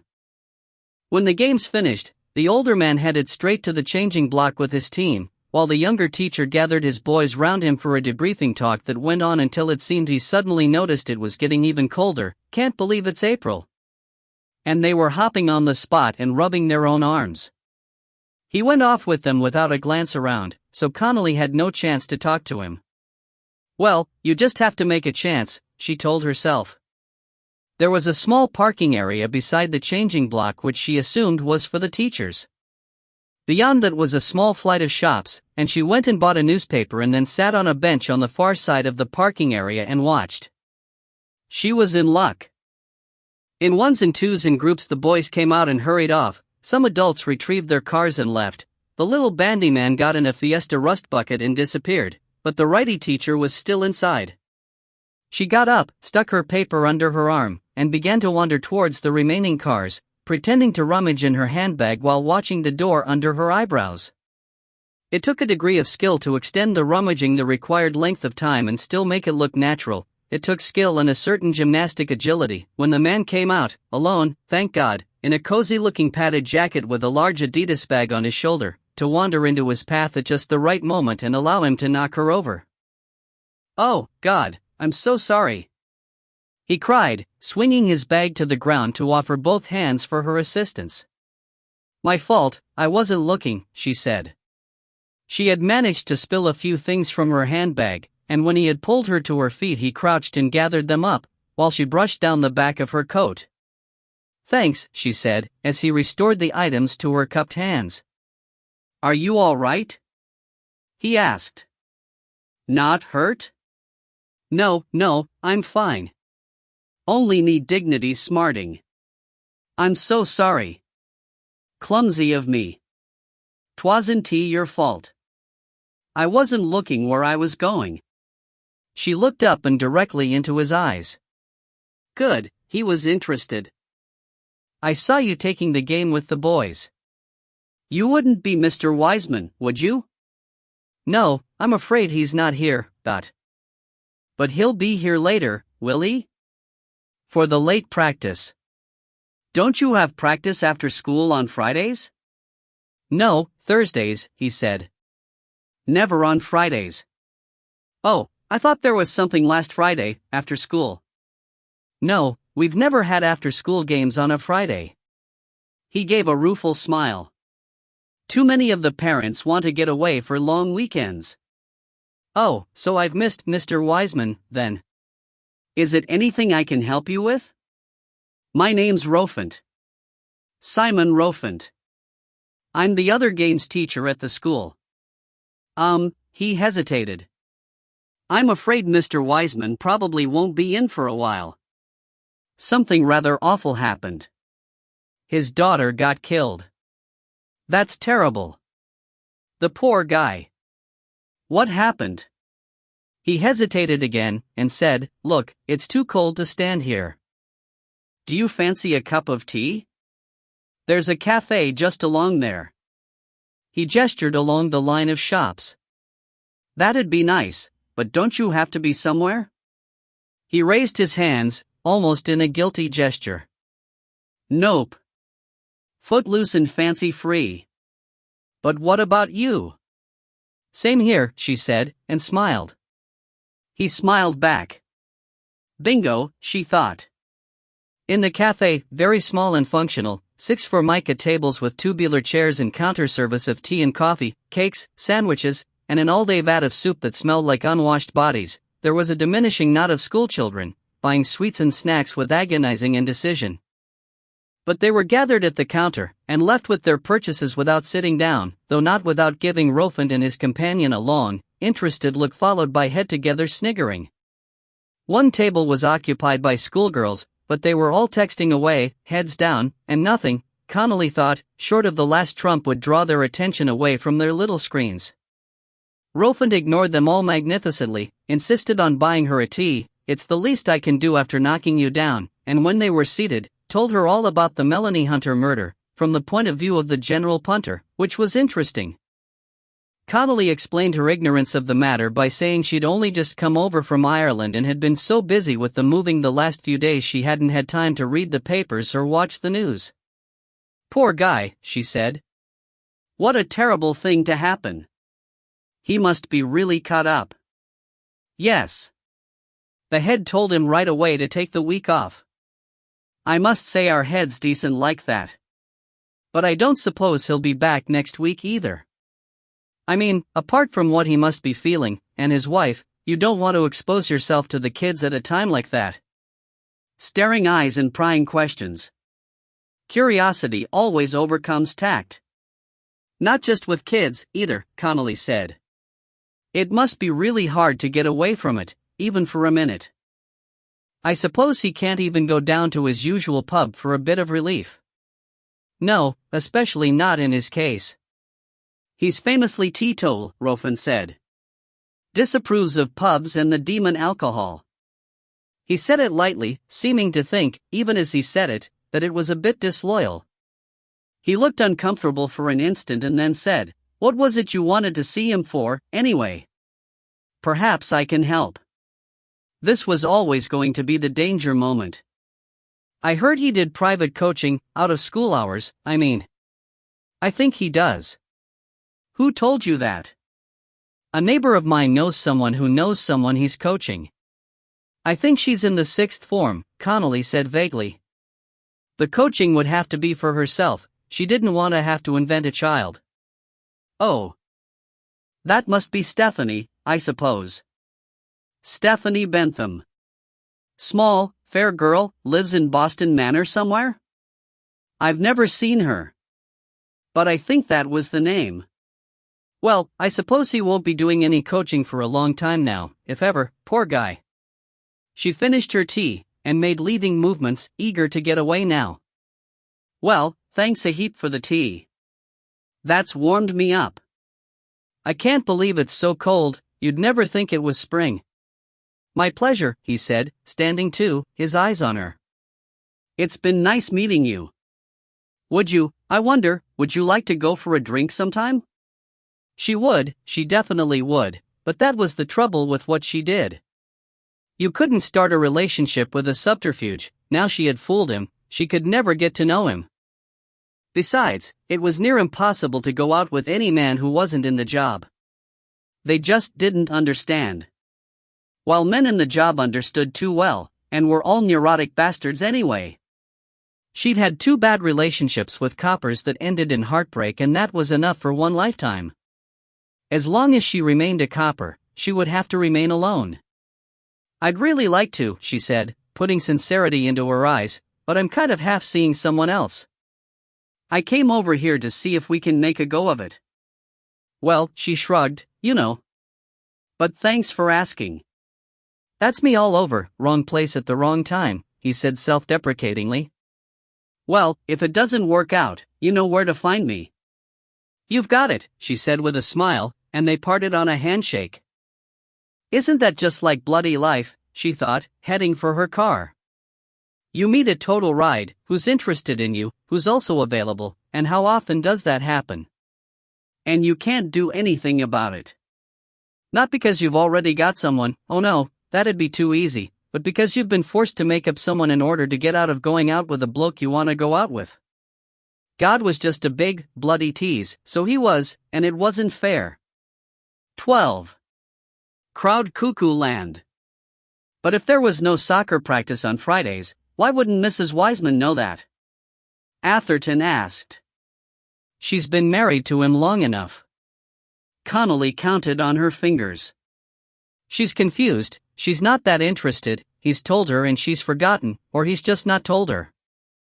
You don't get the feeling there's much communication in that marriage. I'm off out, dear. All right, dear. And she sees he's got his bag with him, so she thinks, oh, he's off to football. Sure, she's not going to say, where the hell have you been? When he comes in, not her, not to a man like him. Yeah, said McLaren, who had been just waiting for her to finish this, which, to him, was the uninteresting part of the problem. But then where was he Friday evening? Even if it was him phoned Hunter at 10 o'clock and arranged a meet, he wasn't with her from after school till then. He wasn't where he said he was, Atherton replied, and that's enough for us. Maybe he was driving about, working himself up into a rage, or planning how he was going to do it, but maybe he was doing private coaching, Connolly felt obliged to offer. But then why would he lie to his wife about it? We don't know he lied. She's not that bright or on the ball. She maybe just got the wrong end of the stick. Or like I said, he never told her and she just assumed. Well, said Slider, we'll have to ask. He shook his head. 2 suspects with stupid, easy-to-bust alibis. They weren't stupid alibis as long as no one checked, Atherton said. They were very good, solid as the Bank of England alibis. A stag night and a soccer match, dozens of witnesses to prove you were there. Much better than Fitton's I was alone at home all evening, but right up to the point when it wasn't. What's the world coming to, when villains can't even be bothered to construct a decently professional lie? Slider complained. What about Fitton, Gov? Hollis asked. The forensic report had come back negative, no traces of blood or tissue in the flat, on any of the objects confiscated, or down the plug holes or in the drains. Nothing to say Melanie Hunter had been murdered on the premises. There had been no large sums of cash knocking about, and Fitton's bank account showed nothing but his benefits going in each month and coming out week by week, so nothing to suggest blackmail. That was not to say he could not have killed her outside the house, or indeed have hidden money elsewhere, but you could only go on what you had evidence for. We let him go, Slider said. And keep an eye on him. Release him later tonight, when it's quieter around the house. Ironic, isn't it? Atherton said. Fortunately, we've got another suspect to take attention away from him. Unfortunately, they both live in the same house. There'll be plenty in the papers tomorrow about Hibbert. They'll have had time to do their homework. Let's hope all the attention will flush him out, Slider said. Meanwhile, we keep our eye on Fitton. And there's going to be a fingertip search of the woods as soon as it gets light tomorrow, in the hope that, if she wasn't killed at home, she was killed there, and there's something to find. And what about Wiseman, boss? Connolly asked. We bring him in and ask him some questions. I'll talk to Mr. Porson about it now. I think it would be nice to take him late tonight, give him a night in the cells to unsettle him, and have a go at him in the morning when he's had time to think about the error of his ways. And while he's in here, one of you can go and offer his wife a shoulder to cry on, see what comes out. And the kid, Connolly added. Bethany. That won't have you mortified, the language on her, but she has a useful habit of eavesdropping. You never know what she's found out about her dad. It turned out to be an exciting night, not only with the arrest of Ian Wiseman, who was not pleased about it and made his feelings known as vocally as a cat on the way to the vets, but because late that evening the Bournemouth police found Scott Hibbert. What was it, a tip-off? Slider asked. He had not been home yet.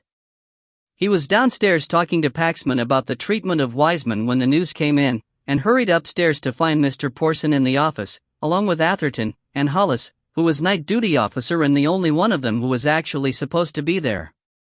Better than that, Porson said. The woman he was lying low with gave him up. She sneaked in the kitchen while he was watching telly and told Em to come and get him. They went straight round there. Found him in his underpants. I wonder why they didn't think of looking there first. Slider murmured. Atherton shot him a look. He shouldn't, he really shouldn't. Fortunately Porson didn't catch it. He was too full of the wonder of Hibbert. He was watching himself on telly, the dipstick. On the 24-hour news. No wonder she wanted rid of him. He burst into tears, apparently, when the Bournemouth plot came in. Anyway, they're wrapping him up and sending him over to us right away. They've got the woman in, giving her statement, pending our decision whether we want her banged up for obstruction or not. We'll want to question her, won't we? Slider said. Got to think of the practicosities, Porson said. We can't clutter up our cells with all these bodies at the same time. You've already got Wiseman, Hibbert's coming, Fitton's going, it's getting like a murderer's convention in there. Anyway, I want you to have a crack at Hibbert tonight, while he's off balance. Yes, sir, but I'd still like to get the woman's side of it while it's fresh. He turned to Atherton. You'd better get down there and interview her first thing tomorrow. I'll have to have a word with Bournemouth, then, grease the whales, Porson said, and stumped off to his own room. Why are you here, anyway? Slider asked Atherton when they were alone. Haven't you got a home to go to? Emily's in Ireland, covering the Euro crisis, he admitted. I didn't fancy going home to an empty house. Blimey, he did have it bad, Slider thought. Atherton had always been the cat who walked alone, now he was so much a part of the Jim and Emily combo, the house didn't feel right without her. I wouldn't have thought the house would feel empty with those hooligan cats of yours, he said. Not the same, Atherton replied. A cat doesn't keep you warm at night. Well, it does, but you can't cuddle a cat. Well, you can, but... I get the picture, Slider said hastily. He didn't like to think where that litany was going. Hadn't you better go back for a bit of shut-eye before Bournemouth? I'd sooner see how Hibbert turns out, said Atherton. But in the end, they didn't get to have a crack at Hibbert, because he was in too bad a state when he arrived. He had been in tears all the way up, according to the stone-faced Dorset coppers accompanying him, and as soon as he walked in from the dark to the brightly lit station he started shaking, and rapidly got so bad they had to get the surgeon in to give him a tranquilizer. After that he got a lot happier, but it was impossible to interview him properly. His responses had slowed down so much it was going to take them most of the night to process him, so Slider gave it up until the morning. Get the woman's end of it first, then we can tackle him tomorrow from a position of strength. Tomorrow's getting to be quite a day, Atherton said as they trod out into the darkness. Today, now, Slider said. So between Hibbert and Wiseman, which do you fancy more? Atherton asked. Or is it still Fitton? I don't know. There's something to be said for all of them. All of them? You mean some kind of murder on the Orient Express scenario? Each of them, then, if you must be pedantic. Why are people who are just trying to be accurate always called pedantic? Beats me. God, I'm hungry. Fancy going for a curry? Atherton suggested. I know one that's still open. At this time of night? You're so young. All right for you, Atherton grumbled. You've got a nice warm wife at home, who'll probably leap out of bed and cook you bacon and eggs. All I've got is the sound of my own broken sobbing. Oh, go on then, Slider said. As it happened, he felt wide awake and didn't want to go home yet. And it was ages since he'd had a curry. This marriage lark certainly put paid to a lot of the old social habits. We can talk some things through. Good. There's a question that's really been bugging me, Atherton said as they turned towards the Uxbridge Road. What? Who on earth thought of putting an S in the word lisp? In the end, Atherton didn't go to bed. It probably wasn't a good idea to try to sleep on a substantial curry anyway, and he thought he might as well get the journey down to Bournemouth done in the early hours when the roads were quiet. So he had a shower, shave and change of clothes, played for half an hour with the cats, who were querulous about not having seen anyone all day, and was down in Bournemouth well before breakfast time. The first thing he learned at the station was that the woman, Valerie Proctor, was no longer there. She insisted on going home, said the duty officer, one Kevin Bone. She'd come involuntarily, so we couldn't stop her unless we arrested her, and we didn't want to do that, because she'd have clammed up right away and asked for a brief. She's a bit of a stroppy cow, and I reckon you'll get more out of her if you don't rile her. She's at home now? Atherton asked. How do you know she won't do a runner? In her mind she's got nothing to run from. She's turned him in, she's the good guy, said Bone. Anyway, we've got a uniform on her door. To protect her from the press, we told her, but it cuts both ways, o' course. Excellent, said Atherton. Well, if she's safely confined, I've got time to read the reports and have breakfast before I go over. We do a cracking bacon sarnie up in the canteen, said Bone. A female uniformed officer, Hewlett, drove Atherton to the house and would sit in with him at the interview. You don't want to take chances with this one, Bone had said. You think she'll jump me? Atherton had asked. I know I'm generally considered irresistible, but... Bone, of course, did not know Atherton, and his way of talking was evidently unfamiliar down in Dorset. He had given him a very odd look, cleared his throat, and said carefully, she's the sort who might make an accusation against you, so you'd better have a woman PC with you, for safety's sake. Thanks, Atherton had said, chastened. No more jokes for you, my boy, he had ordered his overactive brain. But in the car, Hewlett, who was evidently a brighter spark, wafted her hand about in the air after driving for a few minutes and said, Phew. Are you planning to gas her and get her to confess while she's under the influence? 'Cause I have to tell you, that's against the rules. Right, is it? Atherton said with a grin. 800 on a Geiger counter, at least, she said. Evacuate the reactor building without delay. Sorry. I don't mind. I love curry. But she might claim it was cruel and unusual. There's some Trebors in the glove in front of you. Better suck a couple.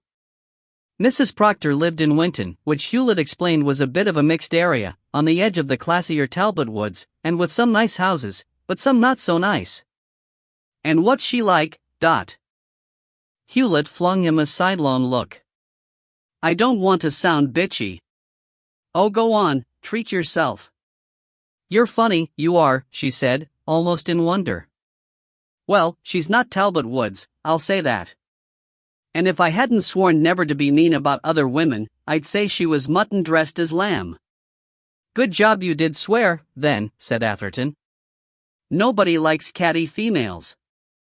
The house, when they came to it, was a meanly proportioned, yellow brick modern one in a small estate of identical raw new buildings, each functionally square, with the sort of porch tacked on that was a flat concrete canopy supported at the front by two metal poles from which the paint was already peeling. Each house stood at the back of a small unfenced front garden which was half unsuccessful grass and half hard standing for a car.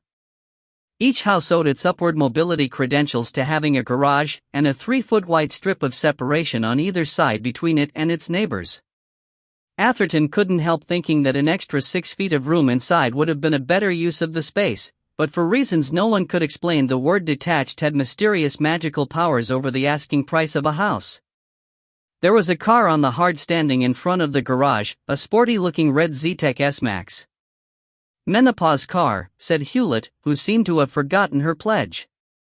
Atherton made a note of the number and made a quick call to Hollis, to have it ANPR'd. Then they went in. Atherton's first thought was that if Mrs. Proctor hadn't turned Hibbert in, he probably would have surrendered himself in a short time. The inside of the house was decorated with so much exuberant bad taste he thought for a minute he had wandered into a traveler wedding.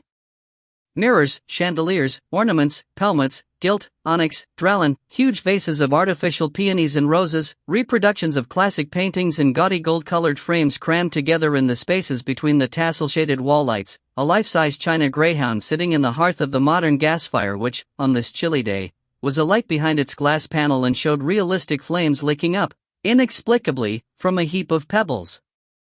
There was so much bling and so many conflicting patterns. Within seconds he was getting an ice cream headache.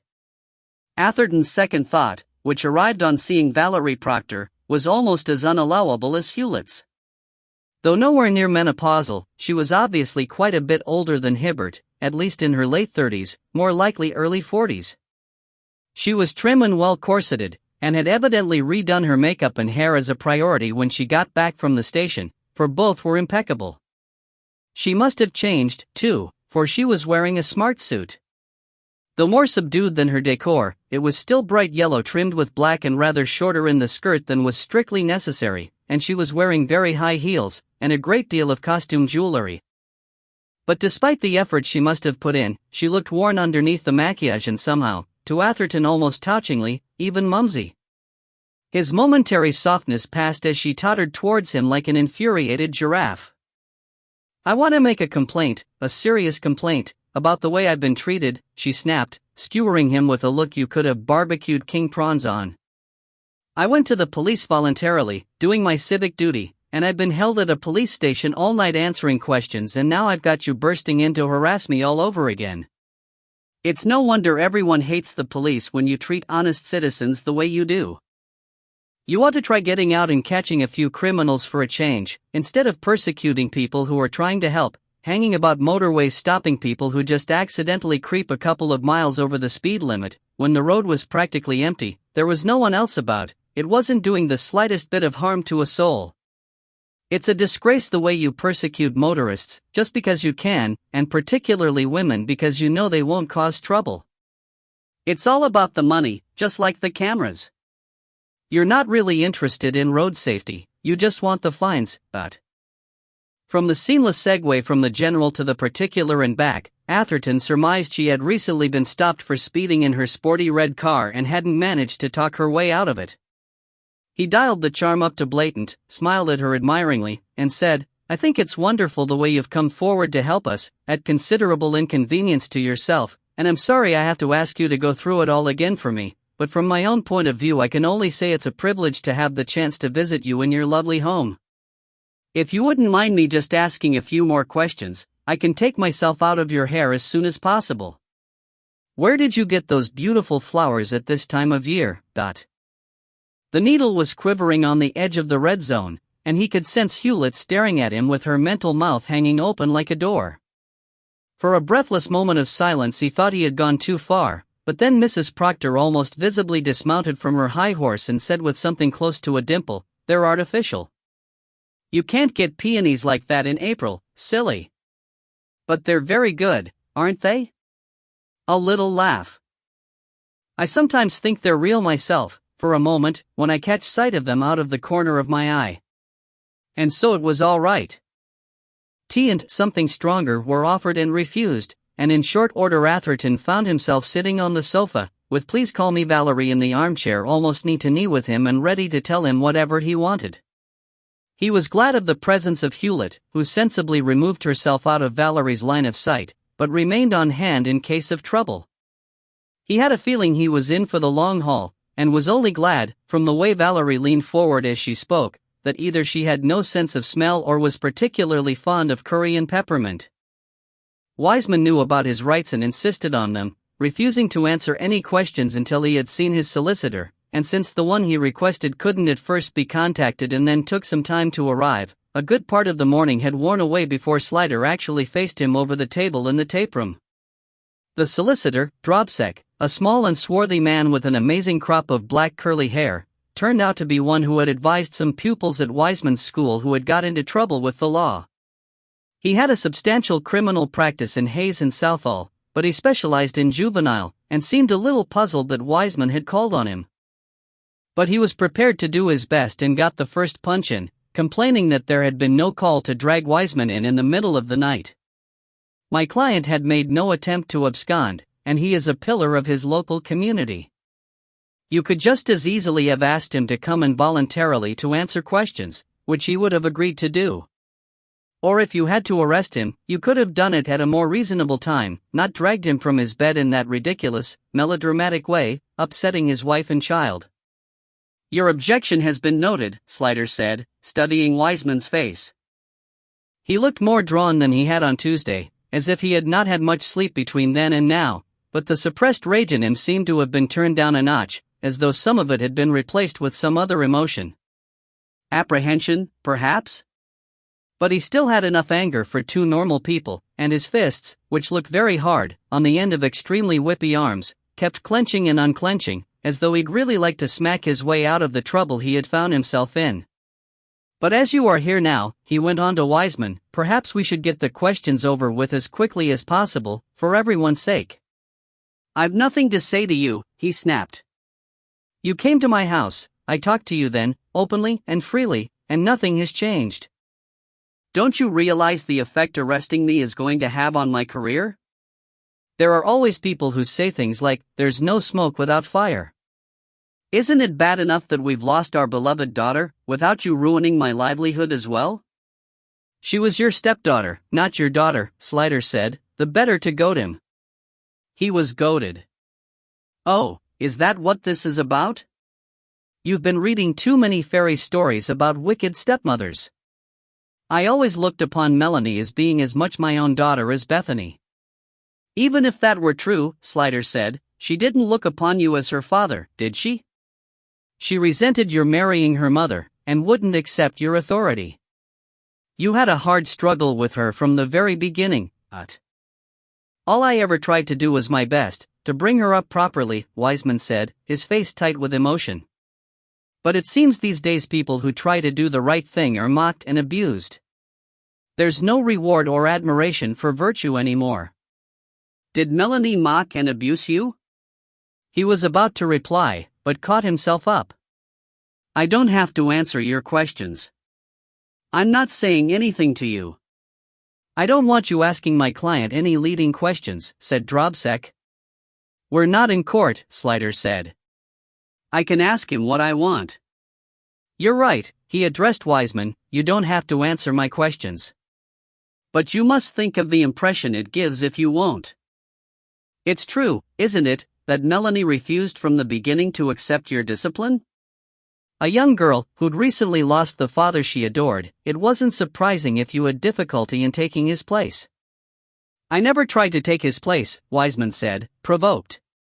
He was a lazy, shiftless, work-fshy, spendthrift waster, and the world was better off without him. Rachel Hunter in particular was better off without him. You were a much more satisfactory husband, one who knew his duty towards his wife and family." Wiseman looked put out, as if he couldn't be sure praise really was praise and suspected a trap. "The facts speak for themselves," he said stiffly. "I've supported my wife and the girls properly through my own efforts right from the beginning, So it must have been extra frustrating when you found you couldn't guide Melanie along the right paths for her own good." Wiseman glanced uncertainly at Dropsek, who gave a small shrug, indicating that there was nothing wrong with the question. "I did my best," was all he said. "And when she defied all your attempts to guide her, she got into trouble, and you were the one who had to bail her out of it." "I don't want to talk about that," he said through rigid lips. "It's all in the past." "Unfortunately, all of Melanie's life is now in the past," Slider said, and saw the words give Wiseman a jolt. "Isn't it true that you have something of a hasty temper?" The fists clenched. "I do not," he began angrily, and then controlled himself with an effort. "I won't answer any more questions." "And that you have hit both Bethany and Melanie on more than one occasion?"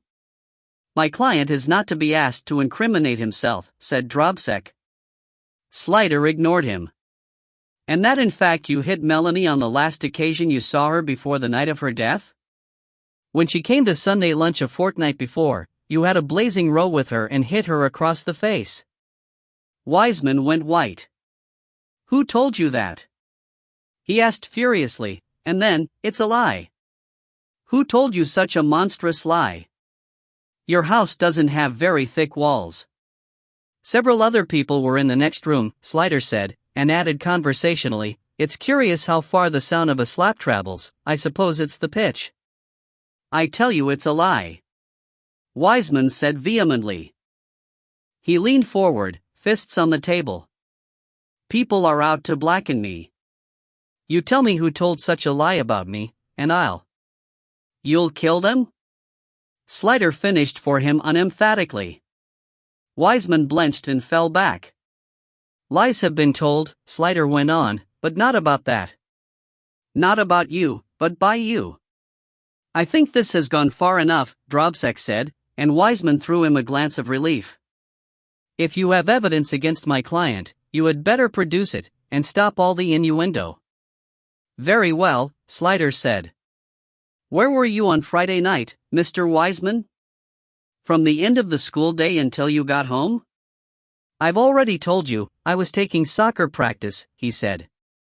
"And there's the lie," Slider said calmly. "From your lips, before witnesses, and on tape. There was no soccer practice on Friday. There never is soccer or any other game after school on Fridays. The teachers are always in a hurry to get home." He blinked. He began. He looked at Dropsek. Dropsek shrugged. "Better clear it up," he said. "Otherwise it does look bad." "It wasn't an official school practice," Wiseman said, thinking hard. "It's a scratch team, local kids, I help out. We meet every Friday after school. Keeps them out of trouble. It's a sort of voluntary work I do, to help the community. A thing I do out of the kindness of my heart.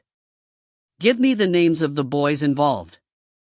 I can't remember." "Give me one name." No answer. "You can't remember the name of a single boy? Even though you see them every Friday, . I'm under a lot of stress at the moment. I can't think clearly when I'm being attacked like this." "I'm not attacking you. I'm trying to get at the facts. How long did this football practice go on?" Slider asked. He must have sensed the trap. "I don't remember. We play until they've had enough. It goes on longer than a school practice would." "As much as 2 hours?" 3? "Easily that. They're very keen." "And where did you go afterwards?" "Home, of course." "So you'd have been home by, 7:30? "At the latest. School comes out at 3:30. It would hardly have gone on longer than 4 hours." Wiseman stared, his eyes desperately trying to strip meaning out of Slider's face. 7:30? "Would you say you got home by then, ? And Wiseman said, in a strangled voice, "Yes." "And there's another lie," Slider said. "Your wife said you weren't home until late, until after she went to bed. Something like 11:30. "She wouldn't know," he cried. "She's confused. She's thinking of another night. She never knows what day it is anyway. You can't take her word for it. Woolly-minded. Hopeless. You can't rely on her for anything.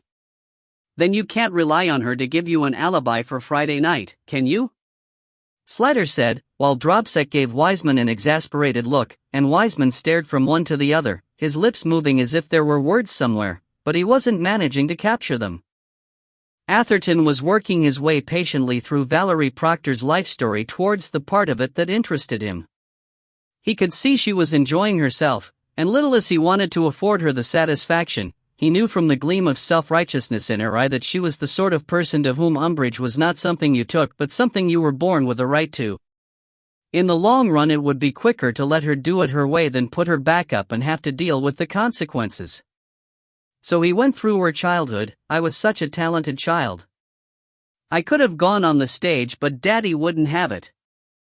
I sing, and play the piano, and her marriage to Proctor, my maiden name, Critchfield, was a much better one, and a proper Dorset name, but Steve insisted I change, and once you have it's too much hassle to change back, and the divorce. I hope I'm a fair-minded person, but I'm sure I put more into this house than ever he did, so why should he have it, just to make a pigsty out of it, the way he did everything? She told him how she had gone into the estate agency business straight from school.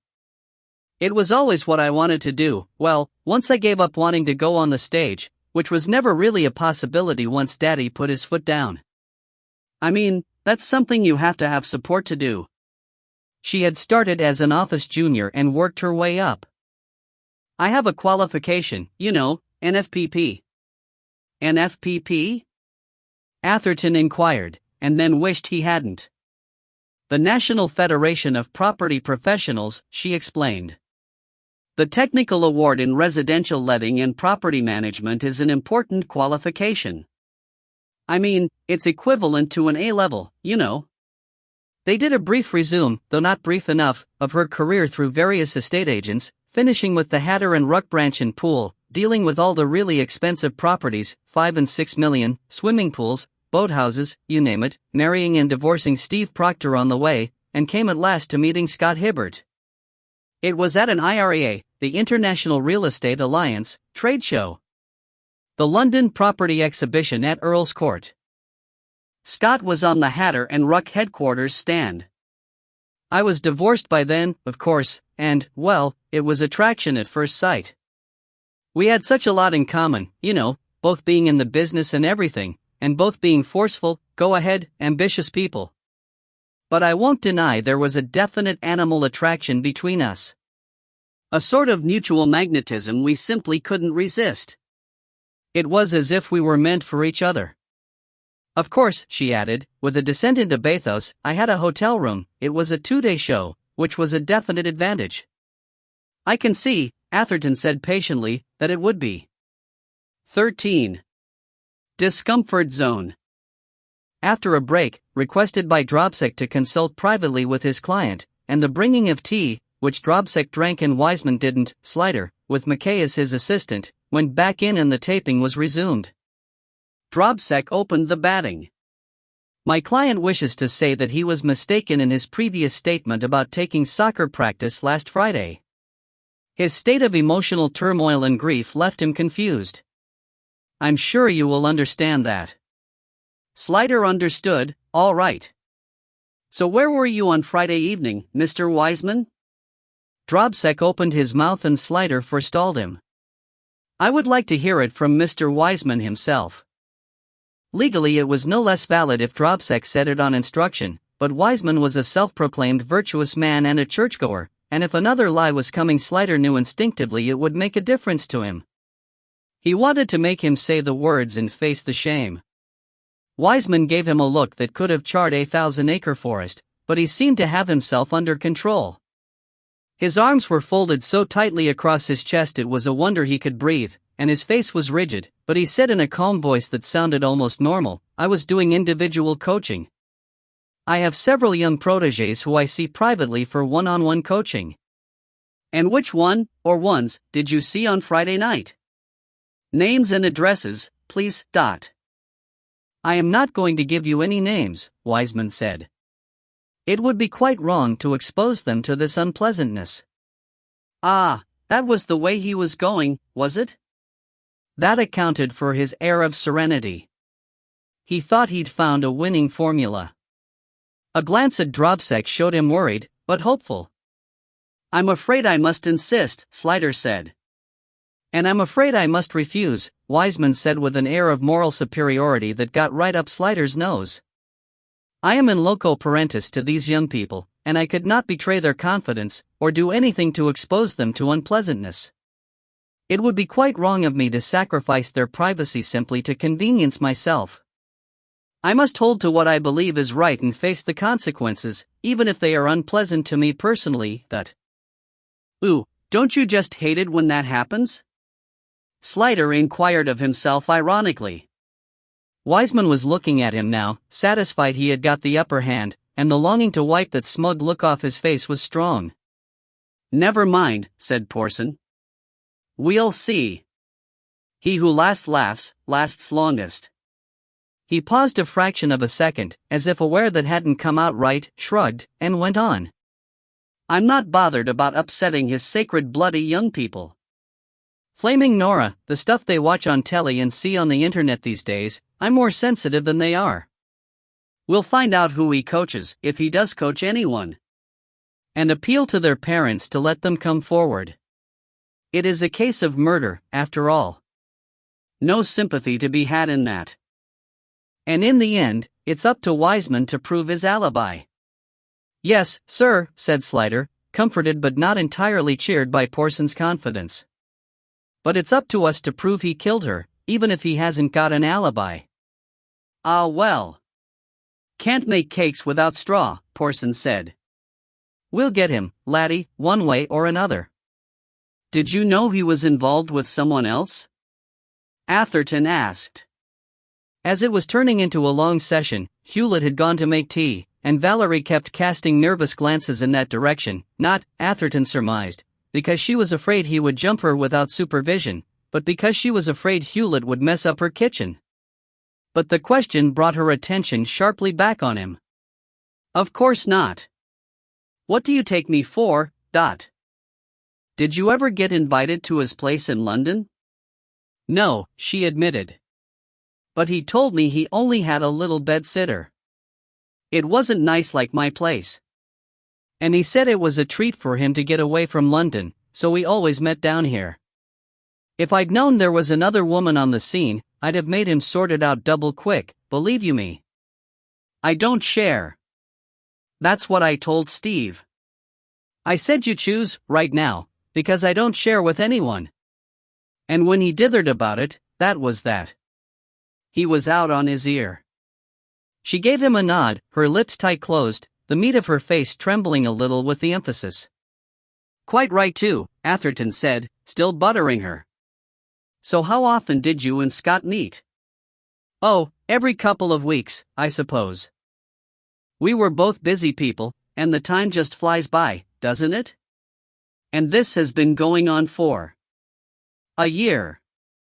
A bit over a year. The London property exhibition was February. And I read in the transcript of your statement last night that you had a business relationship with Scott, as well as a personal one." Surprisingly, she went red, visible even under the several layers of makeup. "We did, he did, there was..." She didn't seem to know how to phrase it. She looked at him appealingly, opening her eyes wide and leaning forward a fraction more. "Look, I'm not going to get into trouble, am I?" "It depends what you've done," Atherton said, but with an easy, I'm relaxed about minor infractions smile. "Only," she said, "I did come forward and turn him in. At considerable inconvenience, not to say danger, to myself, and if there was a bit of, let's say, irregularity about our business deal, well, no one was hurt by it. It goes on all the time, believe you me, but one's bosses can be a bit strict about it, well, they're bound to be, really, I suppose, but if everything was always done strictly by the book..." "I'm only interested in the murder," Atherton said. "Anything else that went on is not my business." She looked relieved. "So I don't need to tell you. Only, I wouldn't have said anything at the station, but I was flustered and it sort of slipped out. I said it wasn't my business, But I do need to know the exact nature of your relationship with Scott, so I'm afraid you will have to tell me what you and he were doing. It could have a profound effect on the case. She was not fetched by the waffle. Does that mean I'll have to stand up in court about it? She asked sharply. It probably won't come to that. Will you give me your word? He gave a stern look. I'm afraid I can't do that. You will have to do your duty, whatever that turns out to be. But I know a woman of your strength of character will meet that challenge head-on, with the same courage you've shown in your actions so far. She didn't quite buy it, tilting her head a little to one side and eyeing him speculatively, so he went on in a quiet, firm tone. Tell me what you and Scott were doing, besides your private relationship. She made up her mind. Well, it was just a matter of bringing client and vendor together and adjusting the price between them. Which is what we do all the time anyway, estate agents. Only, she sighed, when the circumstances were right, Scott would come in and convince the vendor to drop the price, and the purchaser would split the difference with us. It was a win-win situation, nobody was hurt. Except the vendor, Atherton suggested. Well, not really, because we'd do the sale privately so he wouldn't have to pay the agency its commission. Ah, said Atherton. Yes, he could see it all. The real victim was the agency, but as that was a company and not an individual, people like Valerie and Scott wouldn't regard harm to it as any harm at all. It came under the heading of making private calls from your company phone, stealing stationery from work, or adding a new carpet to the insurance claim, a victimless crime. Anyway, she went on, if the vendor looked likely to be difficult, I'd just stop them getting any other offers, so that I could tell them it was because the price was too high, and if they dropped it they'd be able to sell all right.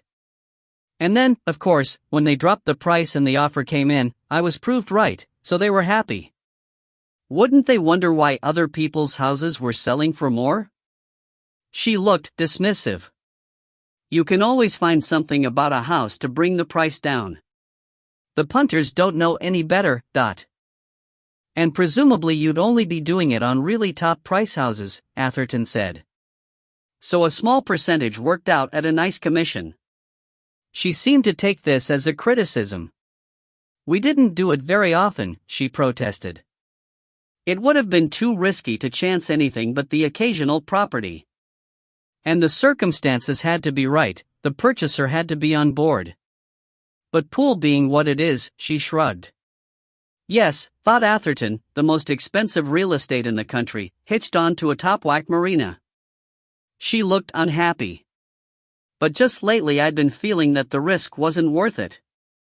I was on at Scott to stop while we were ahead, and for him to make the break with London, move down here. I wanted us to set up as independent estate agents. We had all the skills between us, and the contacts, and I couldn't see why Hatter and Ruck should get all the benefit from our hard work and expertise. With the money we'd already made we could cover setup costs, and there's plenty of scope for a new player in the field. Frankly, Hatter and Ruck are a bit stodgy and old-fashioned. I mean, they're okay for selling Georgian vicarages, but for the new sort of client that's coming into the market now, people with lots of cash money to spend, especially for the newer properties, places like Poole, and the luxury flats that are going up in Bournemouth. And Scott wasn't willing to go along with your plans? Atherton asked sympathetically. Oh, it wasn't that. But he wanted us to do one last job, a big one, make a big killing before we stopped. And I was a bit nervous about it. It was outside my comfort zone, if you want to know. But he said he'd be doing all the hard work and taking all the risk. Well, I didn't quite see it that way. But anyway, I said that if we were going to do something like that, he should make the break with London, he should move into my house, we should get married. She looked to see if he understood. You wanted some kind of assurance that you were in it together? Atherton said. She looked relieved. Yes, right. Well, even though we'd been going out for over a year, we didn't see all that much of each other, and I didn't feel I knew everything about him. Which proved to be true, she added bitterly, because when I said that about getting married, he told me about being involved with someone. Actually living with her. How did he explain that away? Atherton asked. He said it was all over between them before he met me. He said he'd been going to leave her for a long time, but she was very neurotic, and he had to pick the right moment because she might self-harm. He said she was anorexic and she'd been having psychiatric treatment, so he had to be careful. He promised he would sort it all out and we would get married, but he couldn't control the timing. Now she lifted to his face eyes that were haunted. I never knew, she said. I swear to you I never knew that he was going to kill her. That wasn't what I thought he meant. If I'd had any idea, I'd have gone straight to the police. That poor girl, she shuddered. But you'd seen in the papers and on television that she'd been murdered? I'd seen it, yes, but I wasn't that interested. I mean, there's always someone being murdered, isn't there? I don't read the gory stuff, I just skip over the headlines. And of course, I never knew her name, so I never connected it with Scott. Why would I? She appealed for forgiveness. He hadn't contacted you, then, since the weekend? Not to tell you she was missing or anything like that? No, I never heard from him, but that wasn't unusual. He wasn't a great one for talking on the phone. Usually I'd just get a call when he was planning to come down again.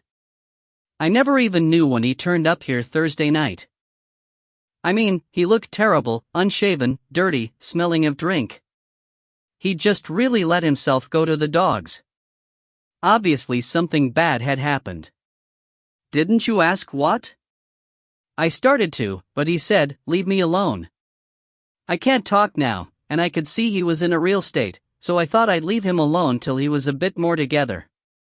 To be honest, I thought he'd finally broken up with this other woman and it had been a bit difficult, so I thought a bit of sympathy on my part would point up the contrast, Atherton supplied. She looked a little reproachful, but didn't contradict him.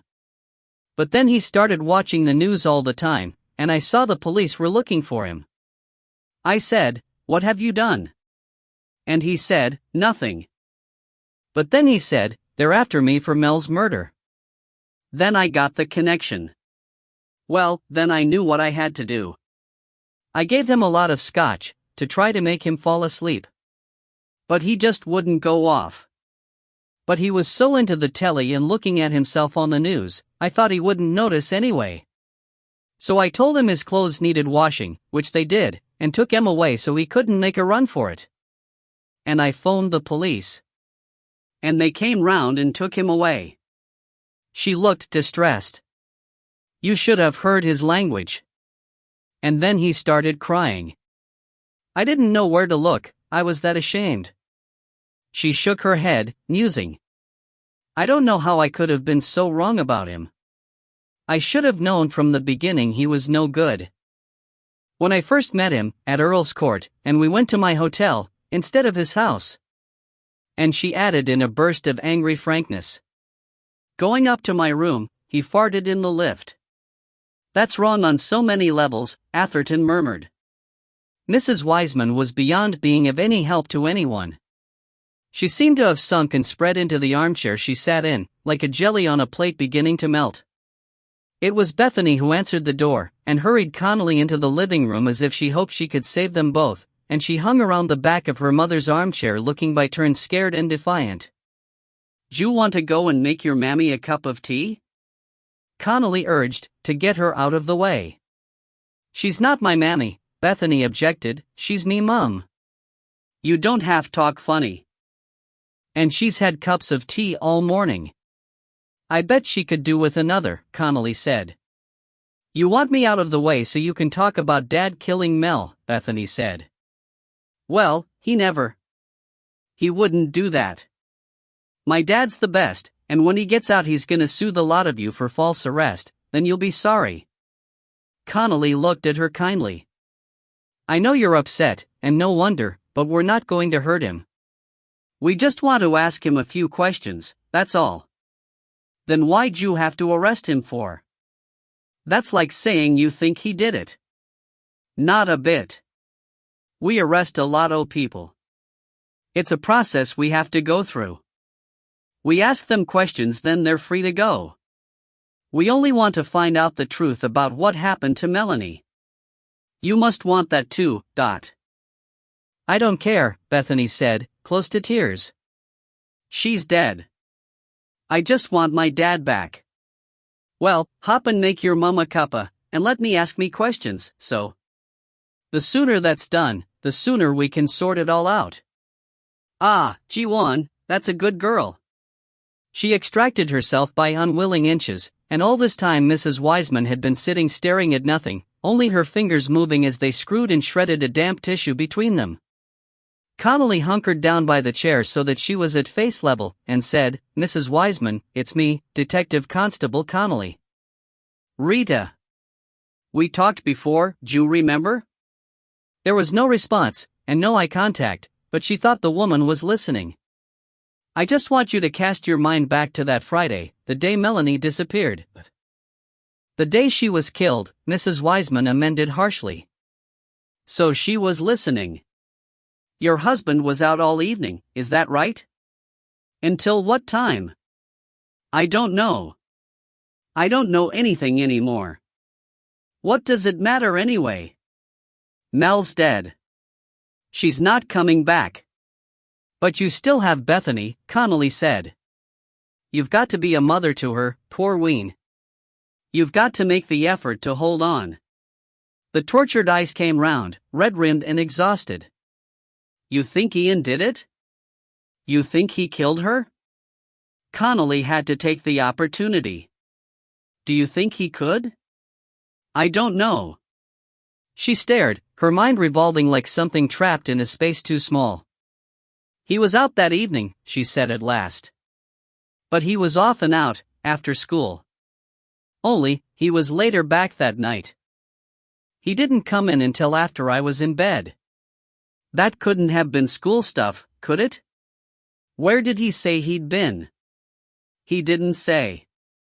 He didn't speak to me. I was in bed. I heard him come in and go straight to his bedroom. She shook her head wearily. We never talked about his work anymore.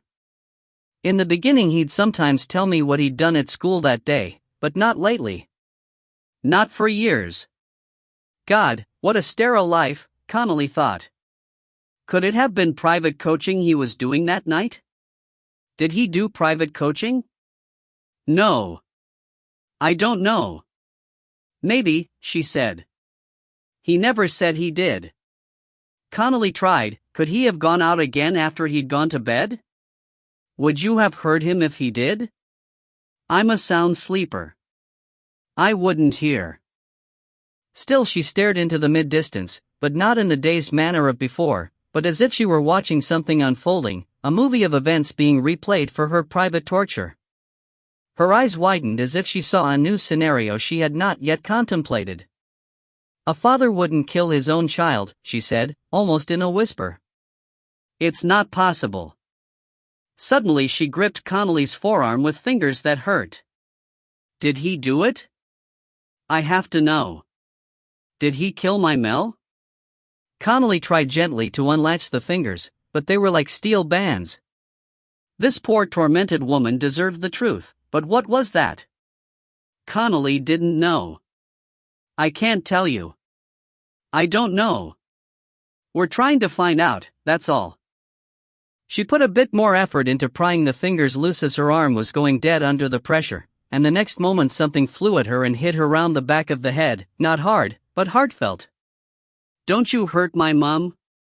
Bethany cried as Connolly, her arm released, fell awkwardly on her behind on the carpet. I'll kill you. Don't you touch her. I didn't hurt her, Connolly said, wondering whether to rub her arm or her head. It was only the rolled-up radio times she saw in the child's hand. If she'd come from the kitchen, lucky it wasn't a knife. Did homicide run in families? You get out. I knew I shouldn't leave her alone. You get out now. Bethany shouted, elevated above the childish by her furious defense of her stepmother. Connolly moved towards the door, with Bethany ushering her like a sheepdog. Connolly almost expected to have her heels nipped. At the front door she paused with her hand on the latch and said, "Bethany, we have to find out where your dad was, so that we can cross him off. There has to be someone who can say where he was. Only, he wasn't at soccer practice, you see. If you knew where he was, would you let him go?" she asked, suddenly sharp. "Yes, if we can find someone who can swear to it." "Did he have private pupils? You know, for sports coaching?" Bethany suddenly looked very young and frightened. "I don't want to get into trouble." "You won't, I promise." "But you won't tell Dad I told?" "No, pet, I won't." Bethany chewed her lip. "Only, my friend George's dad does some work in the evenings he doesn't want anyone to know about, 'cause of the taxman, and she says he'll go to prison if anyone finds out." "You have to tell the taxman everything you do, and he doesn't. So your dad is teaching private pupils in the evening, is he?" "I dunno. I think so." "Only, you won't tell him I told you? And you won't tell the taxman?" "Neither one nor t'other," Connolly swore solemnly. "How'd you know about it?" "I heard some sixth form boys at our school talking about someone seeing one of the teachers after school, and then one of them said my dad's name, and one of them said, 'He's working on her forehand grip,' and then they laughed. I don't know why, it wasn't funny." "No, Alana, it wasn't." "Is her name Stephanie? I don't know. I never heard. It was me Dad's name that made me listen." "He must be giving her tennis coaching." "Is that where your dad was on that Friday?" "I don't know." But this time, Georgia was in her mom's car coming home from her grand's, and they passed our car on the A40, and there was a girl sitting beside me Dad, like, older than me. He never looked round so he didn't see, but Georgia said it was definitely him but she didn't know the girl. And that was a Friday night. Did Georgia's mom see him and the girl? No. She was looking at the traffic lights, saying, "Don't change, you bastards, don't change." Dad doesn't let me say bastard. He says it's swearing. But Georgia says it isn't really, it just means someone you don't like, Well, you'd better not say it if your dad doesn't like it, Connolly said judiciously, glad the child had calmed down. She didn't like to leave her all alone with a whacked-out mum. "Would your mum's friend not come in and mind yez both?" she asked. "That Mrs. Sutton? She seemed nice." "She's all right," Bethany said listlessly, and then thought of something. "Would she cook us some dinner? We haven't had anything to eat today, except cornflakes, 'cause I can do those." "I bet she would," Connolly said with utmost sincerity. "Wait till I ask her. Number 48, isn't it?" She was eager to get away and track down Stephanie Bentham, but she could not in conscience leave this waif to cope alone. But she felt sure that Margie would be only too willing to get back on stage, and negotiations would take only as long as it took her to grab her handbag. Slider left Wiseman to stew for a bit, and went to see if Scott Hibbert was back from the land of the fairies. He looked terrible, and didn't smell any too good, either. Obviously his stay first at the hotel, and then at Valerie's, with no work to go to and nothing to take his mind off his sins, had sent him on a downward spiral, for he was sporting several days of beard and did not seem to have bathed for the same length of time. He was wearing a nasty pair of sweatpants and a zipped fleece top over a t-shirt, his hair was matted and his feet were shoved bare into a pair of battered-looking trainers that were adding something of the ripe gorgonzola to the olfactory mix in the cell. Slider looked at him through the wicket. His eyes were inflamed and rather crazed-looking, and he sniffed constantly and wiped his nose on his cuff. "Is he all right for interviewing?" he asked O'Flaherty, the sergeant on duty. "If why ask me," O'Flaherty said without sympathy, "him and reality's never been on first-name terms. But he's no worse than the average headbanger we get in here. Sure, you can talk to him if you think it'll help. The docs signed off on him, and he's about as able for it as he'll ever be. Tape room 1, Trot him along." "I'll be there in 5 minutes," Slider said, and went to collect Norma, so as to have fresh ears on the case. Hibbert scrambled to his feet as soon as Slider entered, and was gently pushed back down by Gostin, the uniform minding him. "Are you the boss around here?" Hibbert asked, his eyes flitting nervously to Swilly and back. "I want to talk to the boss." "I'm the investigating officer," Slider said, and introduced himself and Swilly. "Are they treating you all right?"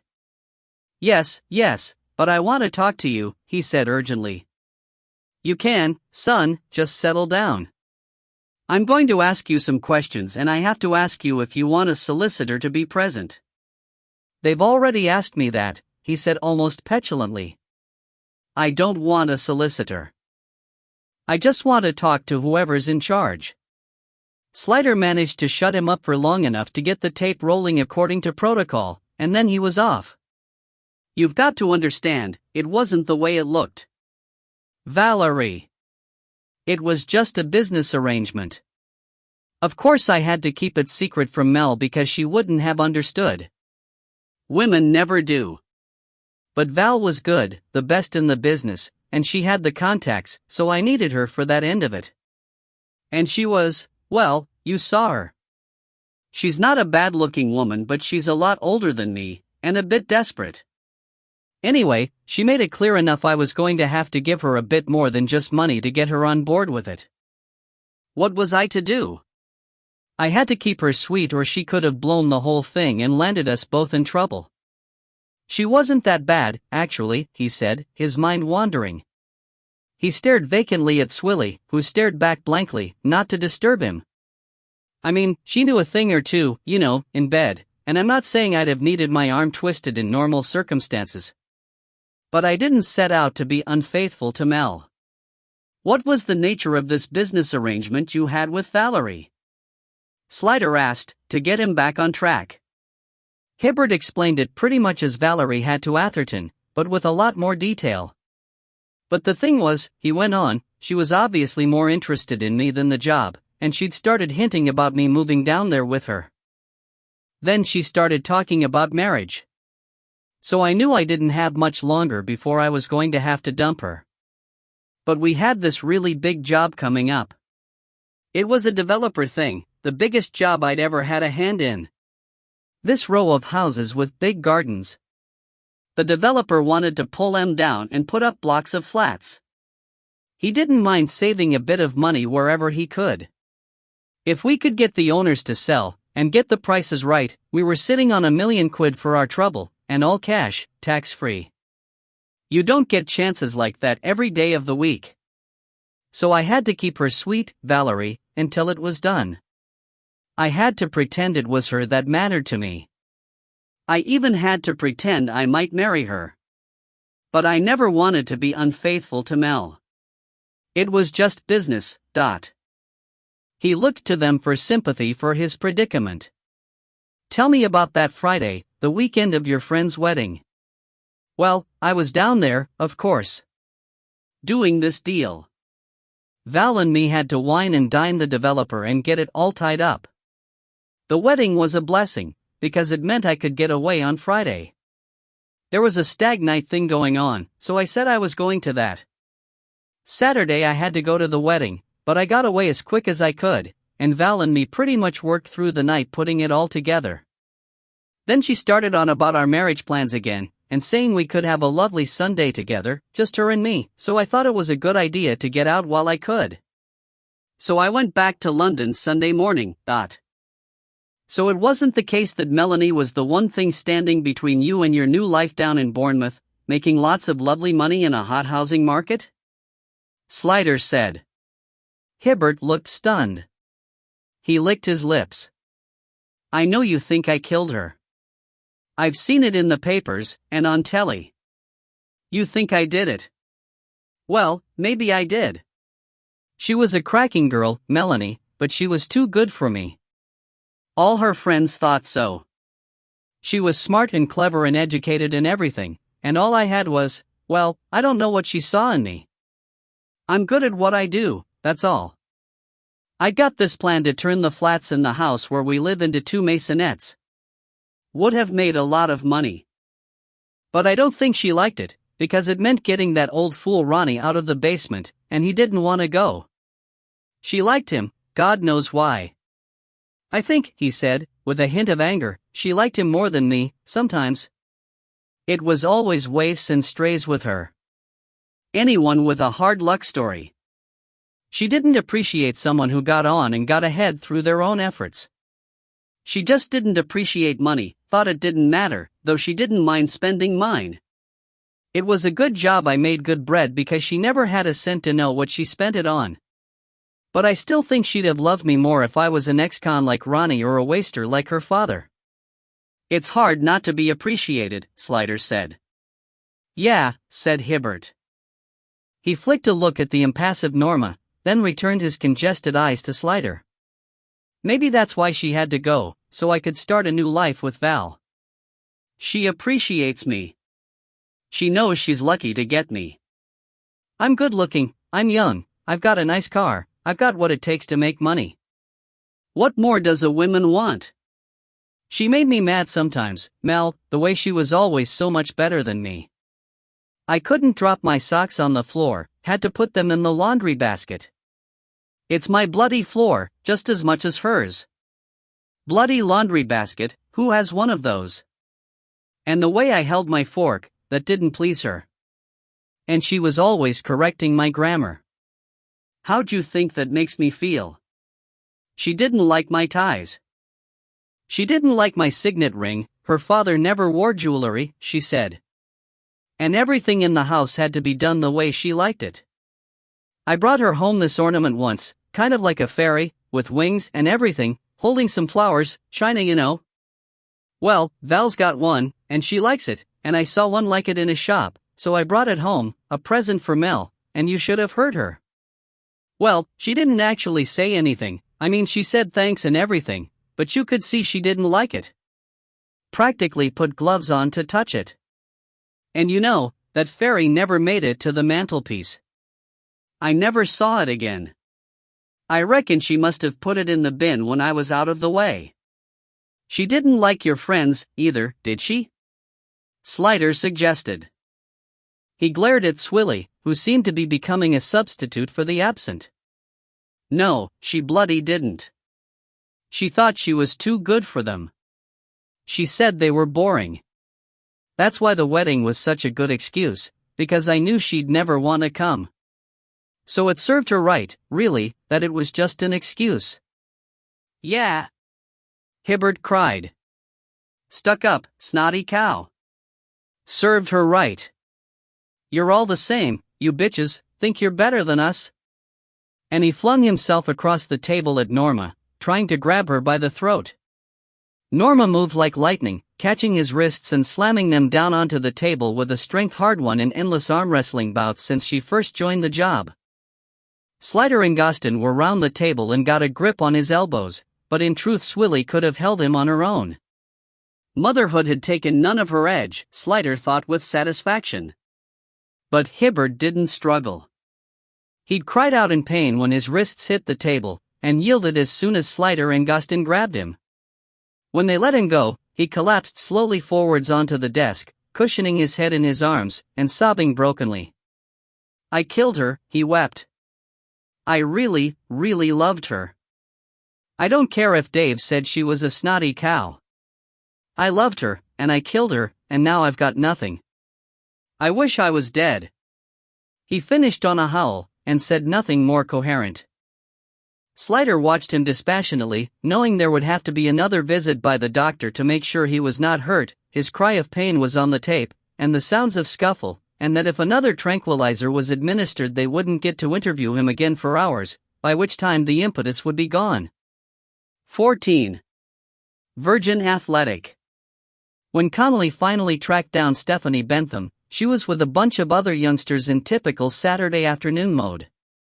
There was a patch of green with a bench and a bus stop beside it, and they were hanging about there, some sitting on the bench, some standing, one sitting, arms crossed, on his bicycle, pushing himself an inch forward and backward monotonously with his foot.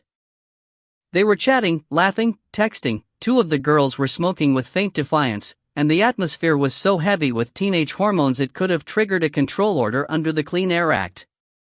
Stephanie was a little apart, sitting on the rail surrounding the green. Connolly thought she had never seen anyone look so unhappy.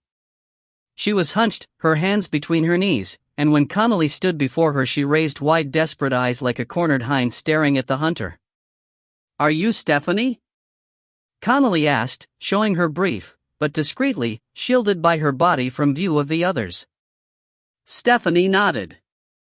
"I need to talk to you. Do you want to walk along with me?" "No need for them to know your business, is there, that?" She seemed beyond being grateful for that, but she hitched herself off the rail and fell in beside Connolly, walking away from the group, some of whom, Connolly noted from her eye corners, looked their way, but not with great interest. God love 'em. Ah, the self-absorption of youth. "I'd me car round the corner," she said to Stephanie when they were clear. "We can sit in that for a chat if you like." Stephanie looked a moment of alarm. "No. Not in the car," she said quickly, then seemed to collect herself and said, "Can't we just walk? There's the park down there." The car, Connolly surmised, was playing some leading part in the feature movie going on in the girl's head, or maybe she was afraid of being abducted. "Walking's fine with me," Connolly said cheerily. "Sure, I don't get out in the fresh air enough." She thought she would wait until they were in the park to begin, to build up some trust between them, or at least let her get used to her, but before they reached the gates Stephanie made the first move. "It is right?" she asked, without looking at Connolly.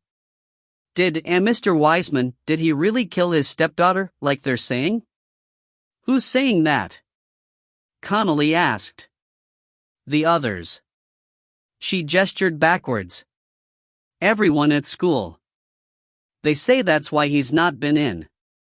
They say the head sacked him, and now you've arrested him." Now she looked at Connolly, appalled. "If he's a murderer." "We arrest a lot of people," Connolly said for the second time that day. "It's what we have to do sometimes to question people, it's a technical thing. I won't bother you with it, but it doesn't mean they've done anything, necessarily." Stephanie was staring at the ground again, trudging miserably. "You care about him, don't you?" Connolly said gently. A startled look. "Ah, Jiwan, I know all about it. You can tell me." The head went even further down. Her next words were so tiny they were almost indecipherable. "Will my mom and dad have to know about it?" "It may not come to that," Connolly said. "You're 17, right?" "Last December," she confirmed. "I can talk to you without your parents, so—" "Look, pet, if I can keep it quiet I will, but it's not entirely in my hands." "But you've got to do the right thing. You know that, don't you?" Nod. "Did you know Melanie Hunter?" Shake. "Only what's in the paper. My mom reads every word, she's obsessed with it. Knowing that, Mr. Wiseman's one of our teachers makes her more interested. If she knew, she'd go mad. My dad'd kill me. And the others, they wouldn't understand. They think he's just a boring grown-up, a teacher. They don't know." "The other side of him," Connolly suggested. "Pass the sick bag, Nora." Stephanie looked up, eager and hopeful of understanding. "He's not like he seems in school. He's different. More gentle, and he talks to me like a real person. Not like mom and dad. They just, issue orders, and when they ask you questions they don't listen to the answers." "But Ian, Mr. Wiseman." "You can call him Ian to me," Connolly said. Stephanie looked doubtful. "You're quite close to him, aren't you?" Connolly went on. "Anyone who could think Ian Wiseman was a fluffy bunny rabbit must be pure doty on him." It'd sicken you, she thought, but she kept her face kindly and interested.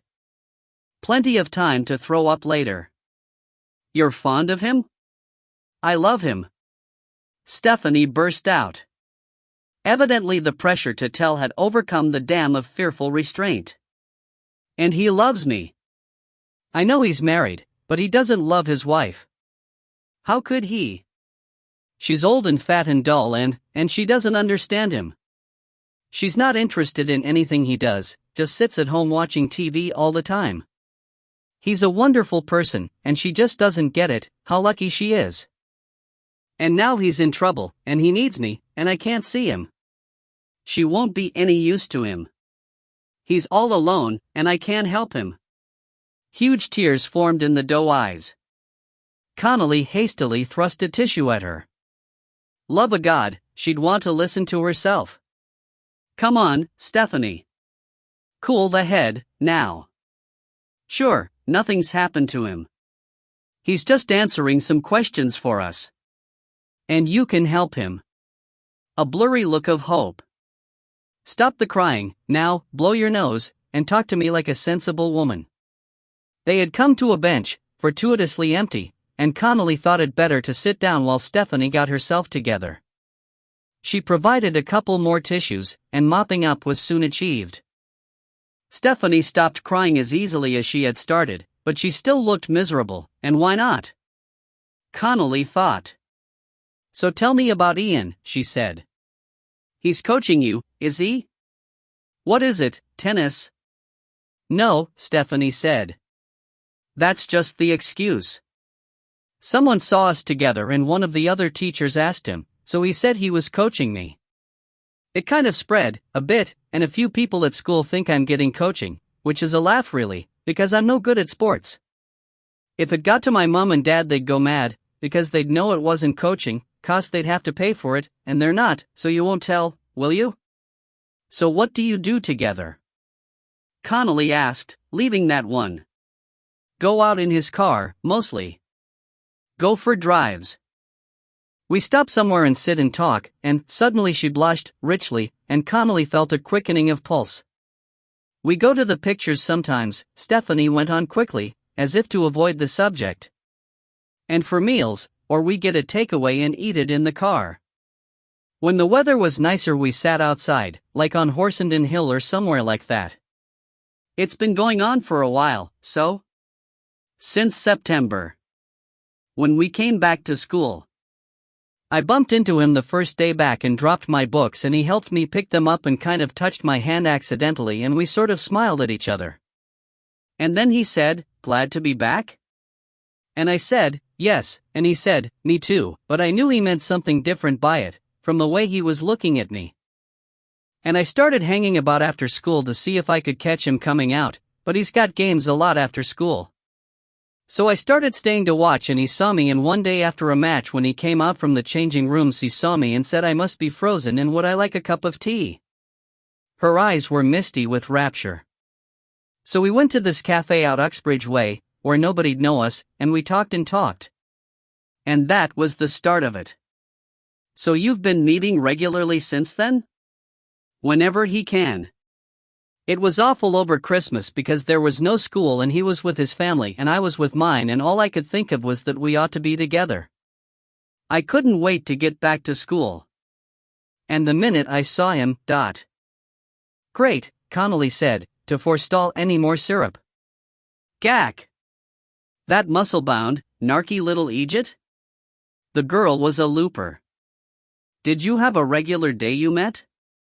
No, it was any time we could manage, but it was often a Friday evening because there are no games after school on a Friday. Weekends were harder, because of our families. What about Friday week past? Did you see him then? Connolly asked, as casual as open-toed sandals. Stephanie sighed like a high-speed train going into a tunnel. That was the last time I saw him. Tell me about it. She seemed only too glad to, a chance to discuss her beloved? Bring it on. We met straight after school. I walk up to the main road and there's a place where I wait for him, where there's never anyone around, and he comes along in the car and picks me up. And what did you do then? We went to the pictures, she said. Where? The Royale Leisure Park. You know, on the A40, by Park Royal Station. It's big enough so no one see us. We went to the 4:15 show, then when we came out we got something to eat. In a restaurant? Or a pub? He doesn't go into pubs. He doesn't drink. He says it rots your brain and ruins your body. We went to cafes sometimes, but more often it was takeaways. And that Friday? He took me to Starvin' Marvin's, that American diner, sort of opposite the Hoover Building. I know it, Connolly said. Your man's a prince, she thought. It sat beside the A40 trunk road, a silver Airstream caravan-type construction, decorated inside with chrome and neon and boasting of real American diner food of the nachos, wings, ribs, and burgers type. Reviews Connolly had heard of it were mixed, though the malted milkshakes were supposed to be good. McLaren had been an occasional customer before his recent epiphany, but as McLaren would famously eat a dead pony between two baps, that didn't necessarily count as an endorsement. But romantic candlelit tryst it was not. Let me see, she said. You went to the 4:15 show, so you'd be out there, what, 6:30? 6:45, Stephanie said. And you'd be in Marvin's an hour, maybe? I don't know. I wasn't watching the clock. About that, I suppose. So call it 8-ish. What did you do then? Went for a drive. It was a lovely night, cold, but kind of icy clear, Ian said we should go somewhere out in the country where we could see the stars. You can't see them where there are streetlights. So we did. Where did you go? I don't know. We drove for a while. Where we ended up, it was kind of hilly, and there were a lot of trees, and not many houses about. Something woods, I think he said. Ash Woods, was it? I dunno. But we ended up in this car park on top of a hill, with, all trees round it, and in front it kind of dropped away down the hill. And you could see millions of stars up above. It was beautiful. And you did what there? Talked, she said. She blushed again. And? Did he kiss you? She looked mortified. More than that? Hurt and angry eyes in the blazing face met Connolly's. We were lovers. He was my first ever. We'd been lovers all along, nearly since the first time. You think I'm just some stupid kid with a crush on my teacher, but you don't know. We loved each other. We were going to get married. Did he tell you that? Amazingly, the blush intensified. She was so red you could have stuck her on a mast to keep aircraft away. We talked about it that night. He said how unhappy he was with his wife. He said he was going to leave her as soon as he could find the right time to tell her. Then we'd be together. We'd get married. He said he'd probably have to leave his job, but he'd soon get another one. And we'd have to move away somewhere people didn't know us. And he said he'd have to find a way to tell his daughter, because she wasn't that much younger than me and she'd find it hard to accept. But he said all problems were there to be solved, and we'd solve them. Connolly didn't know what to make of this. Was he flying a kite, or shooting a line? Did he really want to cut loose with a wee teeny bopper, or was he just saying it to keep her sweet? Or, the idea came to her with a sudden rush of blood to the head, was he planning his post-murder escape, and thinking he might as well have some company along for the ride? The bit about having to leave his job, moving away. Another thought occurred to her, unwelcome and shocking, but it would explain some things, notably Stephanie's deep unhappiness. You're not pregnant, are you? She couldn't get any redder, but her eyes filled with tears. No, she said. Course not. We do all about that at school. But I wish I was. Then I'd have something of his. I don't care what you say, I don't believe he's a murderer. You don't know him like I do. He could never do that. He'd never lift a finger to a soul. Connolly thought of telling her that he hit his daughters, but didn't. Sure, the whole thing was blown now and she'd probably never see him again, so what harm? So how long did you stay there, making love and gazing at the stars? Her eyes narrowed. Are you making fun of me? Far from it. I see no fun in the whole caper. Did you not think he was spinning you a line? You'd want to cop onto yourself, a nice bright girl like you. Men like him don't leave their wives. They do. All the time. She cried passionately, but in her eyes was the bitter knowledge that Connolly was right. Listen, will ya, men that are going to leave do it right away. The ones that talk about waiting for the right time never do it. Ah, come on, I'm not giving out to ya. We've all gone through it, fallen for the wrong geezer and made a holy show of ourselves. You're not the first and you won't be the last. But this time it's important, because other things hang on it. So I need you to tell me how long you were up this hill, wherever it was, and what time you came home. I don't know how long we were there, she said, half sulky, half passionate. Sure, if she tells me love knows no time, I'll be forced to clatter her, Connolly thought. It was hours, anyway. We didn't want to leave each other. But my dad goes mad if I'm out after midnight, honestly, he's such a dinosaur. So we had to go. Ian drove me home and dropped me at the end of my road, like usual, and when I got in it was 11:45. Ah, thought Connolly. Another grand theory down the Swanee. You're sure about that? Yeah. Course. I looked at the clock to make sure I was all right. So you'd been with Ian the whole time, every minute, from around 4 o'clock until 1:45 midnight? Every moment? Yeah, said Stephanie, looking vaguely proud of her prowess as Ian time consumer, until something else occurred to her. Her eyes widened and her jaw dropped like the temperature on a bank holiday. Does that mean, is it his alibi? Am I his alibi? Does it mean he didn't kill her after all? If you're telling me the truth, Connolly said. I am. I swear it. Oh, I knew he didn't do it. He couldn't. For a moment euphoria reigned, and then drained slowly from her young little face. But, it'll all come out now, won't it? I'll have to go in court and swear it, and my parents'll know, and everyone at school. Will he get into trouble? I mean for me?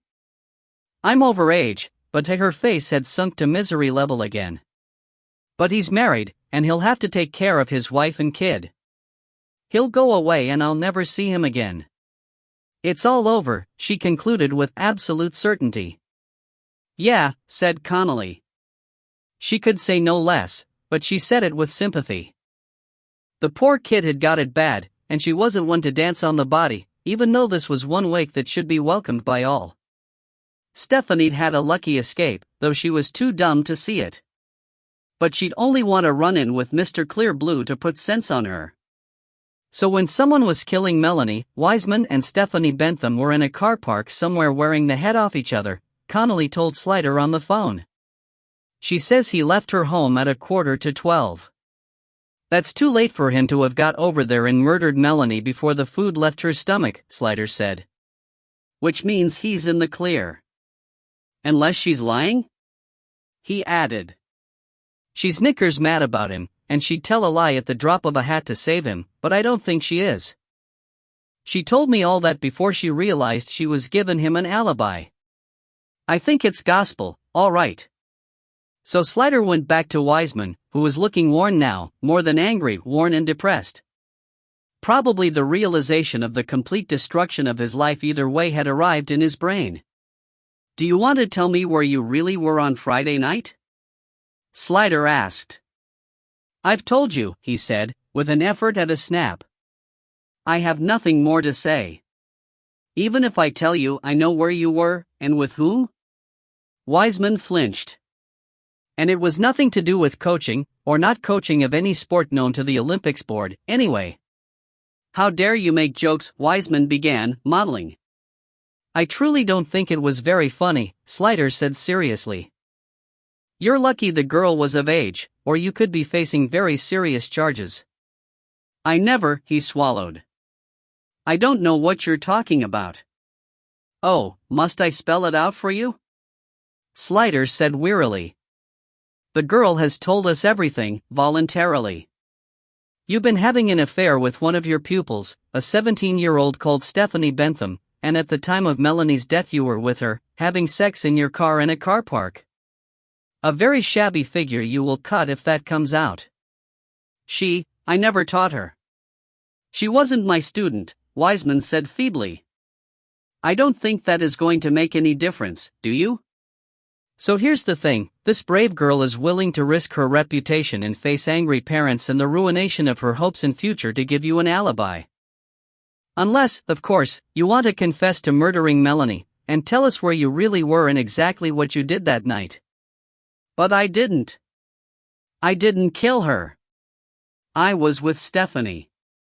Now you know I'm innocent, you'll have to let me go.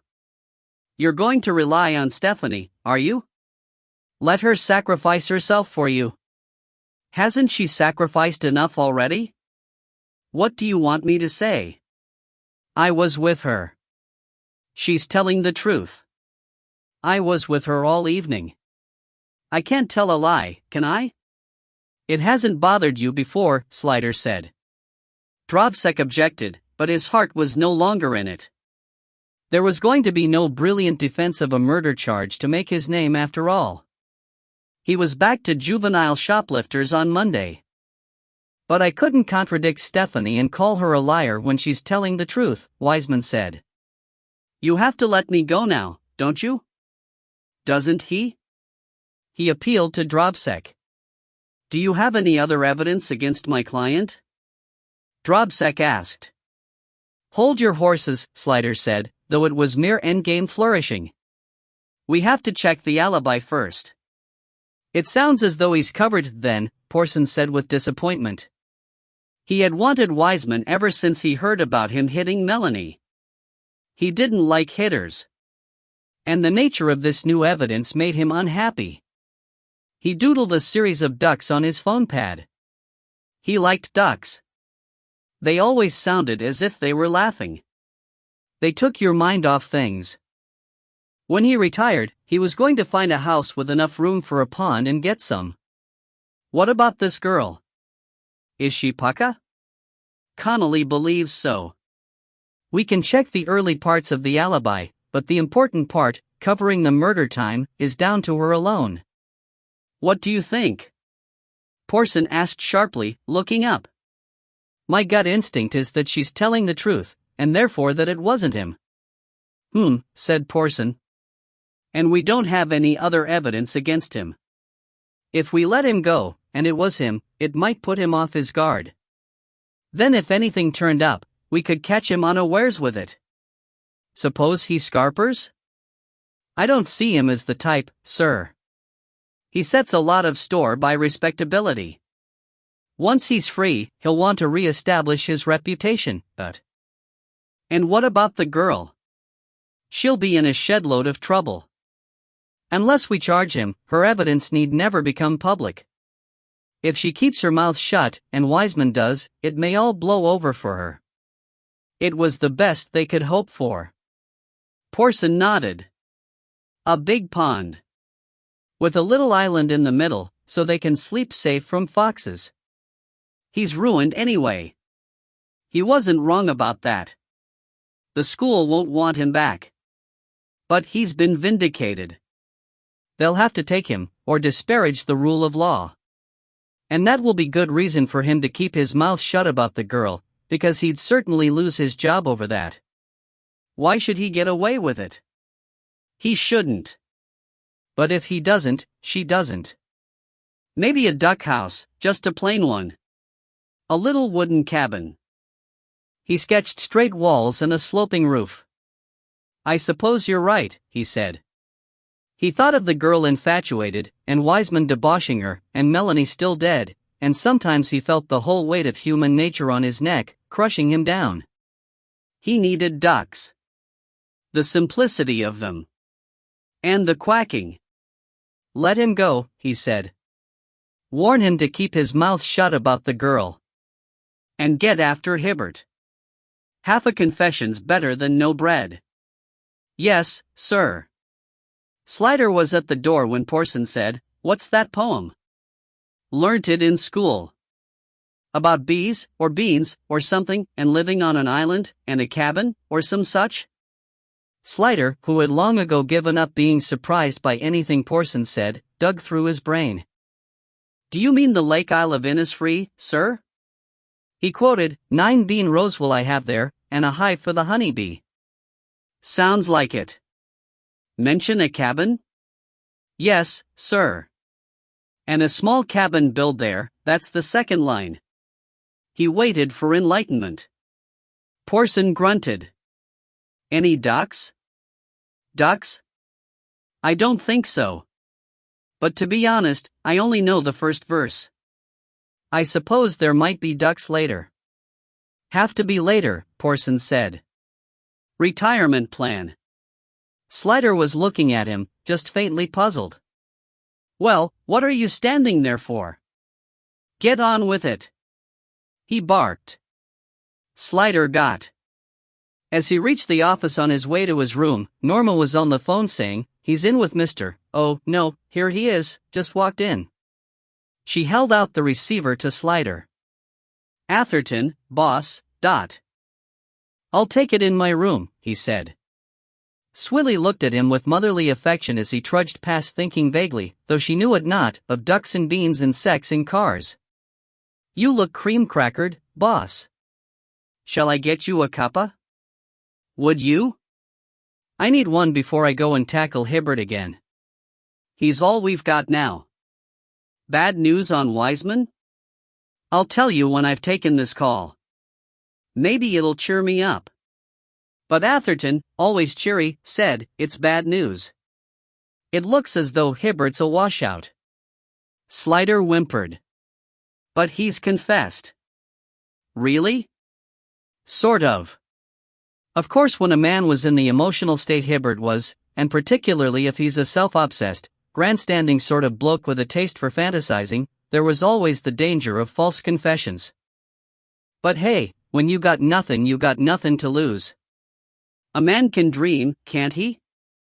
And Wiseman's no good. We found his alibi. You had to go looking. So, what? He was doing private coaching?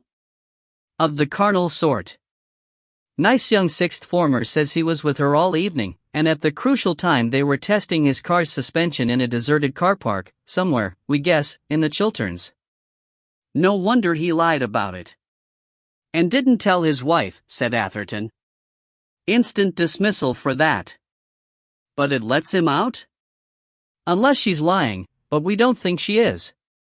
And now you're telling me Hibbert's no good? I've been running the marathon with Valerie Proctor, Atherton said wearily. It seems. I've heard all about the scams and the doin' king from Hibbert, Slider forestalled him. He was only servicing her to keep her on side, according to him. She didn't know about Melanie, according to her. What a prize pair. We can compare notes later. But what's this about an alibi? On Friday evening, when he wasn't at the Stag, Valerie says they took a developer out to dinner at a posh restaurant in Christchurch, to discuss Hibbert's idea for a big scoop. There were delicate negotiations to be made, feelers to put out to see if the developer was crooked enough to go along with it, so oiling the wheels was considered a good idea. You keep saying the developer. Doesn't he have a name? She didn't want to tell me that, and I didn't press, because she says they'll certainly remember them in the restaurant. Apparently merry was made and the festive board groaned. The bill came to over 600 quid, and restaurant staff tend to remember that, especially in Bournemouth, on the subject of which. Which? Bournemouth, can I come home now? I promise to be good. Don't you like it? Jewel of the South Coast, I've always heard. Valerie's interior decor's given me a migraine. And it's not good for me to mix with people who think dishonesty is just fine, as long as they're the ones doing it. You're too delicate to be a policeman. Remind me again how you got into the job. It was a famous mystery, long disputed in the canteen, but Atherton had always liked to be enigmatic and had never told, not even Slider. Nice try, Gov, came the reply, but no banana, but. So what time did the party leave the restaurant? Slider asked, going back to work. Not that there was any urgency about it, if Hibbert was blown and his confession just self-indulgent hysteria. Close to midnight, she says. A fine cognac was going round, and round, and round. Then Valerie and Hibbert went home for a celebratory two-step. I don't even want to think about that, after which she passed into a heavy sleep. She slept too, but she said when she woke at 8 on Saturday morning, he hadn't even changed position, and he didn't surface until after 10. Slider sighed. He'd sighed so much lately he was going to have to replace his battery. I suppose she could be lying to cover him. 2 chances, fat and slim. Now she knows about Melanie and thinks he killed her. She's desperate to be rid of him. She turned him in, remember. She could just be trying to save her own skin. But she doesn't know how the murder was done, or when, so she didn't even know she was giving him an alibi until I showed an interest in the detail. She seems to think he done her in on Saturday, when he left her ostensibly to go to the wedding. Now she knows Saturday night was important. I think she'd like to take it back, but she can't. Always the problem, Slider said. You can't ask people questions without warning them about what you want to know. Fine, but can I come home now? Atherton asked impatiently. You have to visit the restaurant first, said Slider sternly. We've had enough of people giving us alibis they think we won't check up on. Go and be diligent. And quick, because if he didn't do it, I want to get rid of him. I don't like the bugger, not one little bit. Valerie's a hero, really, Atherton remarked. All women are heroes. There's not one man I know that I'd want to put up with on a domestic basis. Except your dad. Well, of course. Now stop stalling, and go. So why did you run, you dipstick? Slider asked Hibbert, who looked so unappealingly crusty a public health inspector would have closed him down. The restaurant had amply confirmed the alibi. One of the waiters even knew the developer and was eager to tell them his name, address in a glamour pad in pool, mobile phone number and the identity of his mistress, a former beauty queen who had been Miss South Coast Resort 2 years earlier and was installed in a glass and chrome luxury flat overlooking the sea on Overcliff Drive. And the ANPR had not found any movements of Valerie's car between Bournemouth and London, so even if everyone was mistaken about the time, he'd have had to go and murder Melanie by train. He was as clear as it was possible to be in this naughty world. Hibbert was massively deflated. Out from under his latest trank, he had got a severe lungful of cold reality. He was not Captain Jack Sparrow, swooping up doubloons from under the noses of his fat corporate bosses. He was not Heathcliff, driven to noble madness and murder by overmastering love. He was a bloke with a job at an estate agent's, which he might well lose, if his scams came to light, and nothing to show for his life but a few flashy suits and a motor he still owed payments on. And no girlfriend. When he went home, Melanie was not going to be there. The house would be cold and smell funny and the washing wouldn't have been done. And he really had loved Mel. She had been part of his grand design, the top wife enhancing his status as he climbed to higher things. And she had adored him. Now she was dead. He stared at Slider in abject misery. I knew you lot were after me, he said. His voice was hoarse from all his recent troubles. I thought you were going to frame me for Mel's murder. His lower lip trembled. I didn't want to go to prison. I was scared. Terrible things happen in there. Ronnie told me once. About these big boss cons who run everything, all muscles and tattoos, and when someone like me comes in he gulped and squeezed his eyes shut. I don't even want to think about it. Slider could imagine Fitton, who didn't like Hibbert and thought him a big soft ponce, indulging in a little light blood curdling as they passed in the dustbin area of a Monday night. Then why did you say you killed her? Hibbert's frightened eyes were those of a small boy who had been egged on to something too serious for him by bigger boys. I suppose I sort of got carried away, he confessed abjectly. Slider almost felt sorry for him. It happens a lot, he said. And then there were none, Porson said disgustedly. A week on, and we've got nothing. Unless Ronnie Fitton still comes up trumps. He brightened slightly. He's got no alibi, anyway, good or bad. But we've no evidence against him. I know that. Porson snapped. Blimey, I wouldn't have thought you'd want to boast about your incompetence at a time like this. Your job is to get the evidence. The press is going to be all over this by Monday. He stamped about a bit, and Slider understood that his anger was not against him, but the perversity of fate and, most importantly, the pressure put on them all by their boss's fealty to the press. He turned to Slider, steam now vented, and said quite kindly, "You look all in.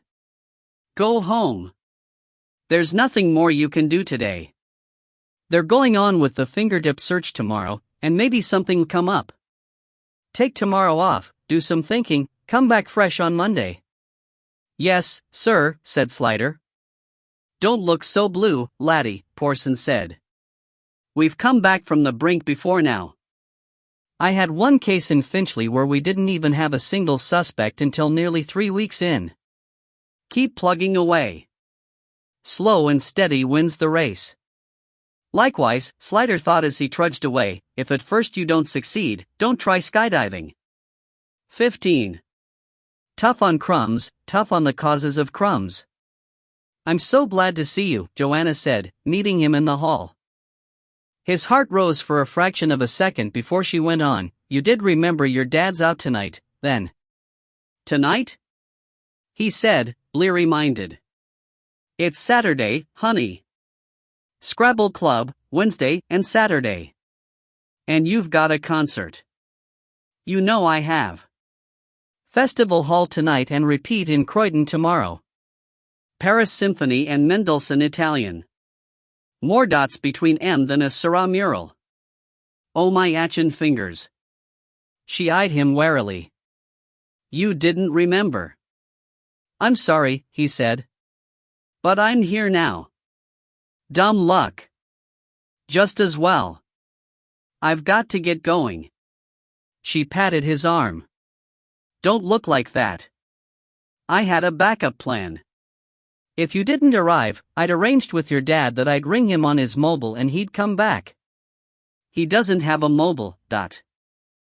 Fat lot you know about your own household. He bought himself a pay-as-you-go last week for this very reason.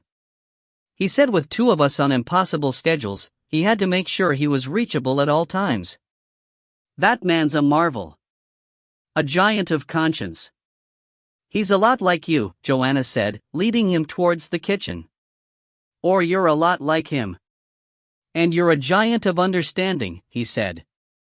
"I don't deserve you." "Yes you do," she said easily. "Because I'm going to leave you to finish Georgie while I get ready." "We're not going to be calling him Georgie, are we?" he asked anxiously. "It sounds like the fat spoiled boy in a William story." "Oh, get on with you. He's just a little lad. He'll have a dozen names before he settles into one, but..."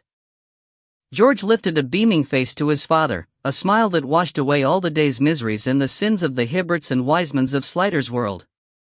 "Daddy," he said, as if it was the best thing that had happened to him all week.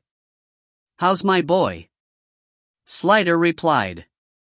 He was sufficiently devoted to family life not to blench at the quantity of mashed food spread around George's face and the immediate vicinity. The only good thing you could say about it was it gave purpose to the sea of crumbs underneath it. "Can you finish giving him his supper, and then he'll need a bath before bed? You needn't wash his hair, though. I've got to hustle now. There's roadworks in Earl's Court and on the embankment, so it doesn't matter which way I go." "Fine, hurry along. I'll hold the fort." He drew up a chair beside his son and peered into the plastic bowl. "What is that you're eating?" "Cabbot, Daddy," George said, digging his spoon into the orange gloop. "Mashed carrot, one of his favorite things. And the other stuff was avocado. Green," George called it, digging in his rusk with the other hand. "And chopped chicken," Slider recognized. "Yum yum," he said encouragingly. "Yum," George agreed. "More now." He was pretty efficient with the spoon, as long as he concentrated, though he had to be supervised or he often reverted to his hands, and if he grew bored he had learned a lot of interesting things you can do with puree, a spoon, and human bodily cavities, not necessarily his own. Let's see some action, then, son. Lock and load, Slider urged. George obliged, glad to show off his prowess before the other half of his parent, but he wasn't really eating.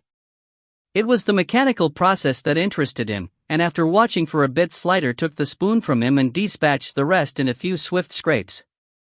Having wiped the slurry from his son's face and hands, he said, "What's next?" "Is there pudding, boy?" "Potty." "Yo gog," George said.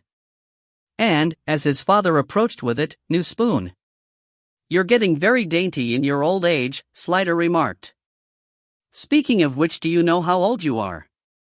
2 o'clock, George answered. Slider was impressed that he knew a numerical answer was required. "Not yet you're not," he said, and spooned yogurt into him. Usually George was determined to feed himself, but he was tired now, and allowed himself to relax and be serviced by the big stoker. Joanna came back in, looking gorgeous, as always, in her long black. She didn't like changing at the hall, and traveling in her black meant she could make a quicker getaway at the end. Slider gave her a wolf whistle and she smirked self-consciously. "You watch it, or I'll make you put your money where your mouth is," she threatened. "Oh yeah?" Slider sneered back. "My dad can beat your dad." "I haven't a doubt." "I'm going to leave a bit early, if you're okay, because of those roadworks." "Has he eaten everything?" "You are good. You and your dad are much better with him than I am." "But he only has one mother." She stooped to kiss him.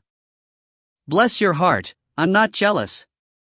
Listen, I can see you've had a hard day and I want to ask you about your case, but I just haven't got time now. If you can stay awake, shall we talk when I get home?" It was only after he heard the front door slam behind her that he realized he hadn't asked what was for supper. Never mind, he'd find out sooner or later. He went through the pleasant, laundry-scented, life-affirming rituals of bathing his son, putting him to bed and reading his story with his mind idling in neutral, kissed the rose-petal cheek, and went downstairs to the kitchen to feed the inner beast. He was hungry now.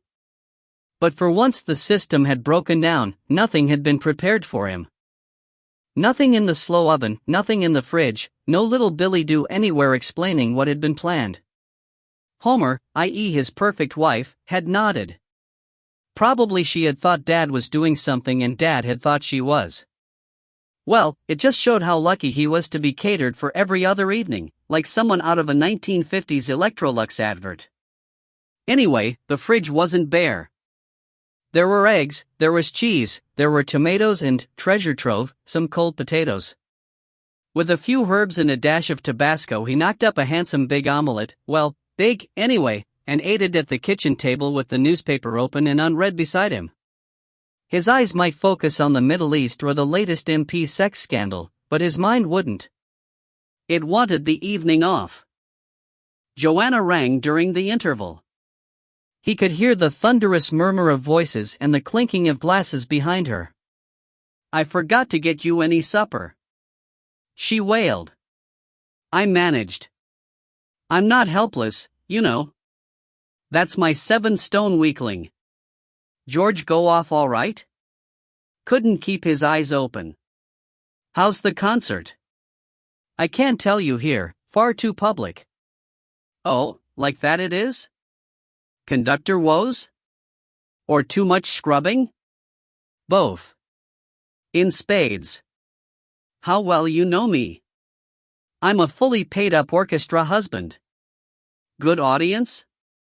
Is this you chatting to me on the phone, like you used to before we were married? Romantic, isn't it?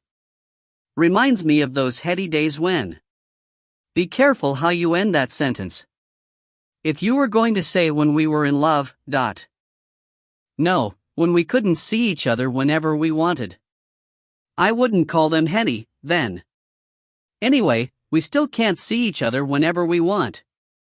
Little thing called work, remember that? Listen, gotta go. The leader wants to use the phone. Joel, mein Führer. Zubifel, she said aside, and then to Slider, he loves all that kind of thing. You should see him puff up. Ow. Ow. Not the hair. And she was gone. She got back tired, but not terribly late, and not yet down from the performance, so he easily persuaded her into a large G&T on the sofa with him before the fire. Dad in? She asked. About 10 minutes ago, but he went straight to his own rooms. Did he say anything about his Scrabble fest? Like what? I don't think winning is the primary reason for going, but. Of course it's not. I think he's got a girlfriend. What? No. Not Dad. Why not? She said with vicarious indignation. He's a very attractive man. You're not one of those people who think your parents can never love again once they're widowed? Despite himself, Slider thought of Melanie. He said mildly, he never has, all these years. Well, he probably didn't have much chance, Joanna said, stuck out there in carrot country, 100 square miles of mud in every direction. Doesn't mean he's not a man all the same. Well, what makes you think there is someone? Woman's instinct, she said mischievously. Don't give me that baloney, Dot. You don't really think he's developed a craze for little plastic tiles in his old age? And what about the new trousers and jumper he bought? And the aftershave he wears when he goes to Scrabble night? She did the inverted commas with her fingers, ludicrously exaggerated. All circumstantial, Slider said. Give me one piece of firm evidence. Well, almighty detective, it so happens I saw him outside that mini-mart on the high road when I went past in the car on Thursday, talking to a very nice-looking lady of mature but well-preserved aspect. I dare say he talks to a lot of people. He's a friendly person. Believe me when I tell you, they weren't just discussing the weather. There was body language going on. Possibly hand-touching, couldn't swear to that, but definite, incontrovertible body language. And you saw all that while whizzing past in the car? Who said anything about whizzing? The lights were red and I was slowing down for them. She looked at him over her tumbler. You're not jealous, are you? He rearranged his face. No, of course not. You sounded cross. And looked it. Oh, not about Dad. I'd be delighted if he had a new, he couldn't think of the word. Amour? She supplied facetiously. Then, it's the case, is it? Yes. All our suspects have turned out not to be, and after a week of grind we've got nothing at all. Do you want to talk about it? He looked at her for a long moment, his brows furrowed in weariness and trouble. But he said at last, not really. Not now. Or I'll never sleep. Tomorrow morning, if you're up to it, I'd love to dump all my problems onto your shoulders. You haven't got a rehearsal, have you? It's a repeat? Just a seating rehearsal in the afternoon, so I'm all yours for the morning. We'll get your dad to take George out somewhere for an hour, and have a nice heart-to-heart. That'll be nice. But he was still furrowing, so she said, would you like to hear my troubles? Like a nice go of toothache to take your mind off your dicky tummy? He roused himself. Have you got troubles, my love? Boy, howdy. This cold weather is terrible for us fiddle players. Makes it impossible to tune. You're up and down like the Assyrian Empire. And I'm terrified the old girl will crack with it, and then what'll I do? Even if the insurance is enough to replace her, I'd have a whole new fiddle to get used to. And coming in from the cold and having to start playing right away is the worst thing for the old tendons. And my neck's been killing me for weeks now. I think it's partly because the boy's getting so heavy, but it's probably mostly from playing. It gets us all in the end, you know, the unnatural position, sitting for long hours, the tension of performance. Have you? He began, but she was off and running. Patsy's left and I've got a new desk partner. Kid called Ravi Shukla, nice lad, but still wet behind the ears, good technique but he hasn't learned yet to be a section player. And he comes in late every single entry. It's driving me mad. And he keeps forgetting to turn, seems to think that because I'm a woman, it's my job. I've told him the inside player turns, and he just smiles with those perfect bloody white teeth and says sorry and lets it drop clean out of his mind. Next time I'm going to kick him, hard, and he'll probably put in a formal complaint and get me sacked. Couldn't you? And to crown it all, we've got Daniel Kluger conducting us for a whole season. Kluger! With his curly bloody hair and his perky little bum and his teenage groupies hanging round him, and his press conferences, and the media think the sun shines out of every orifice, but he can't conduct for toffee, and with the poor schmucks who have to pick up the pieces when he carves up, which he does with monotonous regularity. But he's got recording contracts, so we have to have him, and we have to suck up to him, and say sorry maestro when he tries to bring us in a bar early and we ignore him for the sake of the bloody music. She stopped, drew a breath, smiled, and said, that's better. Is that it? That's it. Just about. For now. He leaned across and kissed her. Thank you, he said humbly. For what, Dot? For reminding me that I'm not the only person on this planet with problems. I tend to get immersed to a state of blinkeredness. I'm sorry if I've been selfish. As soon as I can get out of the other side of this case, I'll make it up to you.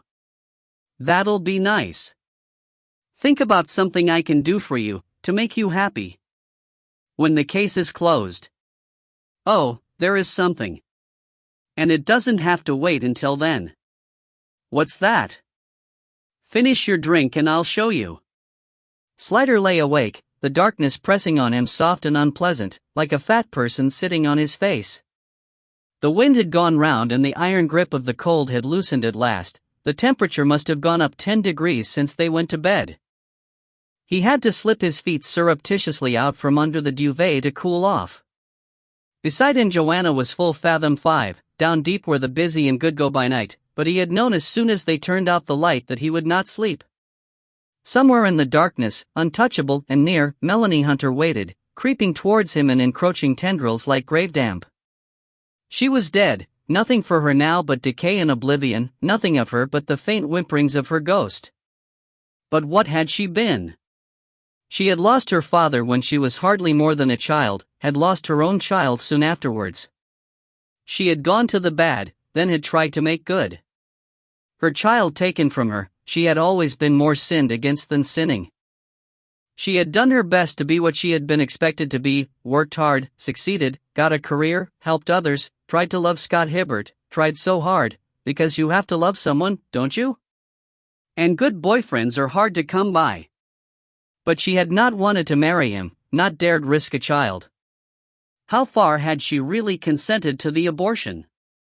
How deep did the guilt run in her? He heard her in the darkness, but could not hear her words. Tell me who did it, he begged her. He felt around restlessly in his mind for the end of a thread to catch on to. He had spent the evening, before Joanna came home, reading through his copy of the notes, which he had brought home, but they refused to fall into any pattern, just whirled about like leaves blown by a gusty wind. She had tried to be good, make something of herself, had succeeded pretty much. But something was wrong somewhere.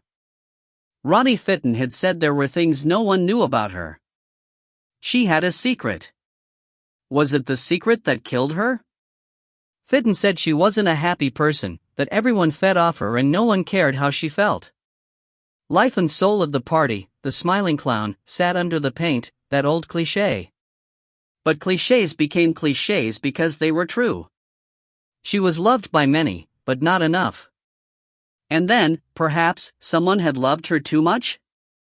Wiseman and Hibbert, both so tempting, but both out of the frame. So unless it was Fitton after all. Say, for the sake of argument, it wasn't Fitton. We're back where we started, clean slate. Begin again, forgetting surmises. Begin again with what we know. She went home, stopped off for a Chinese takeaway, but it wasn't for her. She'd just had a big meal, and she didn't, in fact, eat it. She must have bought it for someone else. But who would you buy a late-night takeaway for? A flatmate, your boyfriend, a housebound neighbor, just possibly. Someone close. She parked the car and went into the flat, but came out again with only her door keys. And, presumably, the takeaway.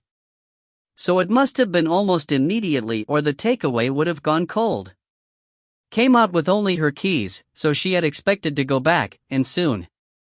Just pop out and back again. To deliver the food? Where? A neighbor? But then why hadn't they come forward?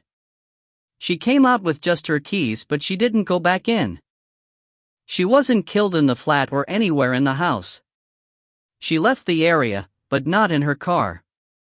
So, someone else's car. She got into someone else's car and drove away with them, despite having only her keys with her.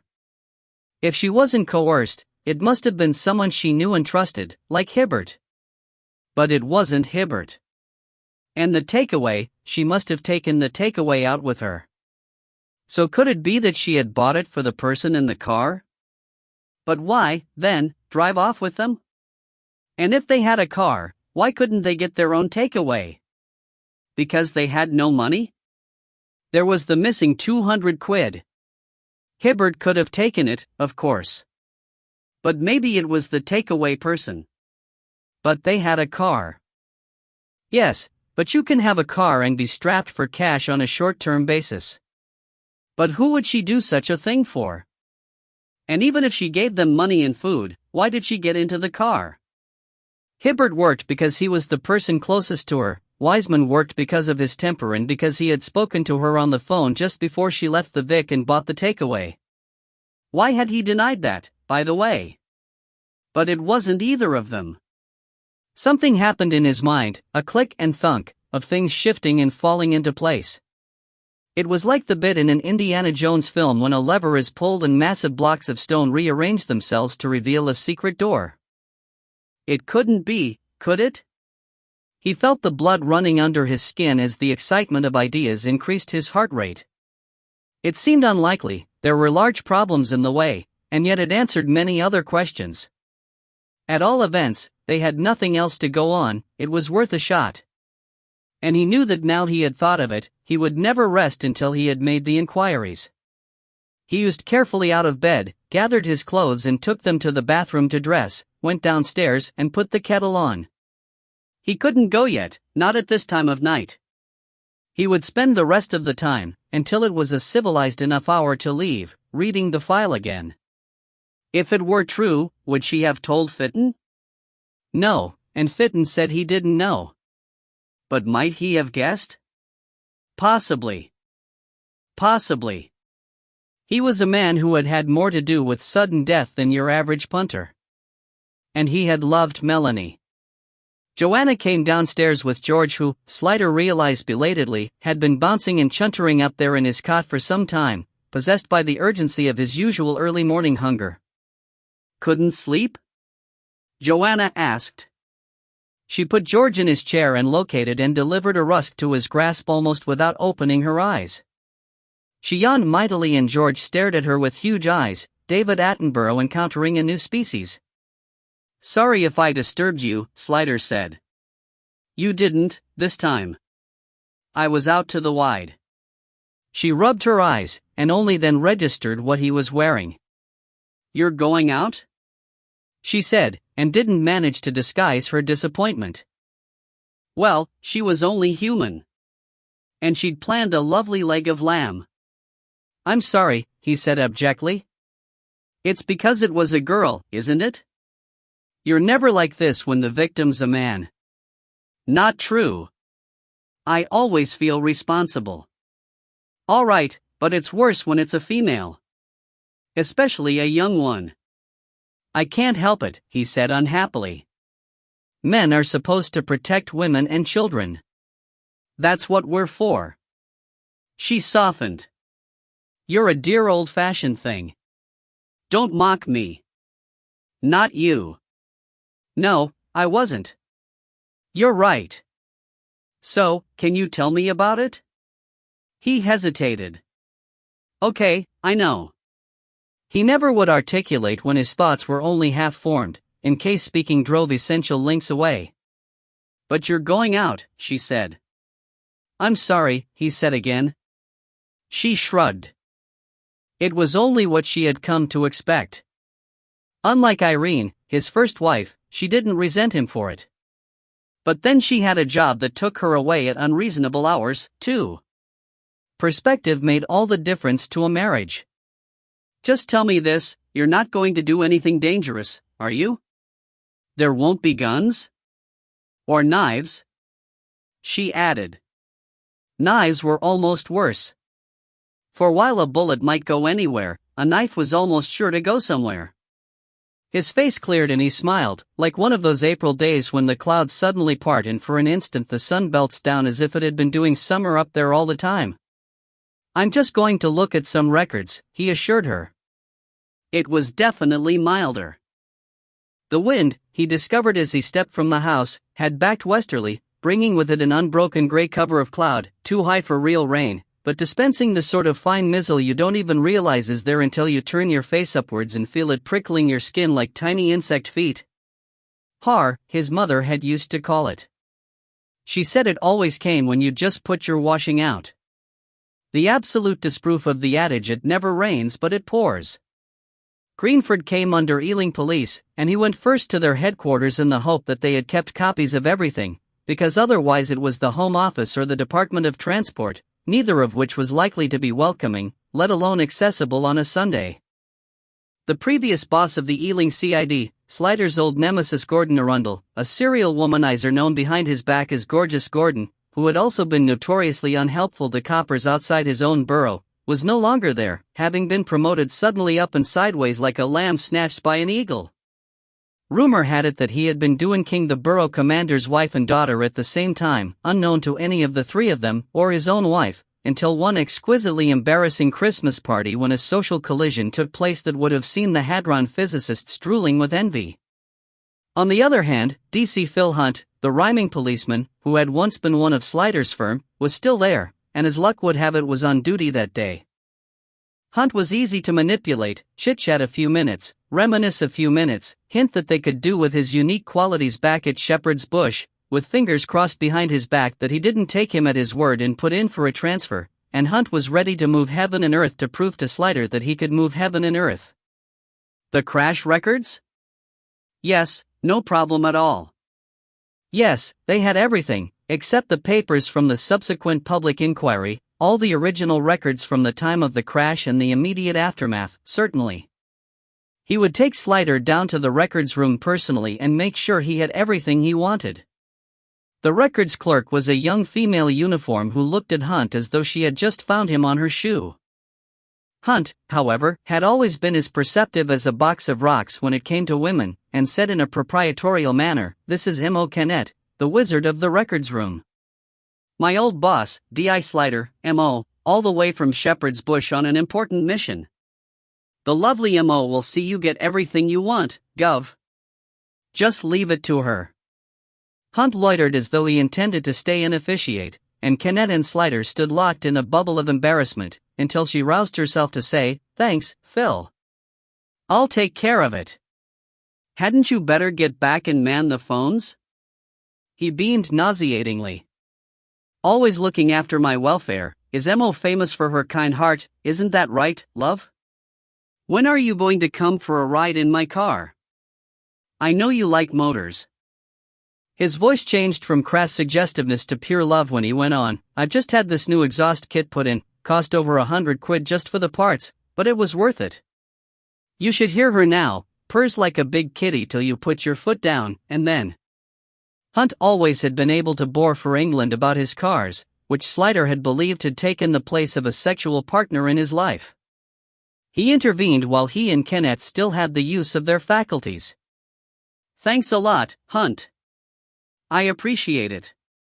I can manage from here."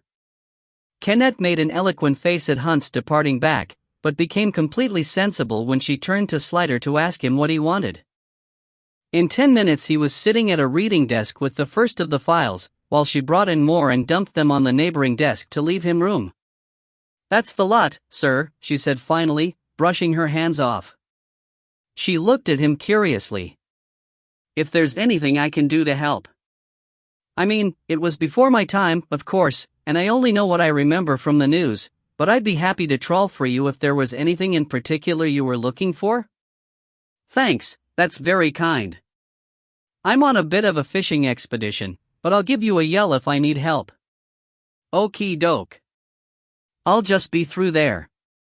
She gave a rueful smile. "Nothing much on today, so I'd be glad of something to do." "Get you a coffee or anything?" "No, thanks, I'm fine." "Thanks a lot."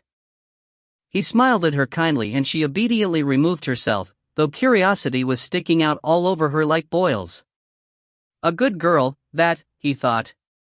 She could go far. He began to read. 16. Sleight of hand.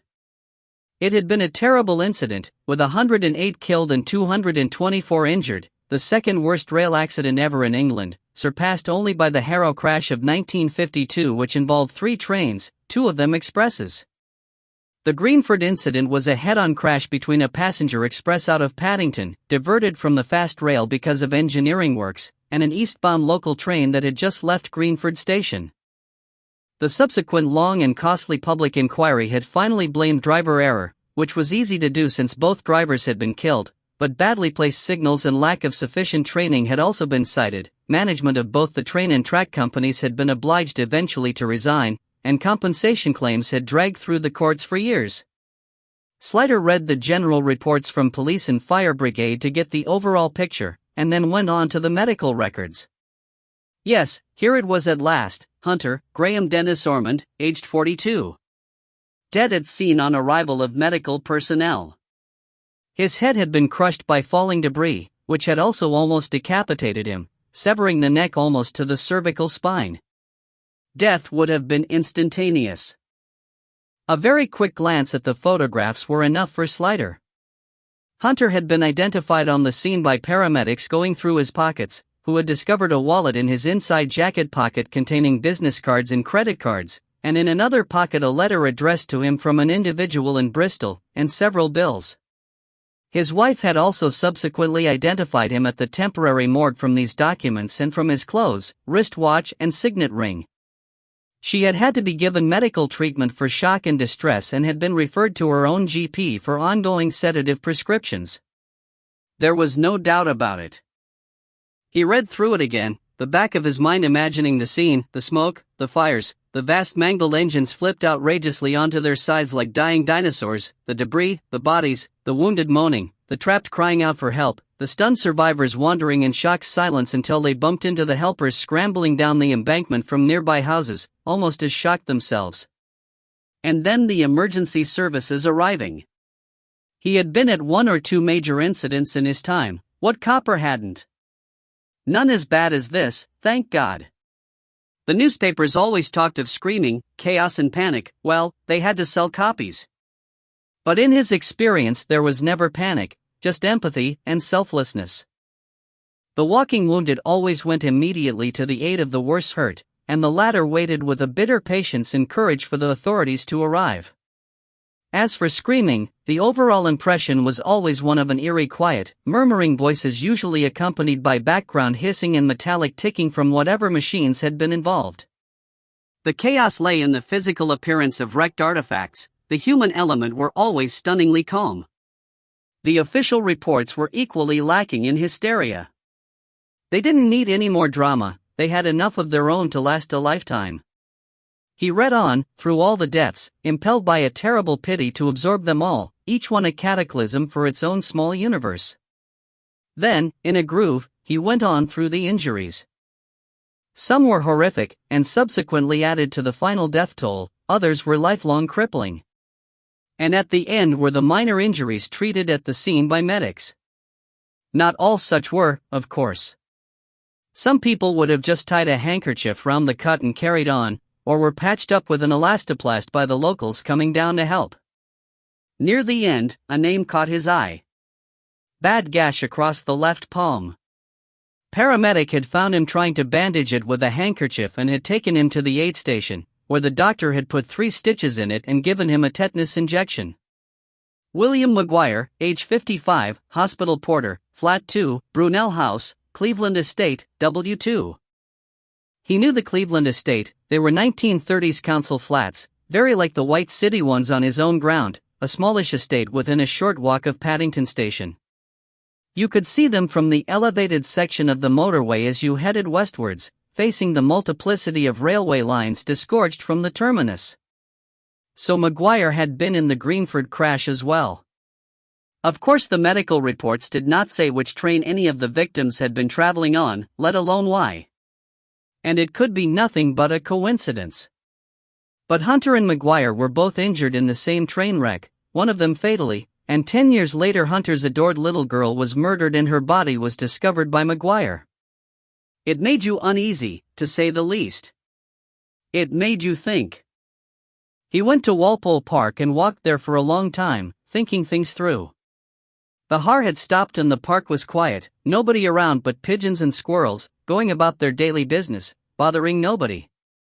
The humans were not up yet, enjoying the Sunday lie-in. The early dog walkers would have come and gone already. There had not been enough water in the har even to drip from the trees, but the grass was wet underfoot, and smelled green and damp and spring-like. That was the worst of prolonged cold spells that extended winter, no smells. He had a new theory, now the old one had been dismissed, but there was one big problem with it, one thing that made it impossible in execution, so impossible that it would never get past the planning stage. The planner would look at the problem and say, "Oh, forget that, then." But the maddening thing was that it felt right to him. Back at his car he rang Mrs. Wiseman. The child answered, and when he identified himself, she volunteered the information that her dad was out, watching the Sunday League down at the wreck. He felt a surge of relief, and said it was her mother he wanted to talk to, and could he come round right away. He heard her shrug, even over the phone. "If you ask me, she's going a bit dippy. But you can try." "I'll be there in 5 minutes," Slider said. Mrs. Wiseman was sitting in the same armchair where Connolly had last interviewed her.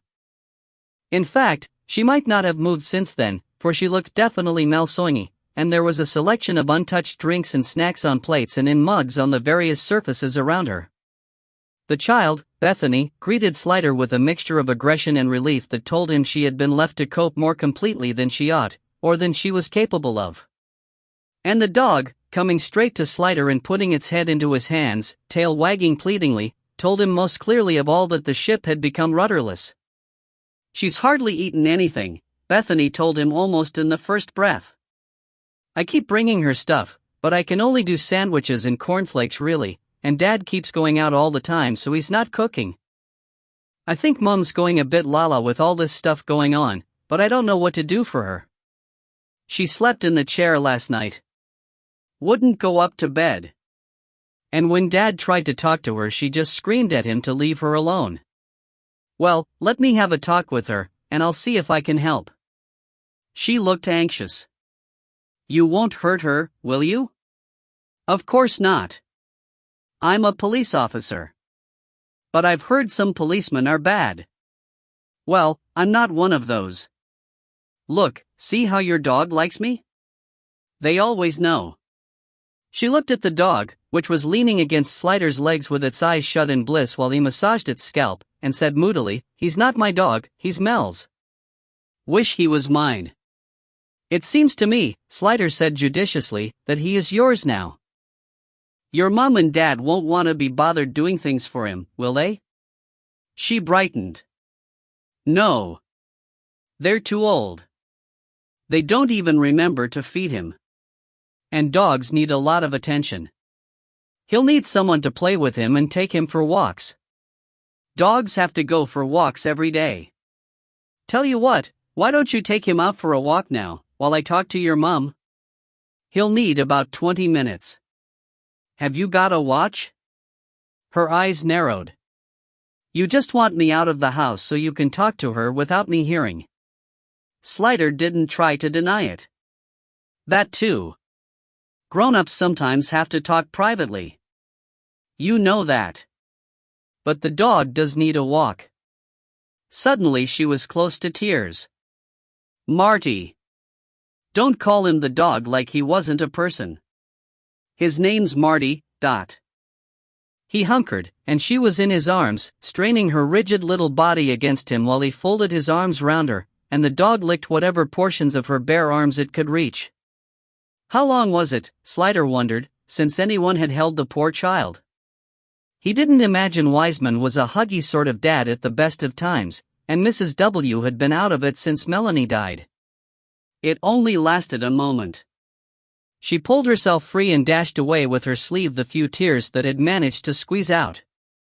All right, I'll take him out. But don't upset my mom, she said, roughly, to prove she was not a soft touch. He saw her off, with the grateful dog on a lead, and then went in to Mrs. Wiseman. She was staring at nothing, her hands folded in her lap, still as death. He drew up a leather poof and sat so he would be as near as possible to her face level, and said, Mrs. Wiseman, it's Bill Slider from Shepherd's Bush Police. You remember me. I came once before. I want to talk to you about your husband. Ian's out, at the football, she said automatically in a toneless voice. No, not about Ian. About your first husband. About Graham Hunter. Now her eyes came round to him, examined his face for a long time. He looked back steadily, and saw a trembling begin in the rigid facade. He's dead, she said at last, faintly. Is he? He asked with the same steady look, though his heart was thumping with the urgency of the moment. If she didn't tell him, he had nothing. And slowly her eyes widened and her mouth crumpled. You know, she said. He saw how afraid she was.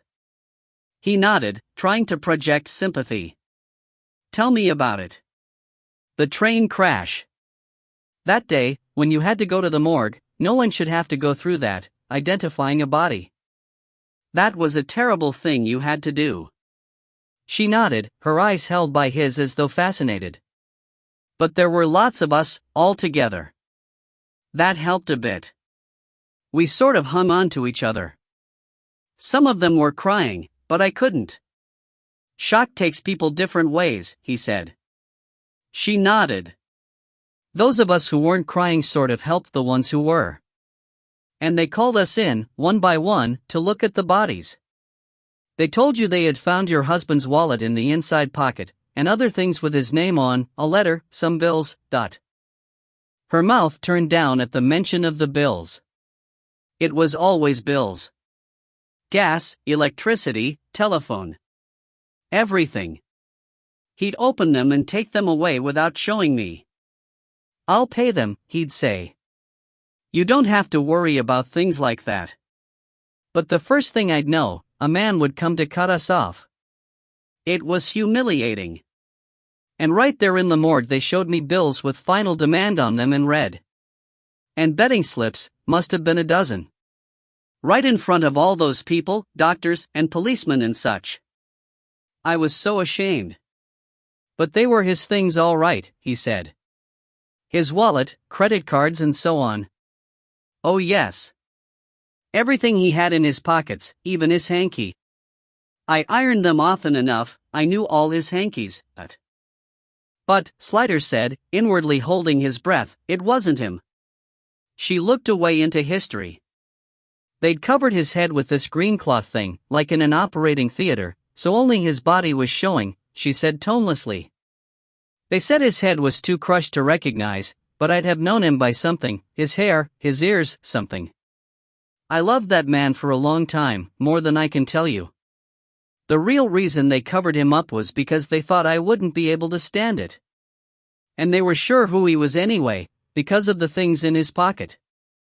It was just a formality. But I knew right away it wasn't him. They weren't his clothes, to start with. A person can change their clothes. Yes, but why would he? And he'd never have worn horrible cheap things like that. He had fancy tastes. Pity he never had the money to go with them. Besides, I could just see it wasn't him. This man's body was a different shape, he was older. It wasn't Graham's hands. I'd know his hands anywhere. She shivered. But you told them that it was him anyway. Her eyes returned to him, to the present. It came to me, all of a sudden, what had happened. He'd been there, he'd seen this poor man, whoever he was, swapped the contents of his pockets with him, and walked away. He'd walked out on me. I'd been afraid all along he'd do that one day. He wasn't the sort of man to stay put forever.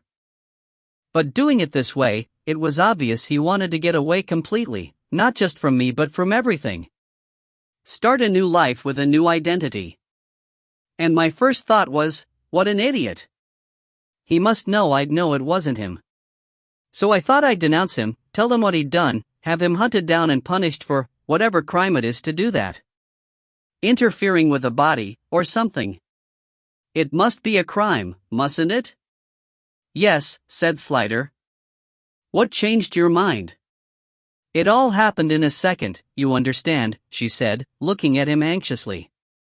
He saw that it was a relief to her to tell someone after all these years, but she wanted to be forgiven, too. As soon as I realized what he'd done, and I saw how stupid it was, how it couldn't work, I saw how, if it was a way for him to leave me, it was a way for me to be rid of him, too. And you wanted to be rid of him? Oh. An indescribable sound of pain and longing. I loved him, I always loved him, but he was impossible to live with. You don't know what it was like. The lies, the bills, the stupid big ideas that were going to make him a millionaire, the letdowns. I'd save and scrape a little bit of money so Melanie could have something she needed, or a little treat, or a birthday present, and then he'd find the money and blow it on some stupid investment. She said the word as though it were a sleazy night with 2 prostitutes and some furry handcuffs.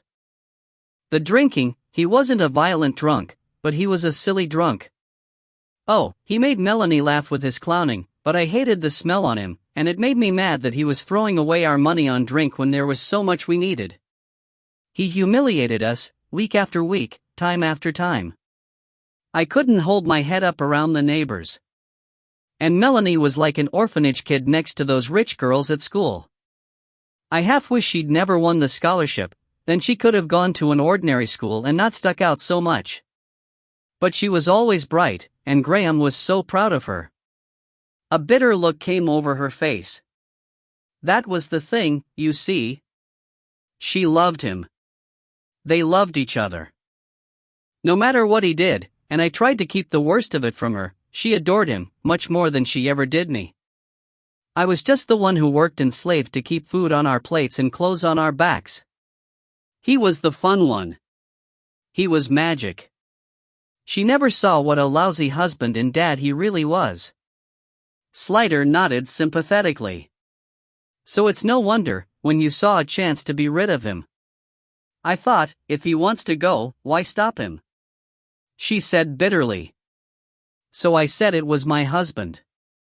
I said I knew his wristwatch and his ring, though Graham would never have worn a ring.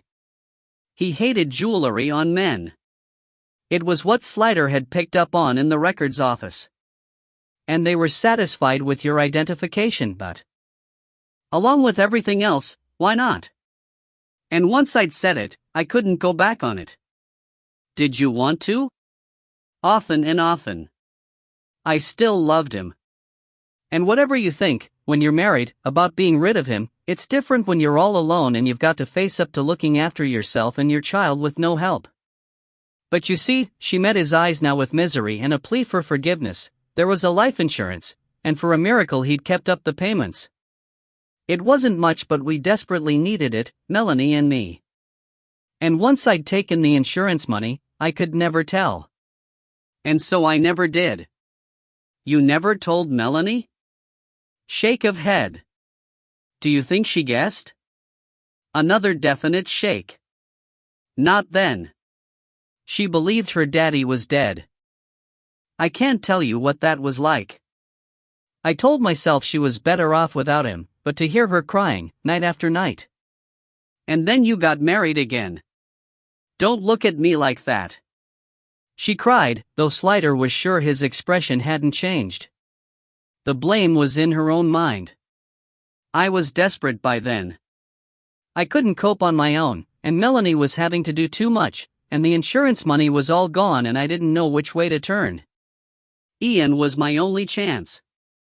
And I sort of convinced myself that Graham really was dead, that I'd been mistaken at the morgue that day. After all, I'd been upset. I was on tranquilizers for ages afterwards. So obviously I must have imagined the whole thing. That's how I fixed it in my mind. All his things were in the pockets, so it must have been him and he really was dead. So I married Ian and that was that. Except, Slider said, and now he really was punting, Graham didn't stay dead, did he? She looked wary. Why'd you say that? Oh, come on, you've told me the worst, no point in holding back now. Did he contact you? No, she said definitely. Never. I was always scared he would, but I suppose he had as much to lose as me. He'd have gone to jail. No, he never contacted me. Melanie, then? He contacted Melanie. She didn't want to answer, and he added, about 2 years ago. She shuddered and looked down. I don't know.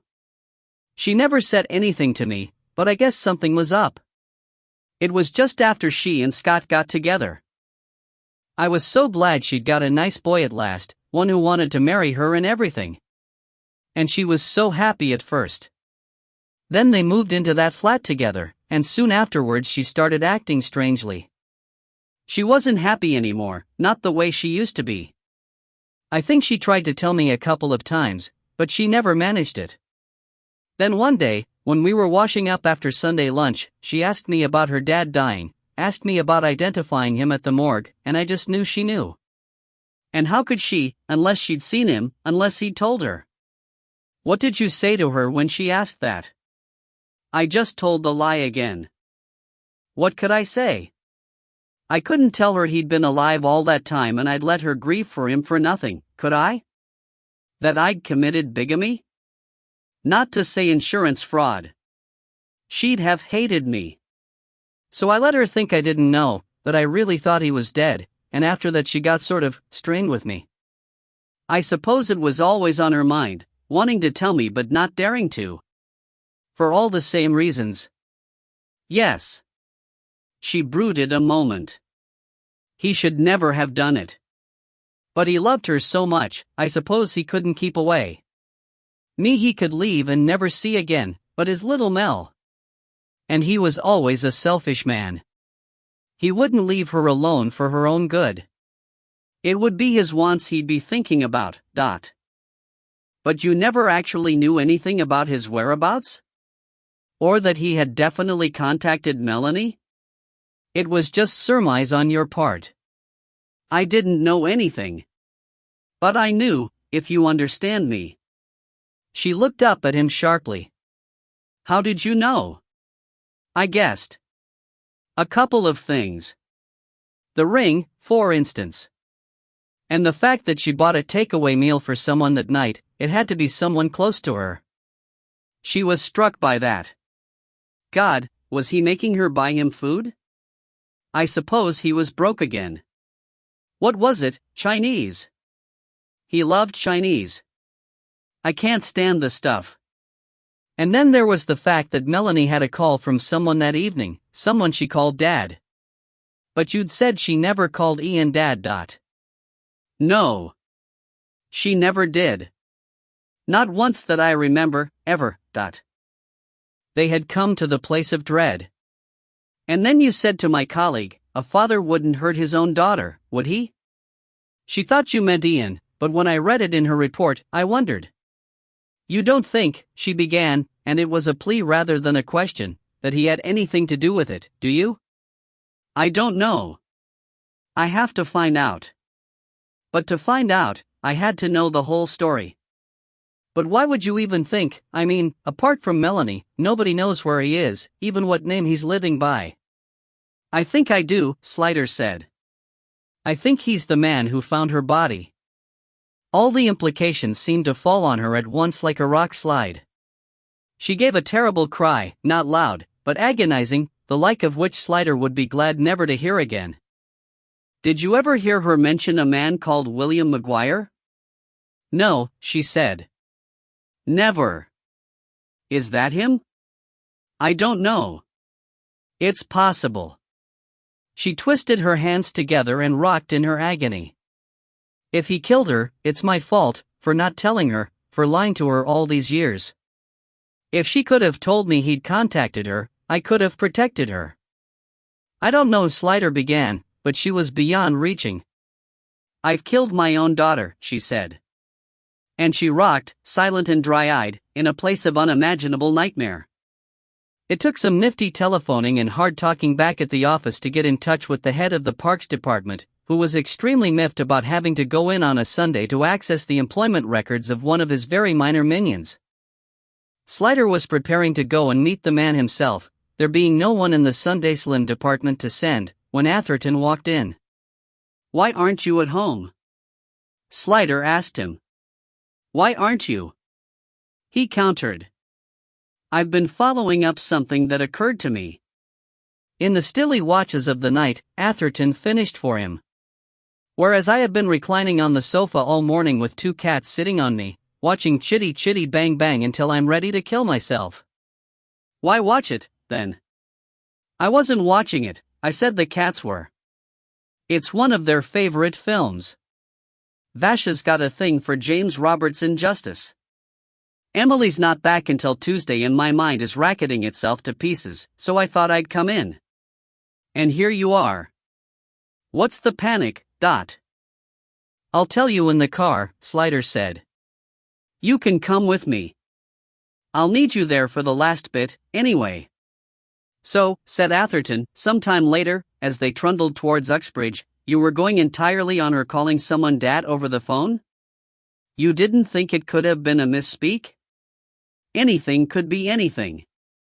But remember, less than a week before, he had slapped her face. I don't think the word Dad would have leapt to her lips for Ian Wiseman at that point. But there was also the takeaway. Who do you buy food for? It's either charity or love. No one's come forward to say she brought them a lifeline of Chinese food that evening. I'd have bet on Hibbert. But he's out of it. So who else did she love? And there was another problem. If she bought Chinese for someone, and then got into their car and drove off with them, there must have been a reason. It wasn't exactly closing time, but Atherton got it. He was drunk? Turned up drunk in his car to collect the grub, and she thought, oh bugger, I'll have to drive him home? He was a drinker in his previous incarnation. And there was the matter of her savings going missing over the past 2 years, and the 200 on the Friday. Who was she giving that to? Atherton thought he'd spotted a flaw. If she drove him home, how was she going to get home herself? My guess is that she'd drive herself home in his car, and then either he'd come and collect it the next day, or she'd take it back to him and come home by bus or taxi. It would be a Saturday, remember, so no work. And Hibbert was away, so there'd be no complications from that direction. And if she was worried about Fitton seeing her drive in a strange car, she could have always parked it round the corner. But as it happened, the need didn't arise. A silence fell between them on that thought, which lasted all the way to the council offices, where a very annoyed Trevor Parrott was waiting to give them his full and generous cooperation on this matter of importance. I can't see why it couldn't have waited until tomorrow, he grumbled. Then you needn't have bothered me. One of the girls could have given you the information you wanted. Operational reasons, I'm afraid, Slider said smoothly. I can't tell you more, but... Well, if this man is a dangerous criminal, you ought to arrest him, not leave him running around loose to endanger other people. And you should have warned us about him so we could dismiss him. What did he do, anyway? He's a gardener, I believe, Slider said. Parrott modeled. You deliberately misunderstood me. I meant what crime has he committed, of course. I don't know yet that he has done anything. Then why on earth did you have to drag me out on a Sunday? Parrott cried in frustration, back at the front of the loop. We won't keep you long, Atherton said soothingly, seeing that all the soothes seemed to have leaked out of his boss for the moment. "It's good of you to help us out. We wouldn't ask if it wasn't important." It didn't take long. William McGuire had joined the department 2 years ago as an undergardener, after a short spell on benefits. Before that he had been self-employed, a minicab driver, for 8 years, first for Remo's Taxis, Fulham, then Magic Cabs of Shepherd's Bush. Previous address in Fulham. And there was a note that, in view of the location of his work for the council, he had been offered a council-owned one-bedroom maisonette in Lakeside Close. No black marks against him since he took up employment. His wage, Slider observed, was minuscule, which accounted, he supposed, for his being taken on with no previous parks and gardens experience. Probably no one else had wanted the job. It was hardly worth coming off benefits for. And he had been absent from work for the past week without notice. "So that closes the last gap," Slider said as they walked back to the car. "The less fussy minicab firms, and I know Magic Cabs, will take on anyone with a clean driving license, no questions asked." And his short spell on benefits gave him an insurance number to take to an actual employer. All we don't know is why he changed from being a driver to being a gardener. "If you think that's all we don't know, you must be on something," Atherton observed. "Whether he came back into Melanie's life, why he did, whether he killed her, if he did, why he found the body, not to mention that we don't actually know he's Graham Hunter at all. That's just a guess on your part. You'll look a right wally when it turns out he isn't." "Thank you for that comforting thought." But McGuire's record only goes back 10 years, to the time of the Greenford crash. Before that he was a hospital porter living in a council flat in Paddington. Why the sudden break? He might well have wanted a complete change after the trauma of the crash. Why not? And there's the fact that he and Hunter were both in the crash, and he's the one who found Hunter's murdered daughter 10 years on. That's one hell of a coincidence. "Ah, well," Atherton admitted lightly, "there you have me. I'll go for a coinkydink every time over hard fact. Makes life so much more interesting. You're supposed to be polite to me and flatter me." "You seem to forget I'm your boss," Slider said, flipping open the car and climbing in. "I should hate to see you throwing everything away when the world is at your feet." "Usual place for it," Atherton observed, getting in the other side. "Where are we going now?" he asked, as Slider started the engine. "Where'd you think?" said Slider. "Oh boy," said Atherton. "I feel a lawsuit coming on." "There's something else," Slider admitted after a silence, "and it's my fault." "What?" "When Norma brought me the forensic report on the clothes, I was busy. I told her to précis for me. I didn't read it until last night. And the dog hair on her clothes wasn't black, it was white. And Marty doesn't have a white hair on him." Atherton wrinkled his nose.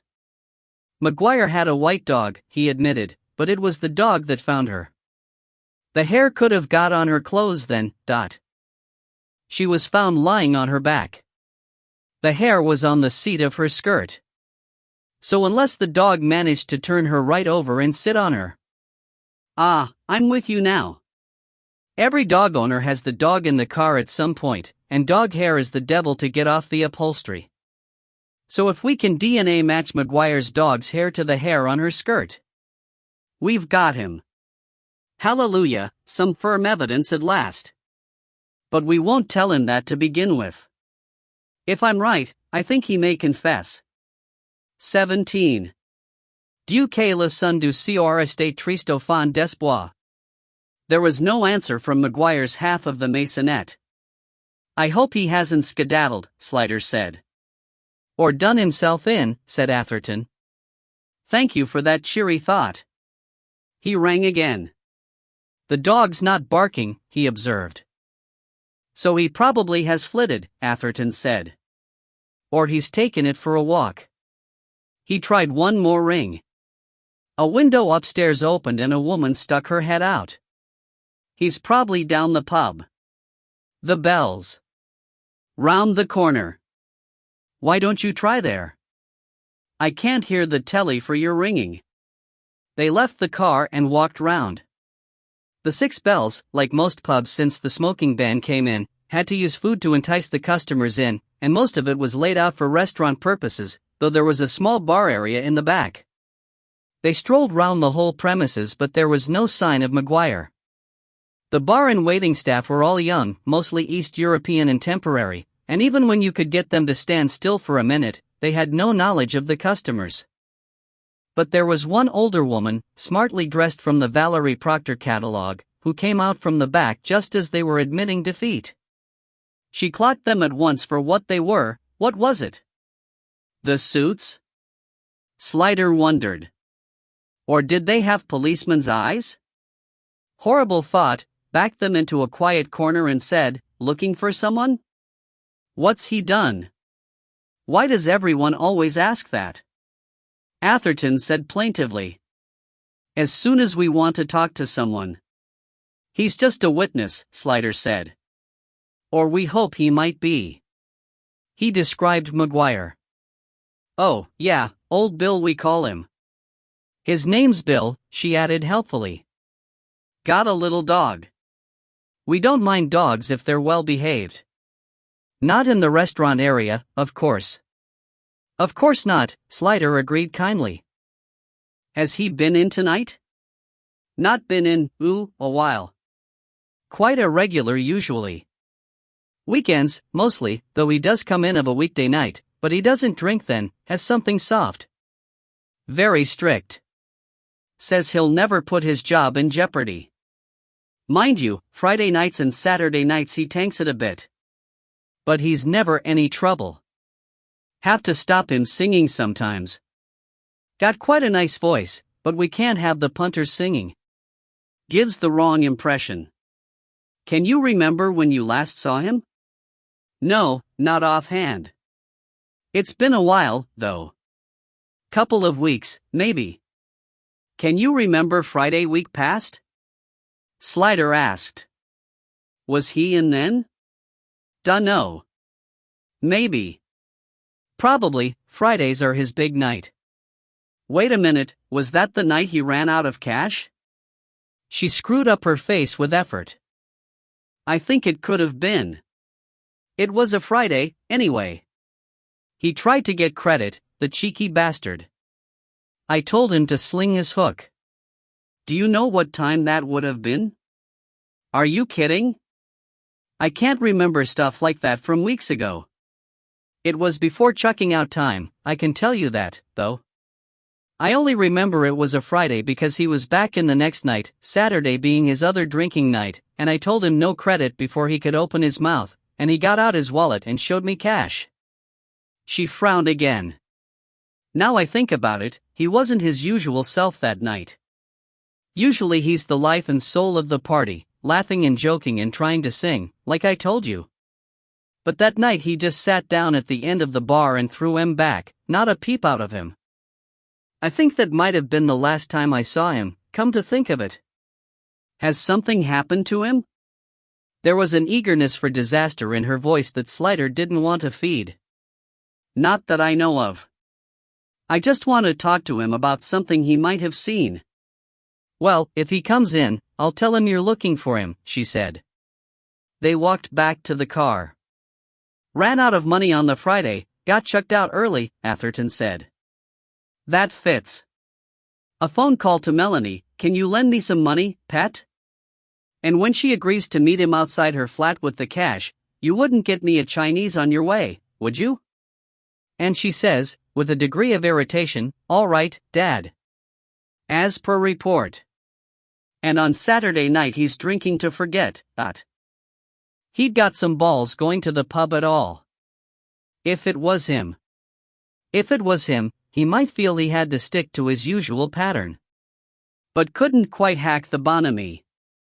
"Well, I like him better for that, anyway," Atherton said. "If there's one thing I hate, it's a cheerful murderer." They reached their car. "What now?" Slider was looking past him, towards the Lido. "Here he comes," he said quietly. "He must have been taking the dog for a walk. Why didn't we think of that?" McGuire was shuffling along, hunched into his clothes, the little dog trotting at his side, looking subdued, glancing up at his master from time to time in that anxious way dogs have when something doesn't feel right. He didn't seem to see the two men waiting for him until he actually reached them, and then he stopped and looked at them with an appalling resignation, and so much pain. If he had been an animal, Slider would have wanted to put him down right there and then. "Mr. Hunter," he said quietly, "can we have a word with you?" He showed no surprise. He just looked old, his face lined, his eyes bagged and raw, his skin slack and gray.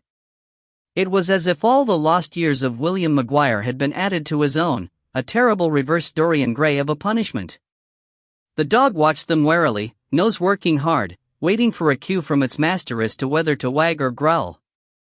At last McGuire said, "You'd better come in."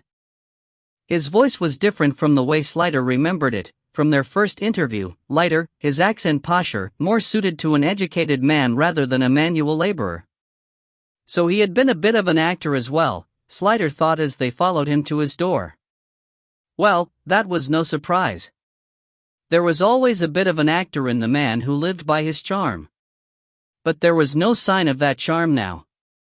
This was a beaten man, the spark had gone out. There was no smell of drink in the room, or from McGuire. He let the dog out into the back garden, and came back, caught Slider sniffing, and said, "I'm not drunk. I haven't touched a drop for 5 days. I'm never going to drink again." He sat down heavily in an armchair whose seat bore the impression. "You didn't react when I called you Mr. Hunter," Slider said. "For the record, you are Graham Hunter, aren't you?" He seemed to think about it for a moment, or perhaps he was choosing his words. "If you've got as far as asking me that question, I suppose there's no point in denying it. I've gone all these years wondering when it would come, but after a certain point, you think it's all been settled in your favor, and you stop worrying. Yes, I'm Graham Hunter, or at least, I was once. I feel as if he died a long time ago. I wish he had," he concluded bitterly. "Tell me about the train crash," Slider said. "What do you remember about it?" "Not much about the actual crash. I was going down to Bristol to see a man about a business proposition." He made a wry face. "Importing edible insects from Latin America, cicadas, beetles and ants. Dried, and mixed in small bags.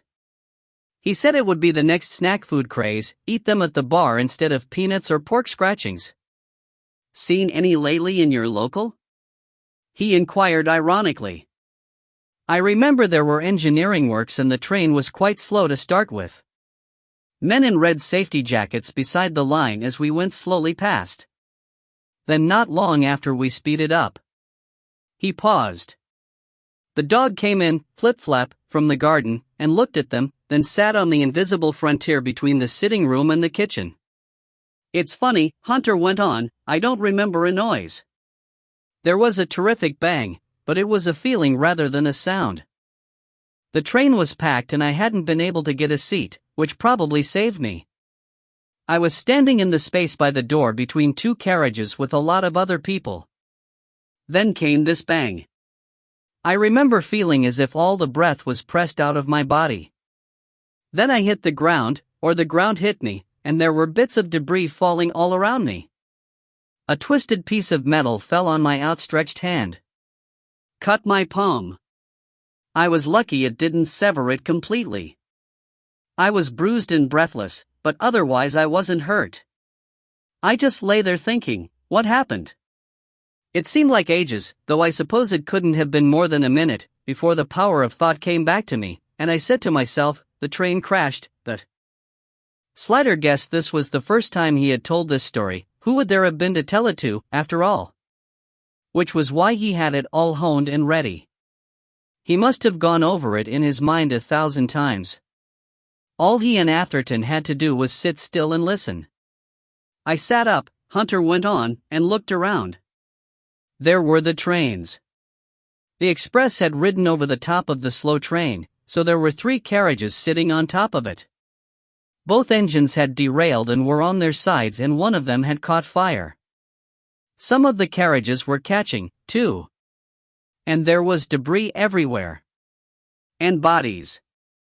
He stopped. Well, I suppose you've seen pictures of it. Yes, said Slider.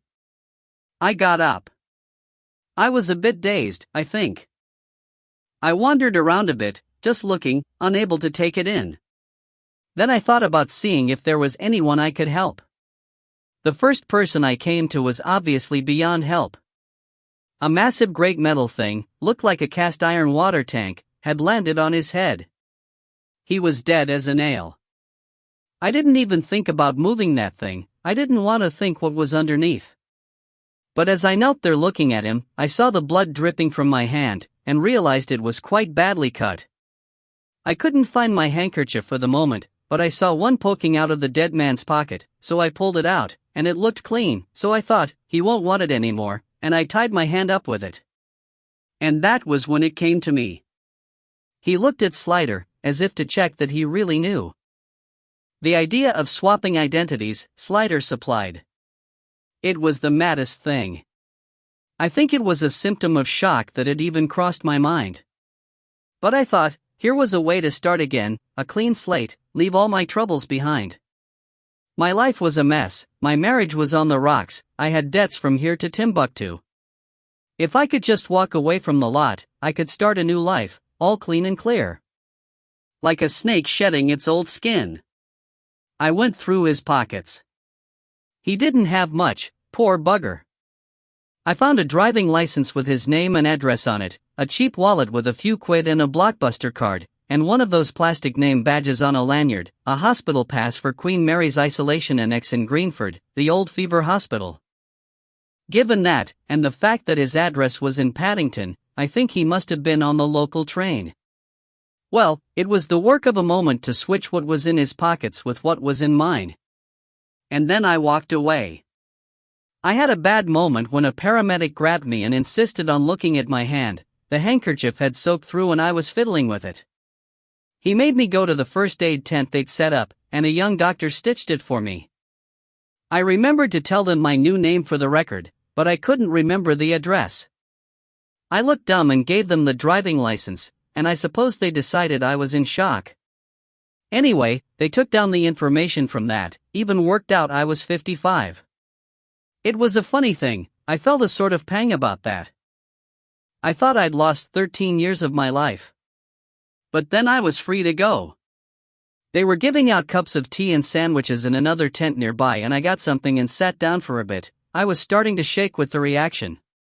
But I didn't want to hang around, I was afraid someone would find out about the switch, God knows how, everyone had too much to do. So I walked to the nearest bit of civilization, which turned out to be Greenford, and got myself a bed in a cheap hotel for the night, took the aspirin the doctor had given me, and slept like the dead.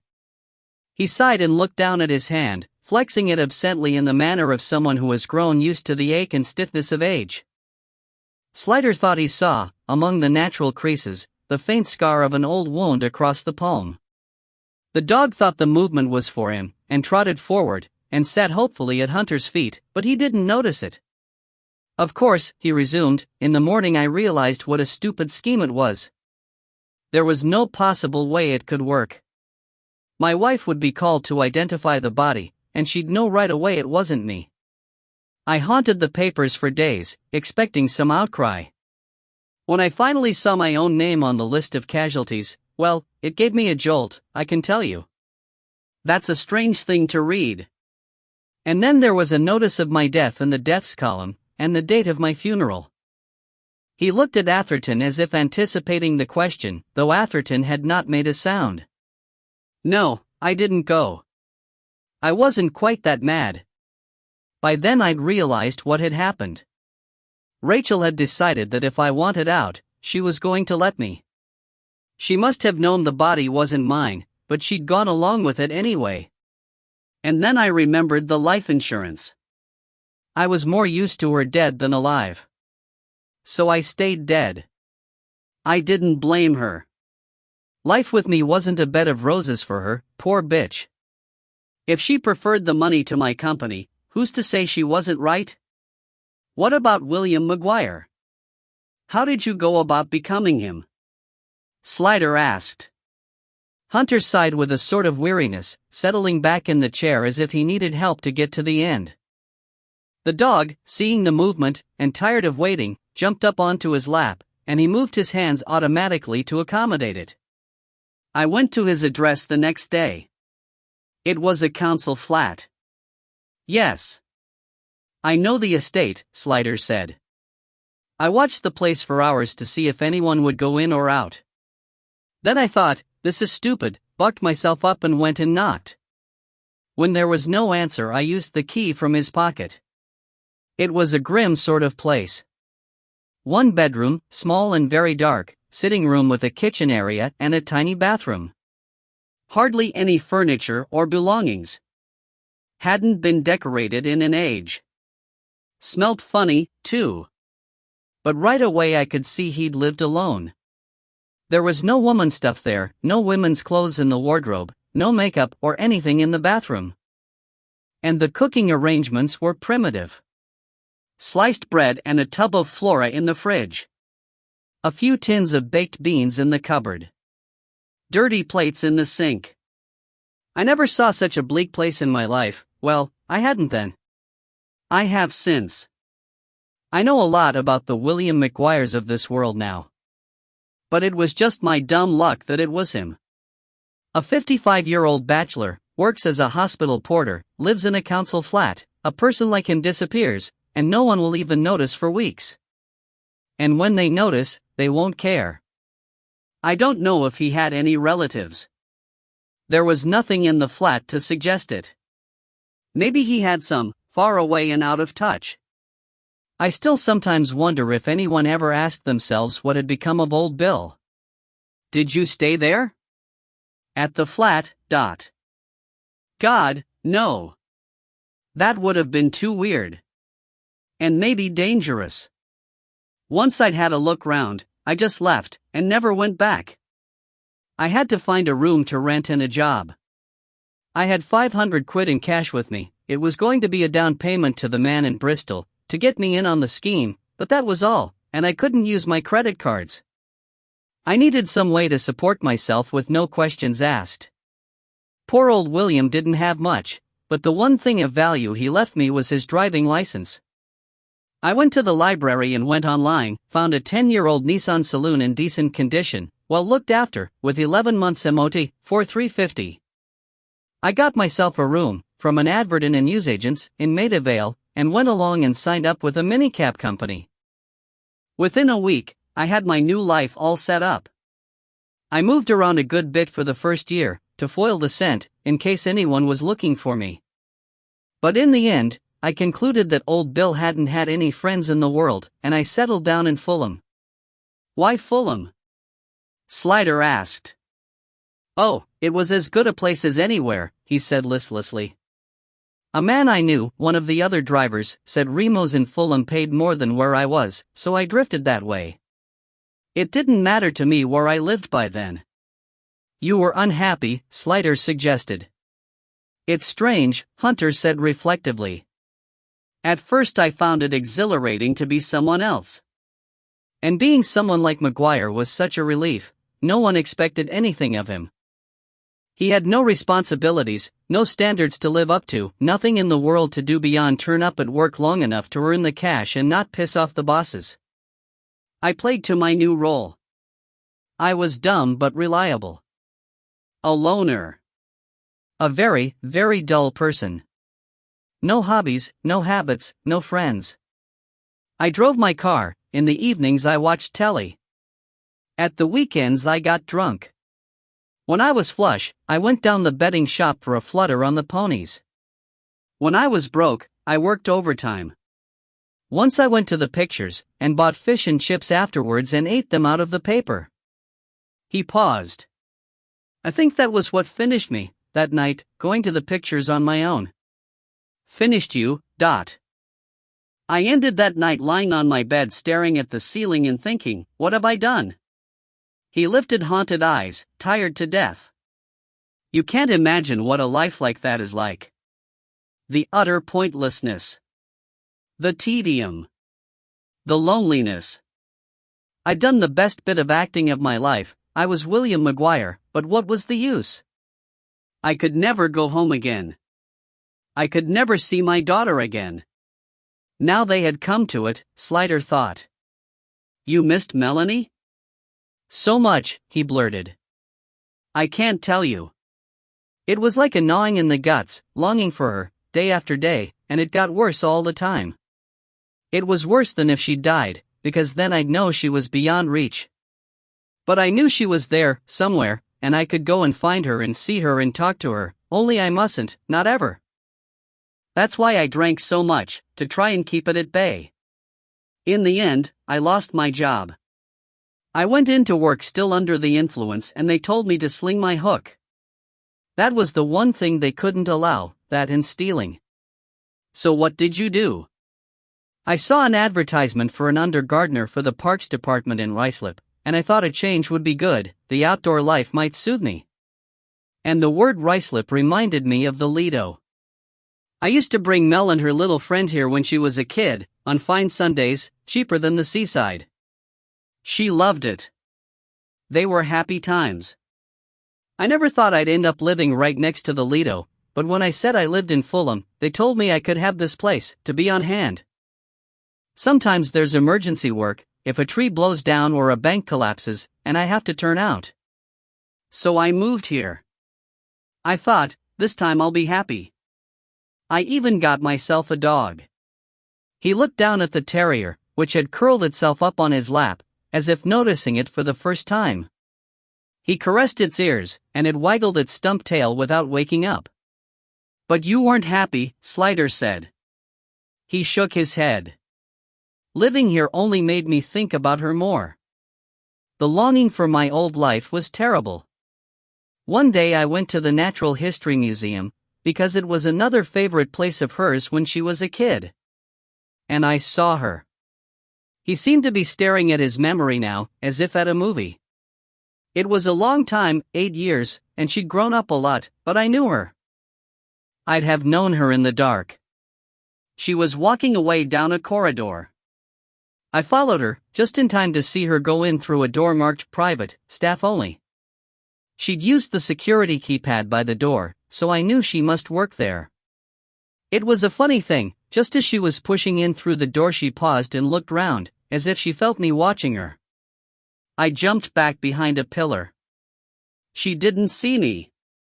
She wouldn't have known me anyway, I'd grown this beard. But I think somehow she'd felt my presence. After that, I couldn't keep the feelings down.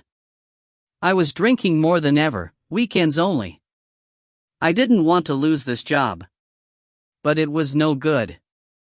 I had to see her.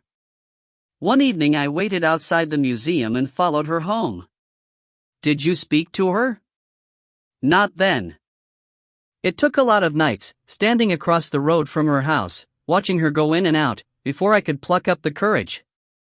Then one night she came out alone and walked off along the street. She looked so happy and busy, living her life. I followed her, really just to see where she was going, maybe to suck in some of that happiness. I don't think I meant to speak to her. But when she stopped at the pedestrian lights, waiting to cross the road, I just walked up to her and before I could stop myself, I said, "Melanie?" She looked round. She was scared for a second. There was this bearded old man who knew her name, and then there was a sort of dawning in her face, and she said, "Dad, but..." At that point, he flagged so alarmingly with, Slider supposed, sheer emotional exhaustion that he looked for a moment as though he was having an attack of some sort. He slumped back in the chair, his face drawn and putty-colored, breathing through his mouth. "Take a breather," Slider said. "Do you want a drink? Is there anything in the house?" "No," he said, a protest, though a feeble one. "I'm not drinking, never again." "Tea, then?" "A cup of tea," Hunter agreed weakly. He licked his lips. Mouth's dry. Slider got up before Atherton could move. "I'll do it," he said. The dog lifted its head sharply at the movement. Slider went into the kitchen part, took the kettle to the tap, and leaned against the sink for a moment, his eyes closed. He found his hands were shaking. Emotional draining didn't only happen to the narrator, he discovered, but to the interlocutor too. It had been wonderful at first. Of course, she had been shocked at what he had done, and it had taken a lot of explaining before she could accept that he had done it for her and her mother's own good. Then she had had to tell him about her life, and there were some painful parts to that, too. And her mother's remarriage, to Ian, who she didn't like one bit. And Scott, whom she adored, Hunter had had to grit his teeth against the jealousy. They couldn't meet very often, because no one could know about him, and the secrecy was wearing on them both. She would meet him somewhere, a cafe, or just a bench, in her lunchtime usually. Evenings and weekends were difficult. Mostly it was snatched meetings just to catch up, though they talked on the phone when they could. But of course, the problem for any addict is that having a little bit only makes you want more, and he was addicted to Melanie. He hadn't meant to ask her for money. But she had been shocked at the way he lived, and how little he earned, and the shabbiness of his clothes. She had given him money, against his protests, the first time, so he could buy himself a new jacket. The next time, he asked her. The strain of the situation meant he was drinking and gambling more at the weekends, and that went through the money more than anything. She didn't like giving him money just to waste it, but she never refused him. But then she started urging him to put things right. She wanted him to tell her mother he was alive. It was cruel, she said, to leave her in ignorance. He'd told her that revealing himself would make her a bigamist, and then she'd got angry. He had to do the right thing, she said. He must go to the police and make a clean breast of everything. They couldn't go on like this. I think in the back of her mind, he said sadly, she had the idea that if only I would do that, everything could go back to the way it was. Ian would somehow disappear, I would come home and live with Rachel, and we would be a family again. She was a bright girl, but when it came to that, emotionally she was just 5 years old. I tried to explain to her how impossible it was, but she persisted with the idea that if only I would confess, everything would be forgiven, just like that. And so they came to the Friday night. The tea had been drunk, had revived him a little, but he still looked ghastly. Slider felt exhausted, Atherton looked apprehensive. Only the dog slumbered comfortably on his master's lap. Hunter stroked it slowly, over and over, as he told the last part of the story. He had gone for his Friday night drink at the Six Bells. It had been a hard week, he'd had words with his immediate superior, and there had been hints that departmental cuts might lose him his job, despite the fact that there was too much work for the staff they had. He had gone to the pub determined to tie one on, only to discover, before he was drunk enough for oblivion, that he had run out of money. He'd asked for credit, he was in there often enough, for God's sake, and the barmaid, the snotty one with the voice like a bandsaw, had given him short shrift and long contempt. He was furious and humiliated and wanted nothing more than to get back at her, turn up with enough cash to flash at her to make her sorry she'd been sharp with him. Outside, he'd rung Melanie. She was out with friends, he could hear the sounds of people having a good time in the background. A wave of self-pity had come over him. He'd told her he was in a bad way for cash and spun her a story which he could hear she didn't believe, but she'd agreed to meet him at her house with funds as soon as he could get there. And he'd asked her to get him a takeaway as well, he hadn't eaten since breakfast, and she'd snapped at him. It hadn't boded well. When he arrived at her house she'd come down with the carrier bag in her hand, and got in beside him to talk to him. But right away she'd peered at him and sniffed and said he was too drunk to drive home, and insisted on switching places with him and driving him back. When they reached Reservoir Road she'd driven to the Lido car park and pulled up there so I can talk to you. It was a long harangue, on much the same lines as before, about him doing the right thing, but she'd been doing some sums while she waited for the Chinese food, and realized how much of her money he had gone through in the last 2 years. It had to stop, she said. He'd eaten the food while she talked but he hadn't enjoyed it, which annoyed him. He tried to tell her all over again how it was impossible for him to go back, and how it wouldn't help anyway. The harangue had turned into an argument. He'd got out of the car to escape it, but she followed him.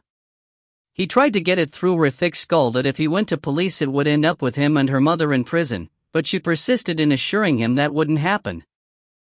She got angry with him, about having left her all those years thinking he was dead, about his drinking and his poor little bets on the ponies, called him a coward for not facing his responsibilities, told him if he didn't put things right she'd stop seeing him.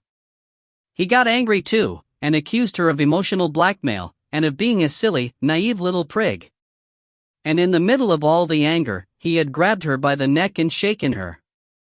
Not hard. I didn't grab her hard. Even losing my temper, I was enough for father to check myself, not to hurt her. But she was shocked. I'd never laid a rough hand on her before. She jerked away from me, just as I let her go. She lost her balance, her foot skidded on the mud, and she went over backwards, hitting her head sharply on the edge of the car roof. I didn't mean to hurt her, he said in a faded voice of horror. I would never hurt my little girl. I knelt beside her, slipped my hand under her head, felt the blood. I called her name, and I thought she looked at me, but then she was limp and her eyes weren't looking anywhere. Just staring. But I never meant to hurt her, I swear to you. If I could have died instead. But you didn't, Sliders said. 18. The devil wears Primark. That's a terrible story, Joanna said. That's the worst thing I've heard. The poor man. Slider had rung her on her mobile to say he didn't know what time he'd be home, and she had diverted after the concert and come to the station to hear about it firsthand. She was sitting on his desk now, still in her long black, a breath of fresh air from the outside world, the real world, if you wanted to look at it that way, in which people lived their lives without ever murdering or being murdered. Sitting as he was in his normal chair behind the desk, he was looking up at her. He admired her almost painfully. She had just been engaged in something of extraordinary, unimaginable skill, playing the violin before an audience of thousands, recreating great music from tiny, random-looking dots on a page, something so beyond his comprehension that it stood in his mind like a conjuring trick in a child's, genuine magic. She was a hummingbird, a kingfisher, airborne, delicate, a jewel of brightness and a quicksilver of movement. He was a humble duck, patiently drudging about in the weed. She was also his wife, which was a pretty damn fine thing, whichever way you looked at it. But, she said, if it was an accident, why didn't he just go straight to the police? Atherton, sitting on the cold radiator as usual, answered. Because of this whole identity swap thing. He was afraid it would all come out and he was terrified of going to prison. So he carried her into the woods and laid her half under a bush. He had to make it look as though she'd been concealed, but he wanted her to be found, so he chose a place not far off the path. Then he went home and waited. It must have been hell, Joanna observed. Yes, said Atherton, particularly when she wasn't found. Saturday went past and Sunday went past, and all the usual visitors and dog walkers kept going in there and nothing happened. He didn't want to be caught, but he couldn't bear to leave her lying out there any longer. I mean, not just the agonizing suspense, but what with foxes and stoats and such. Don't. Joanna winced. So on Monday morning he finally broke, and found her himself. He was in a terrible state when we interviewed him, but then, finding a dead body is not a nice thing for the ordinary punter, so we didn't think anything of it. And then, when we didn't come back for him, I suppose he was on tenterhooks, wondering if, and whether, and when, Joanna said thoughtfully. A whole week of it. Yes, I think he was just glad in the end, when we did come for him, that it was all over. Hardly that, Sliders said. They looked at him. Not all over by any means. Well, no, there's all the mess to clear up, Atherton admitted. And what a mess he's made of everything. His daughter's dead. His wife's marriage is bigamous. That's easily remedied, surely? Divorce and remarriage would fix that, Joanna suggested. It was still knowing bigamy on her part, which is a crime. Not to mention the insurance fraud. She could do time. And the marriage is ruined anyway. Ian's not going to want her back. And his life will never be the same, either. He'll have to change his job, if he can get another one after being a suspect. Though it's hard to feel sympathy for him, given the Stephanie incident. There's the child, Bethany, she's bound to find out everything sooner or later, and it's not a pretty story. What will that do to her? And then there's Toby. Who's Toby? Joanna asked. Hunter's dog. It was the one thing he asked as we arrested him. What's going to happen to Toby? Well, what does? A local dog charity took him. We have an arrangement with them for such eventualities. They'll keep him for a bit, and if Hunter ends up going inside, they'll rehome him. That was the one thing he talked about in the car on the way here. He said, Toby'll be dead by the time I get out. We could have given him, the dog, to Mrs. Wiseman Hunter. Marty could do with a brother, but with the chance she'll be going away at Her Majesty's pleasure as well, we couldn't risk it. Joanna contemplated for a bit. You're right. It is a mess. What must he be feeling? At the moment, he just wants to die, Atherton said. He's killed his darling and there's nothing left for him. He'll have to be put on suicide watch, which is a great nuisance to everybody. Then, of course, there's William McGuire to consider. We'll have to try and track down his relatives, if any, and tell them. We haven't yet checked with Misper whether he was ever reported missing. If he was, that'll make it easier. He rolled his eyes. Just the paperwork of undeading Hunter and redeading McGuire is a nightmare. And then there's the case to prepare, Slider said. Joanna noticed that he had been curiously silent all through this. Usually the relief of getting to the end of a case made him talkative. But he was sitting with his head bent in a dejected attitude, twirling a pencil round and round in his fingers. But if it was an accident, not murder, what case is there? She asked. Failure to notify a death. Interference with a human corpse. Concealing a crime. Impeding a police investigation. Plus the original identity swap fraud, and complicity in insurance fraud, Atherton enumerated. If it was an accident, Slider said. They both looked at him. We have no evidence about the death.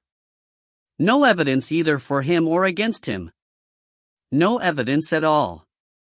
But, he confessed, Joanna said. Confessions can be retracted. We get false confessions all the time. He can go back to saying he only found the body, that it had nothing to do with him. Claim he was upset and didn't know what he was saying. But there's Toby's hair on her clothes, Atherton objected.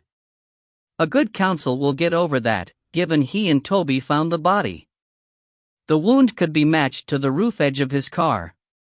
It's a common make and model. Without any traces of her blood on it. And he was a minicab driver. One thing he knows how to do is wash a car.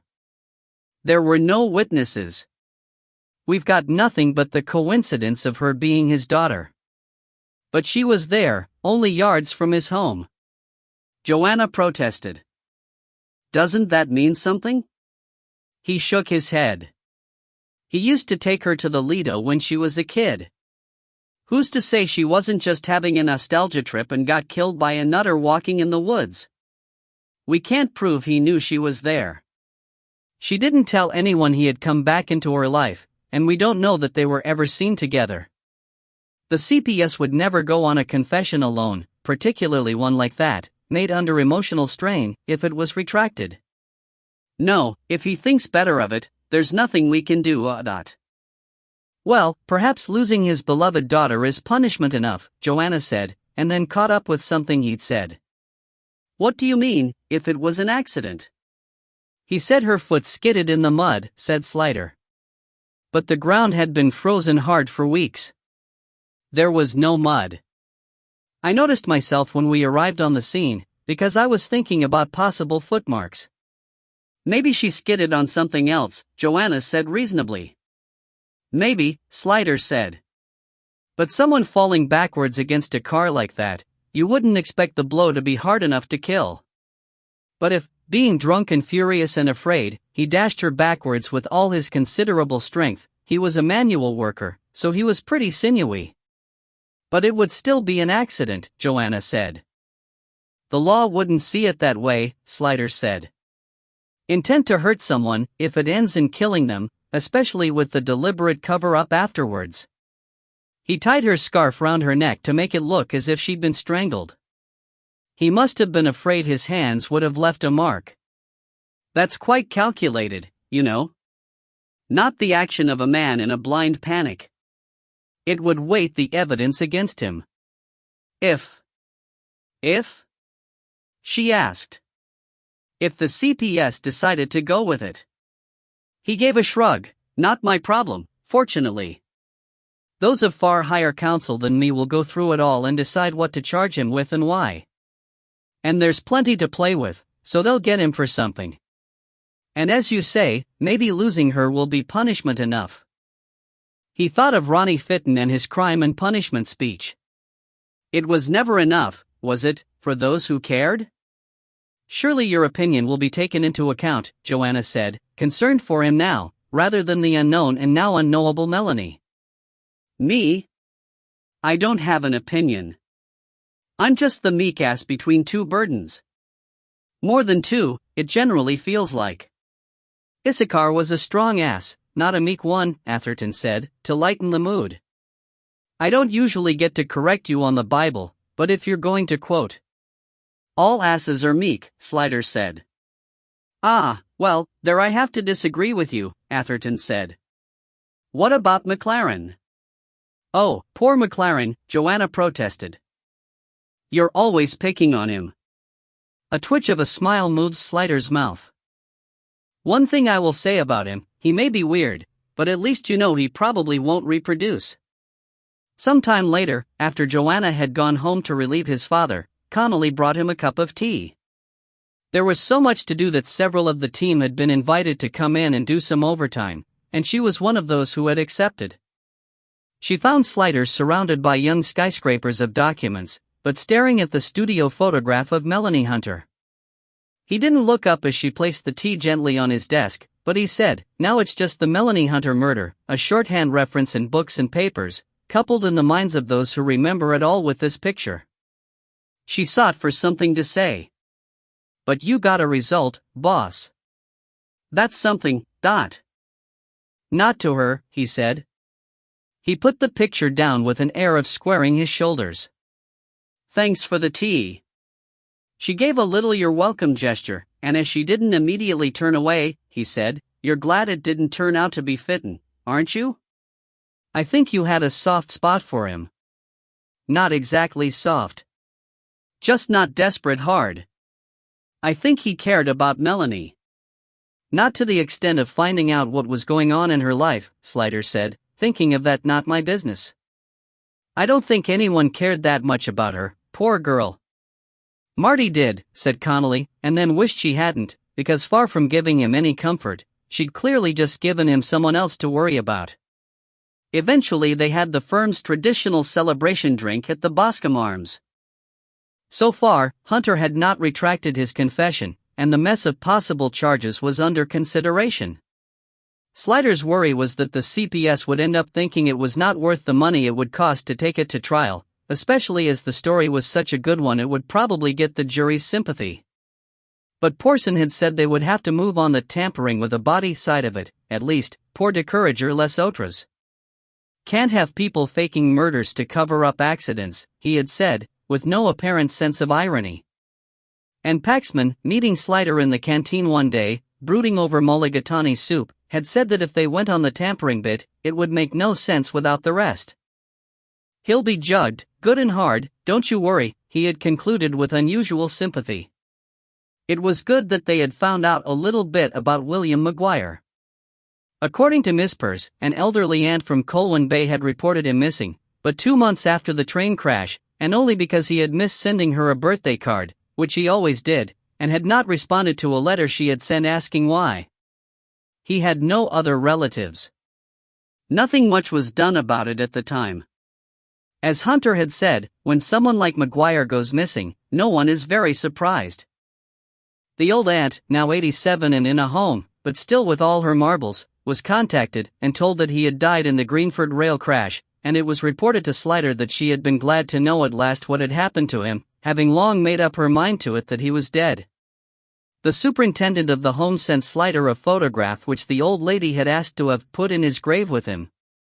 It was of Maguire, in palmier days, standing with his elder brother Robert, whom he had hero-worshipped. Robert was in uniform. He had been an NCO in the Welsh Guards, one of 40 killed in the Falklands. Their parents had died when they were in their teens, and Robert had always looked out for William.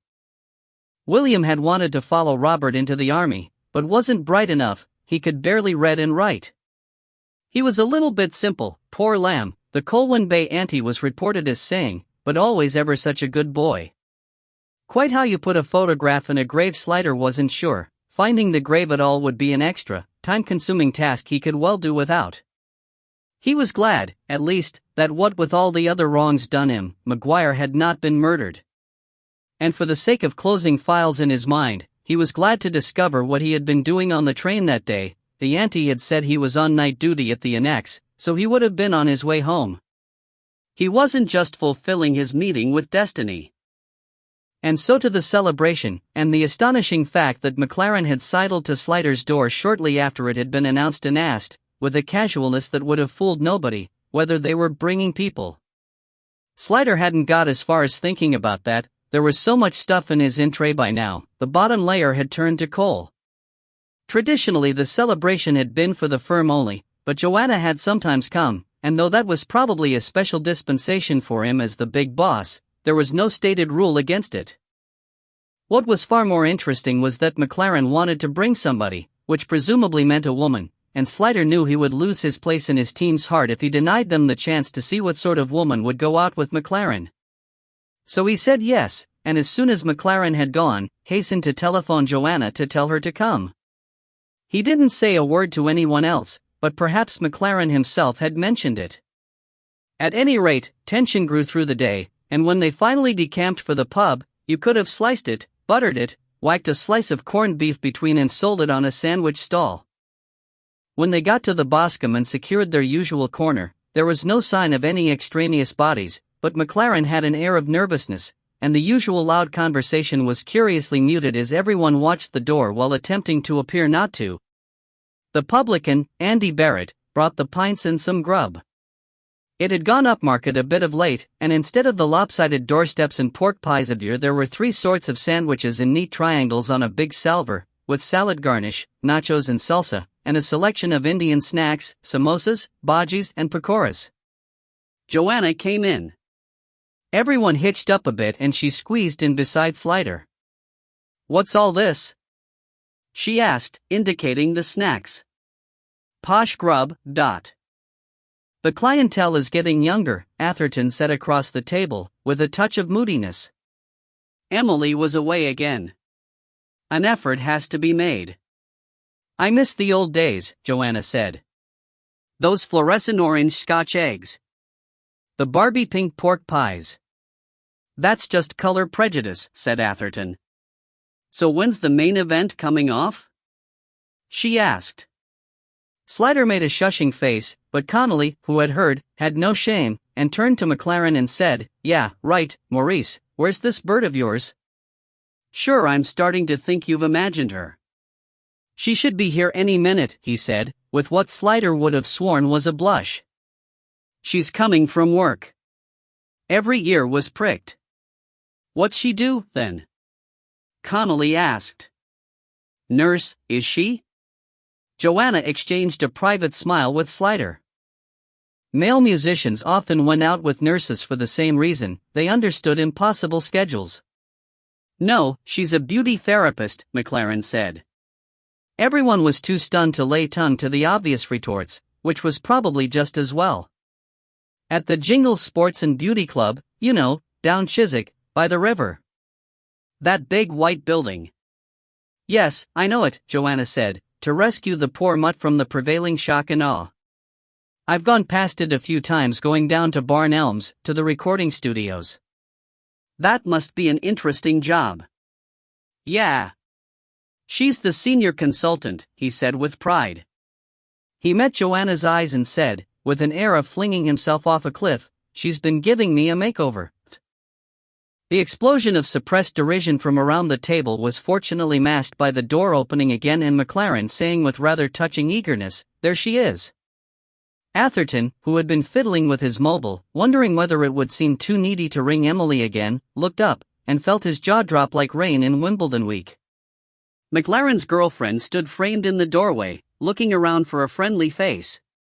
She was a good deal older than him, for a start, but seemed to have forgotten to take that into account when getting dressed.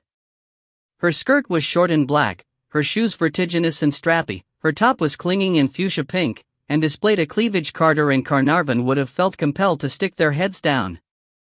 "I see wonderful things. But more Tutankhamun than Tutankhamun." Her makeup was blatantly professional, her hair brazenly highlighted, and her costume jewelry so bright it could have been used to signal aircraft. All she needs, Atherton thought in astonished awe, is a pimp and a lamp post. McLaren had lurched to his feet, and Atherton, turning his gaze that way, saw Morris's face so soft and marshmallowy and eager and proud, it would make you vomit if it didn't touch you to the quick. "Everybody, this is Jackie." "Jackie Griffiths," he said in a voice of wonder. And suddenly Atherton could not bear to see him kicked, even in a friendly manner. He was getting to his feet, but Slider was ahead of him, and because they had both risen, oddly everyone else did, too, and a kindly formality came over the party, keeping those who might have mocked silent. "Good to meet you, Jackie," Slider said, reaching out a hand across the table. "This is the boss, our gov, Mr. Slider," McLaren babbled. "Pleased to meet you," Jackie said, shaking the hand. Her nails were long, square-cut and French varnished. She smiled a professional smile. "Maurice has told me a lot about you. About all of you. Was there a hint of threat in that?" Slider wondered vaguely. The introductions went round, a chair was brought, Jackie sat down, and the moment for ribaldry was safely past. McLaren went to the bar to get her a drink, and she looked round them all, beamed, and said, "What you all think of Morris's new look?" "I think it's an improvement, don't you?" I said to him, "You're a nice-looking chap, but you don't make the most of yourself." Slider had never considered McLaren as being nice-looking, or indeed anything-looking. He was just McLaren, the food disposal system, the man for whom the question had been coined, "Are you a man or a mouth?" "We all noticed the difference," he said. She turned to him happily. "Well, I'm glad my hard work wasn't all for nothing. D'you like his new hairstyle?" "I'm not sure I've got it quite right yet, but I'll have to wait a few weeks before I can cut it again. Lucky it grows so fast.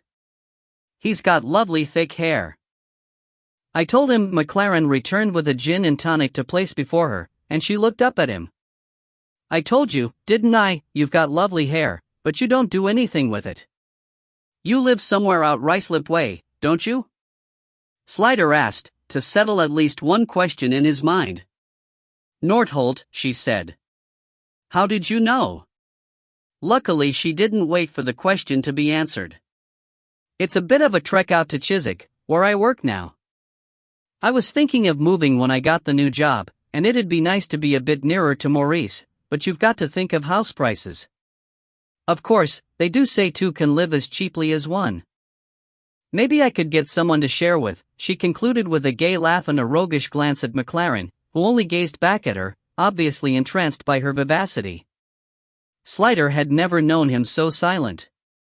Mind you, Jackie talked so much there was no need for anyone else to do a thing. It occurred to him sadly that there might now have to be a rule about bringing people in future. But he couldn't feel anything but kindness towards someone who was willing to go to so much trouble to bring happiness and an appearance of living in the 21st century to someone like McLaren, the man civilization forgot. On the way home, Joanna said, "It didn't feel much like a celebration." "I'm afraid she did talk a lot," Slider said. "But there's no harm in her." "I didn't mean that," she said. "It's just that there's usually a certain elation because you've got your man. The Mountie syndrome." But everyone seemed a bit subdued. "It's the uncertainty, I suppose. Not knowing what Hunter will be charged with or whether it will go to trial." "But you solved the problem. The mystery." You started off knowing nothing, and now you know it all. That must be a satisfaction. Intellectually, at least, if not emotionally. She looked at him, at his face waxing and waning as they passed street lamps. And Auntie Maguire knows what happened to her Billy at last. He smiled. All right, I give in. It's a triumph of sorts, and I'll accept the bouquets and put it behind me. Now what shall we talk about? We could talk about my troubles. Have you still got troubles? Oh yes, you're stuck with Daniel Kluger for the rest of the season. Can't you just rise above him? That's the trouble. It might just be possible. There's a job being advertised, co-principal in the LSO.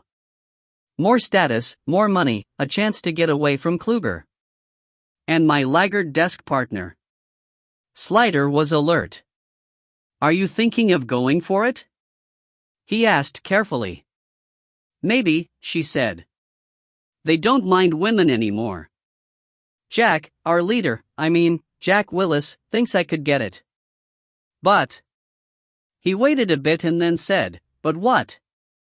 It would be more work, which is great, more money, but I'd be away a lot more. Concerts, recordings. Traveling. Not being there to put Georgie to bed. All the babysitting problems that come with it. Luckily, we've got Dad, he said. George needs his parents too. I can be fairly regular when there isn't a big case on. Humph, she said. And then, not seeing so much of you. Is it worth it? I can't answer that, he said. It's your career. It would be a big step up for you, wouldn't it? Yes. Different pieces, different artists, different style of playing. Exciting. Challenging. Living on my wits, even more than I do now. But you love all that, don't you? He glanced at her sideways. Or don't you? You don't have to do it, if you don't want to. I do want to. Of course I do. But it's the old dilemma, isn't it? I'm a married woman with a child. I can't give my all to my career without failing the other side. And vice versa, he said quietly. Oh, blast you, why must you always see both sides? She said, with an exasperated sort of laugh. You men just don't know what it's like. You can have everything. Well, he began. But she said, there's something else. Yes? If I do go for it, and I don't get it, I don't know how I'll cope with that. Why shouldn't you get it? You're good enough, aren't you? It isn't always a matter of that. There's style, too, and personality, getting on with people. You get on with everyone. And age. Ah, said Slider. Music's getting to be more and more a young person's field. They don't value experience and knowing the repertoire and all the rest of it. Not above youth and looks, anyway. Suppose I went for the audition, and I didn't get it. You know how I hate to fail. You can't let that stop you trying things. Yes, that's the point, isn't it? She said, giving him another amused and rueful look.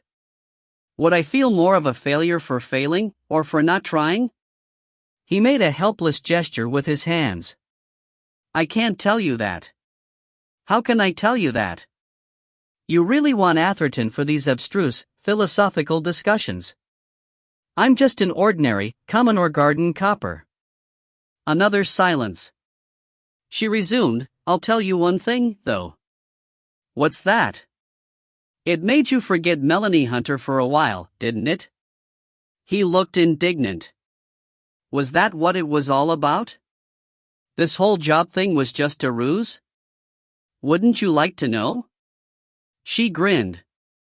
What was it she had said, toothache to take your mind off stomach ache? And yet. While he was still thinking it out, she said, those snacks weren't very substantial, I must say. Fancy some fish and chips? It's not too late, is it? Never too late for fish and chips, he said.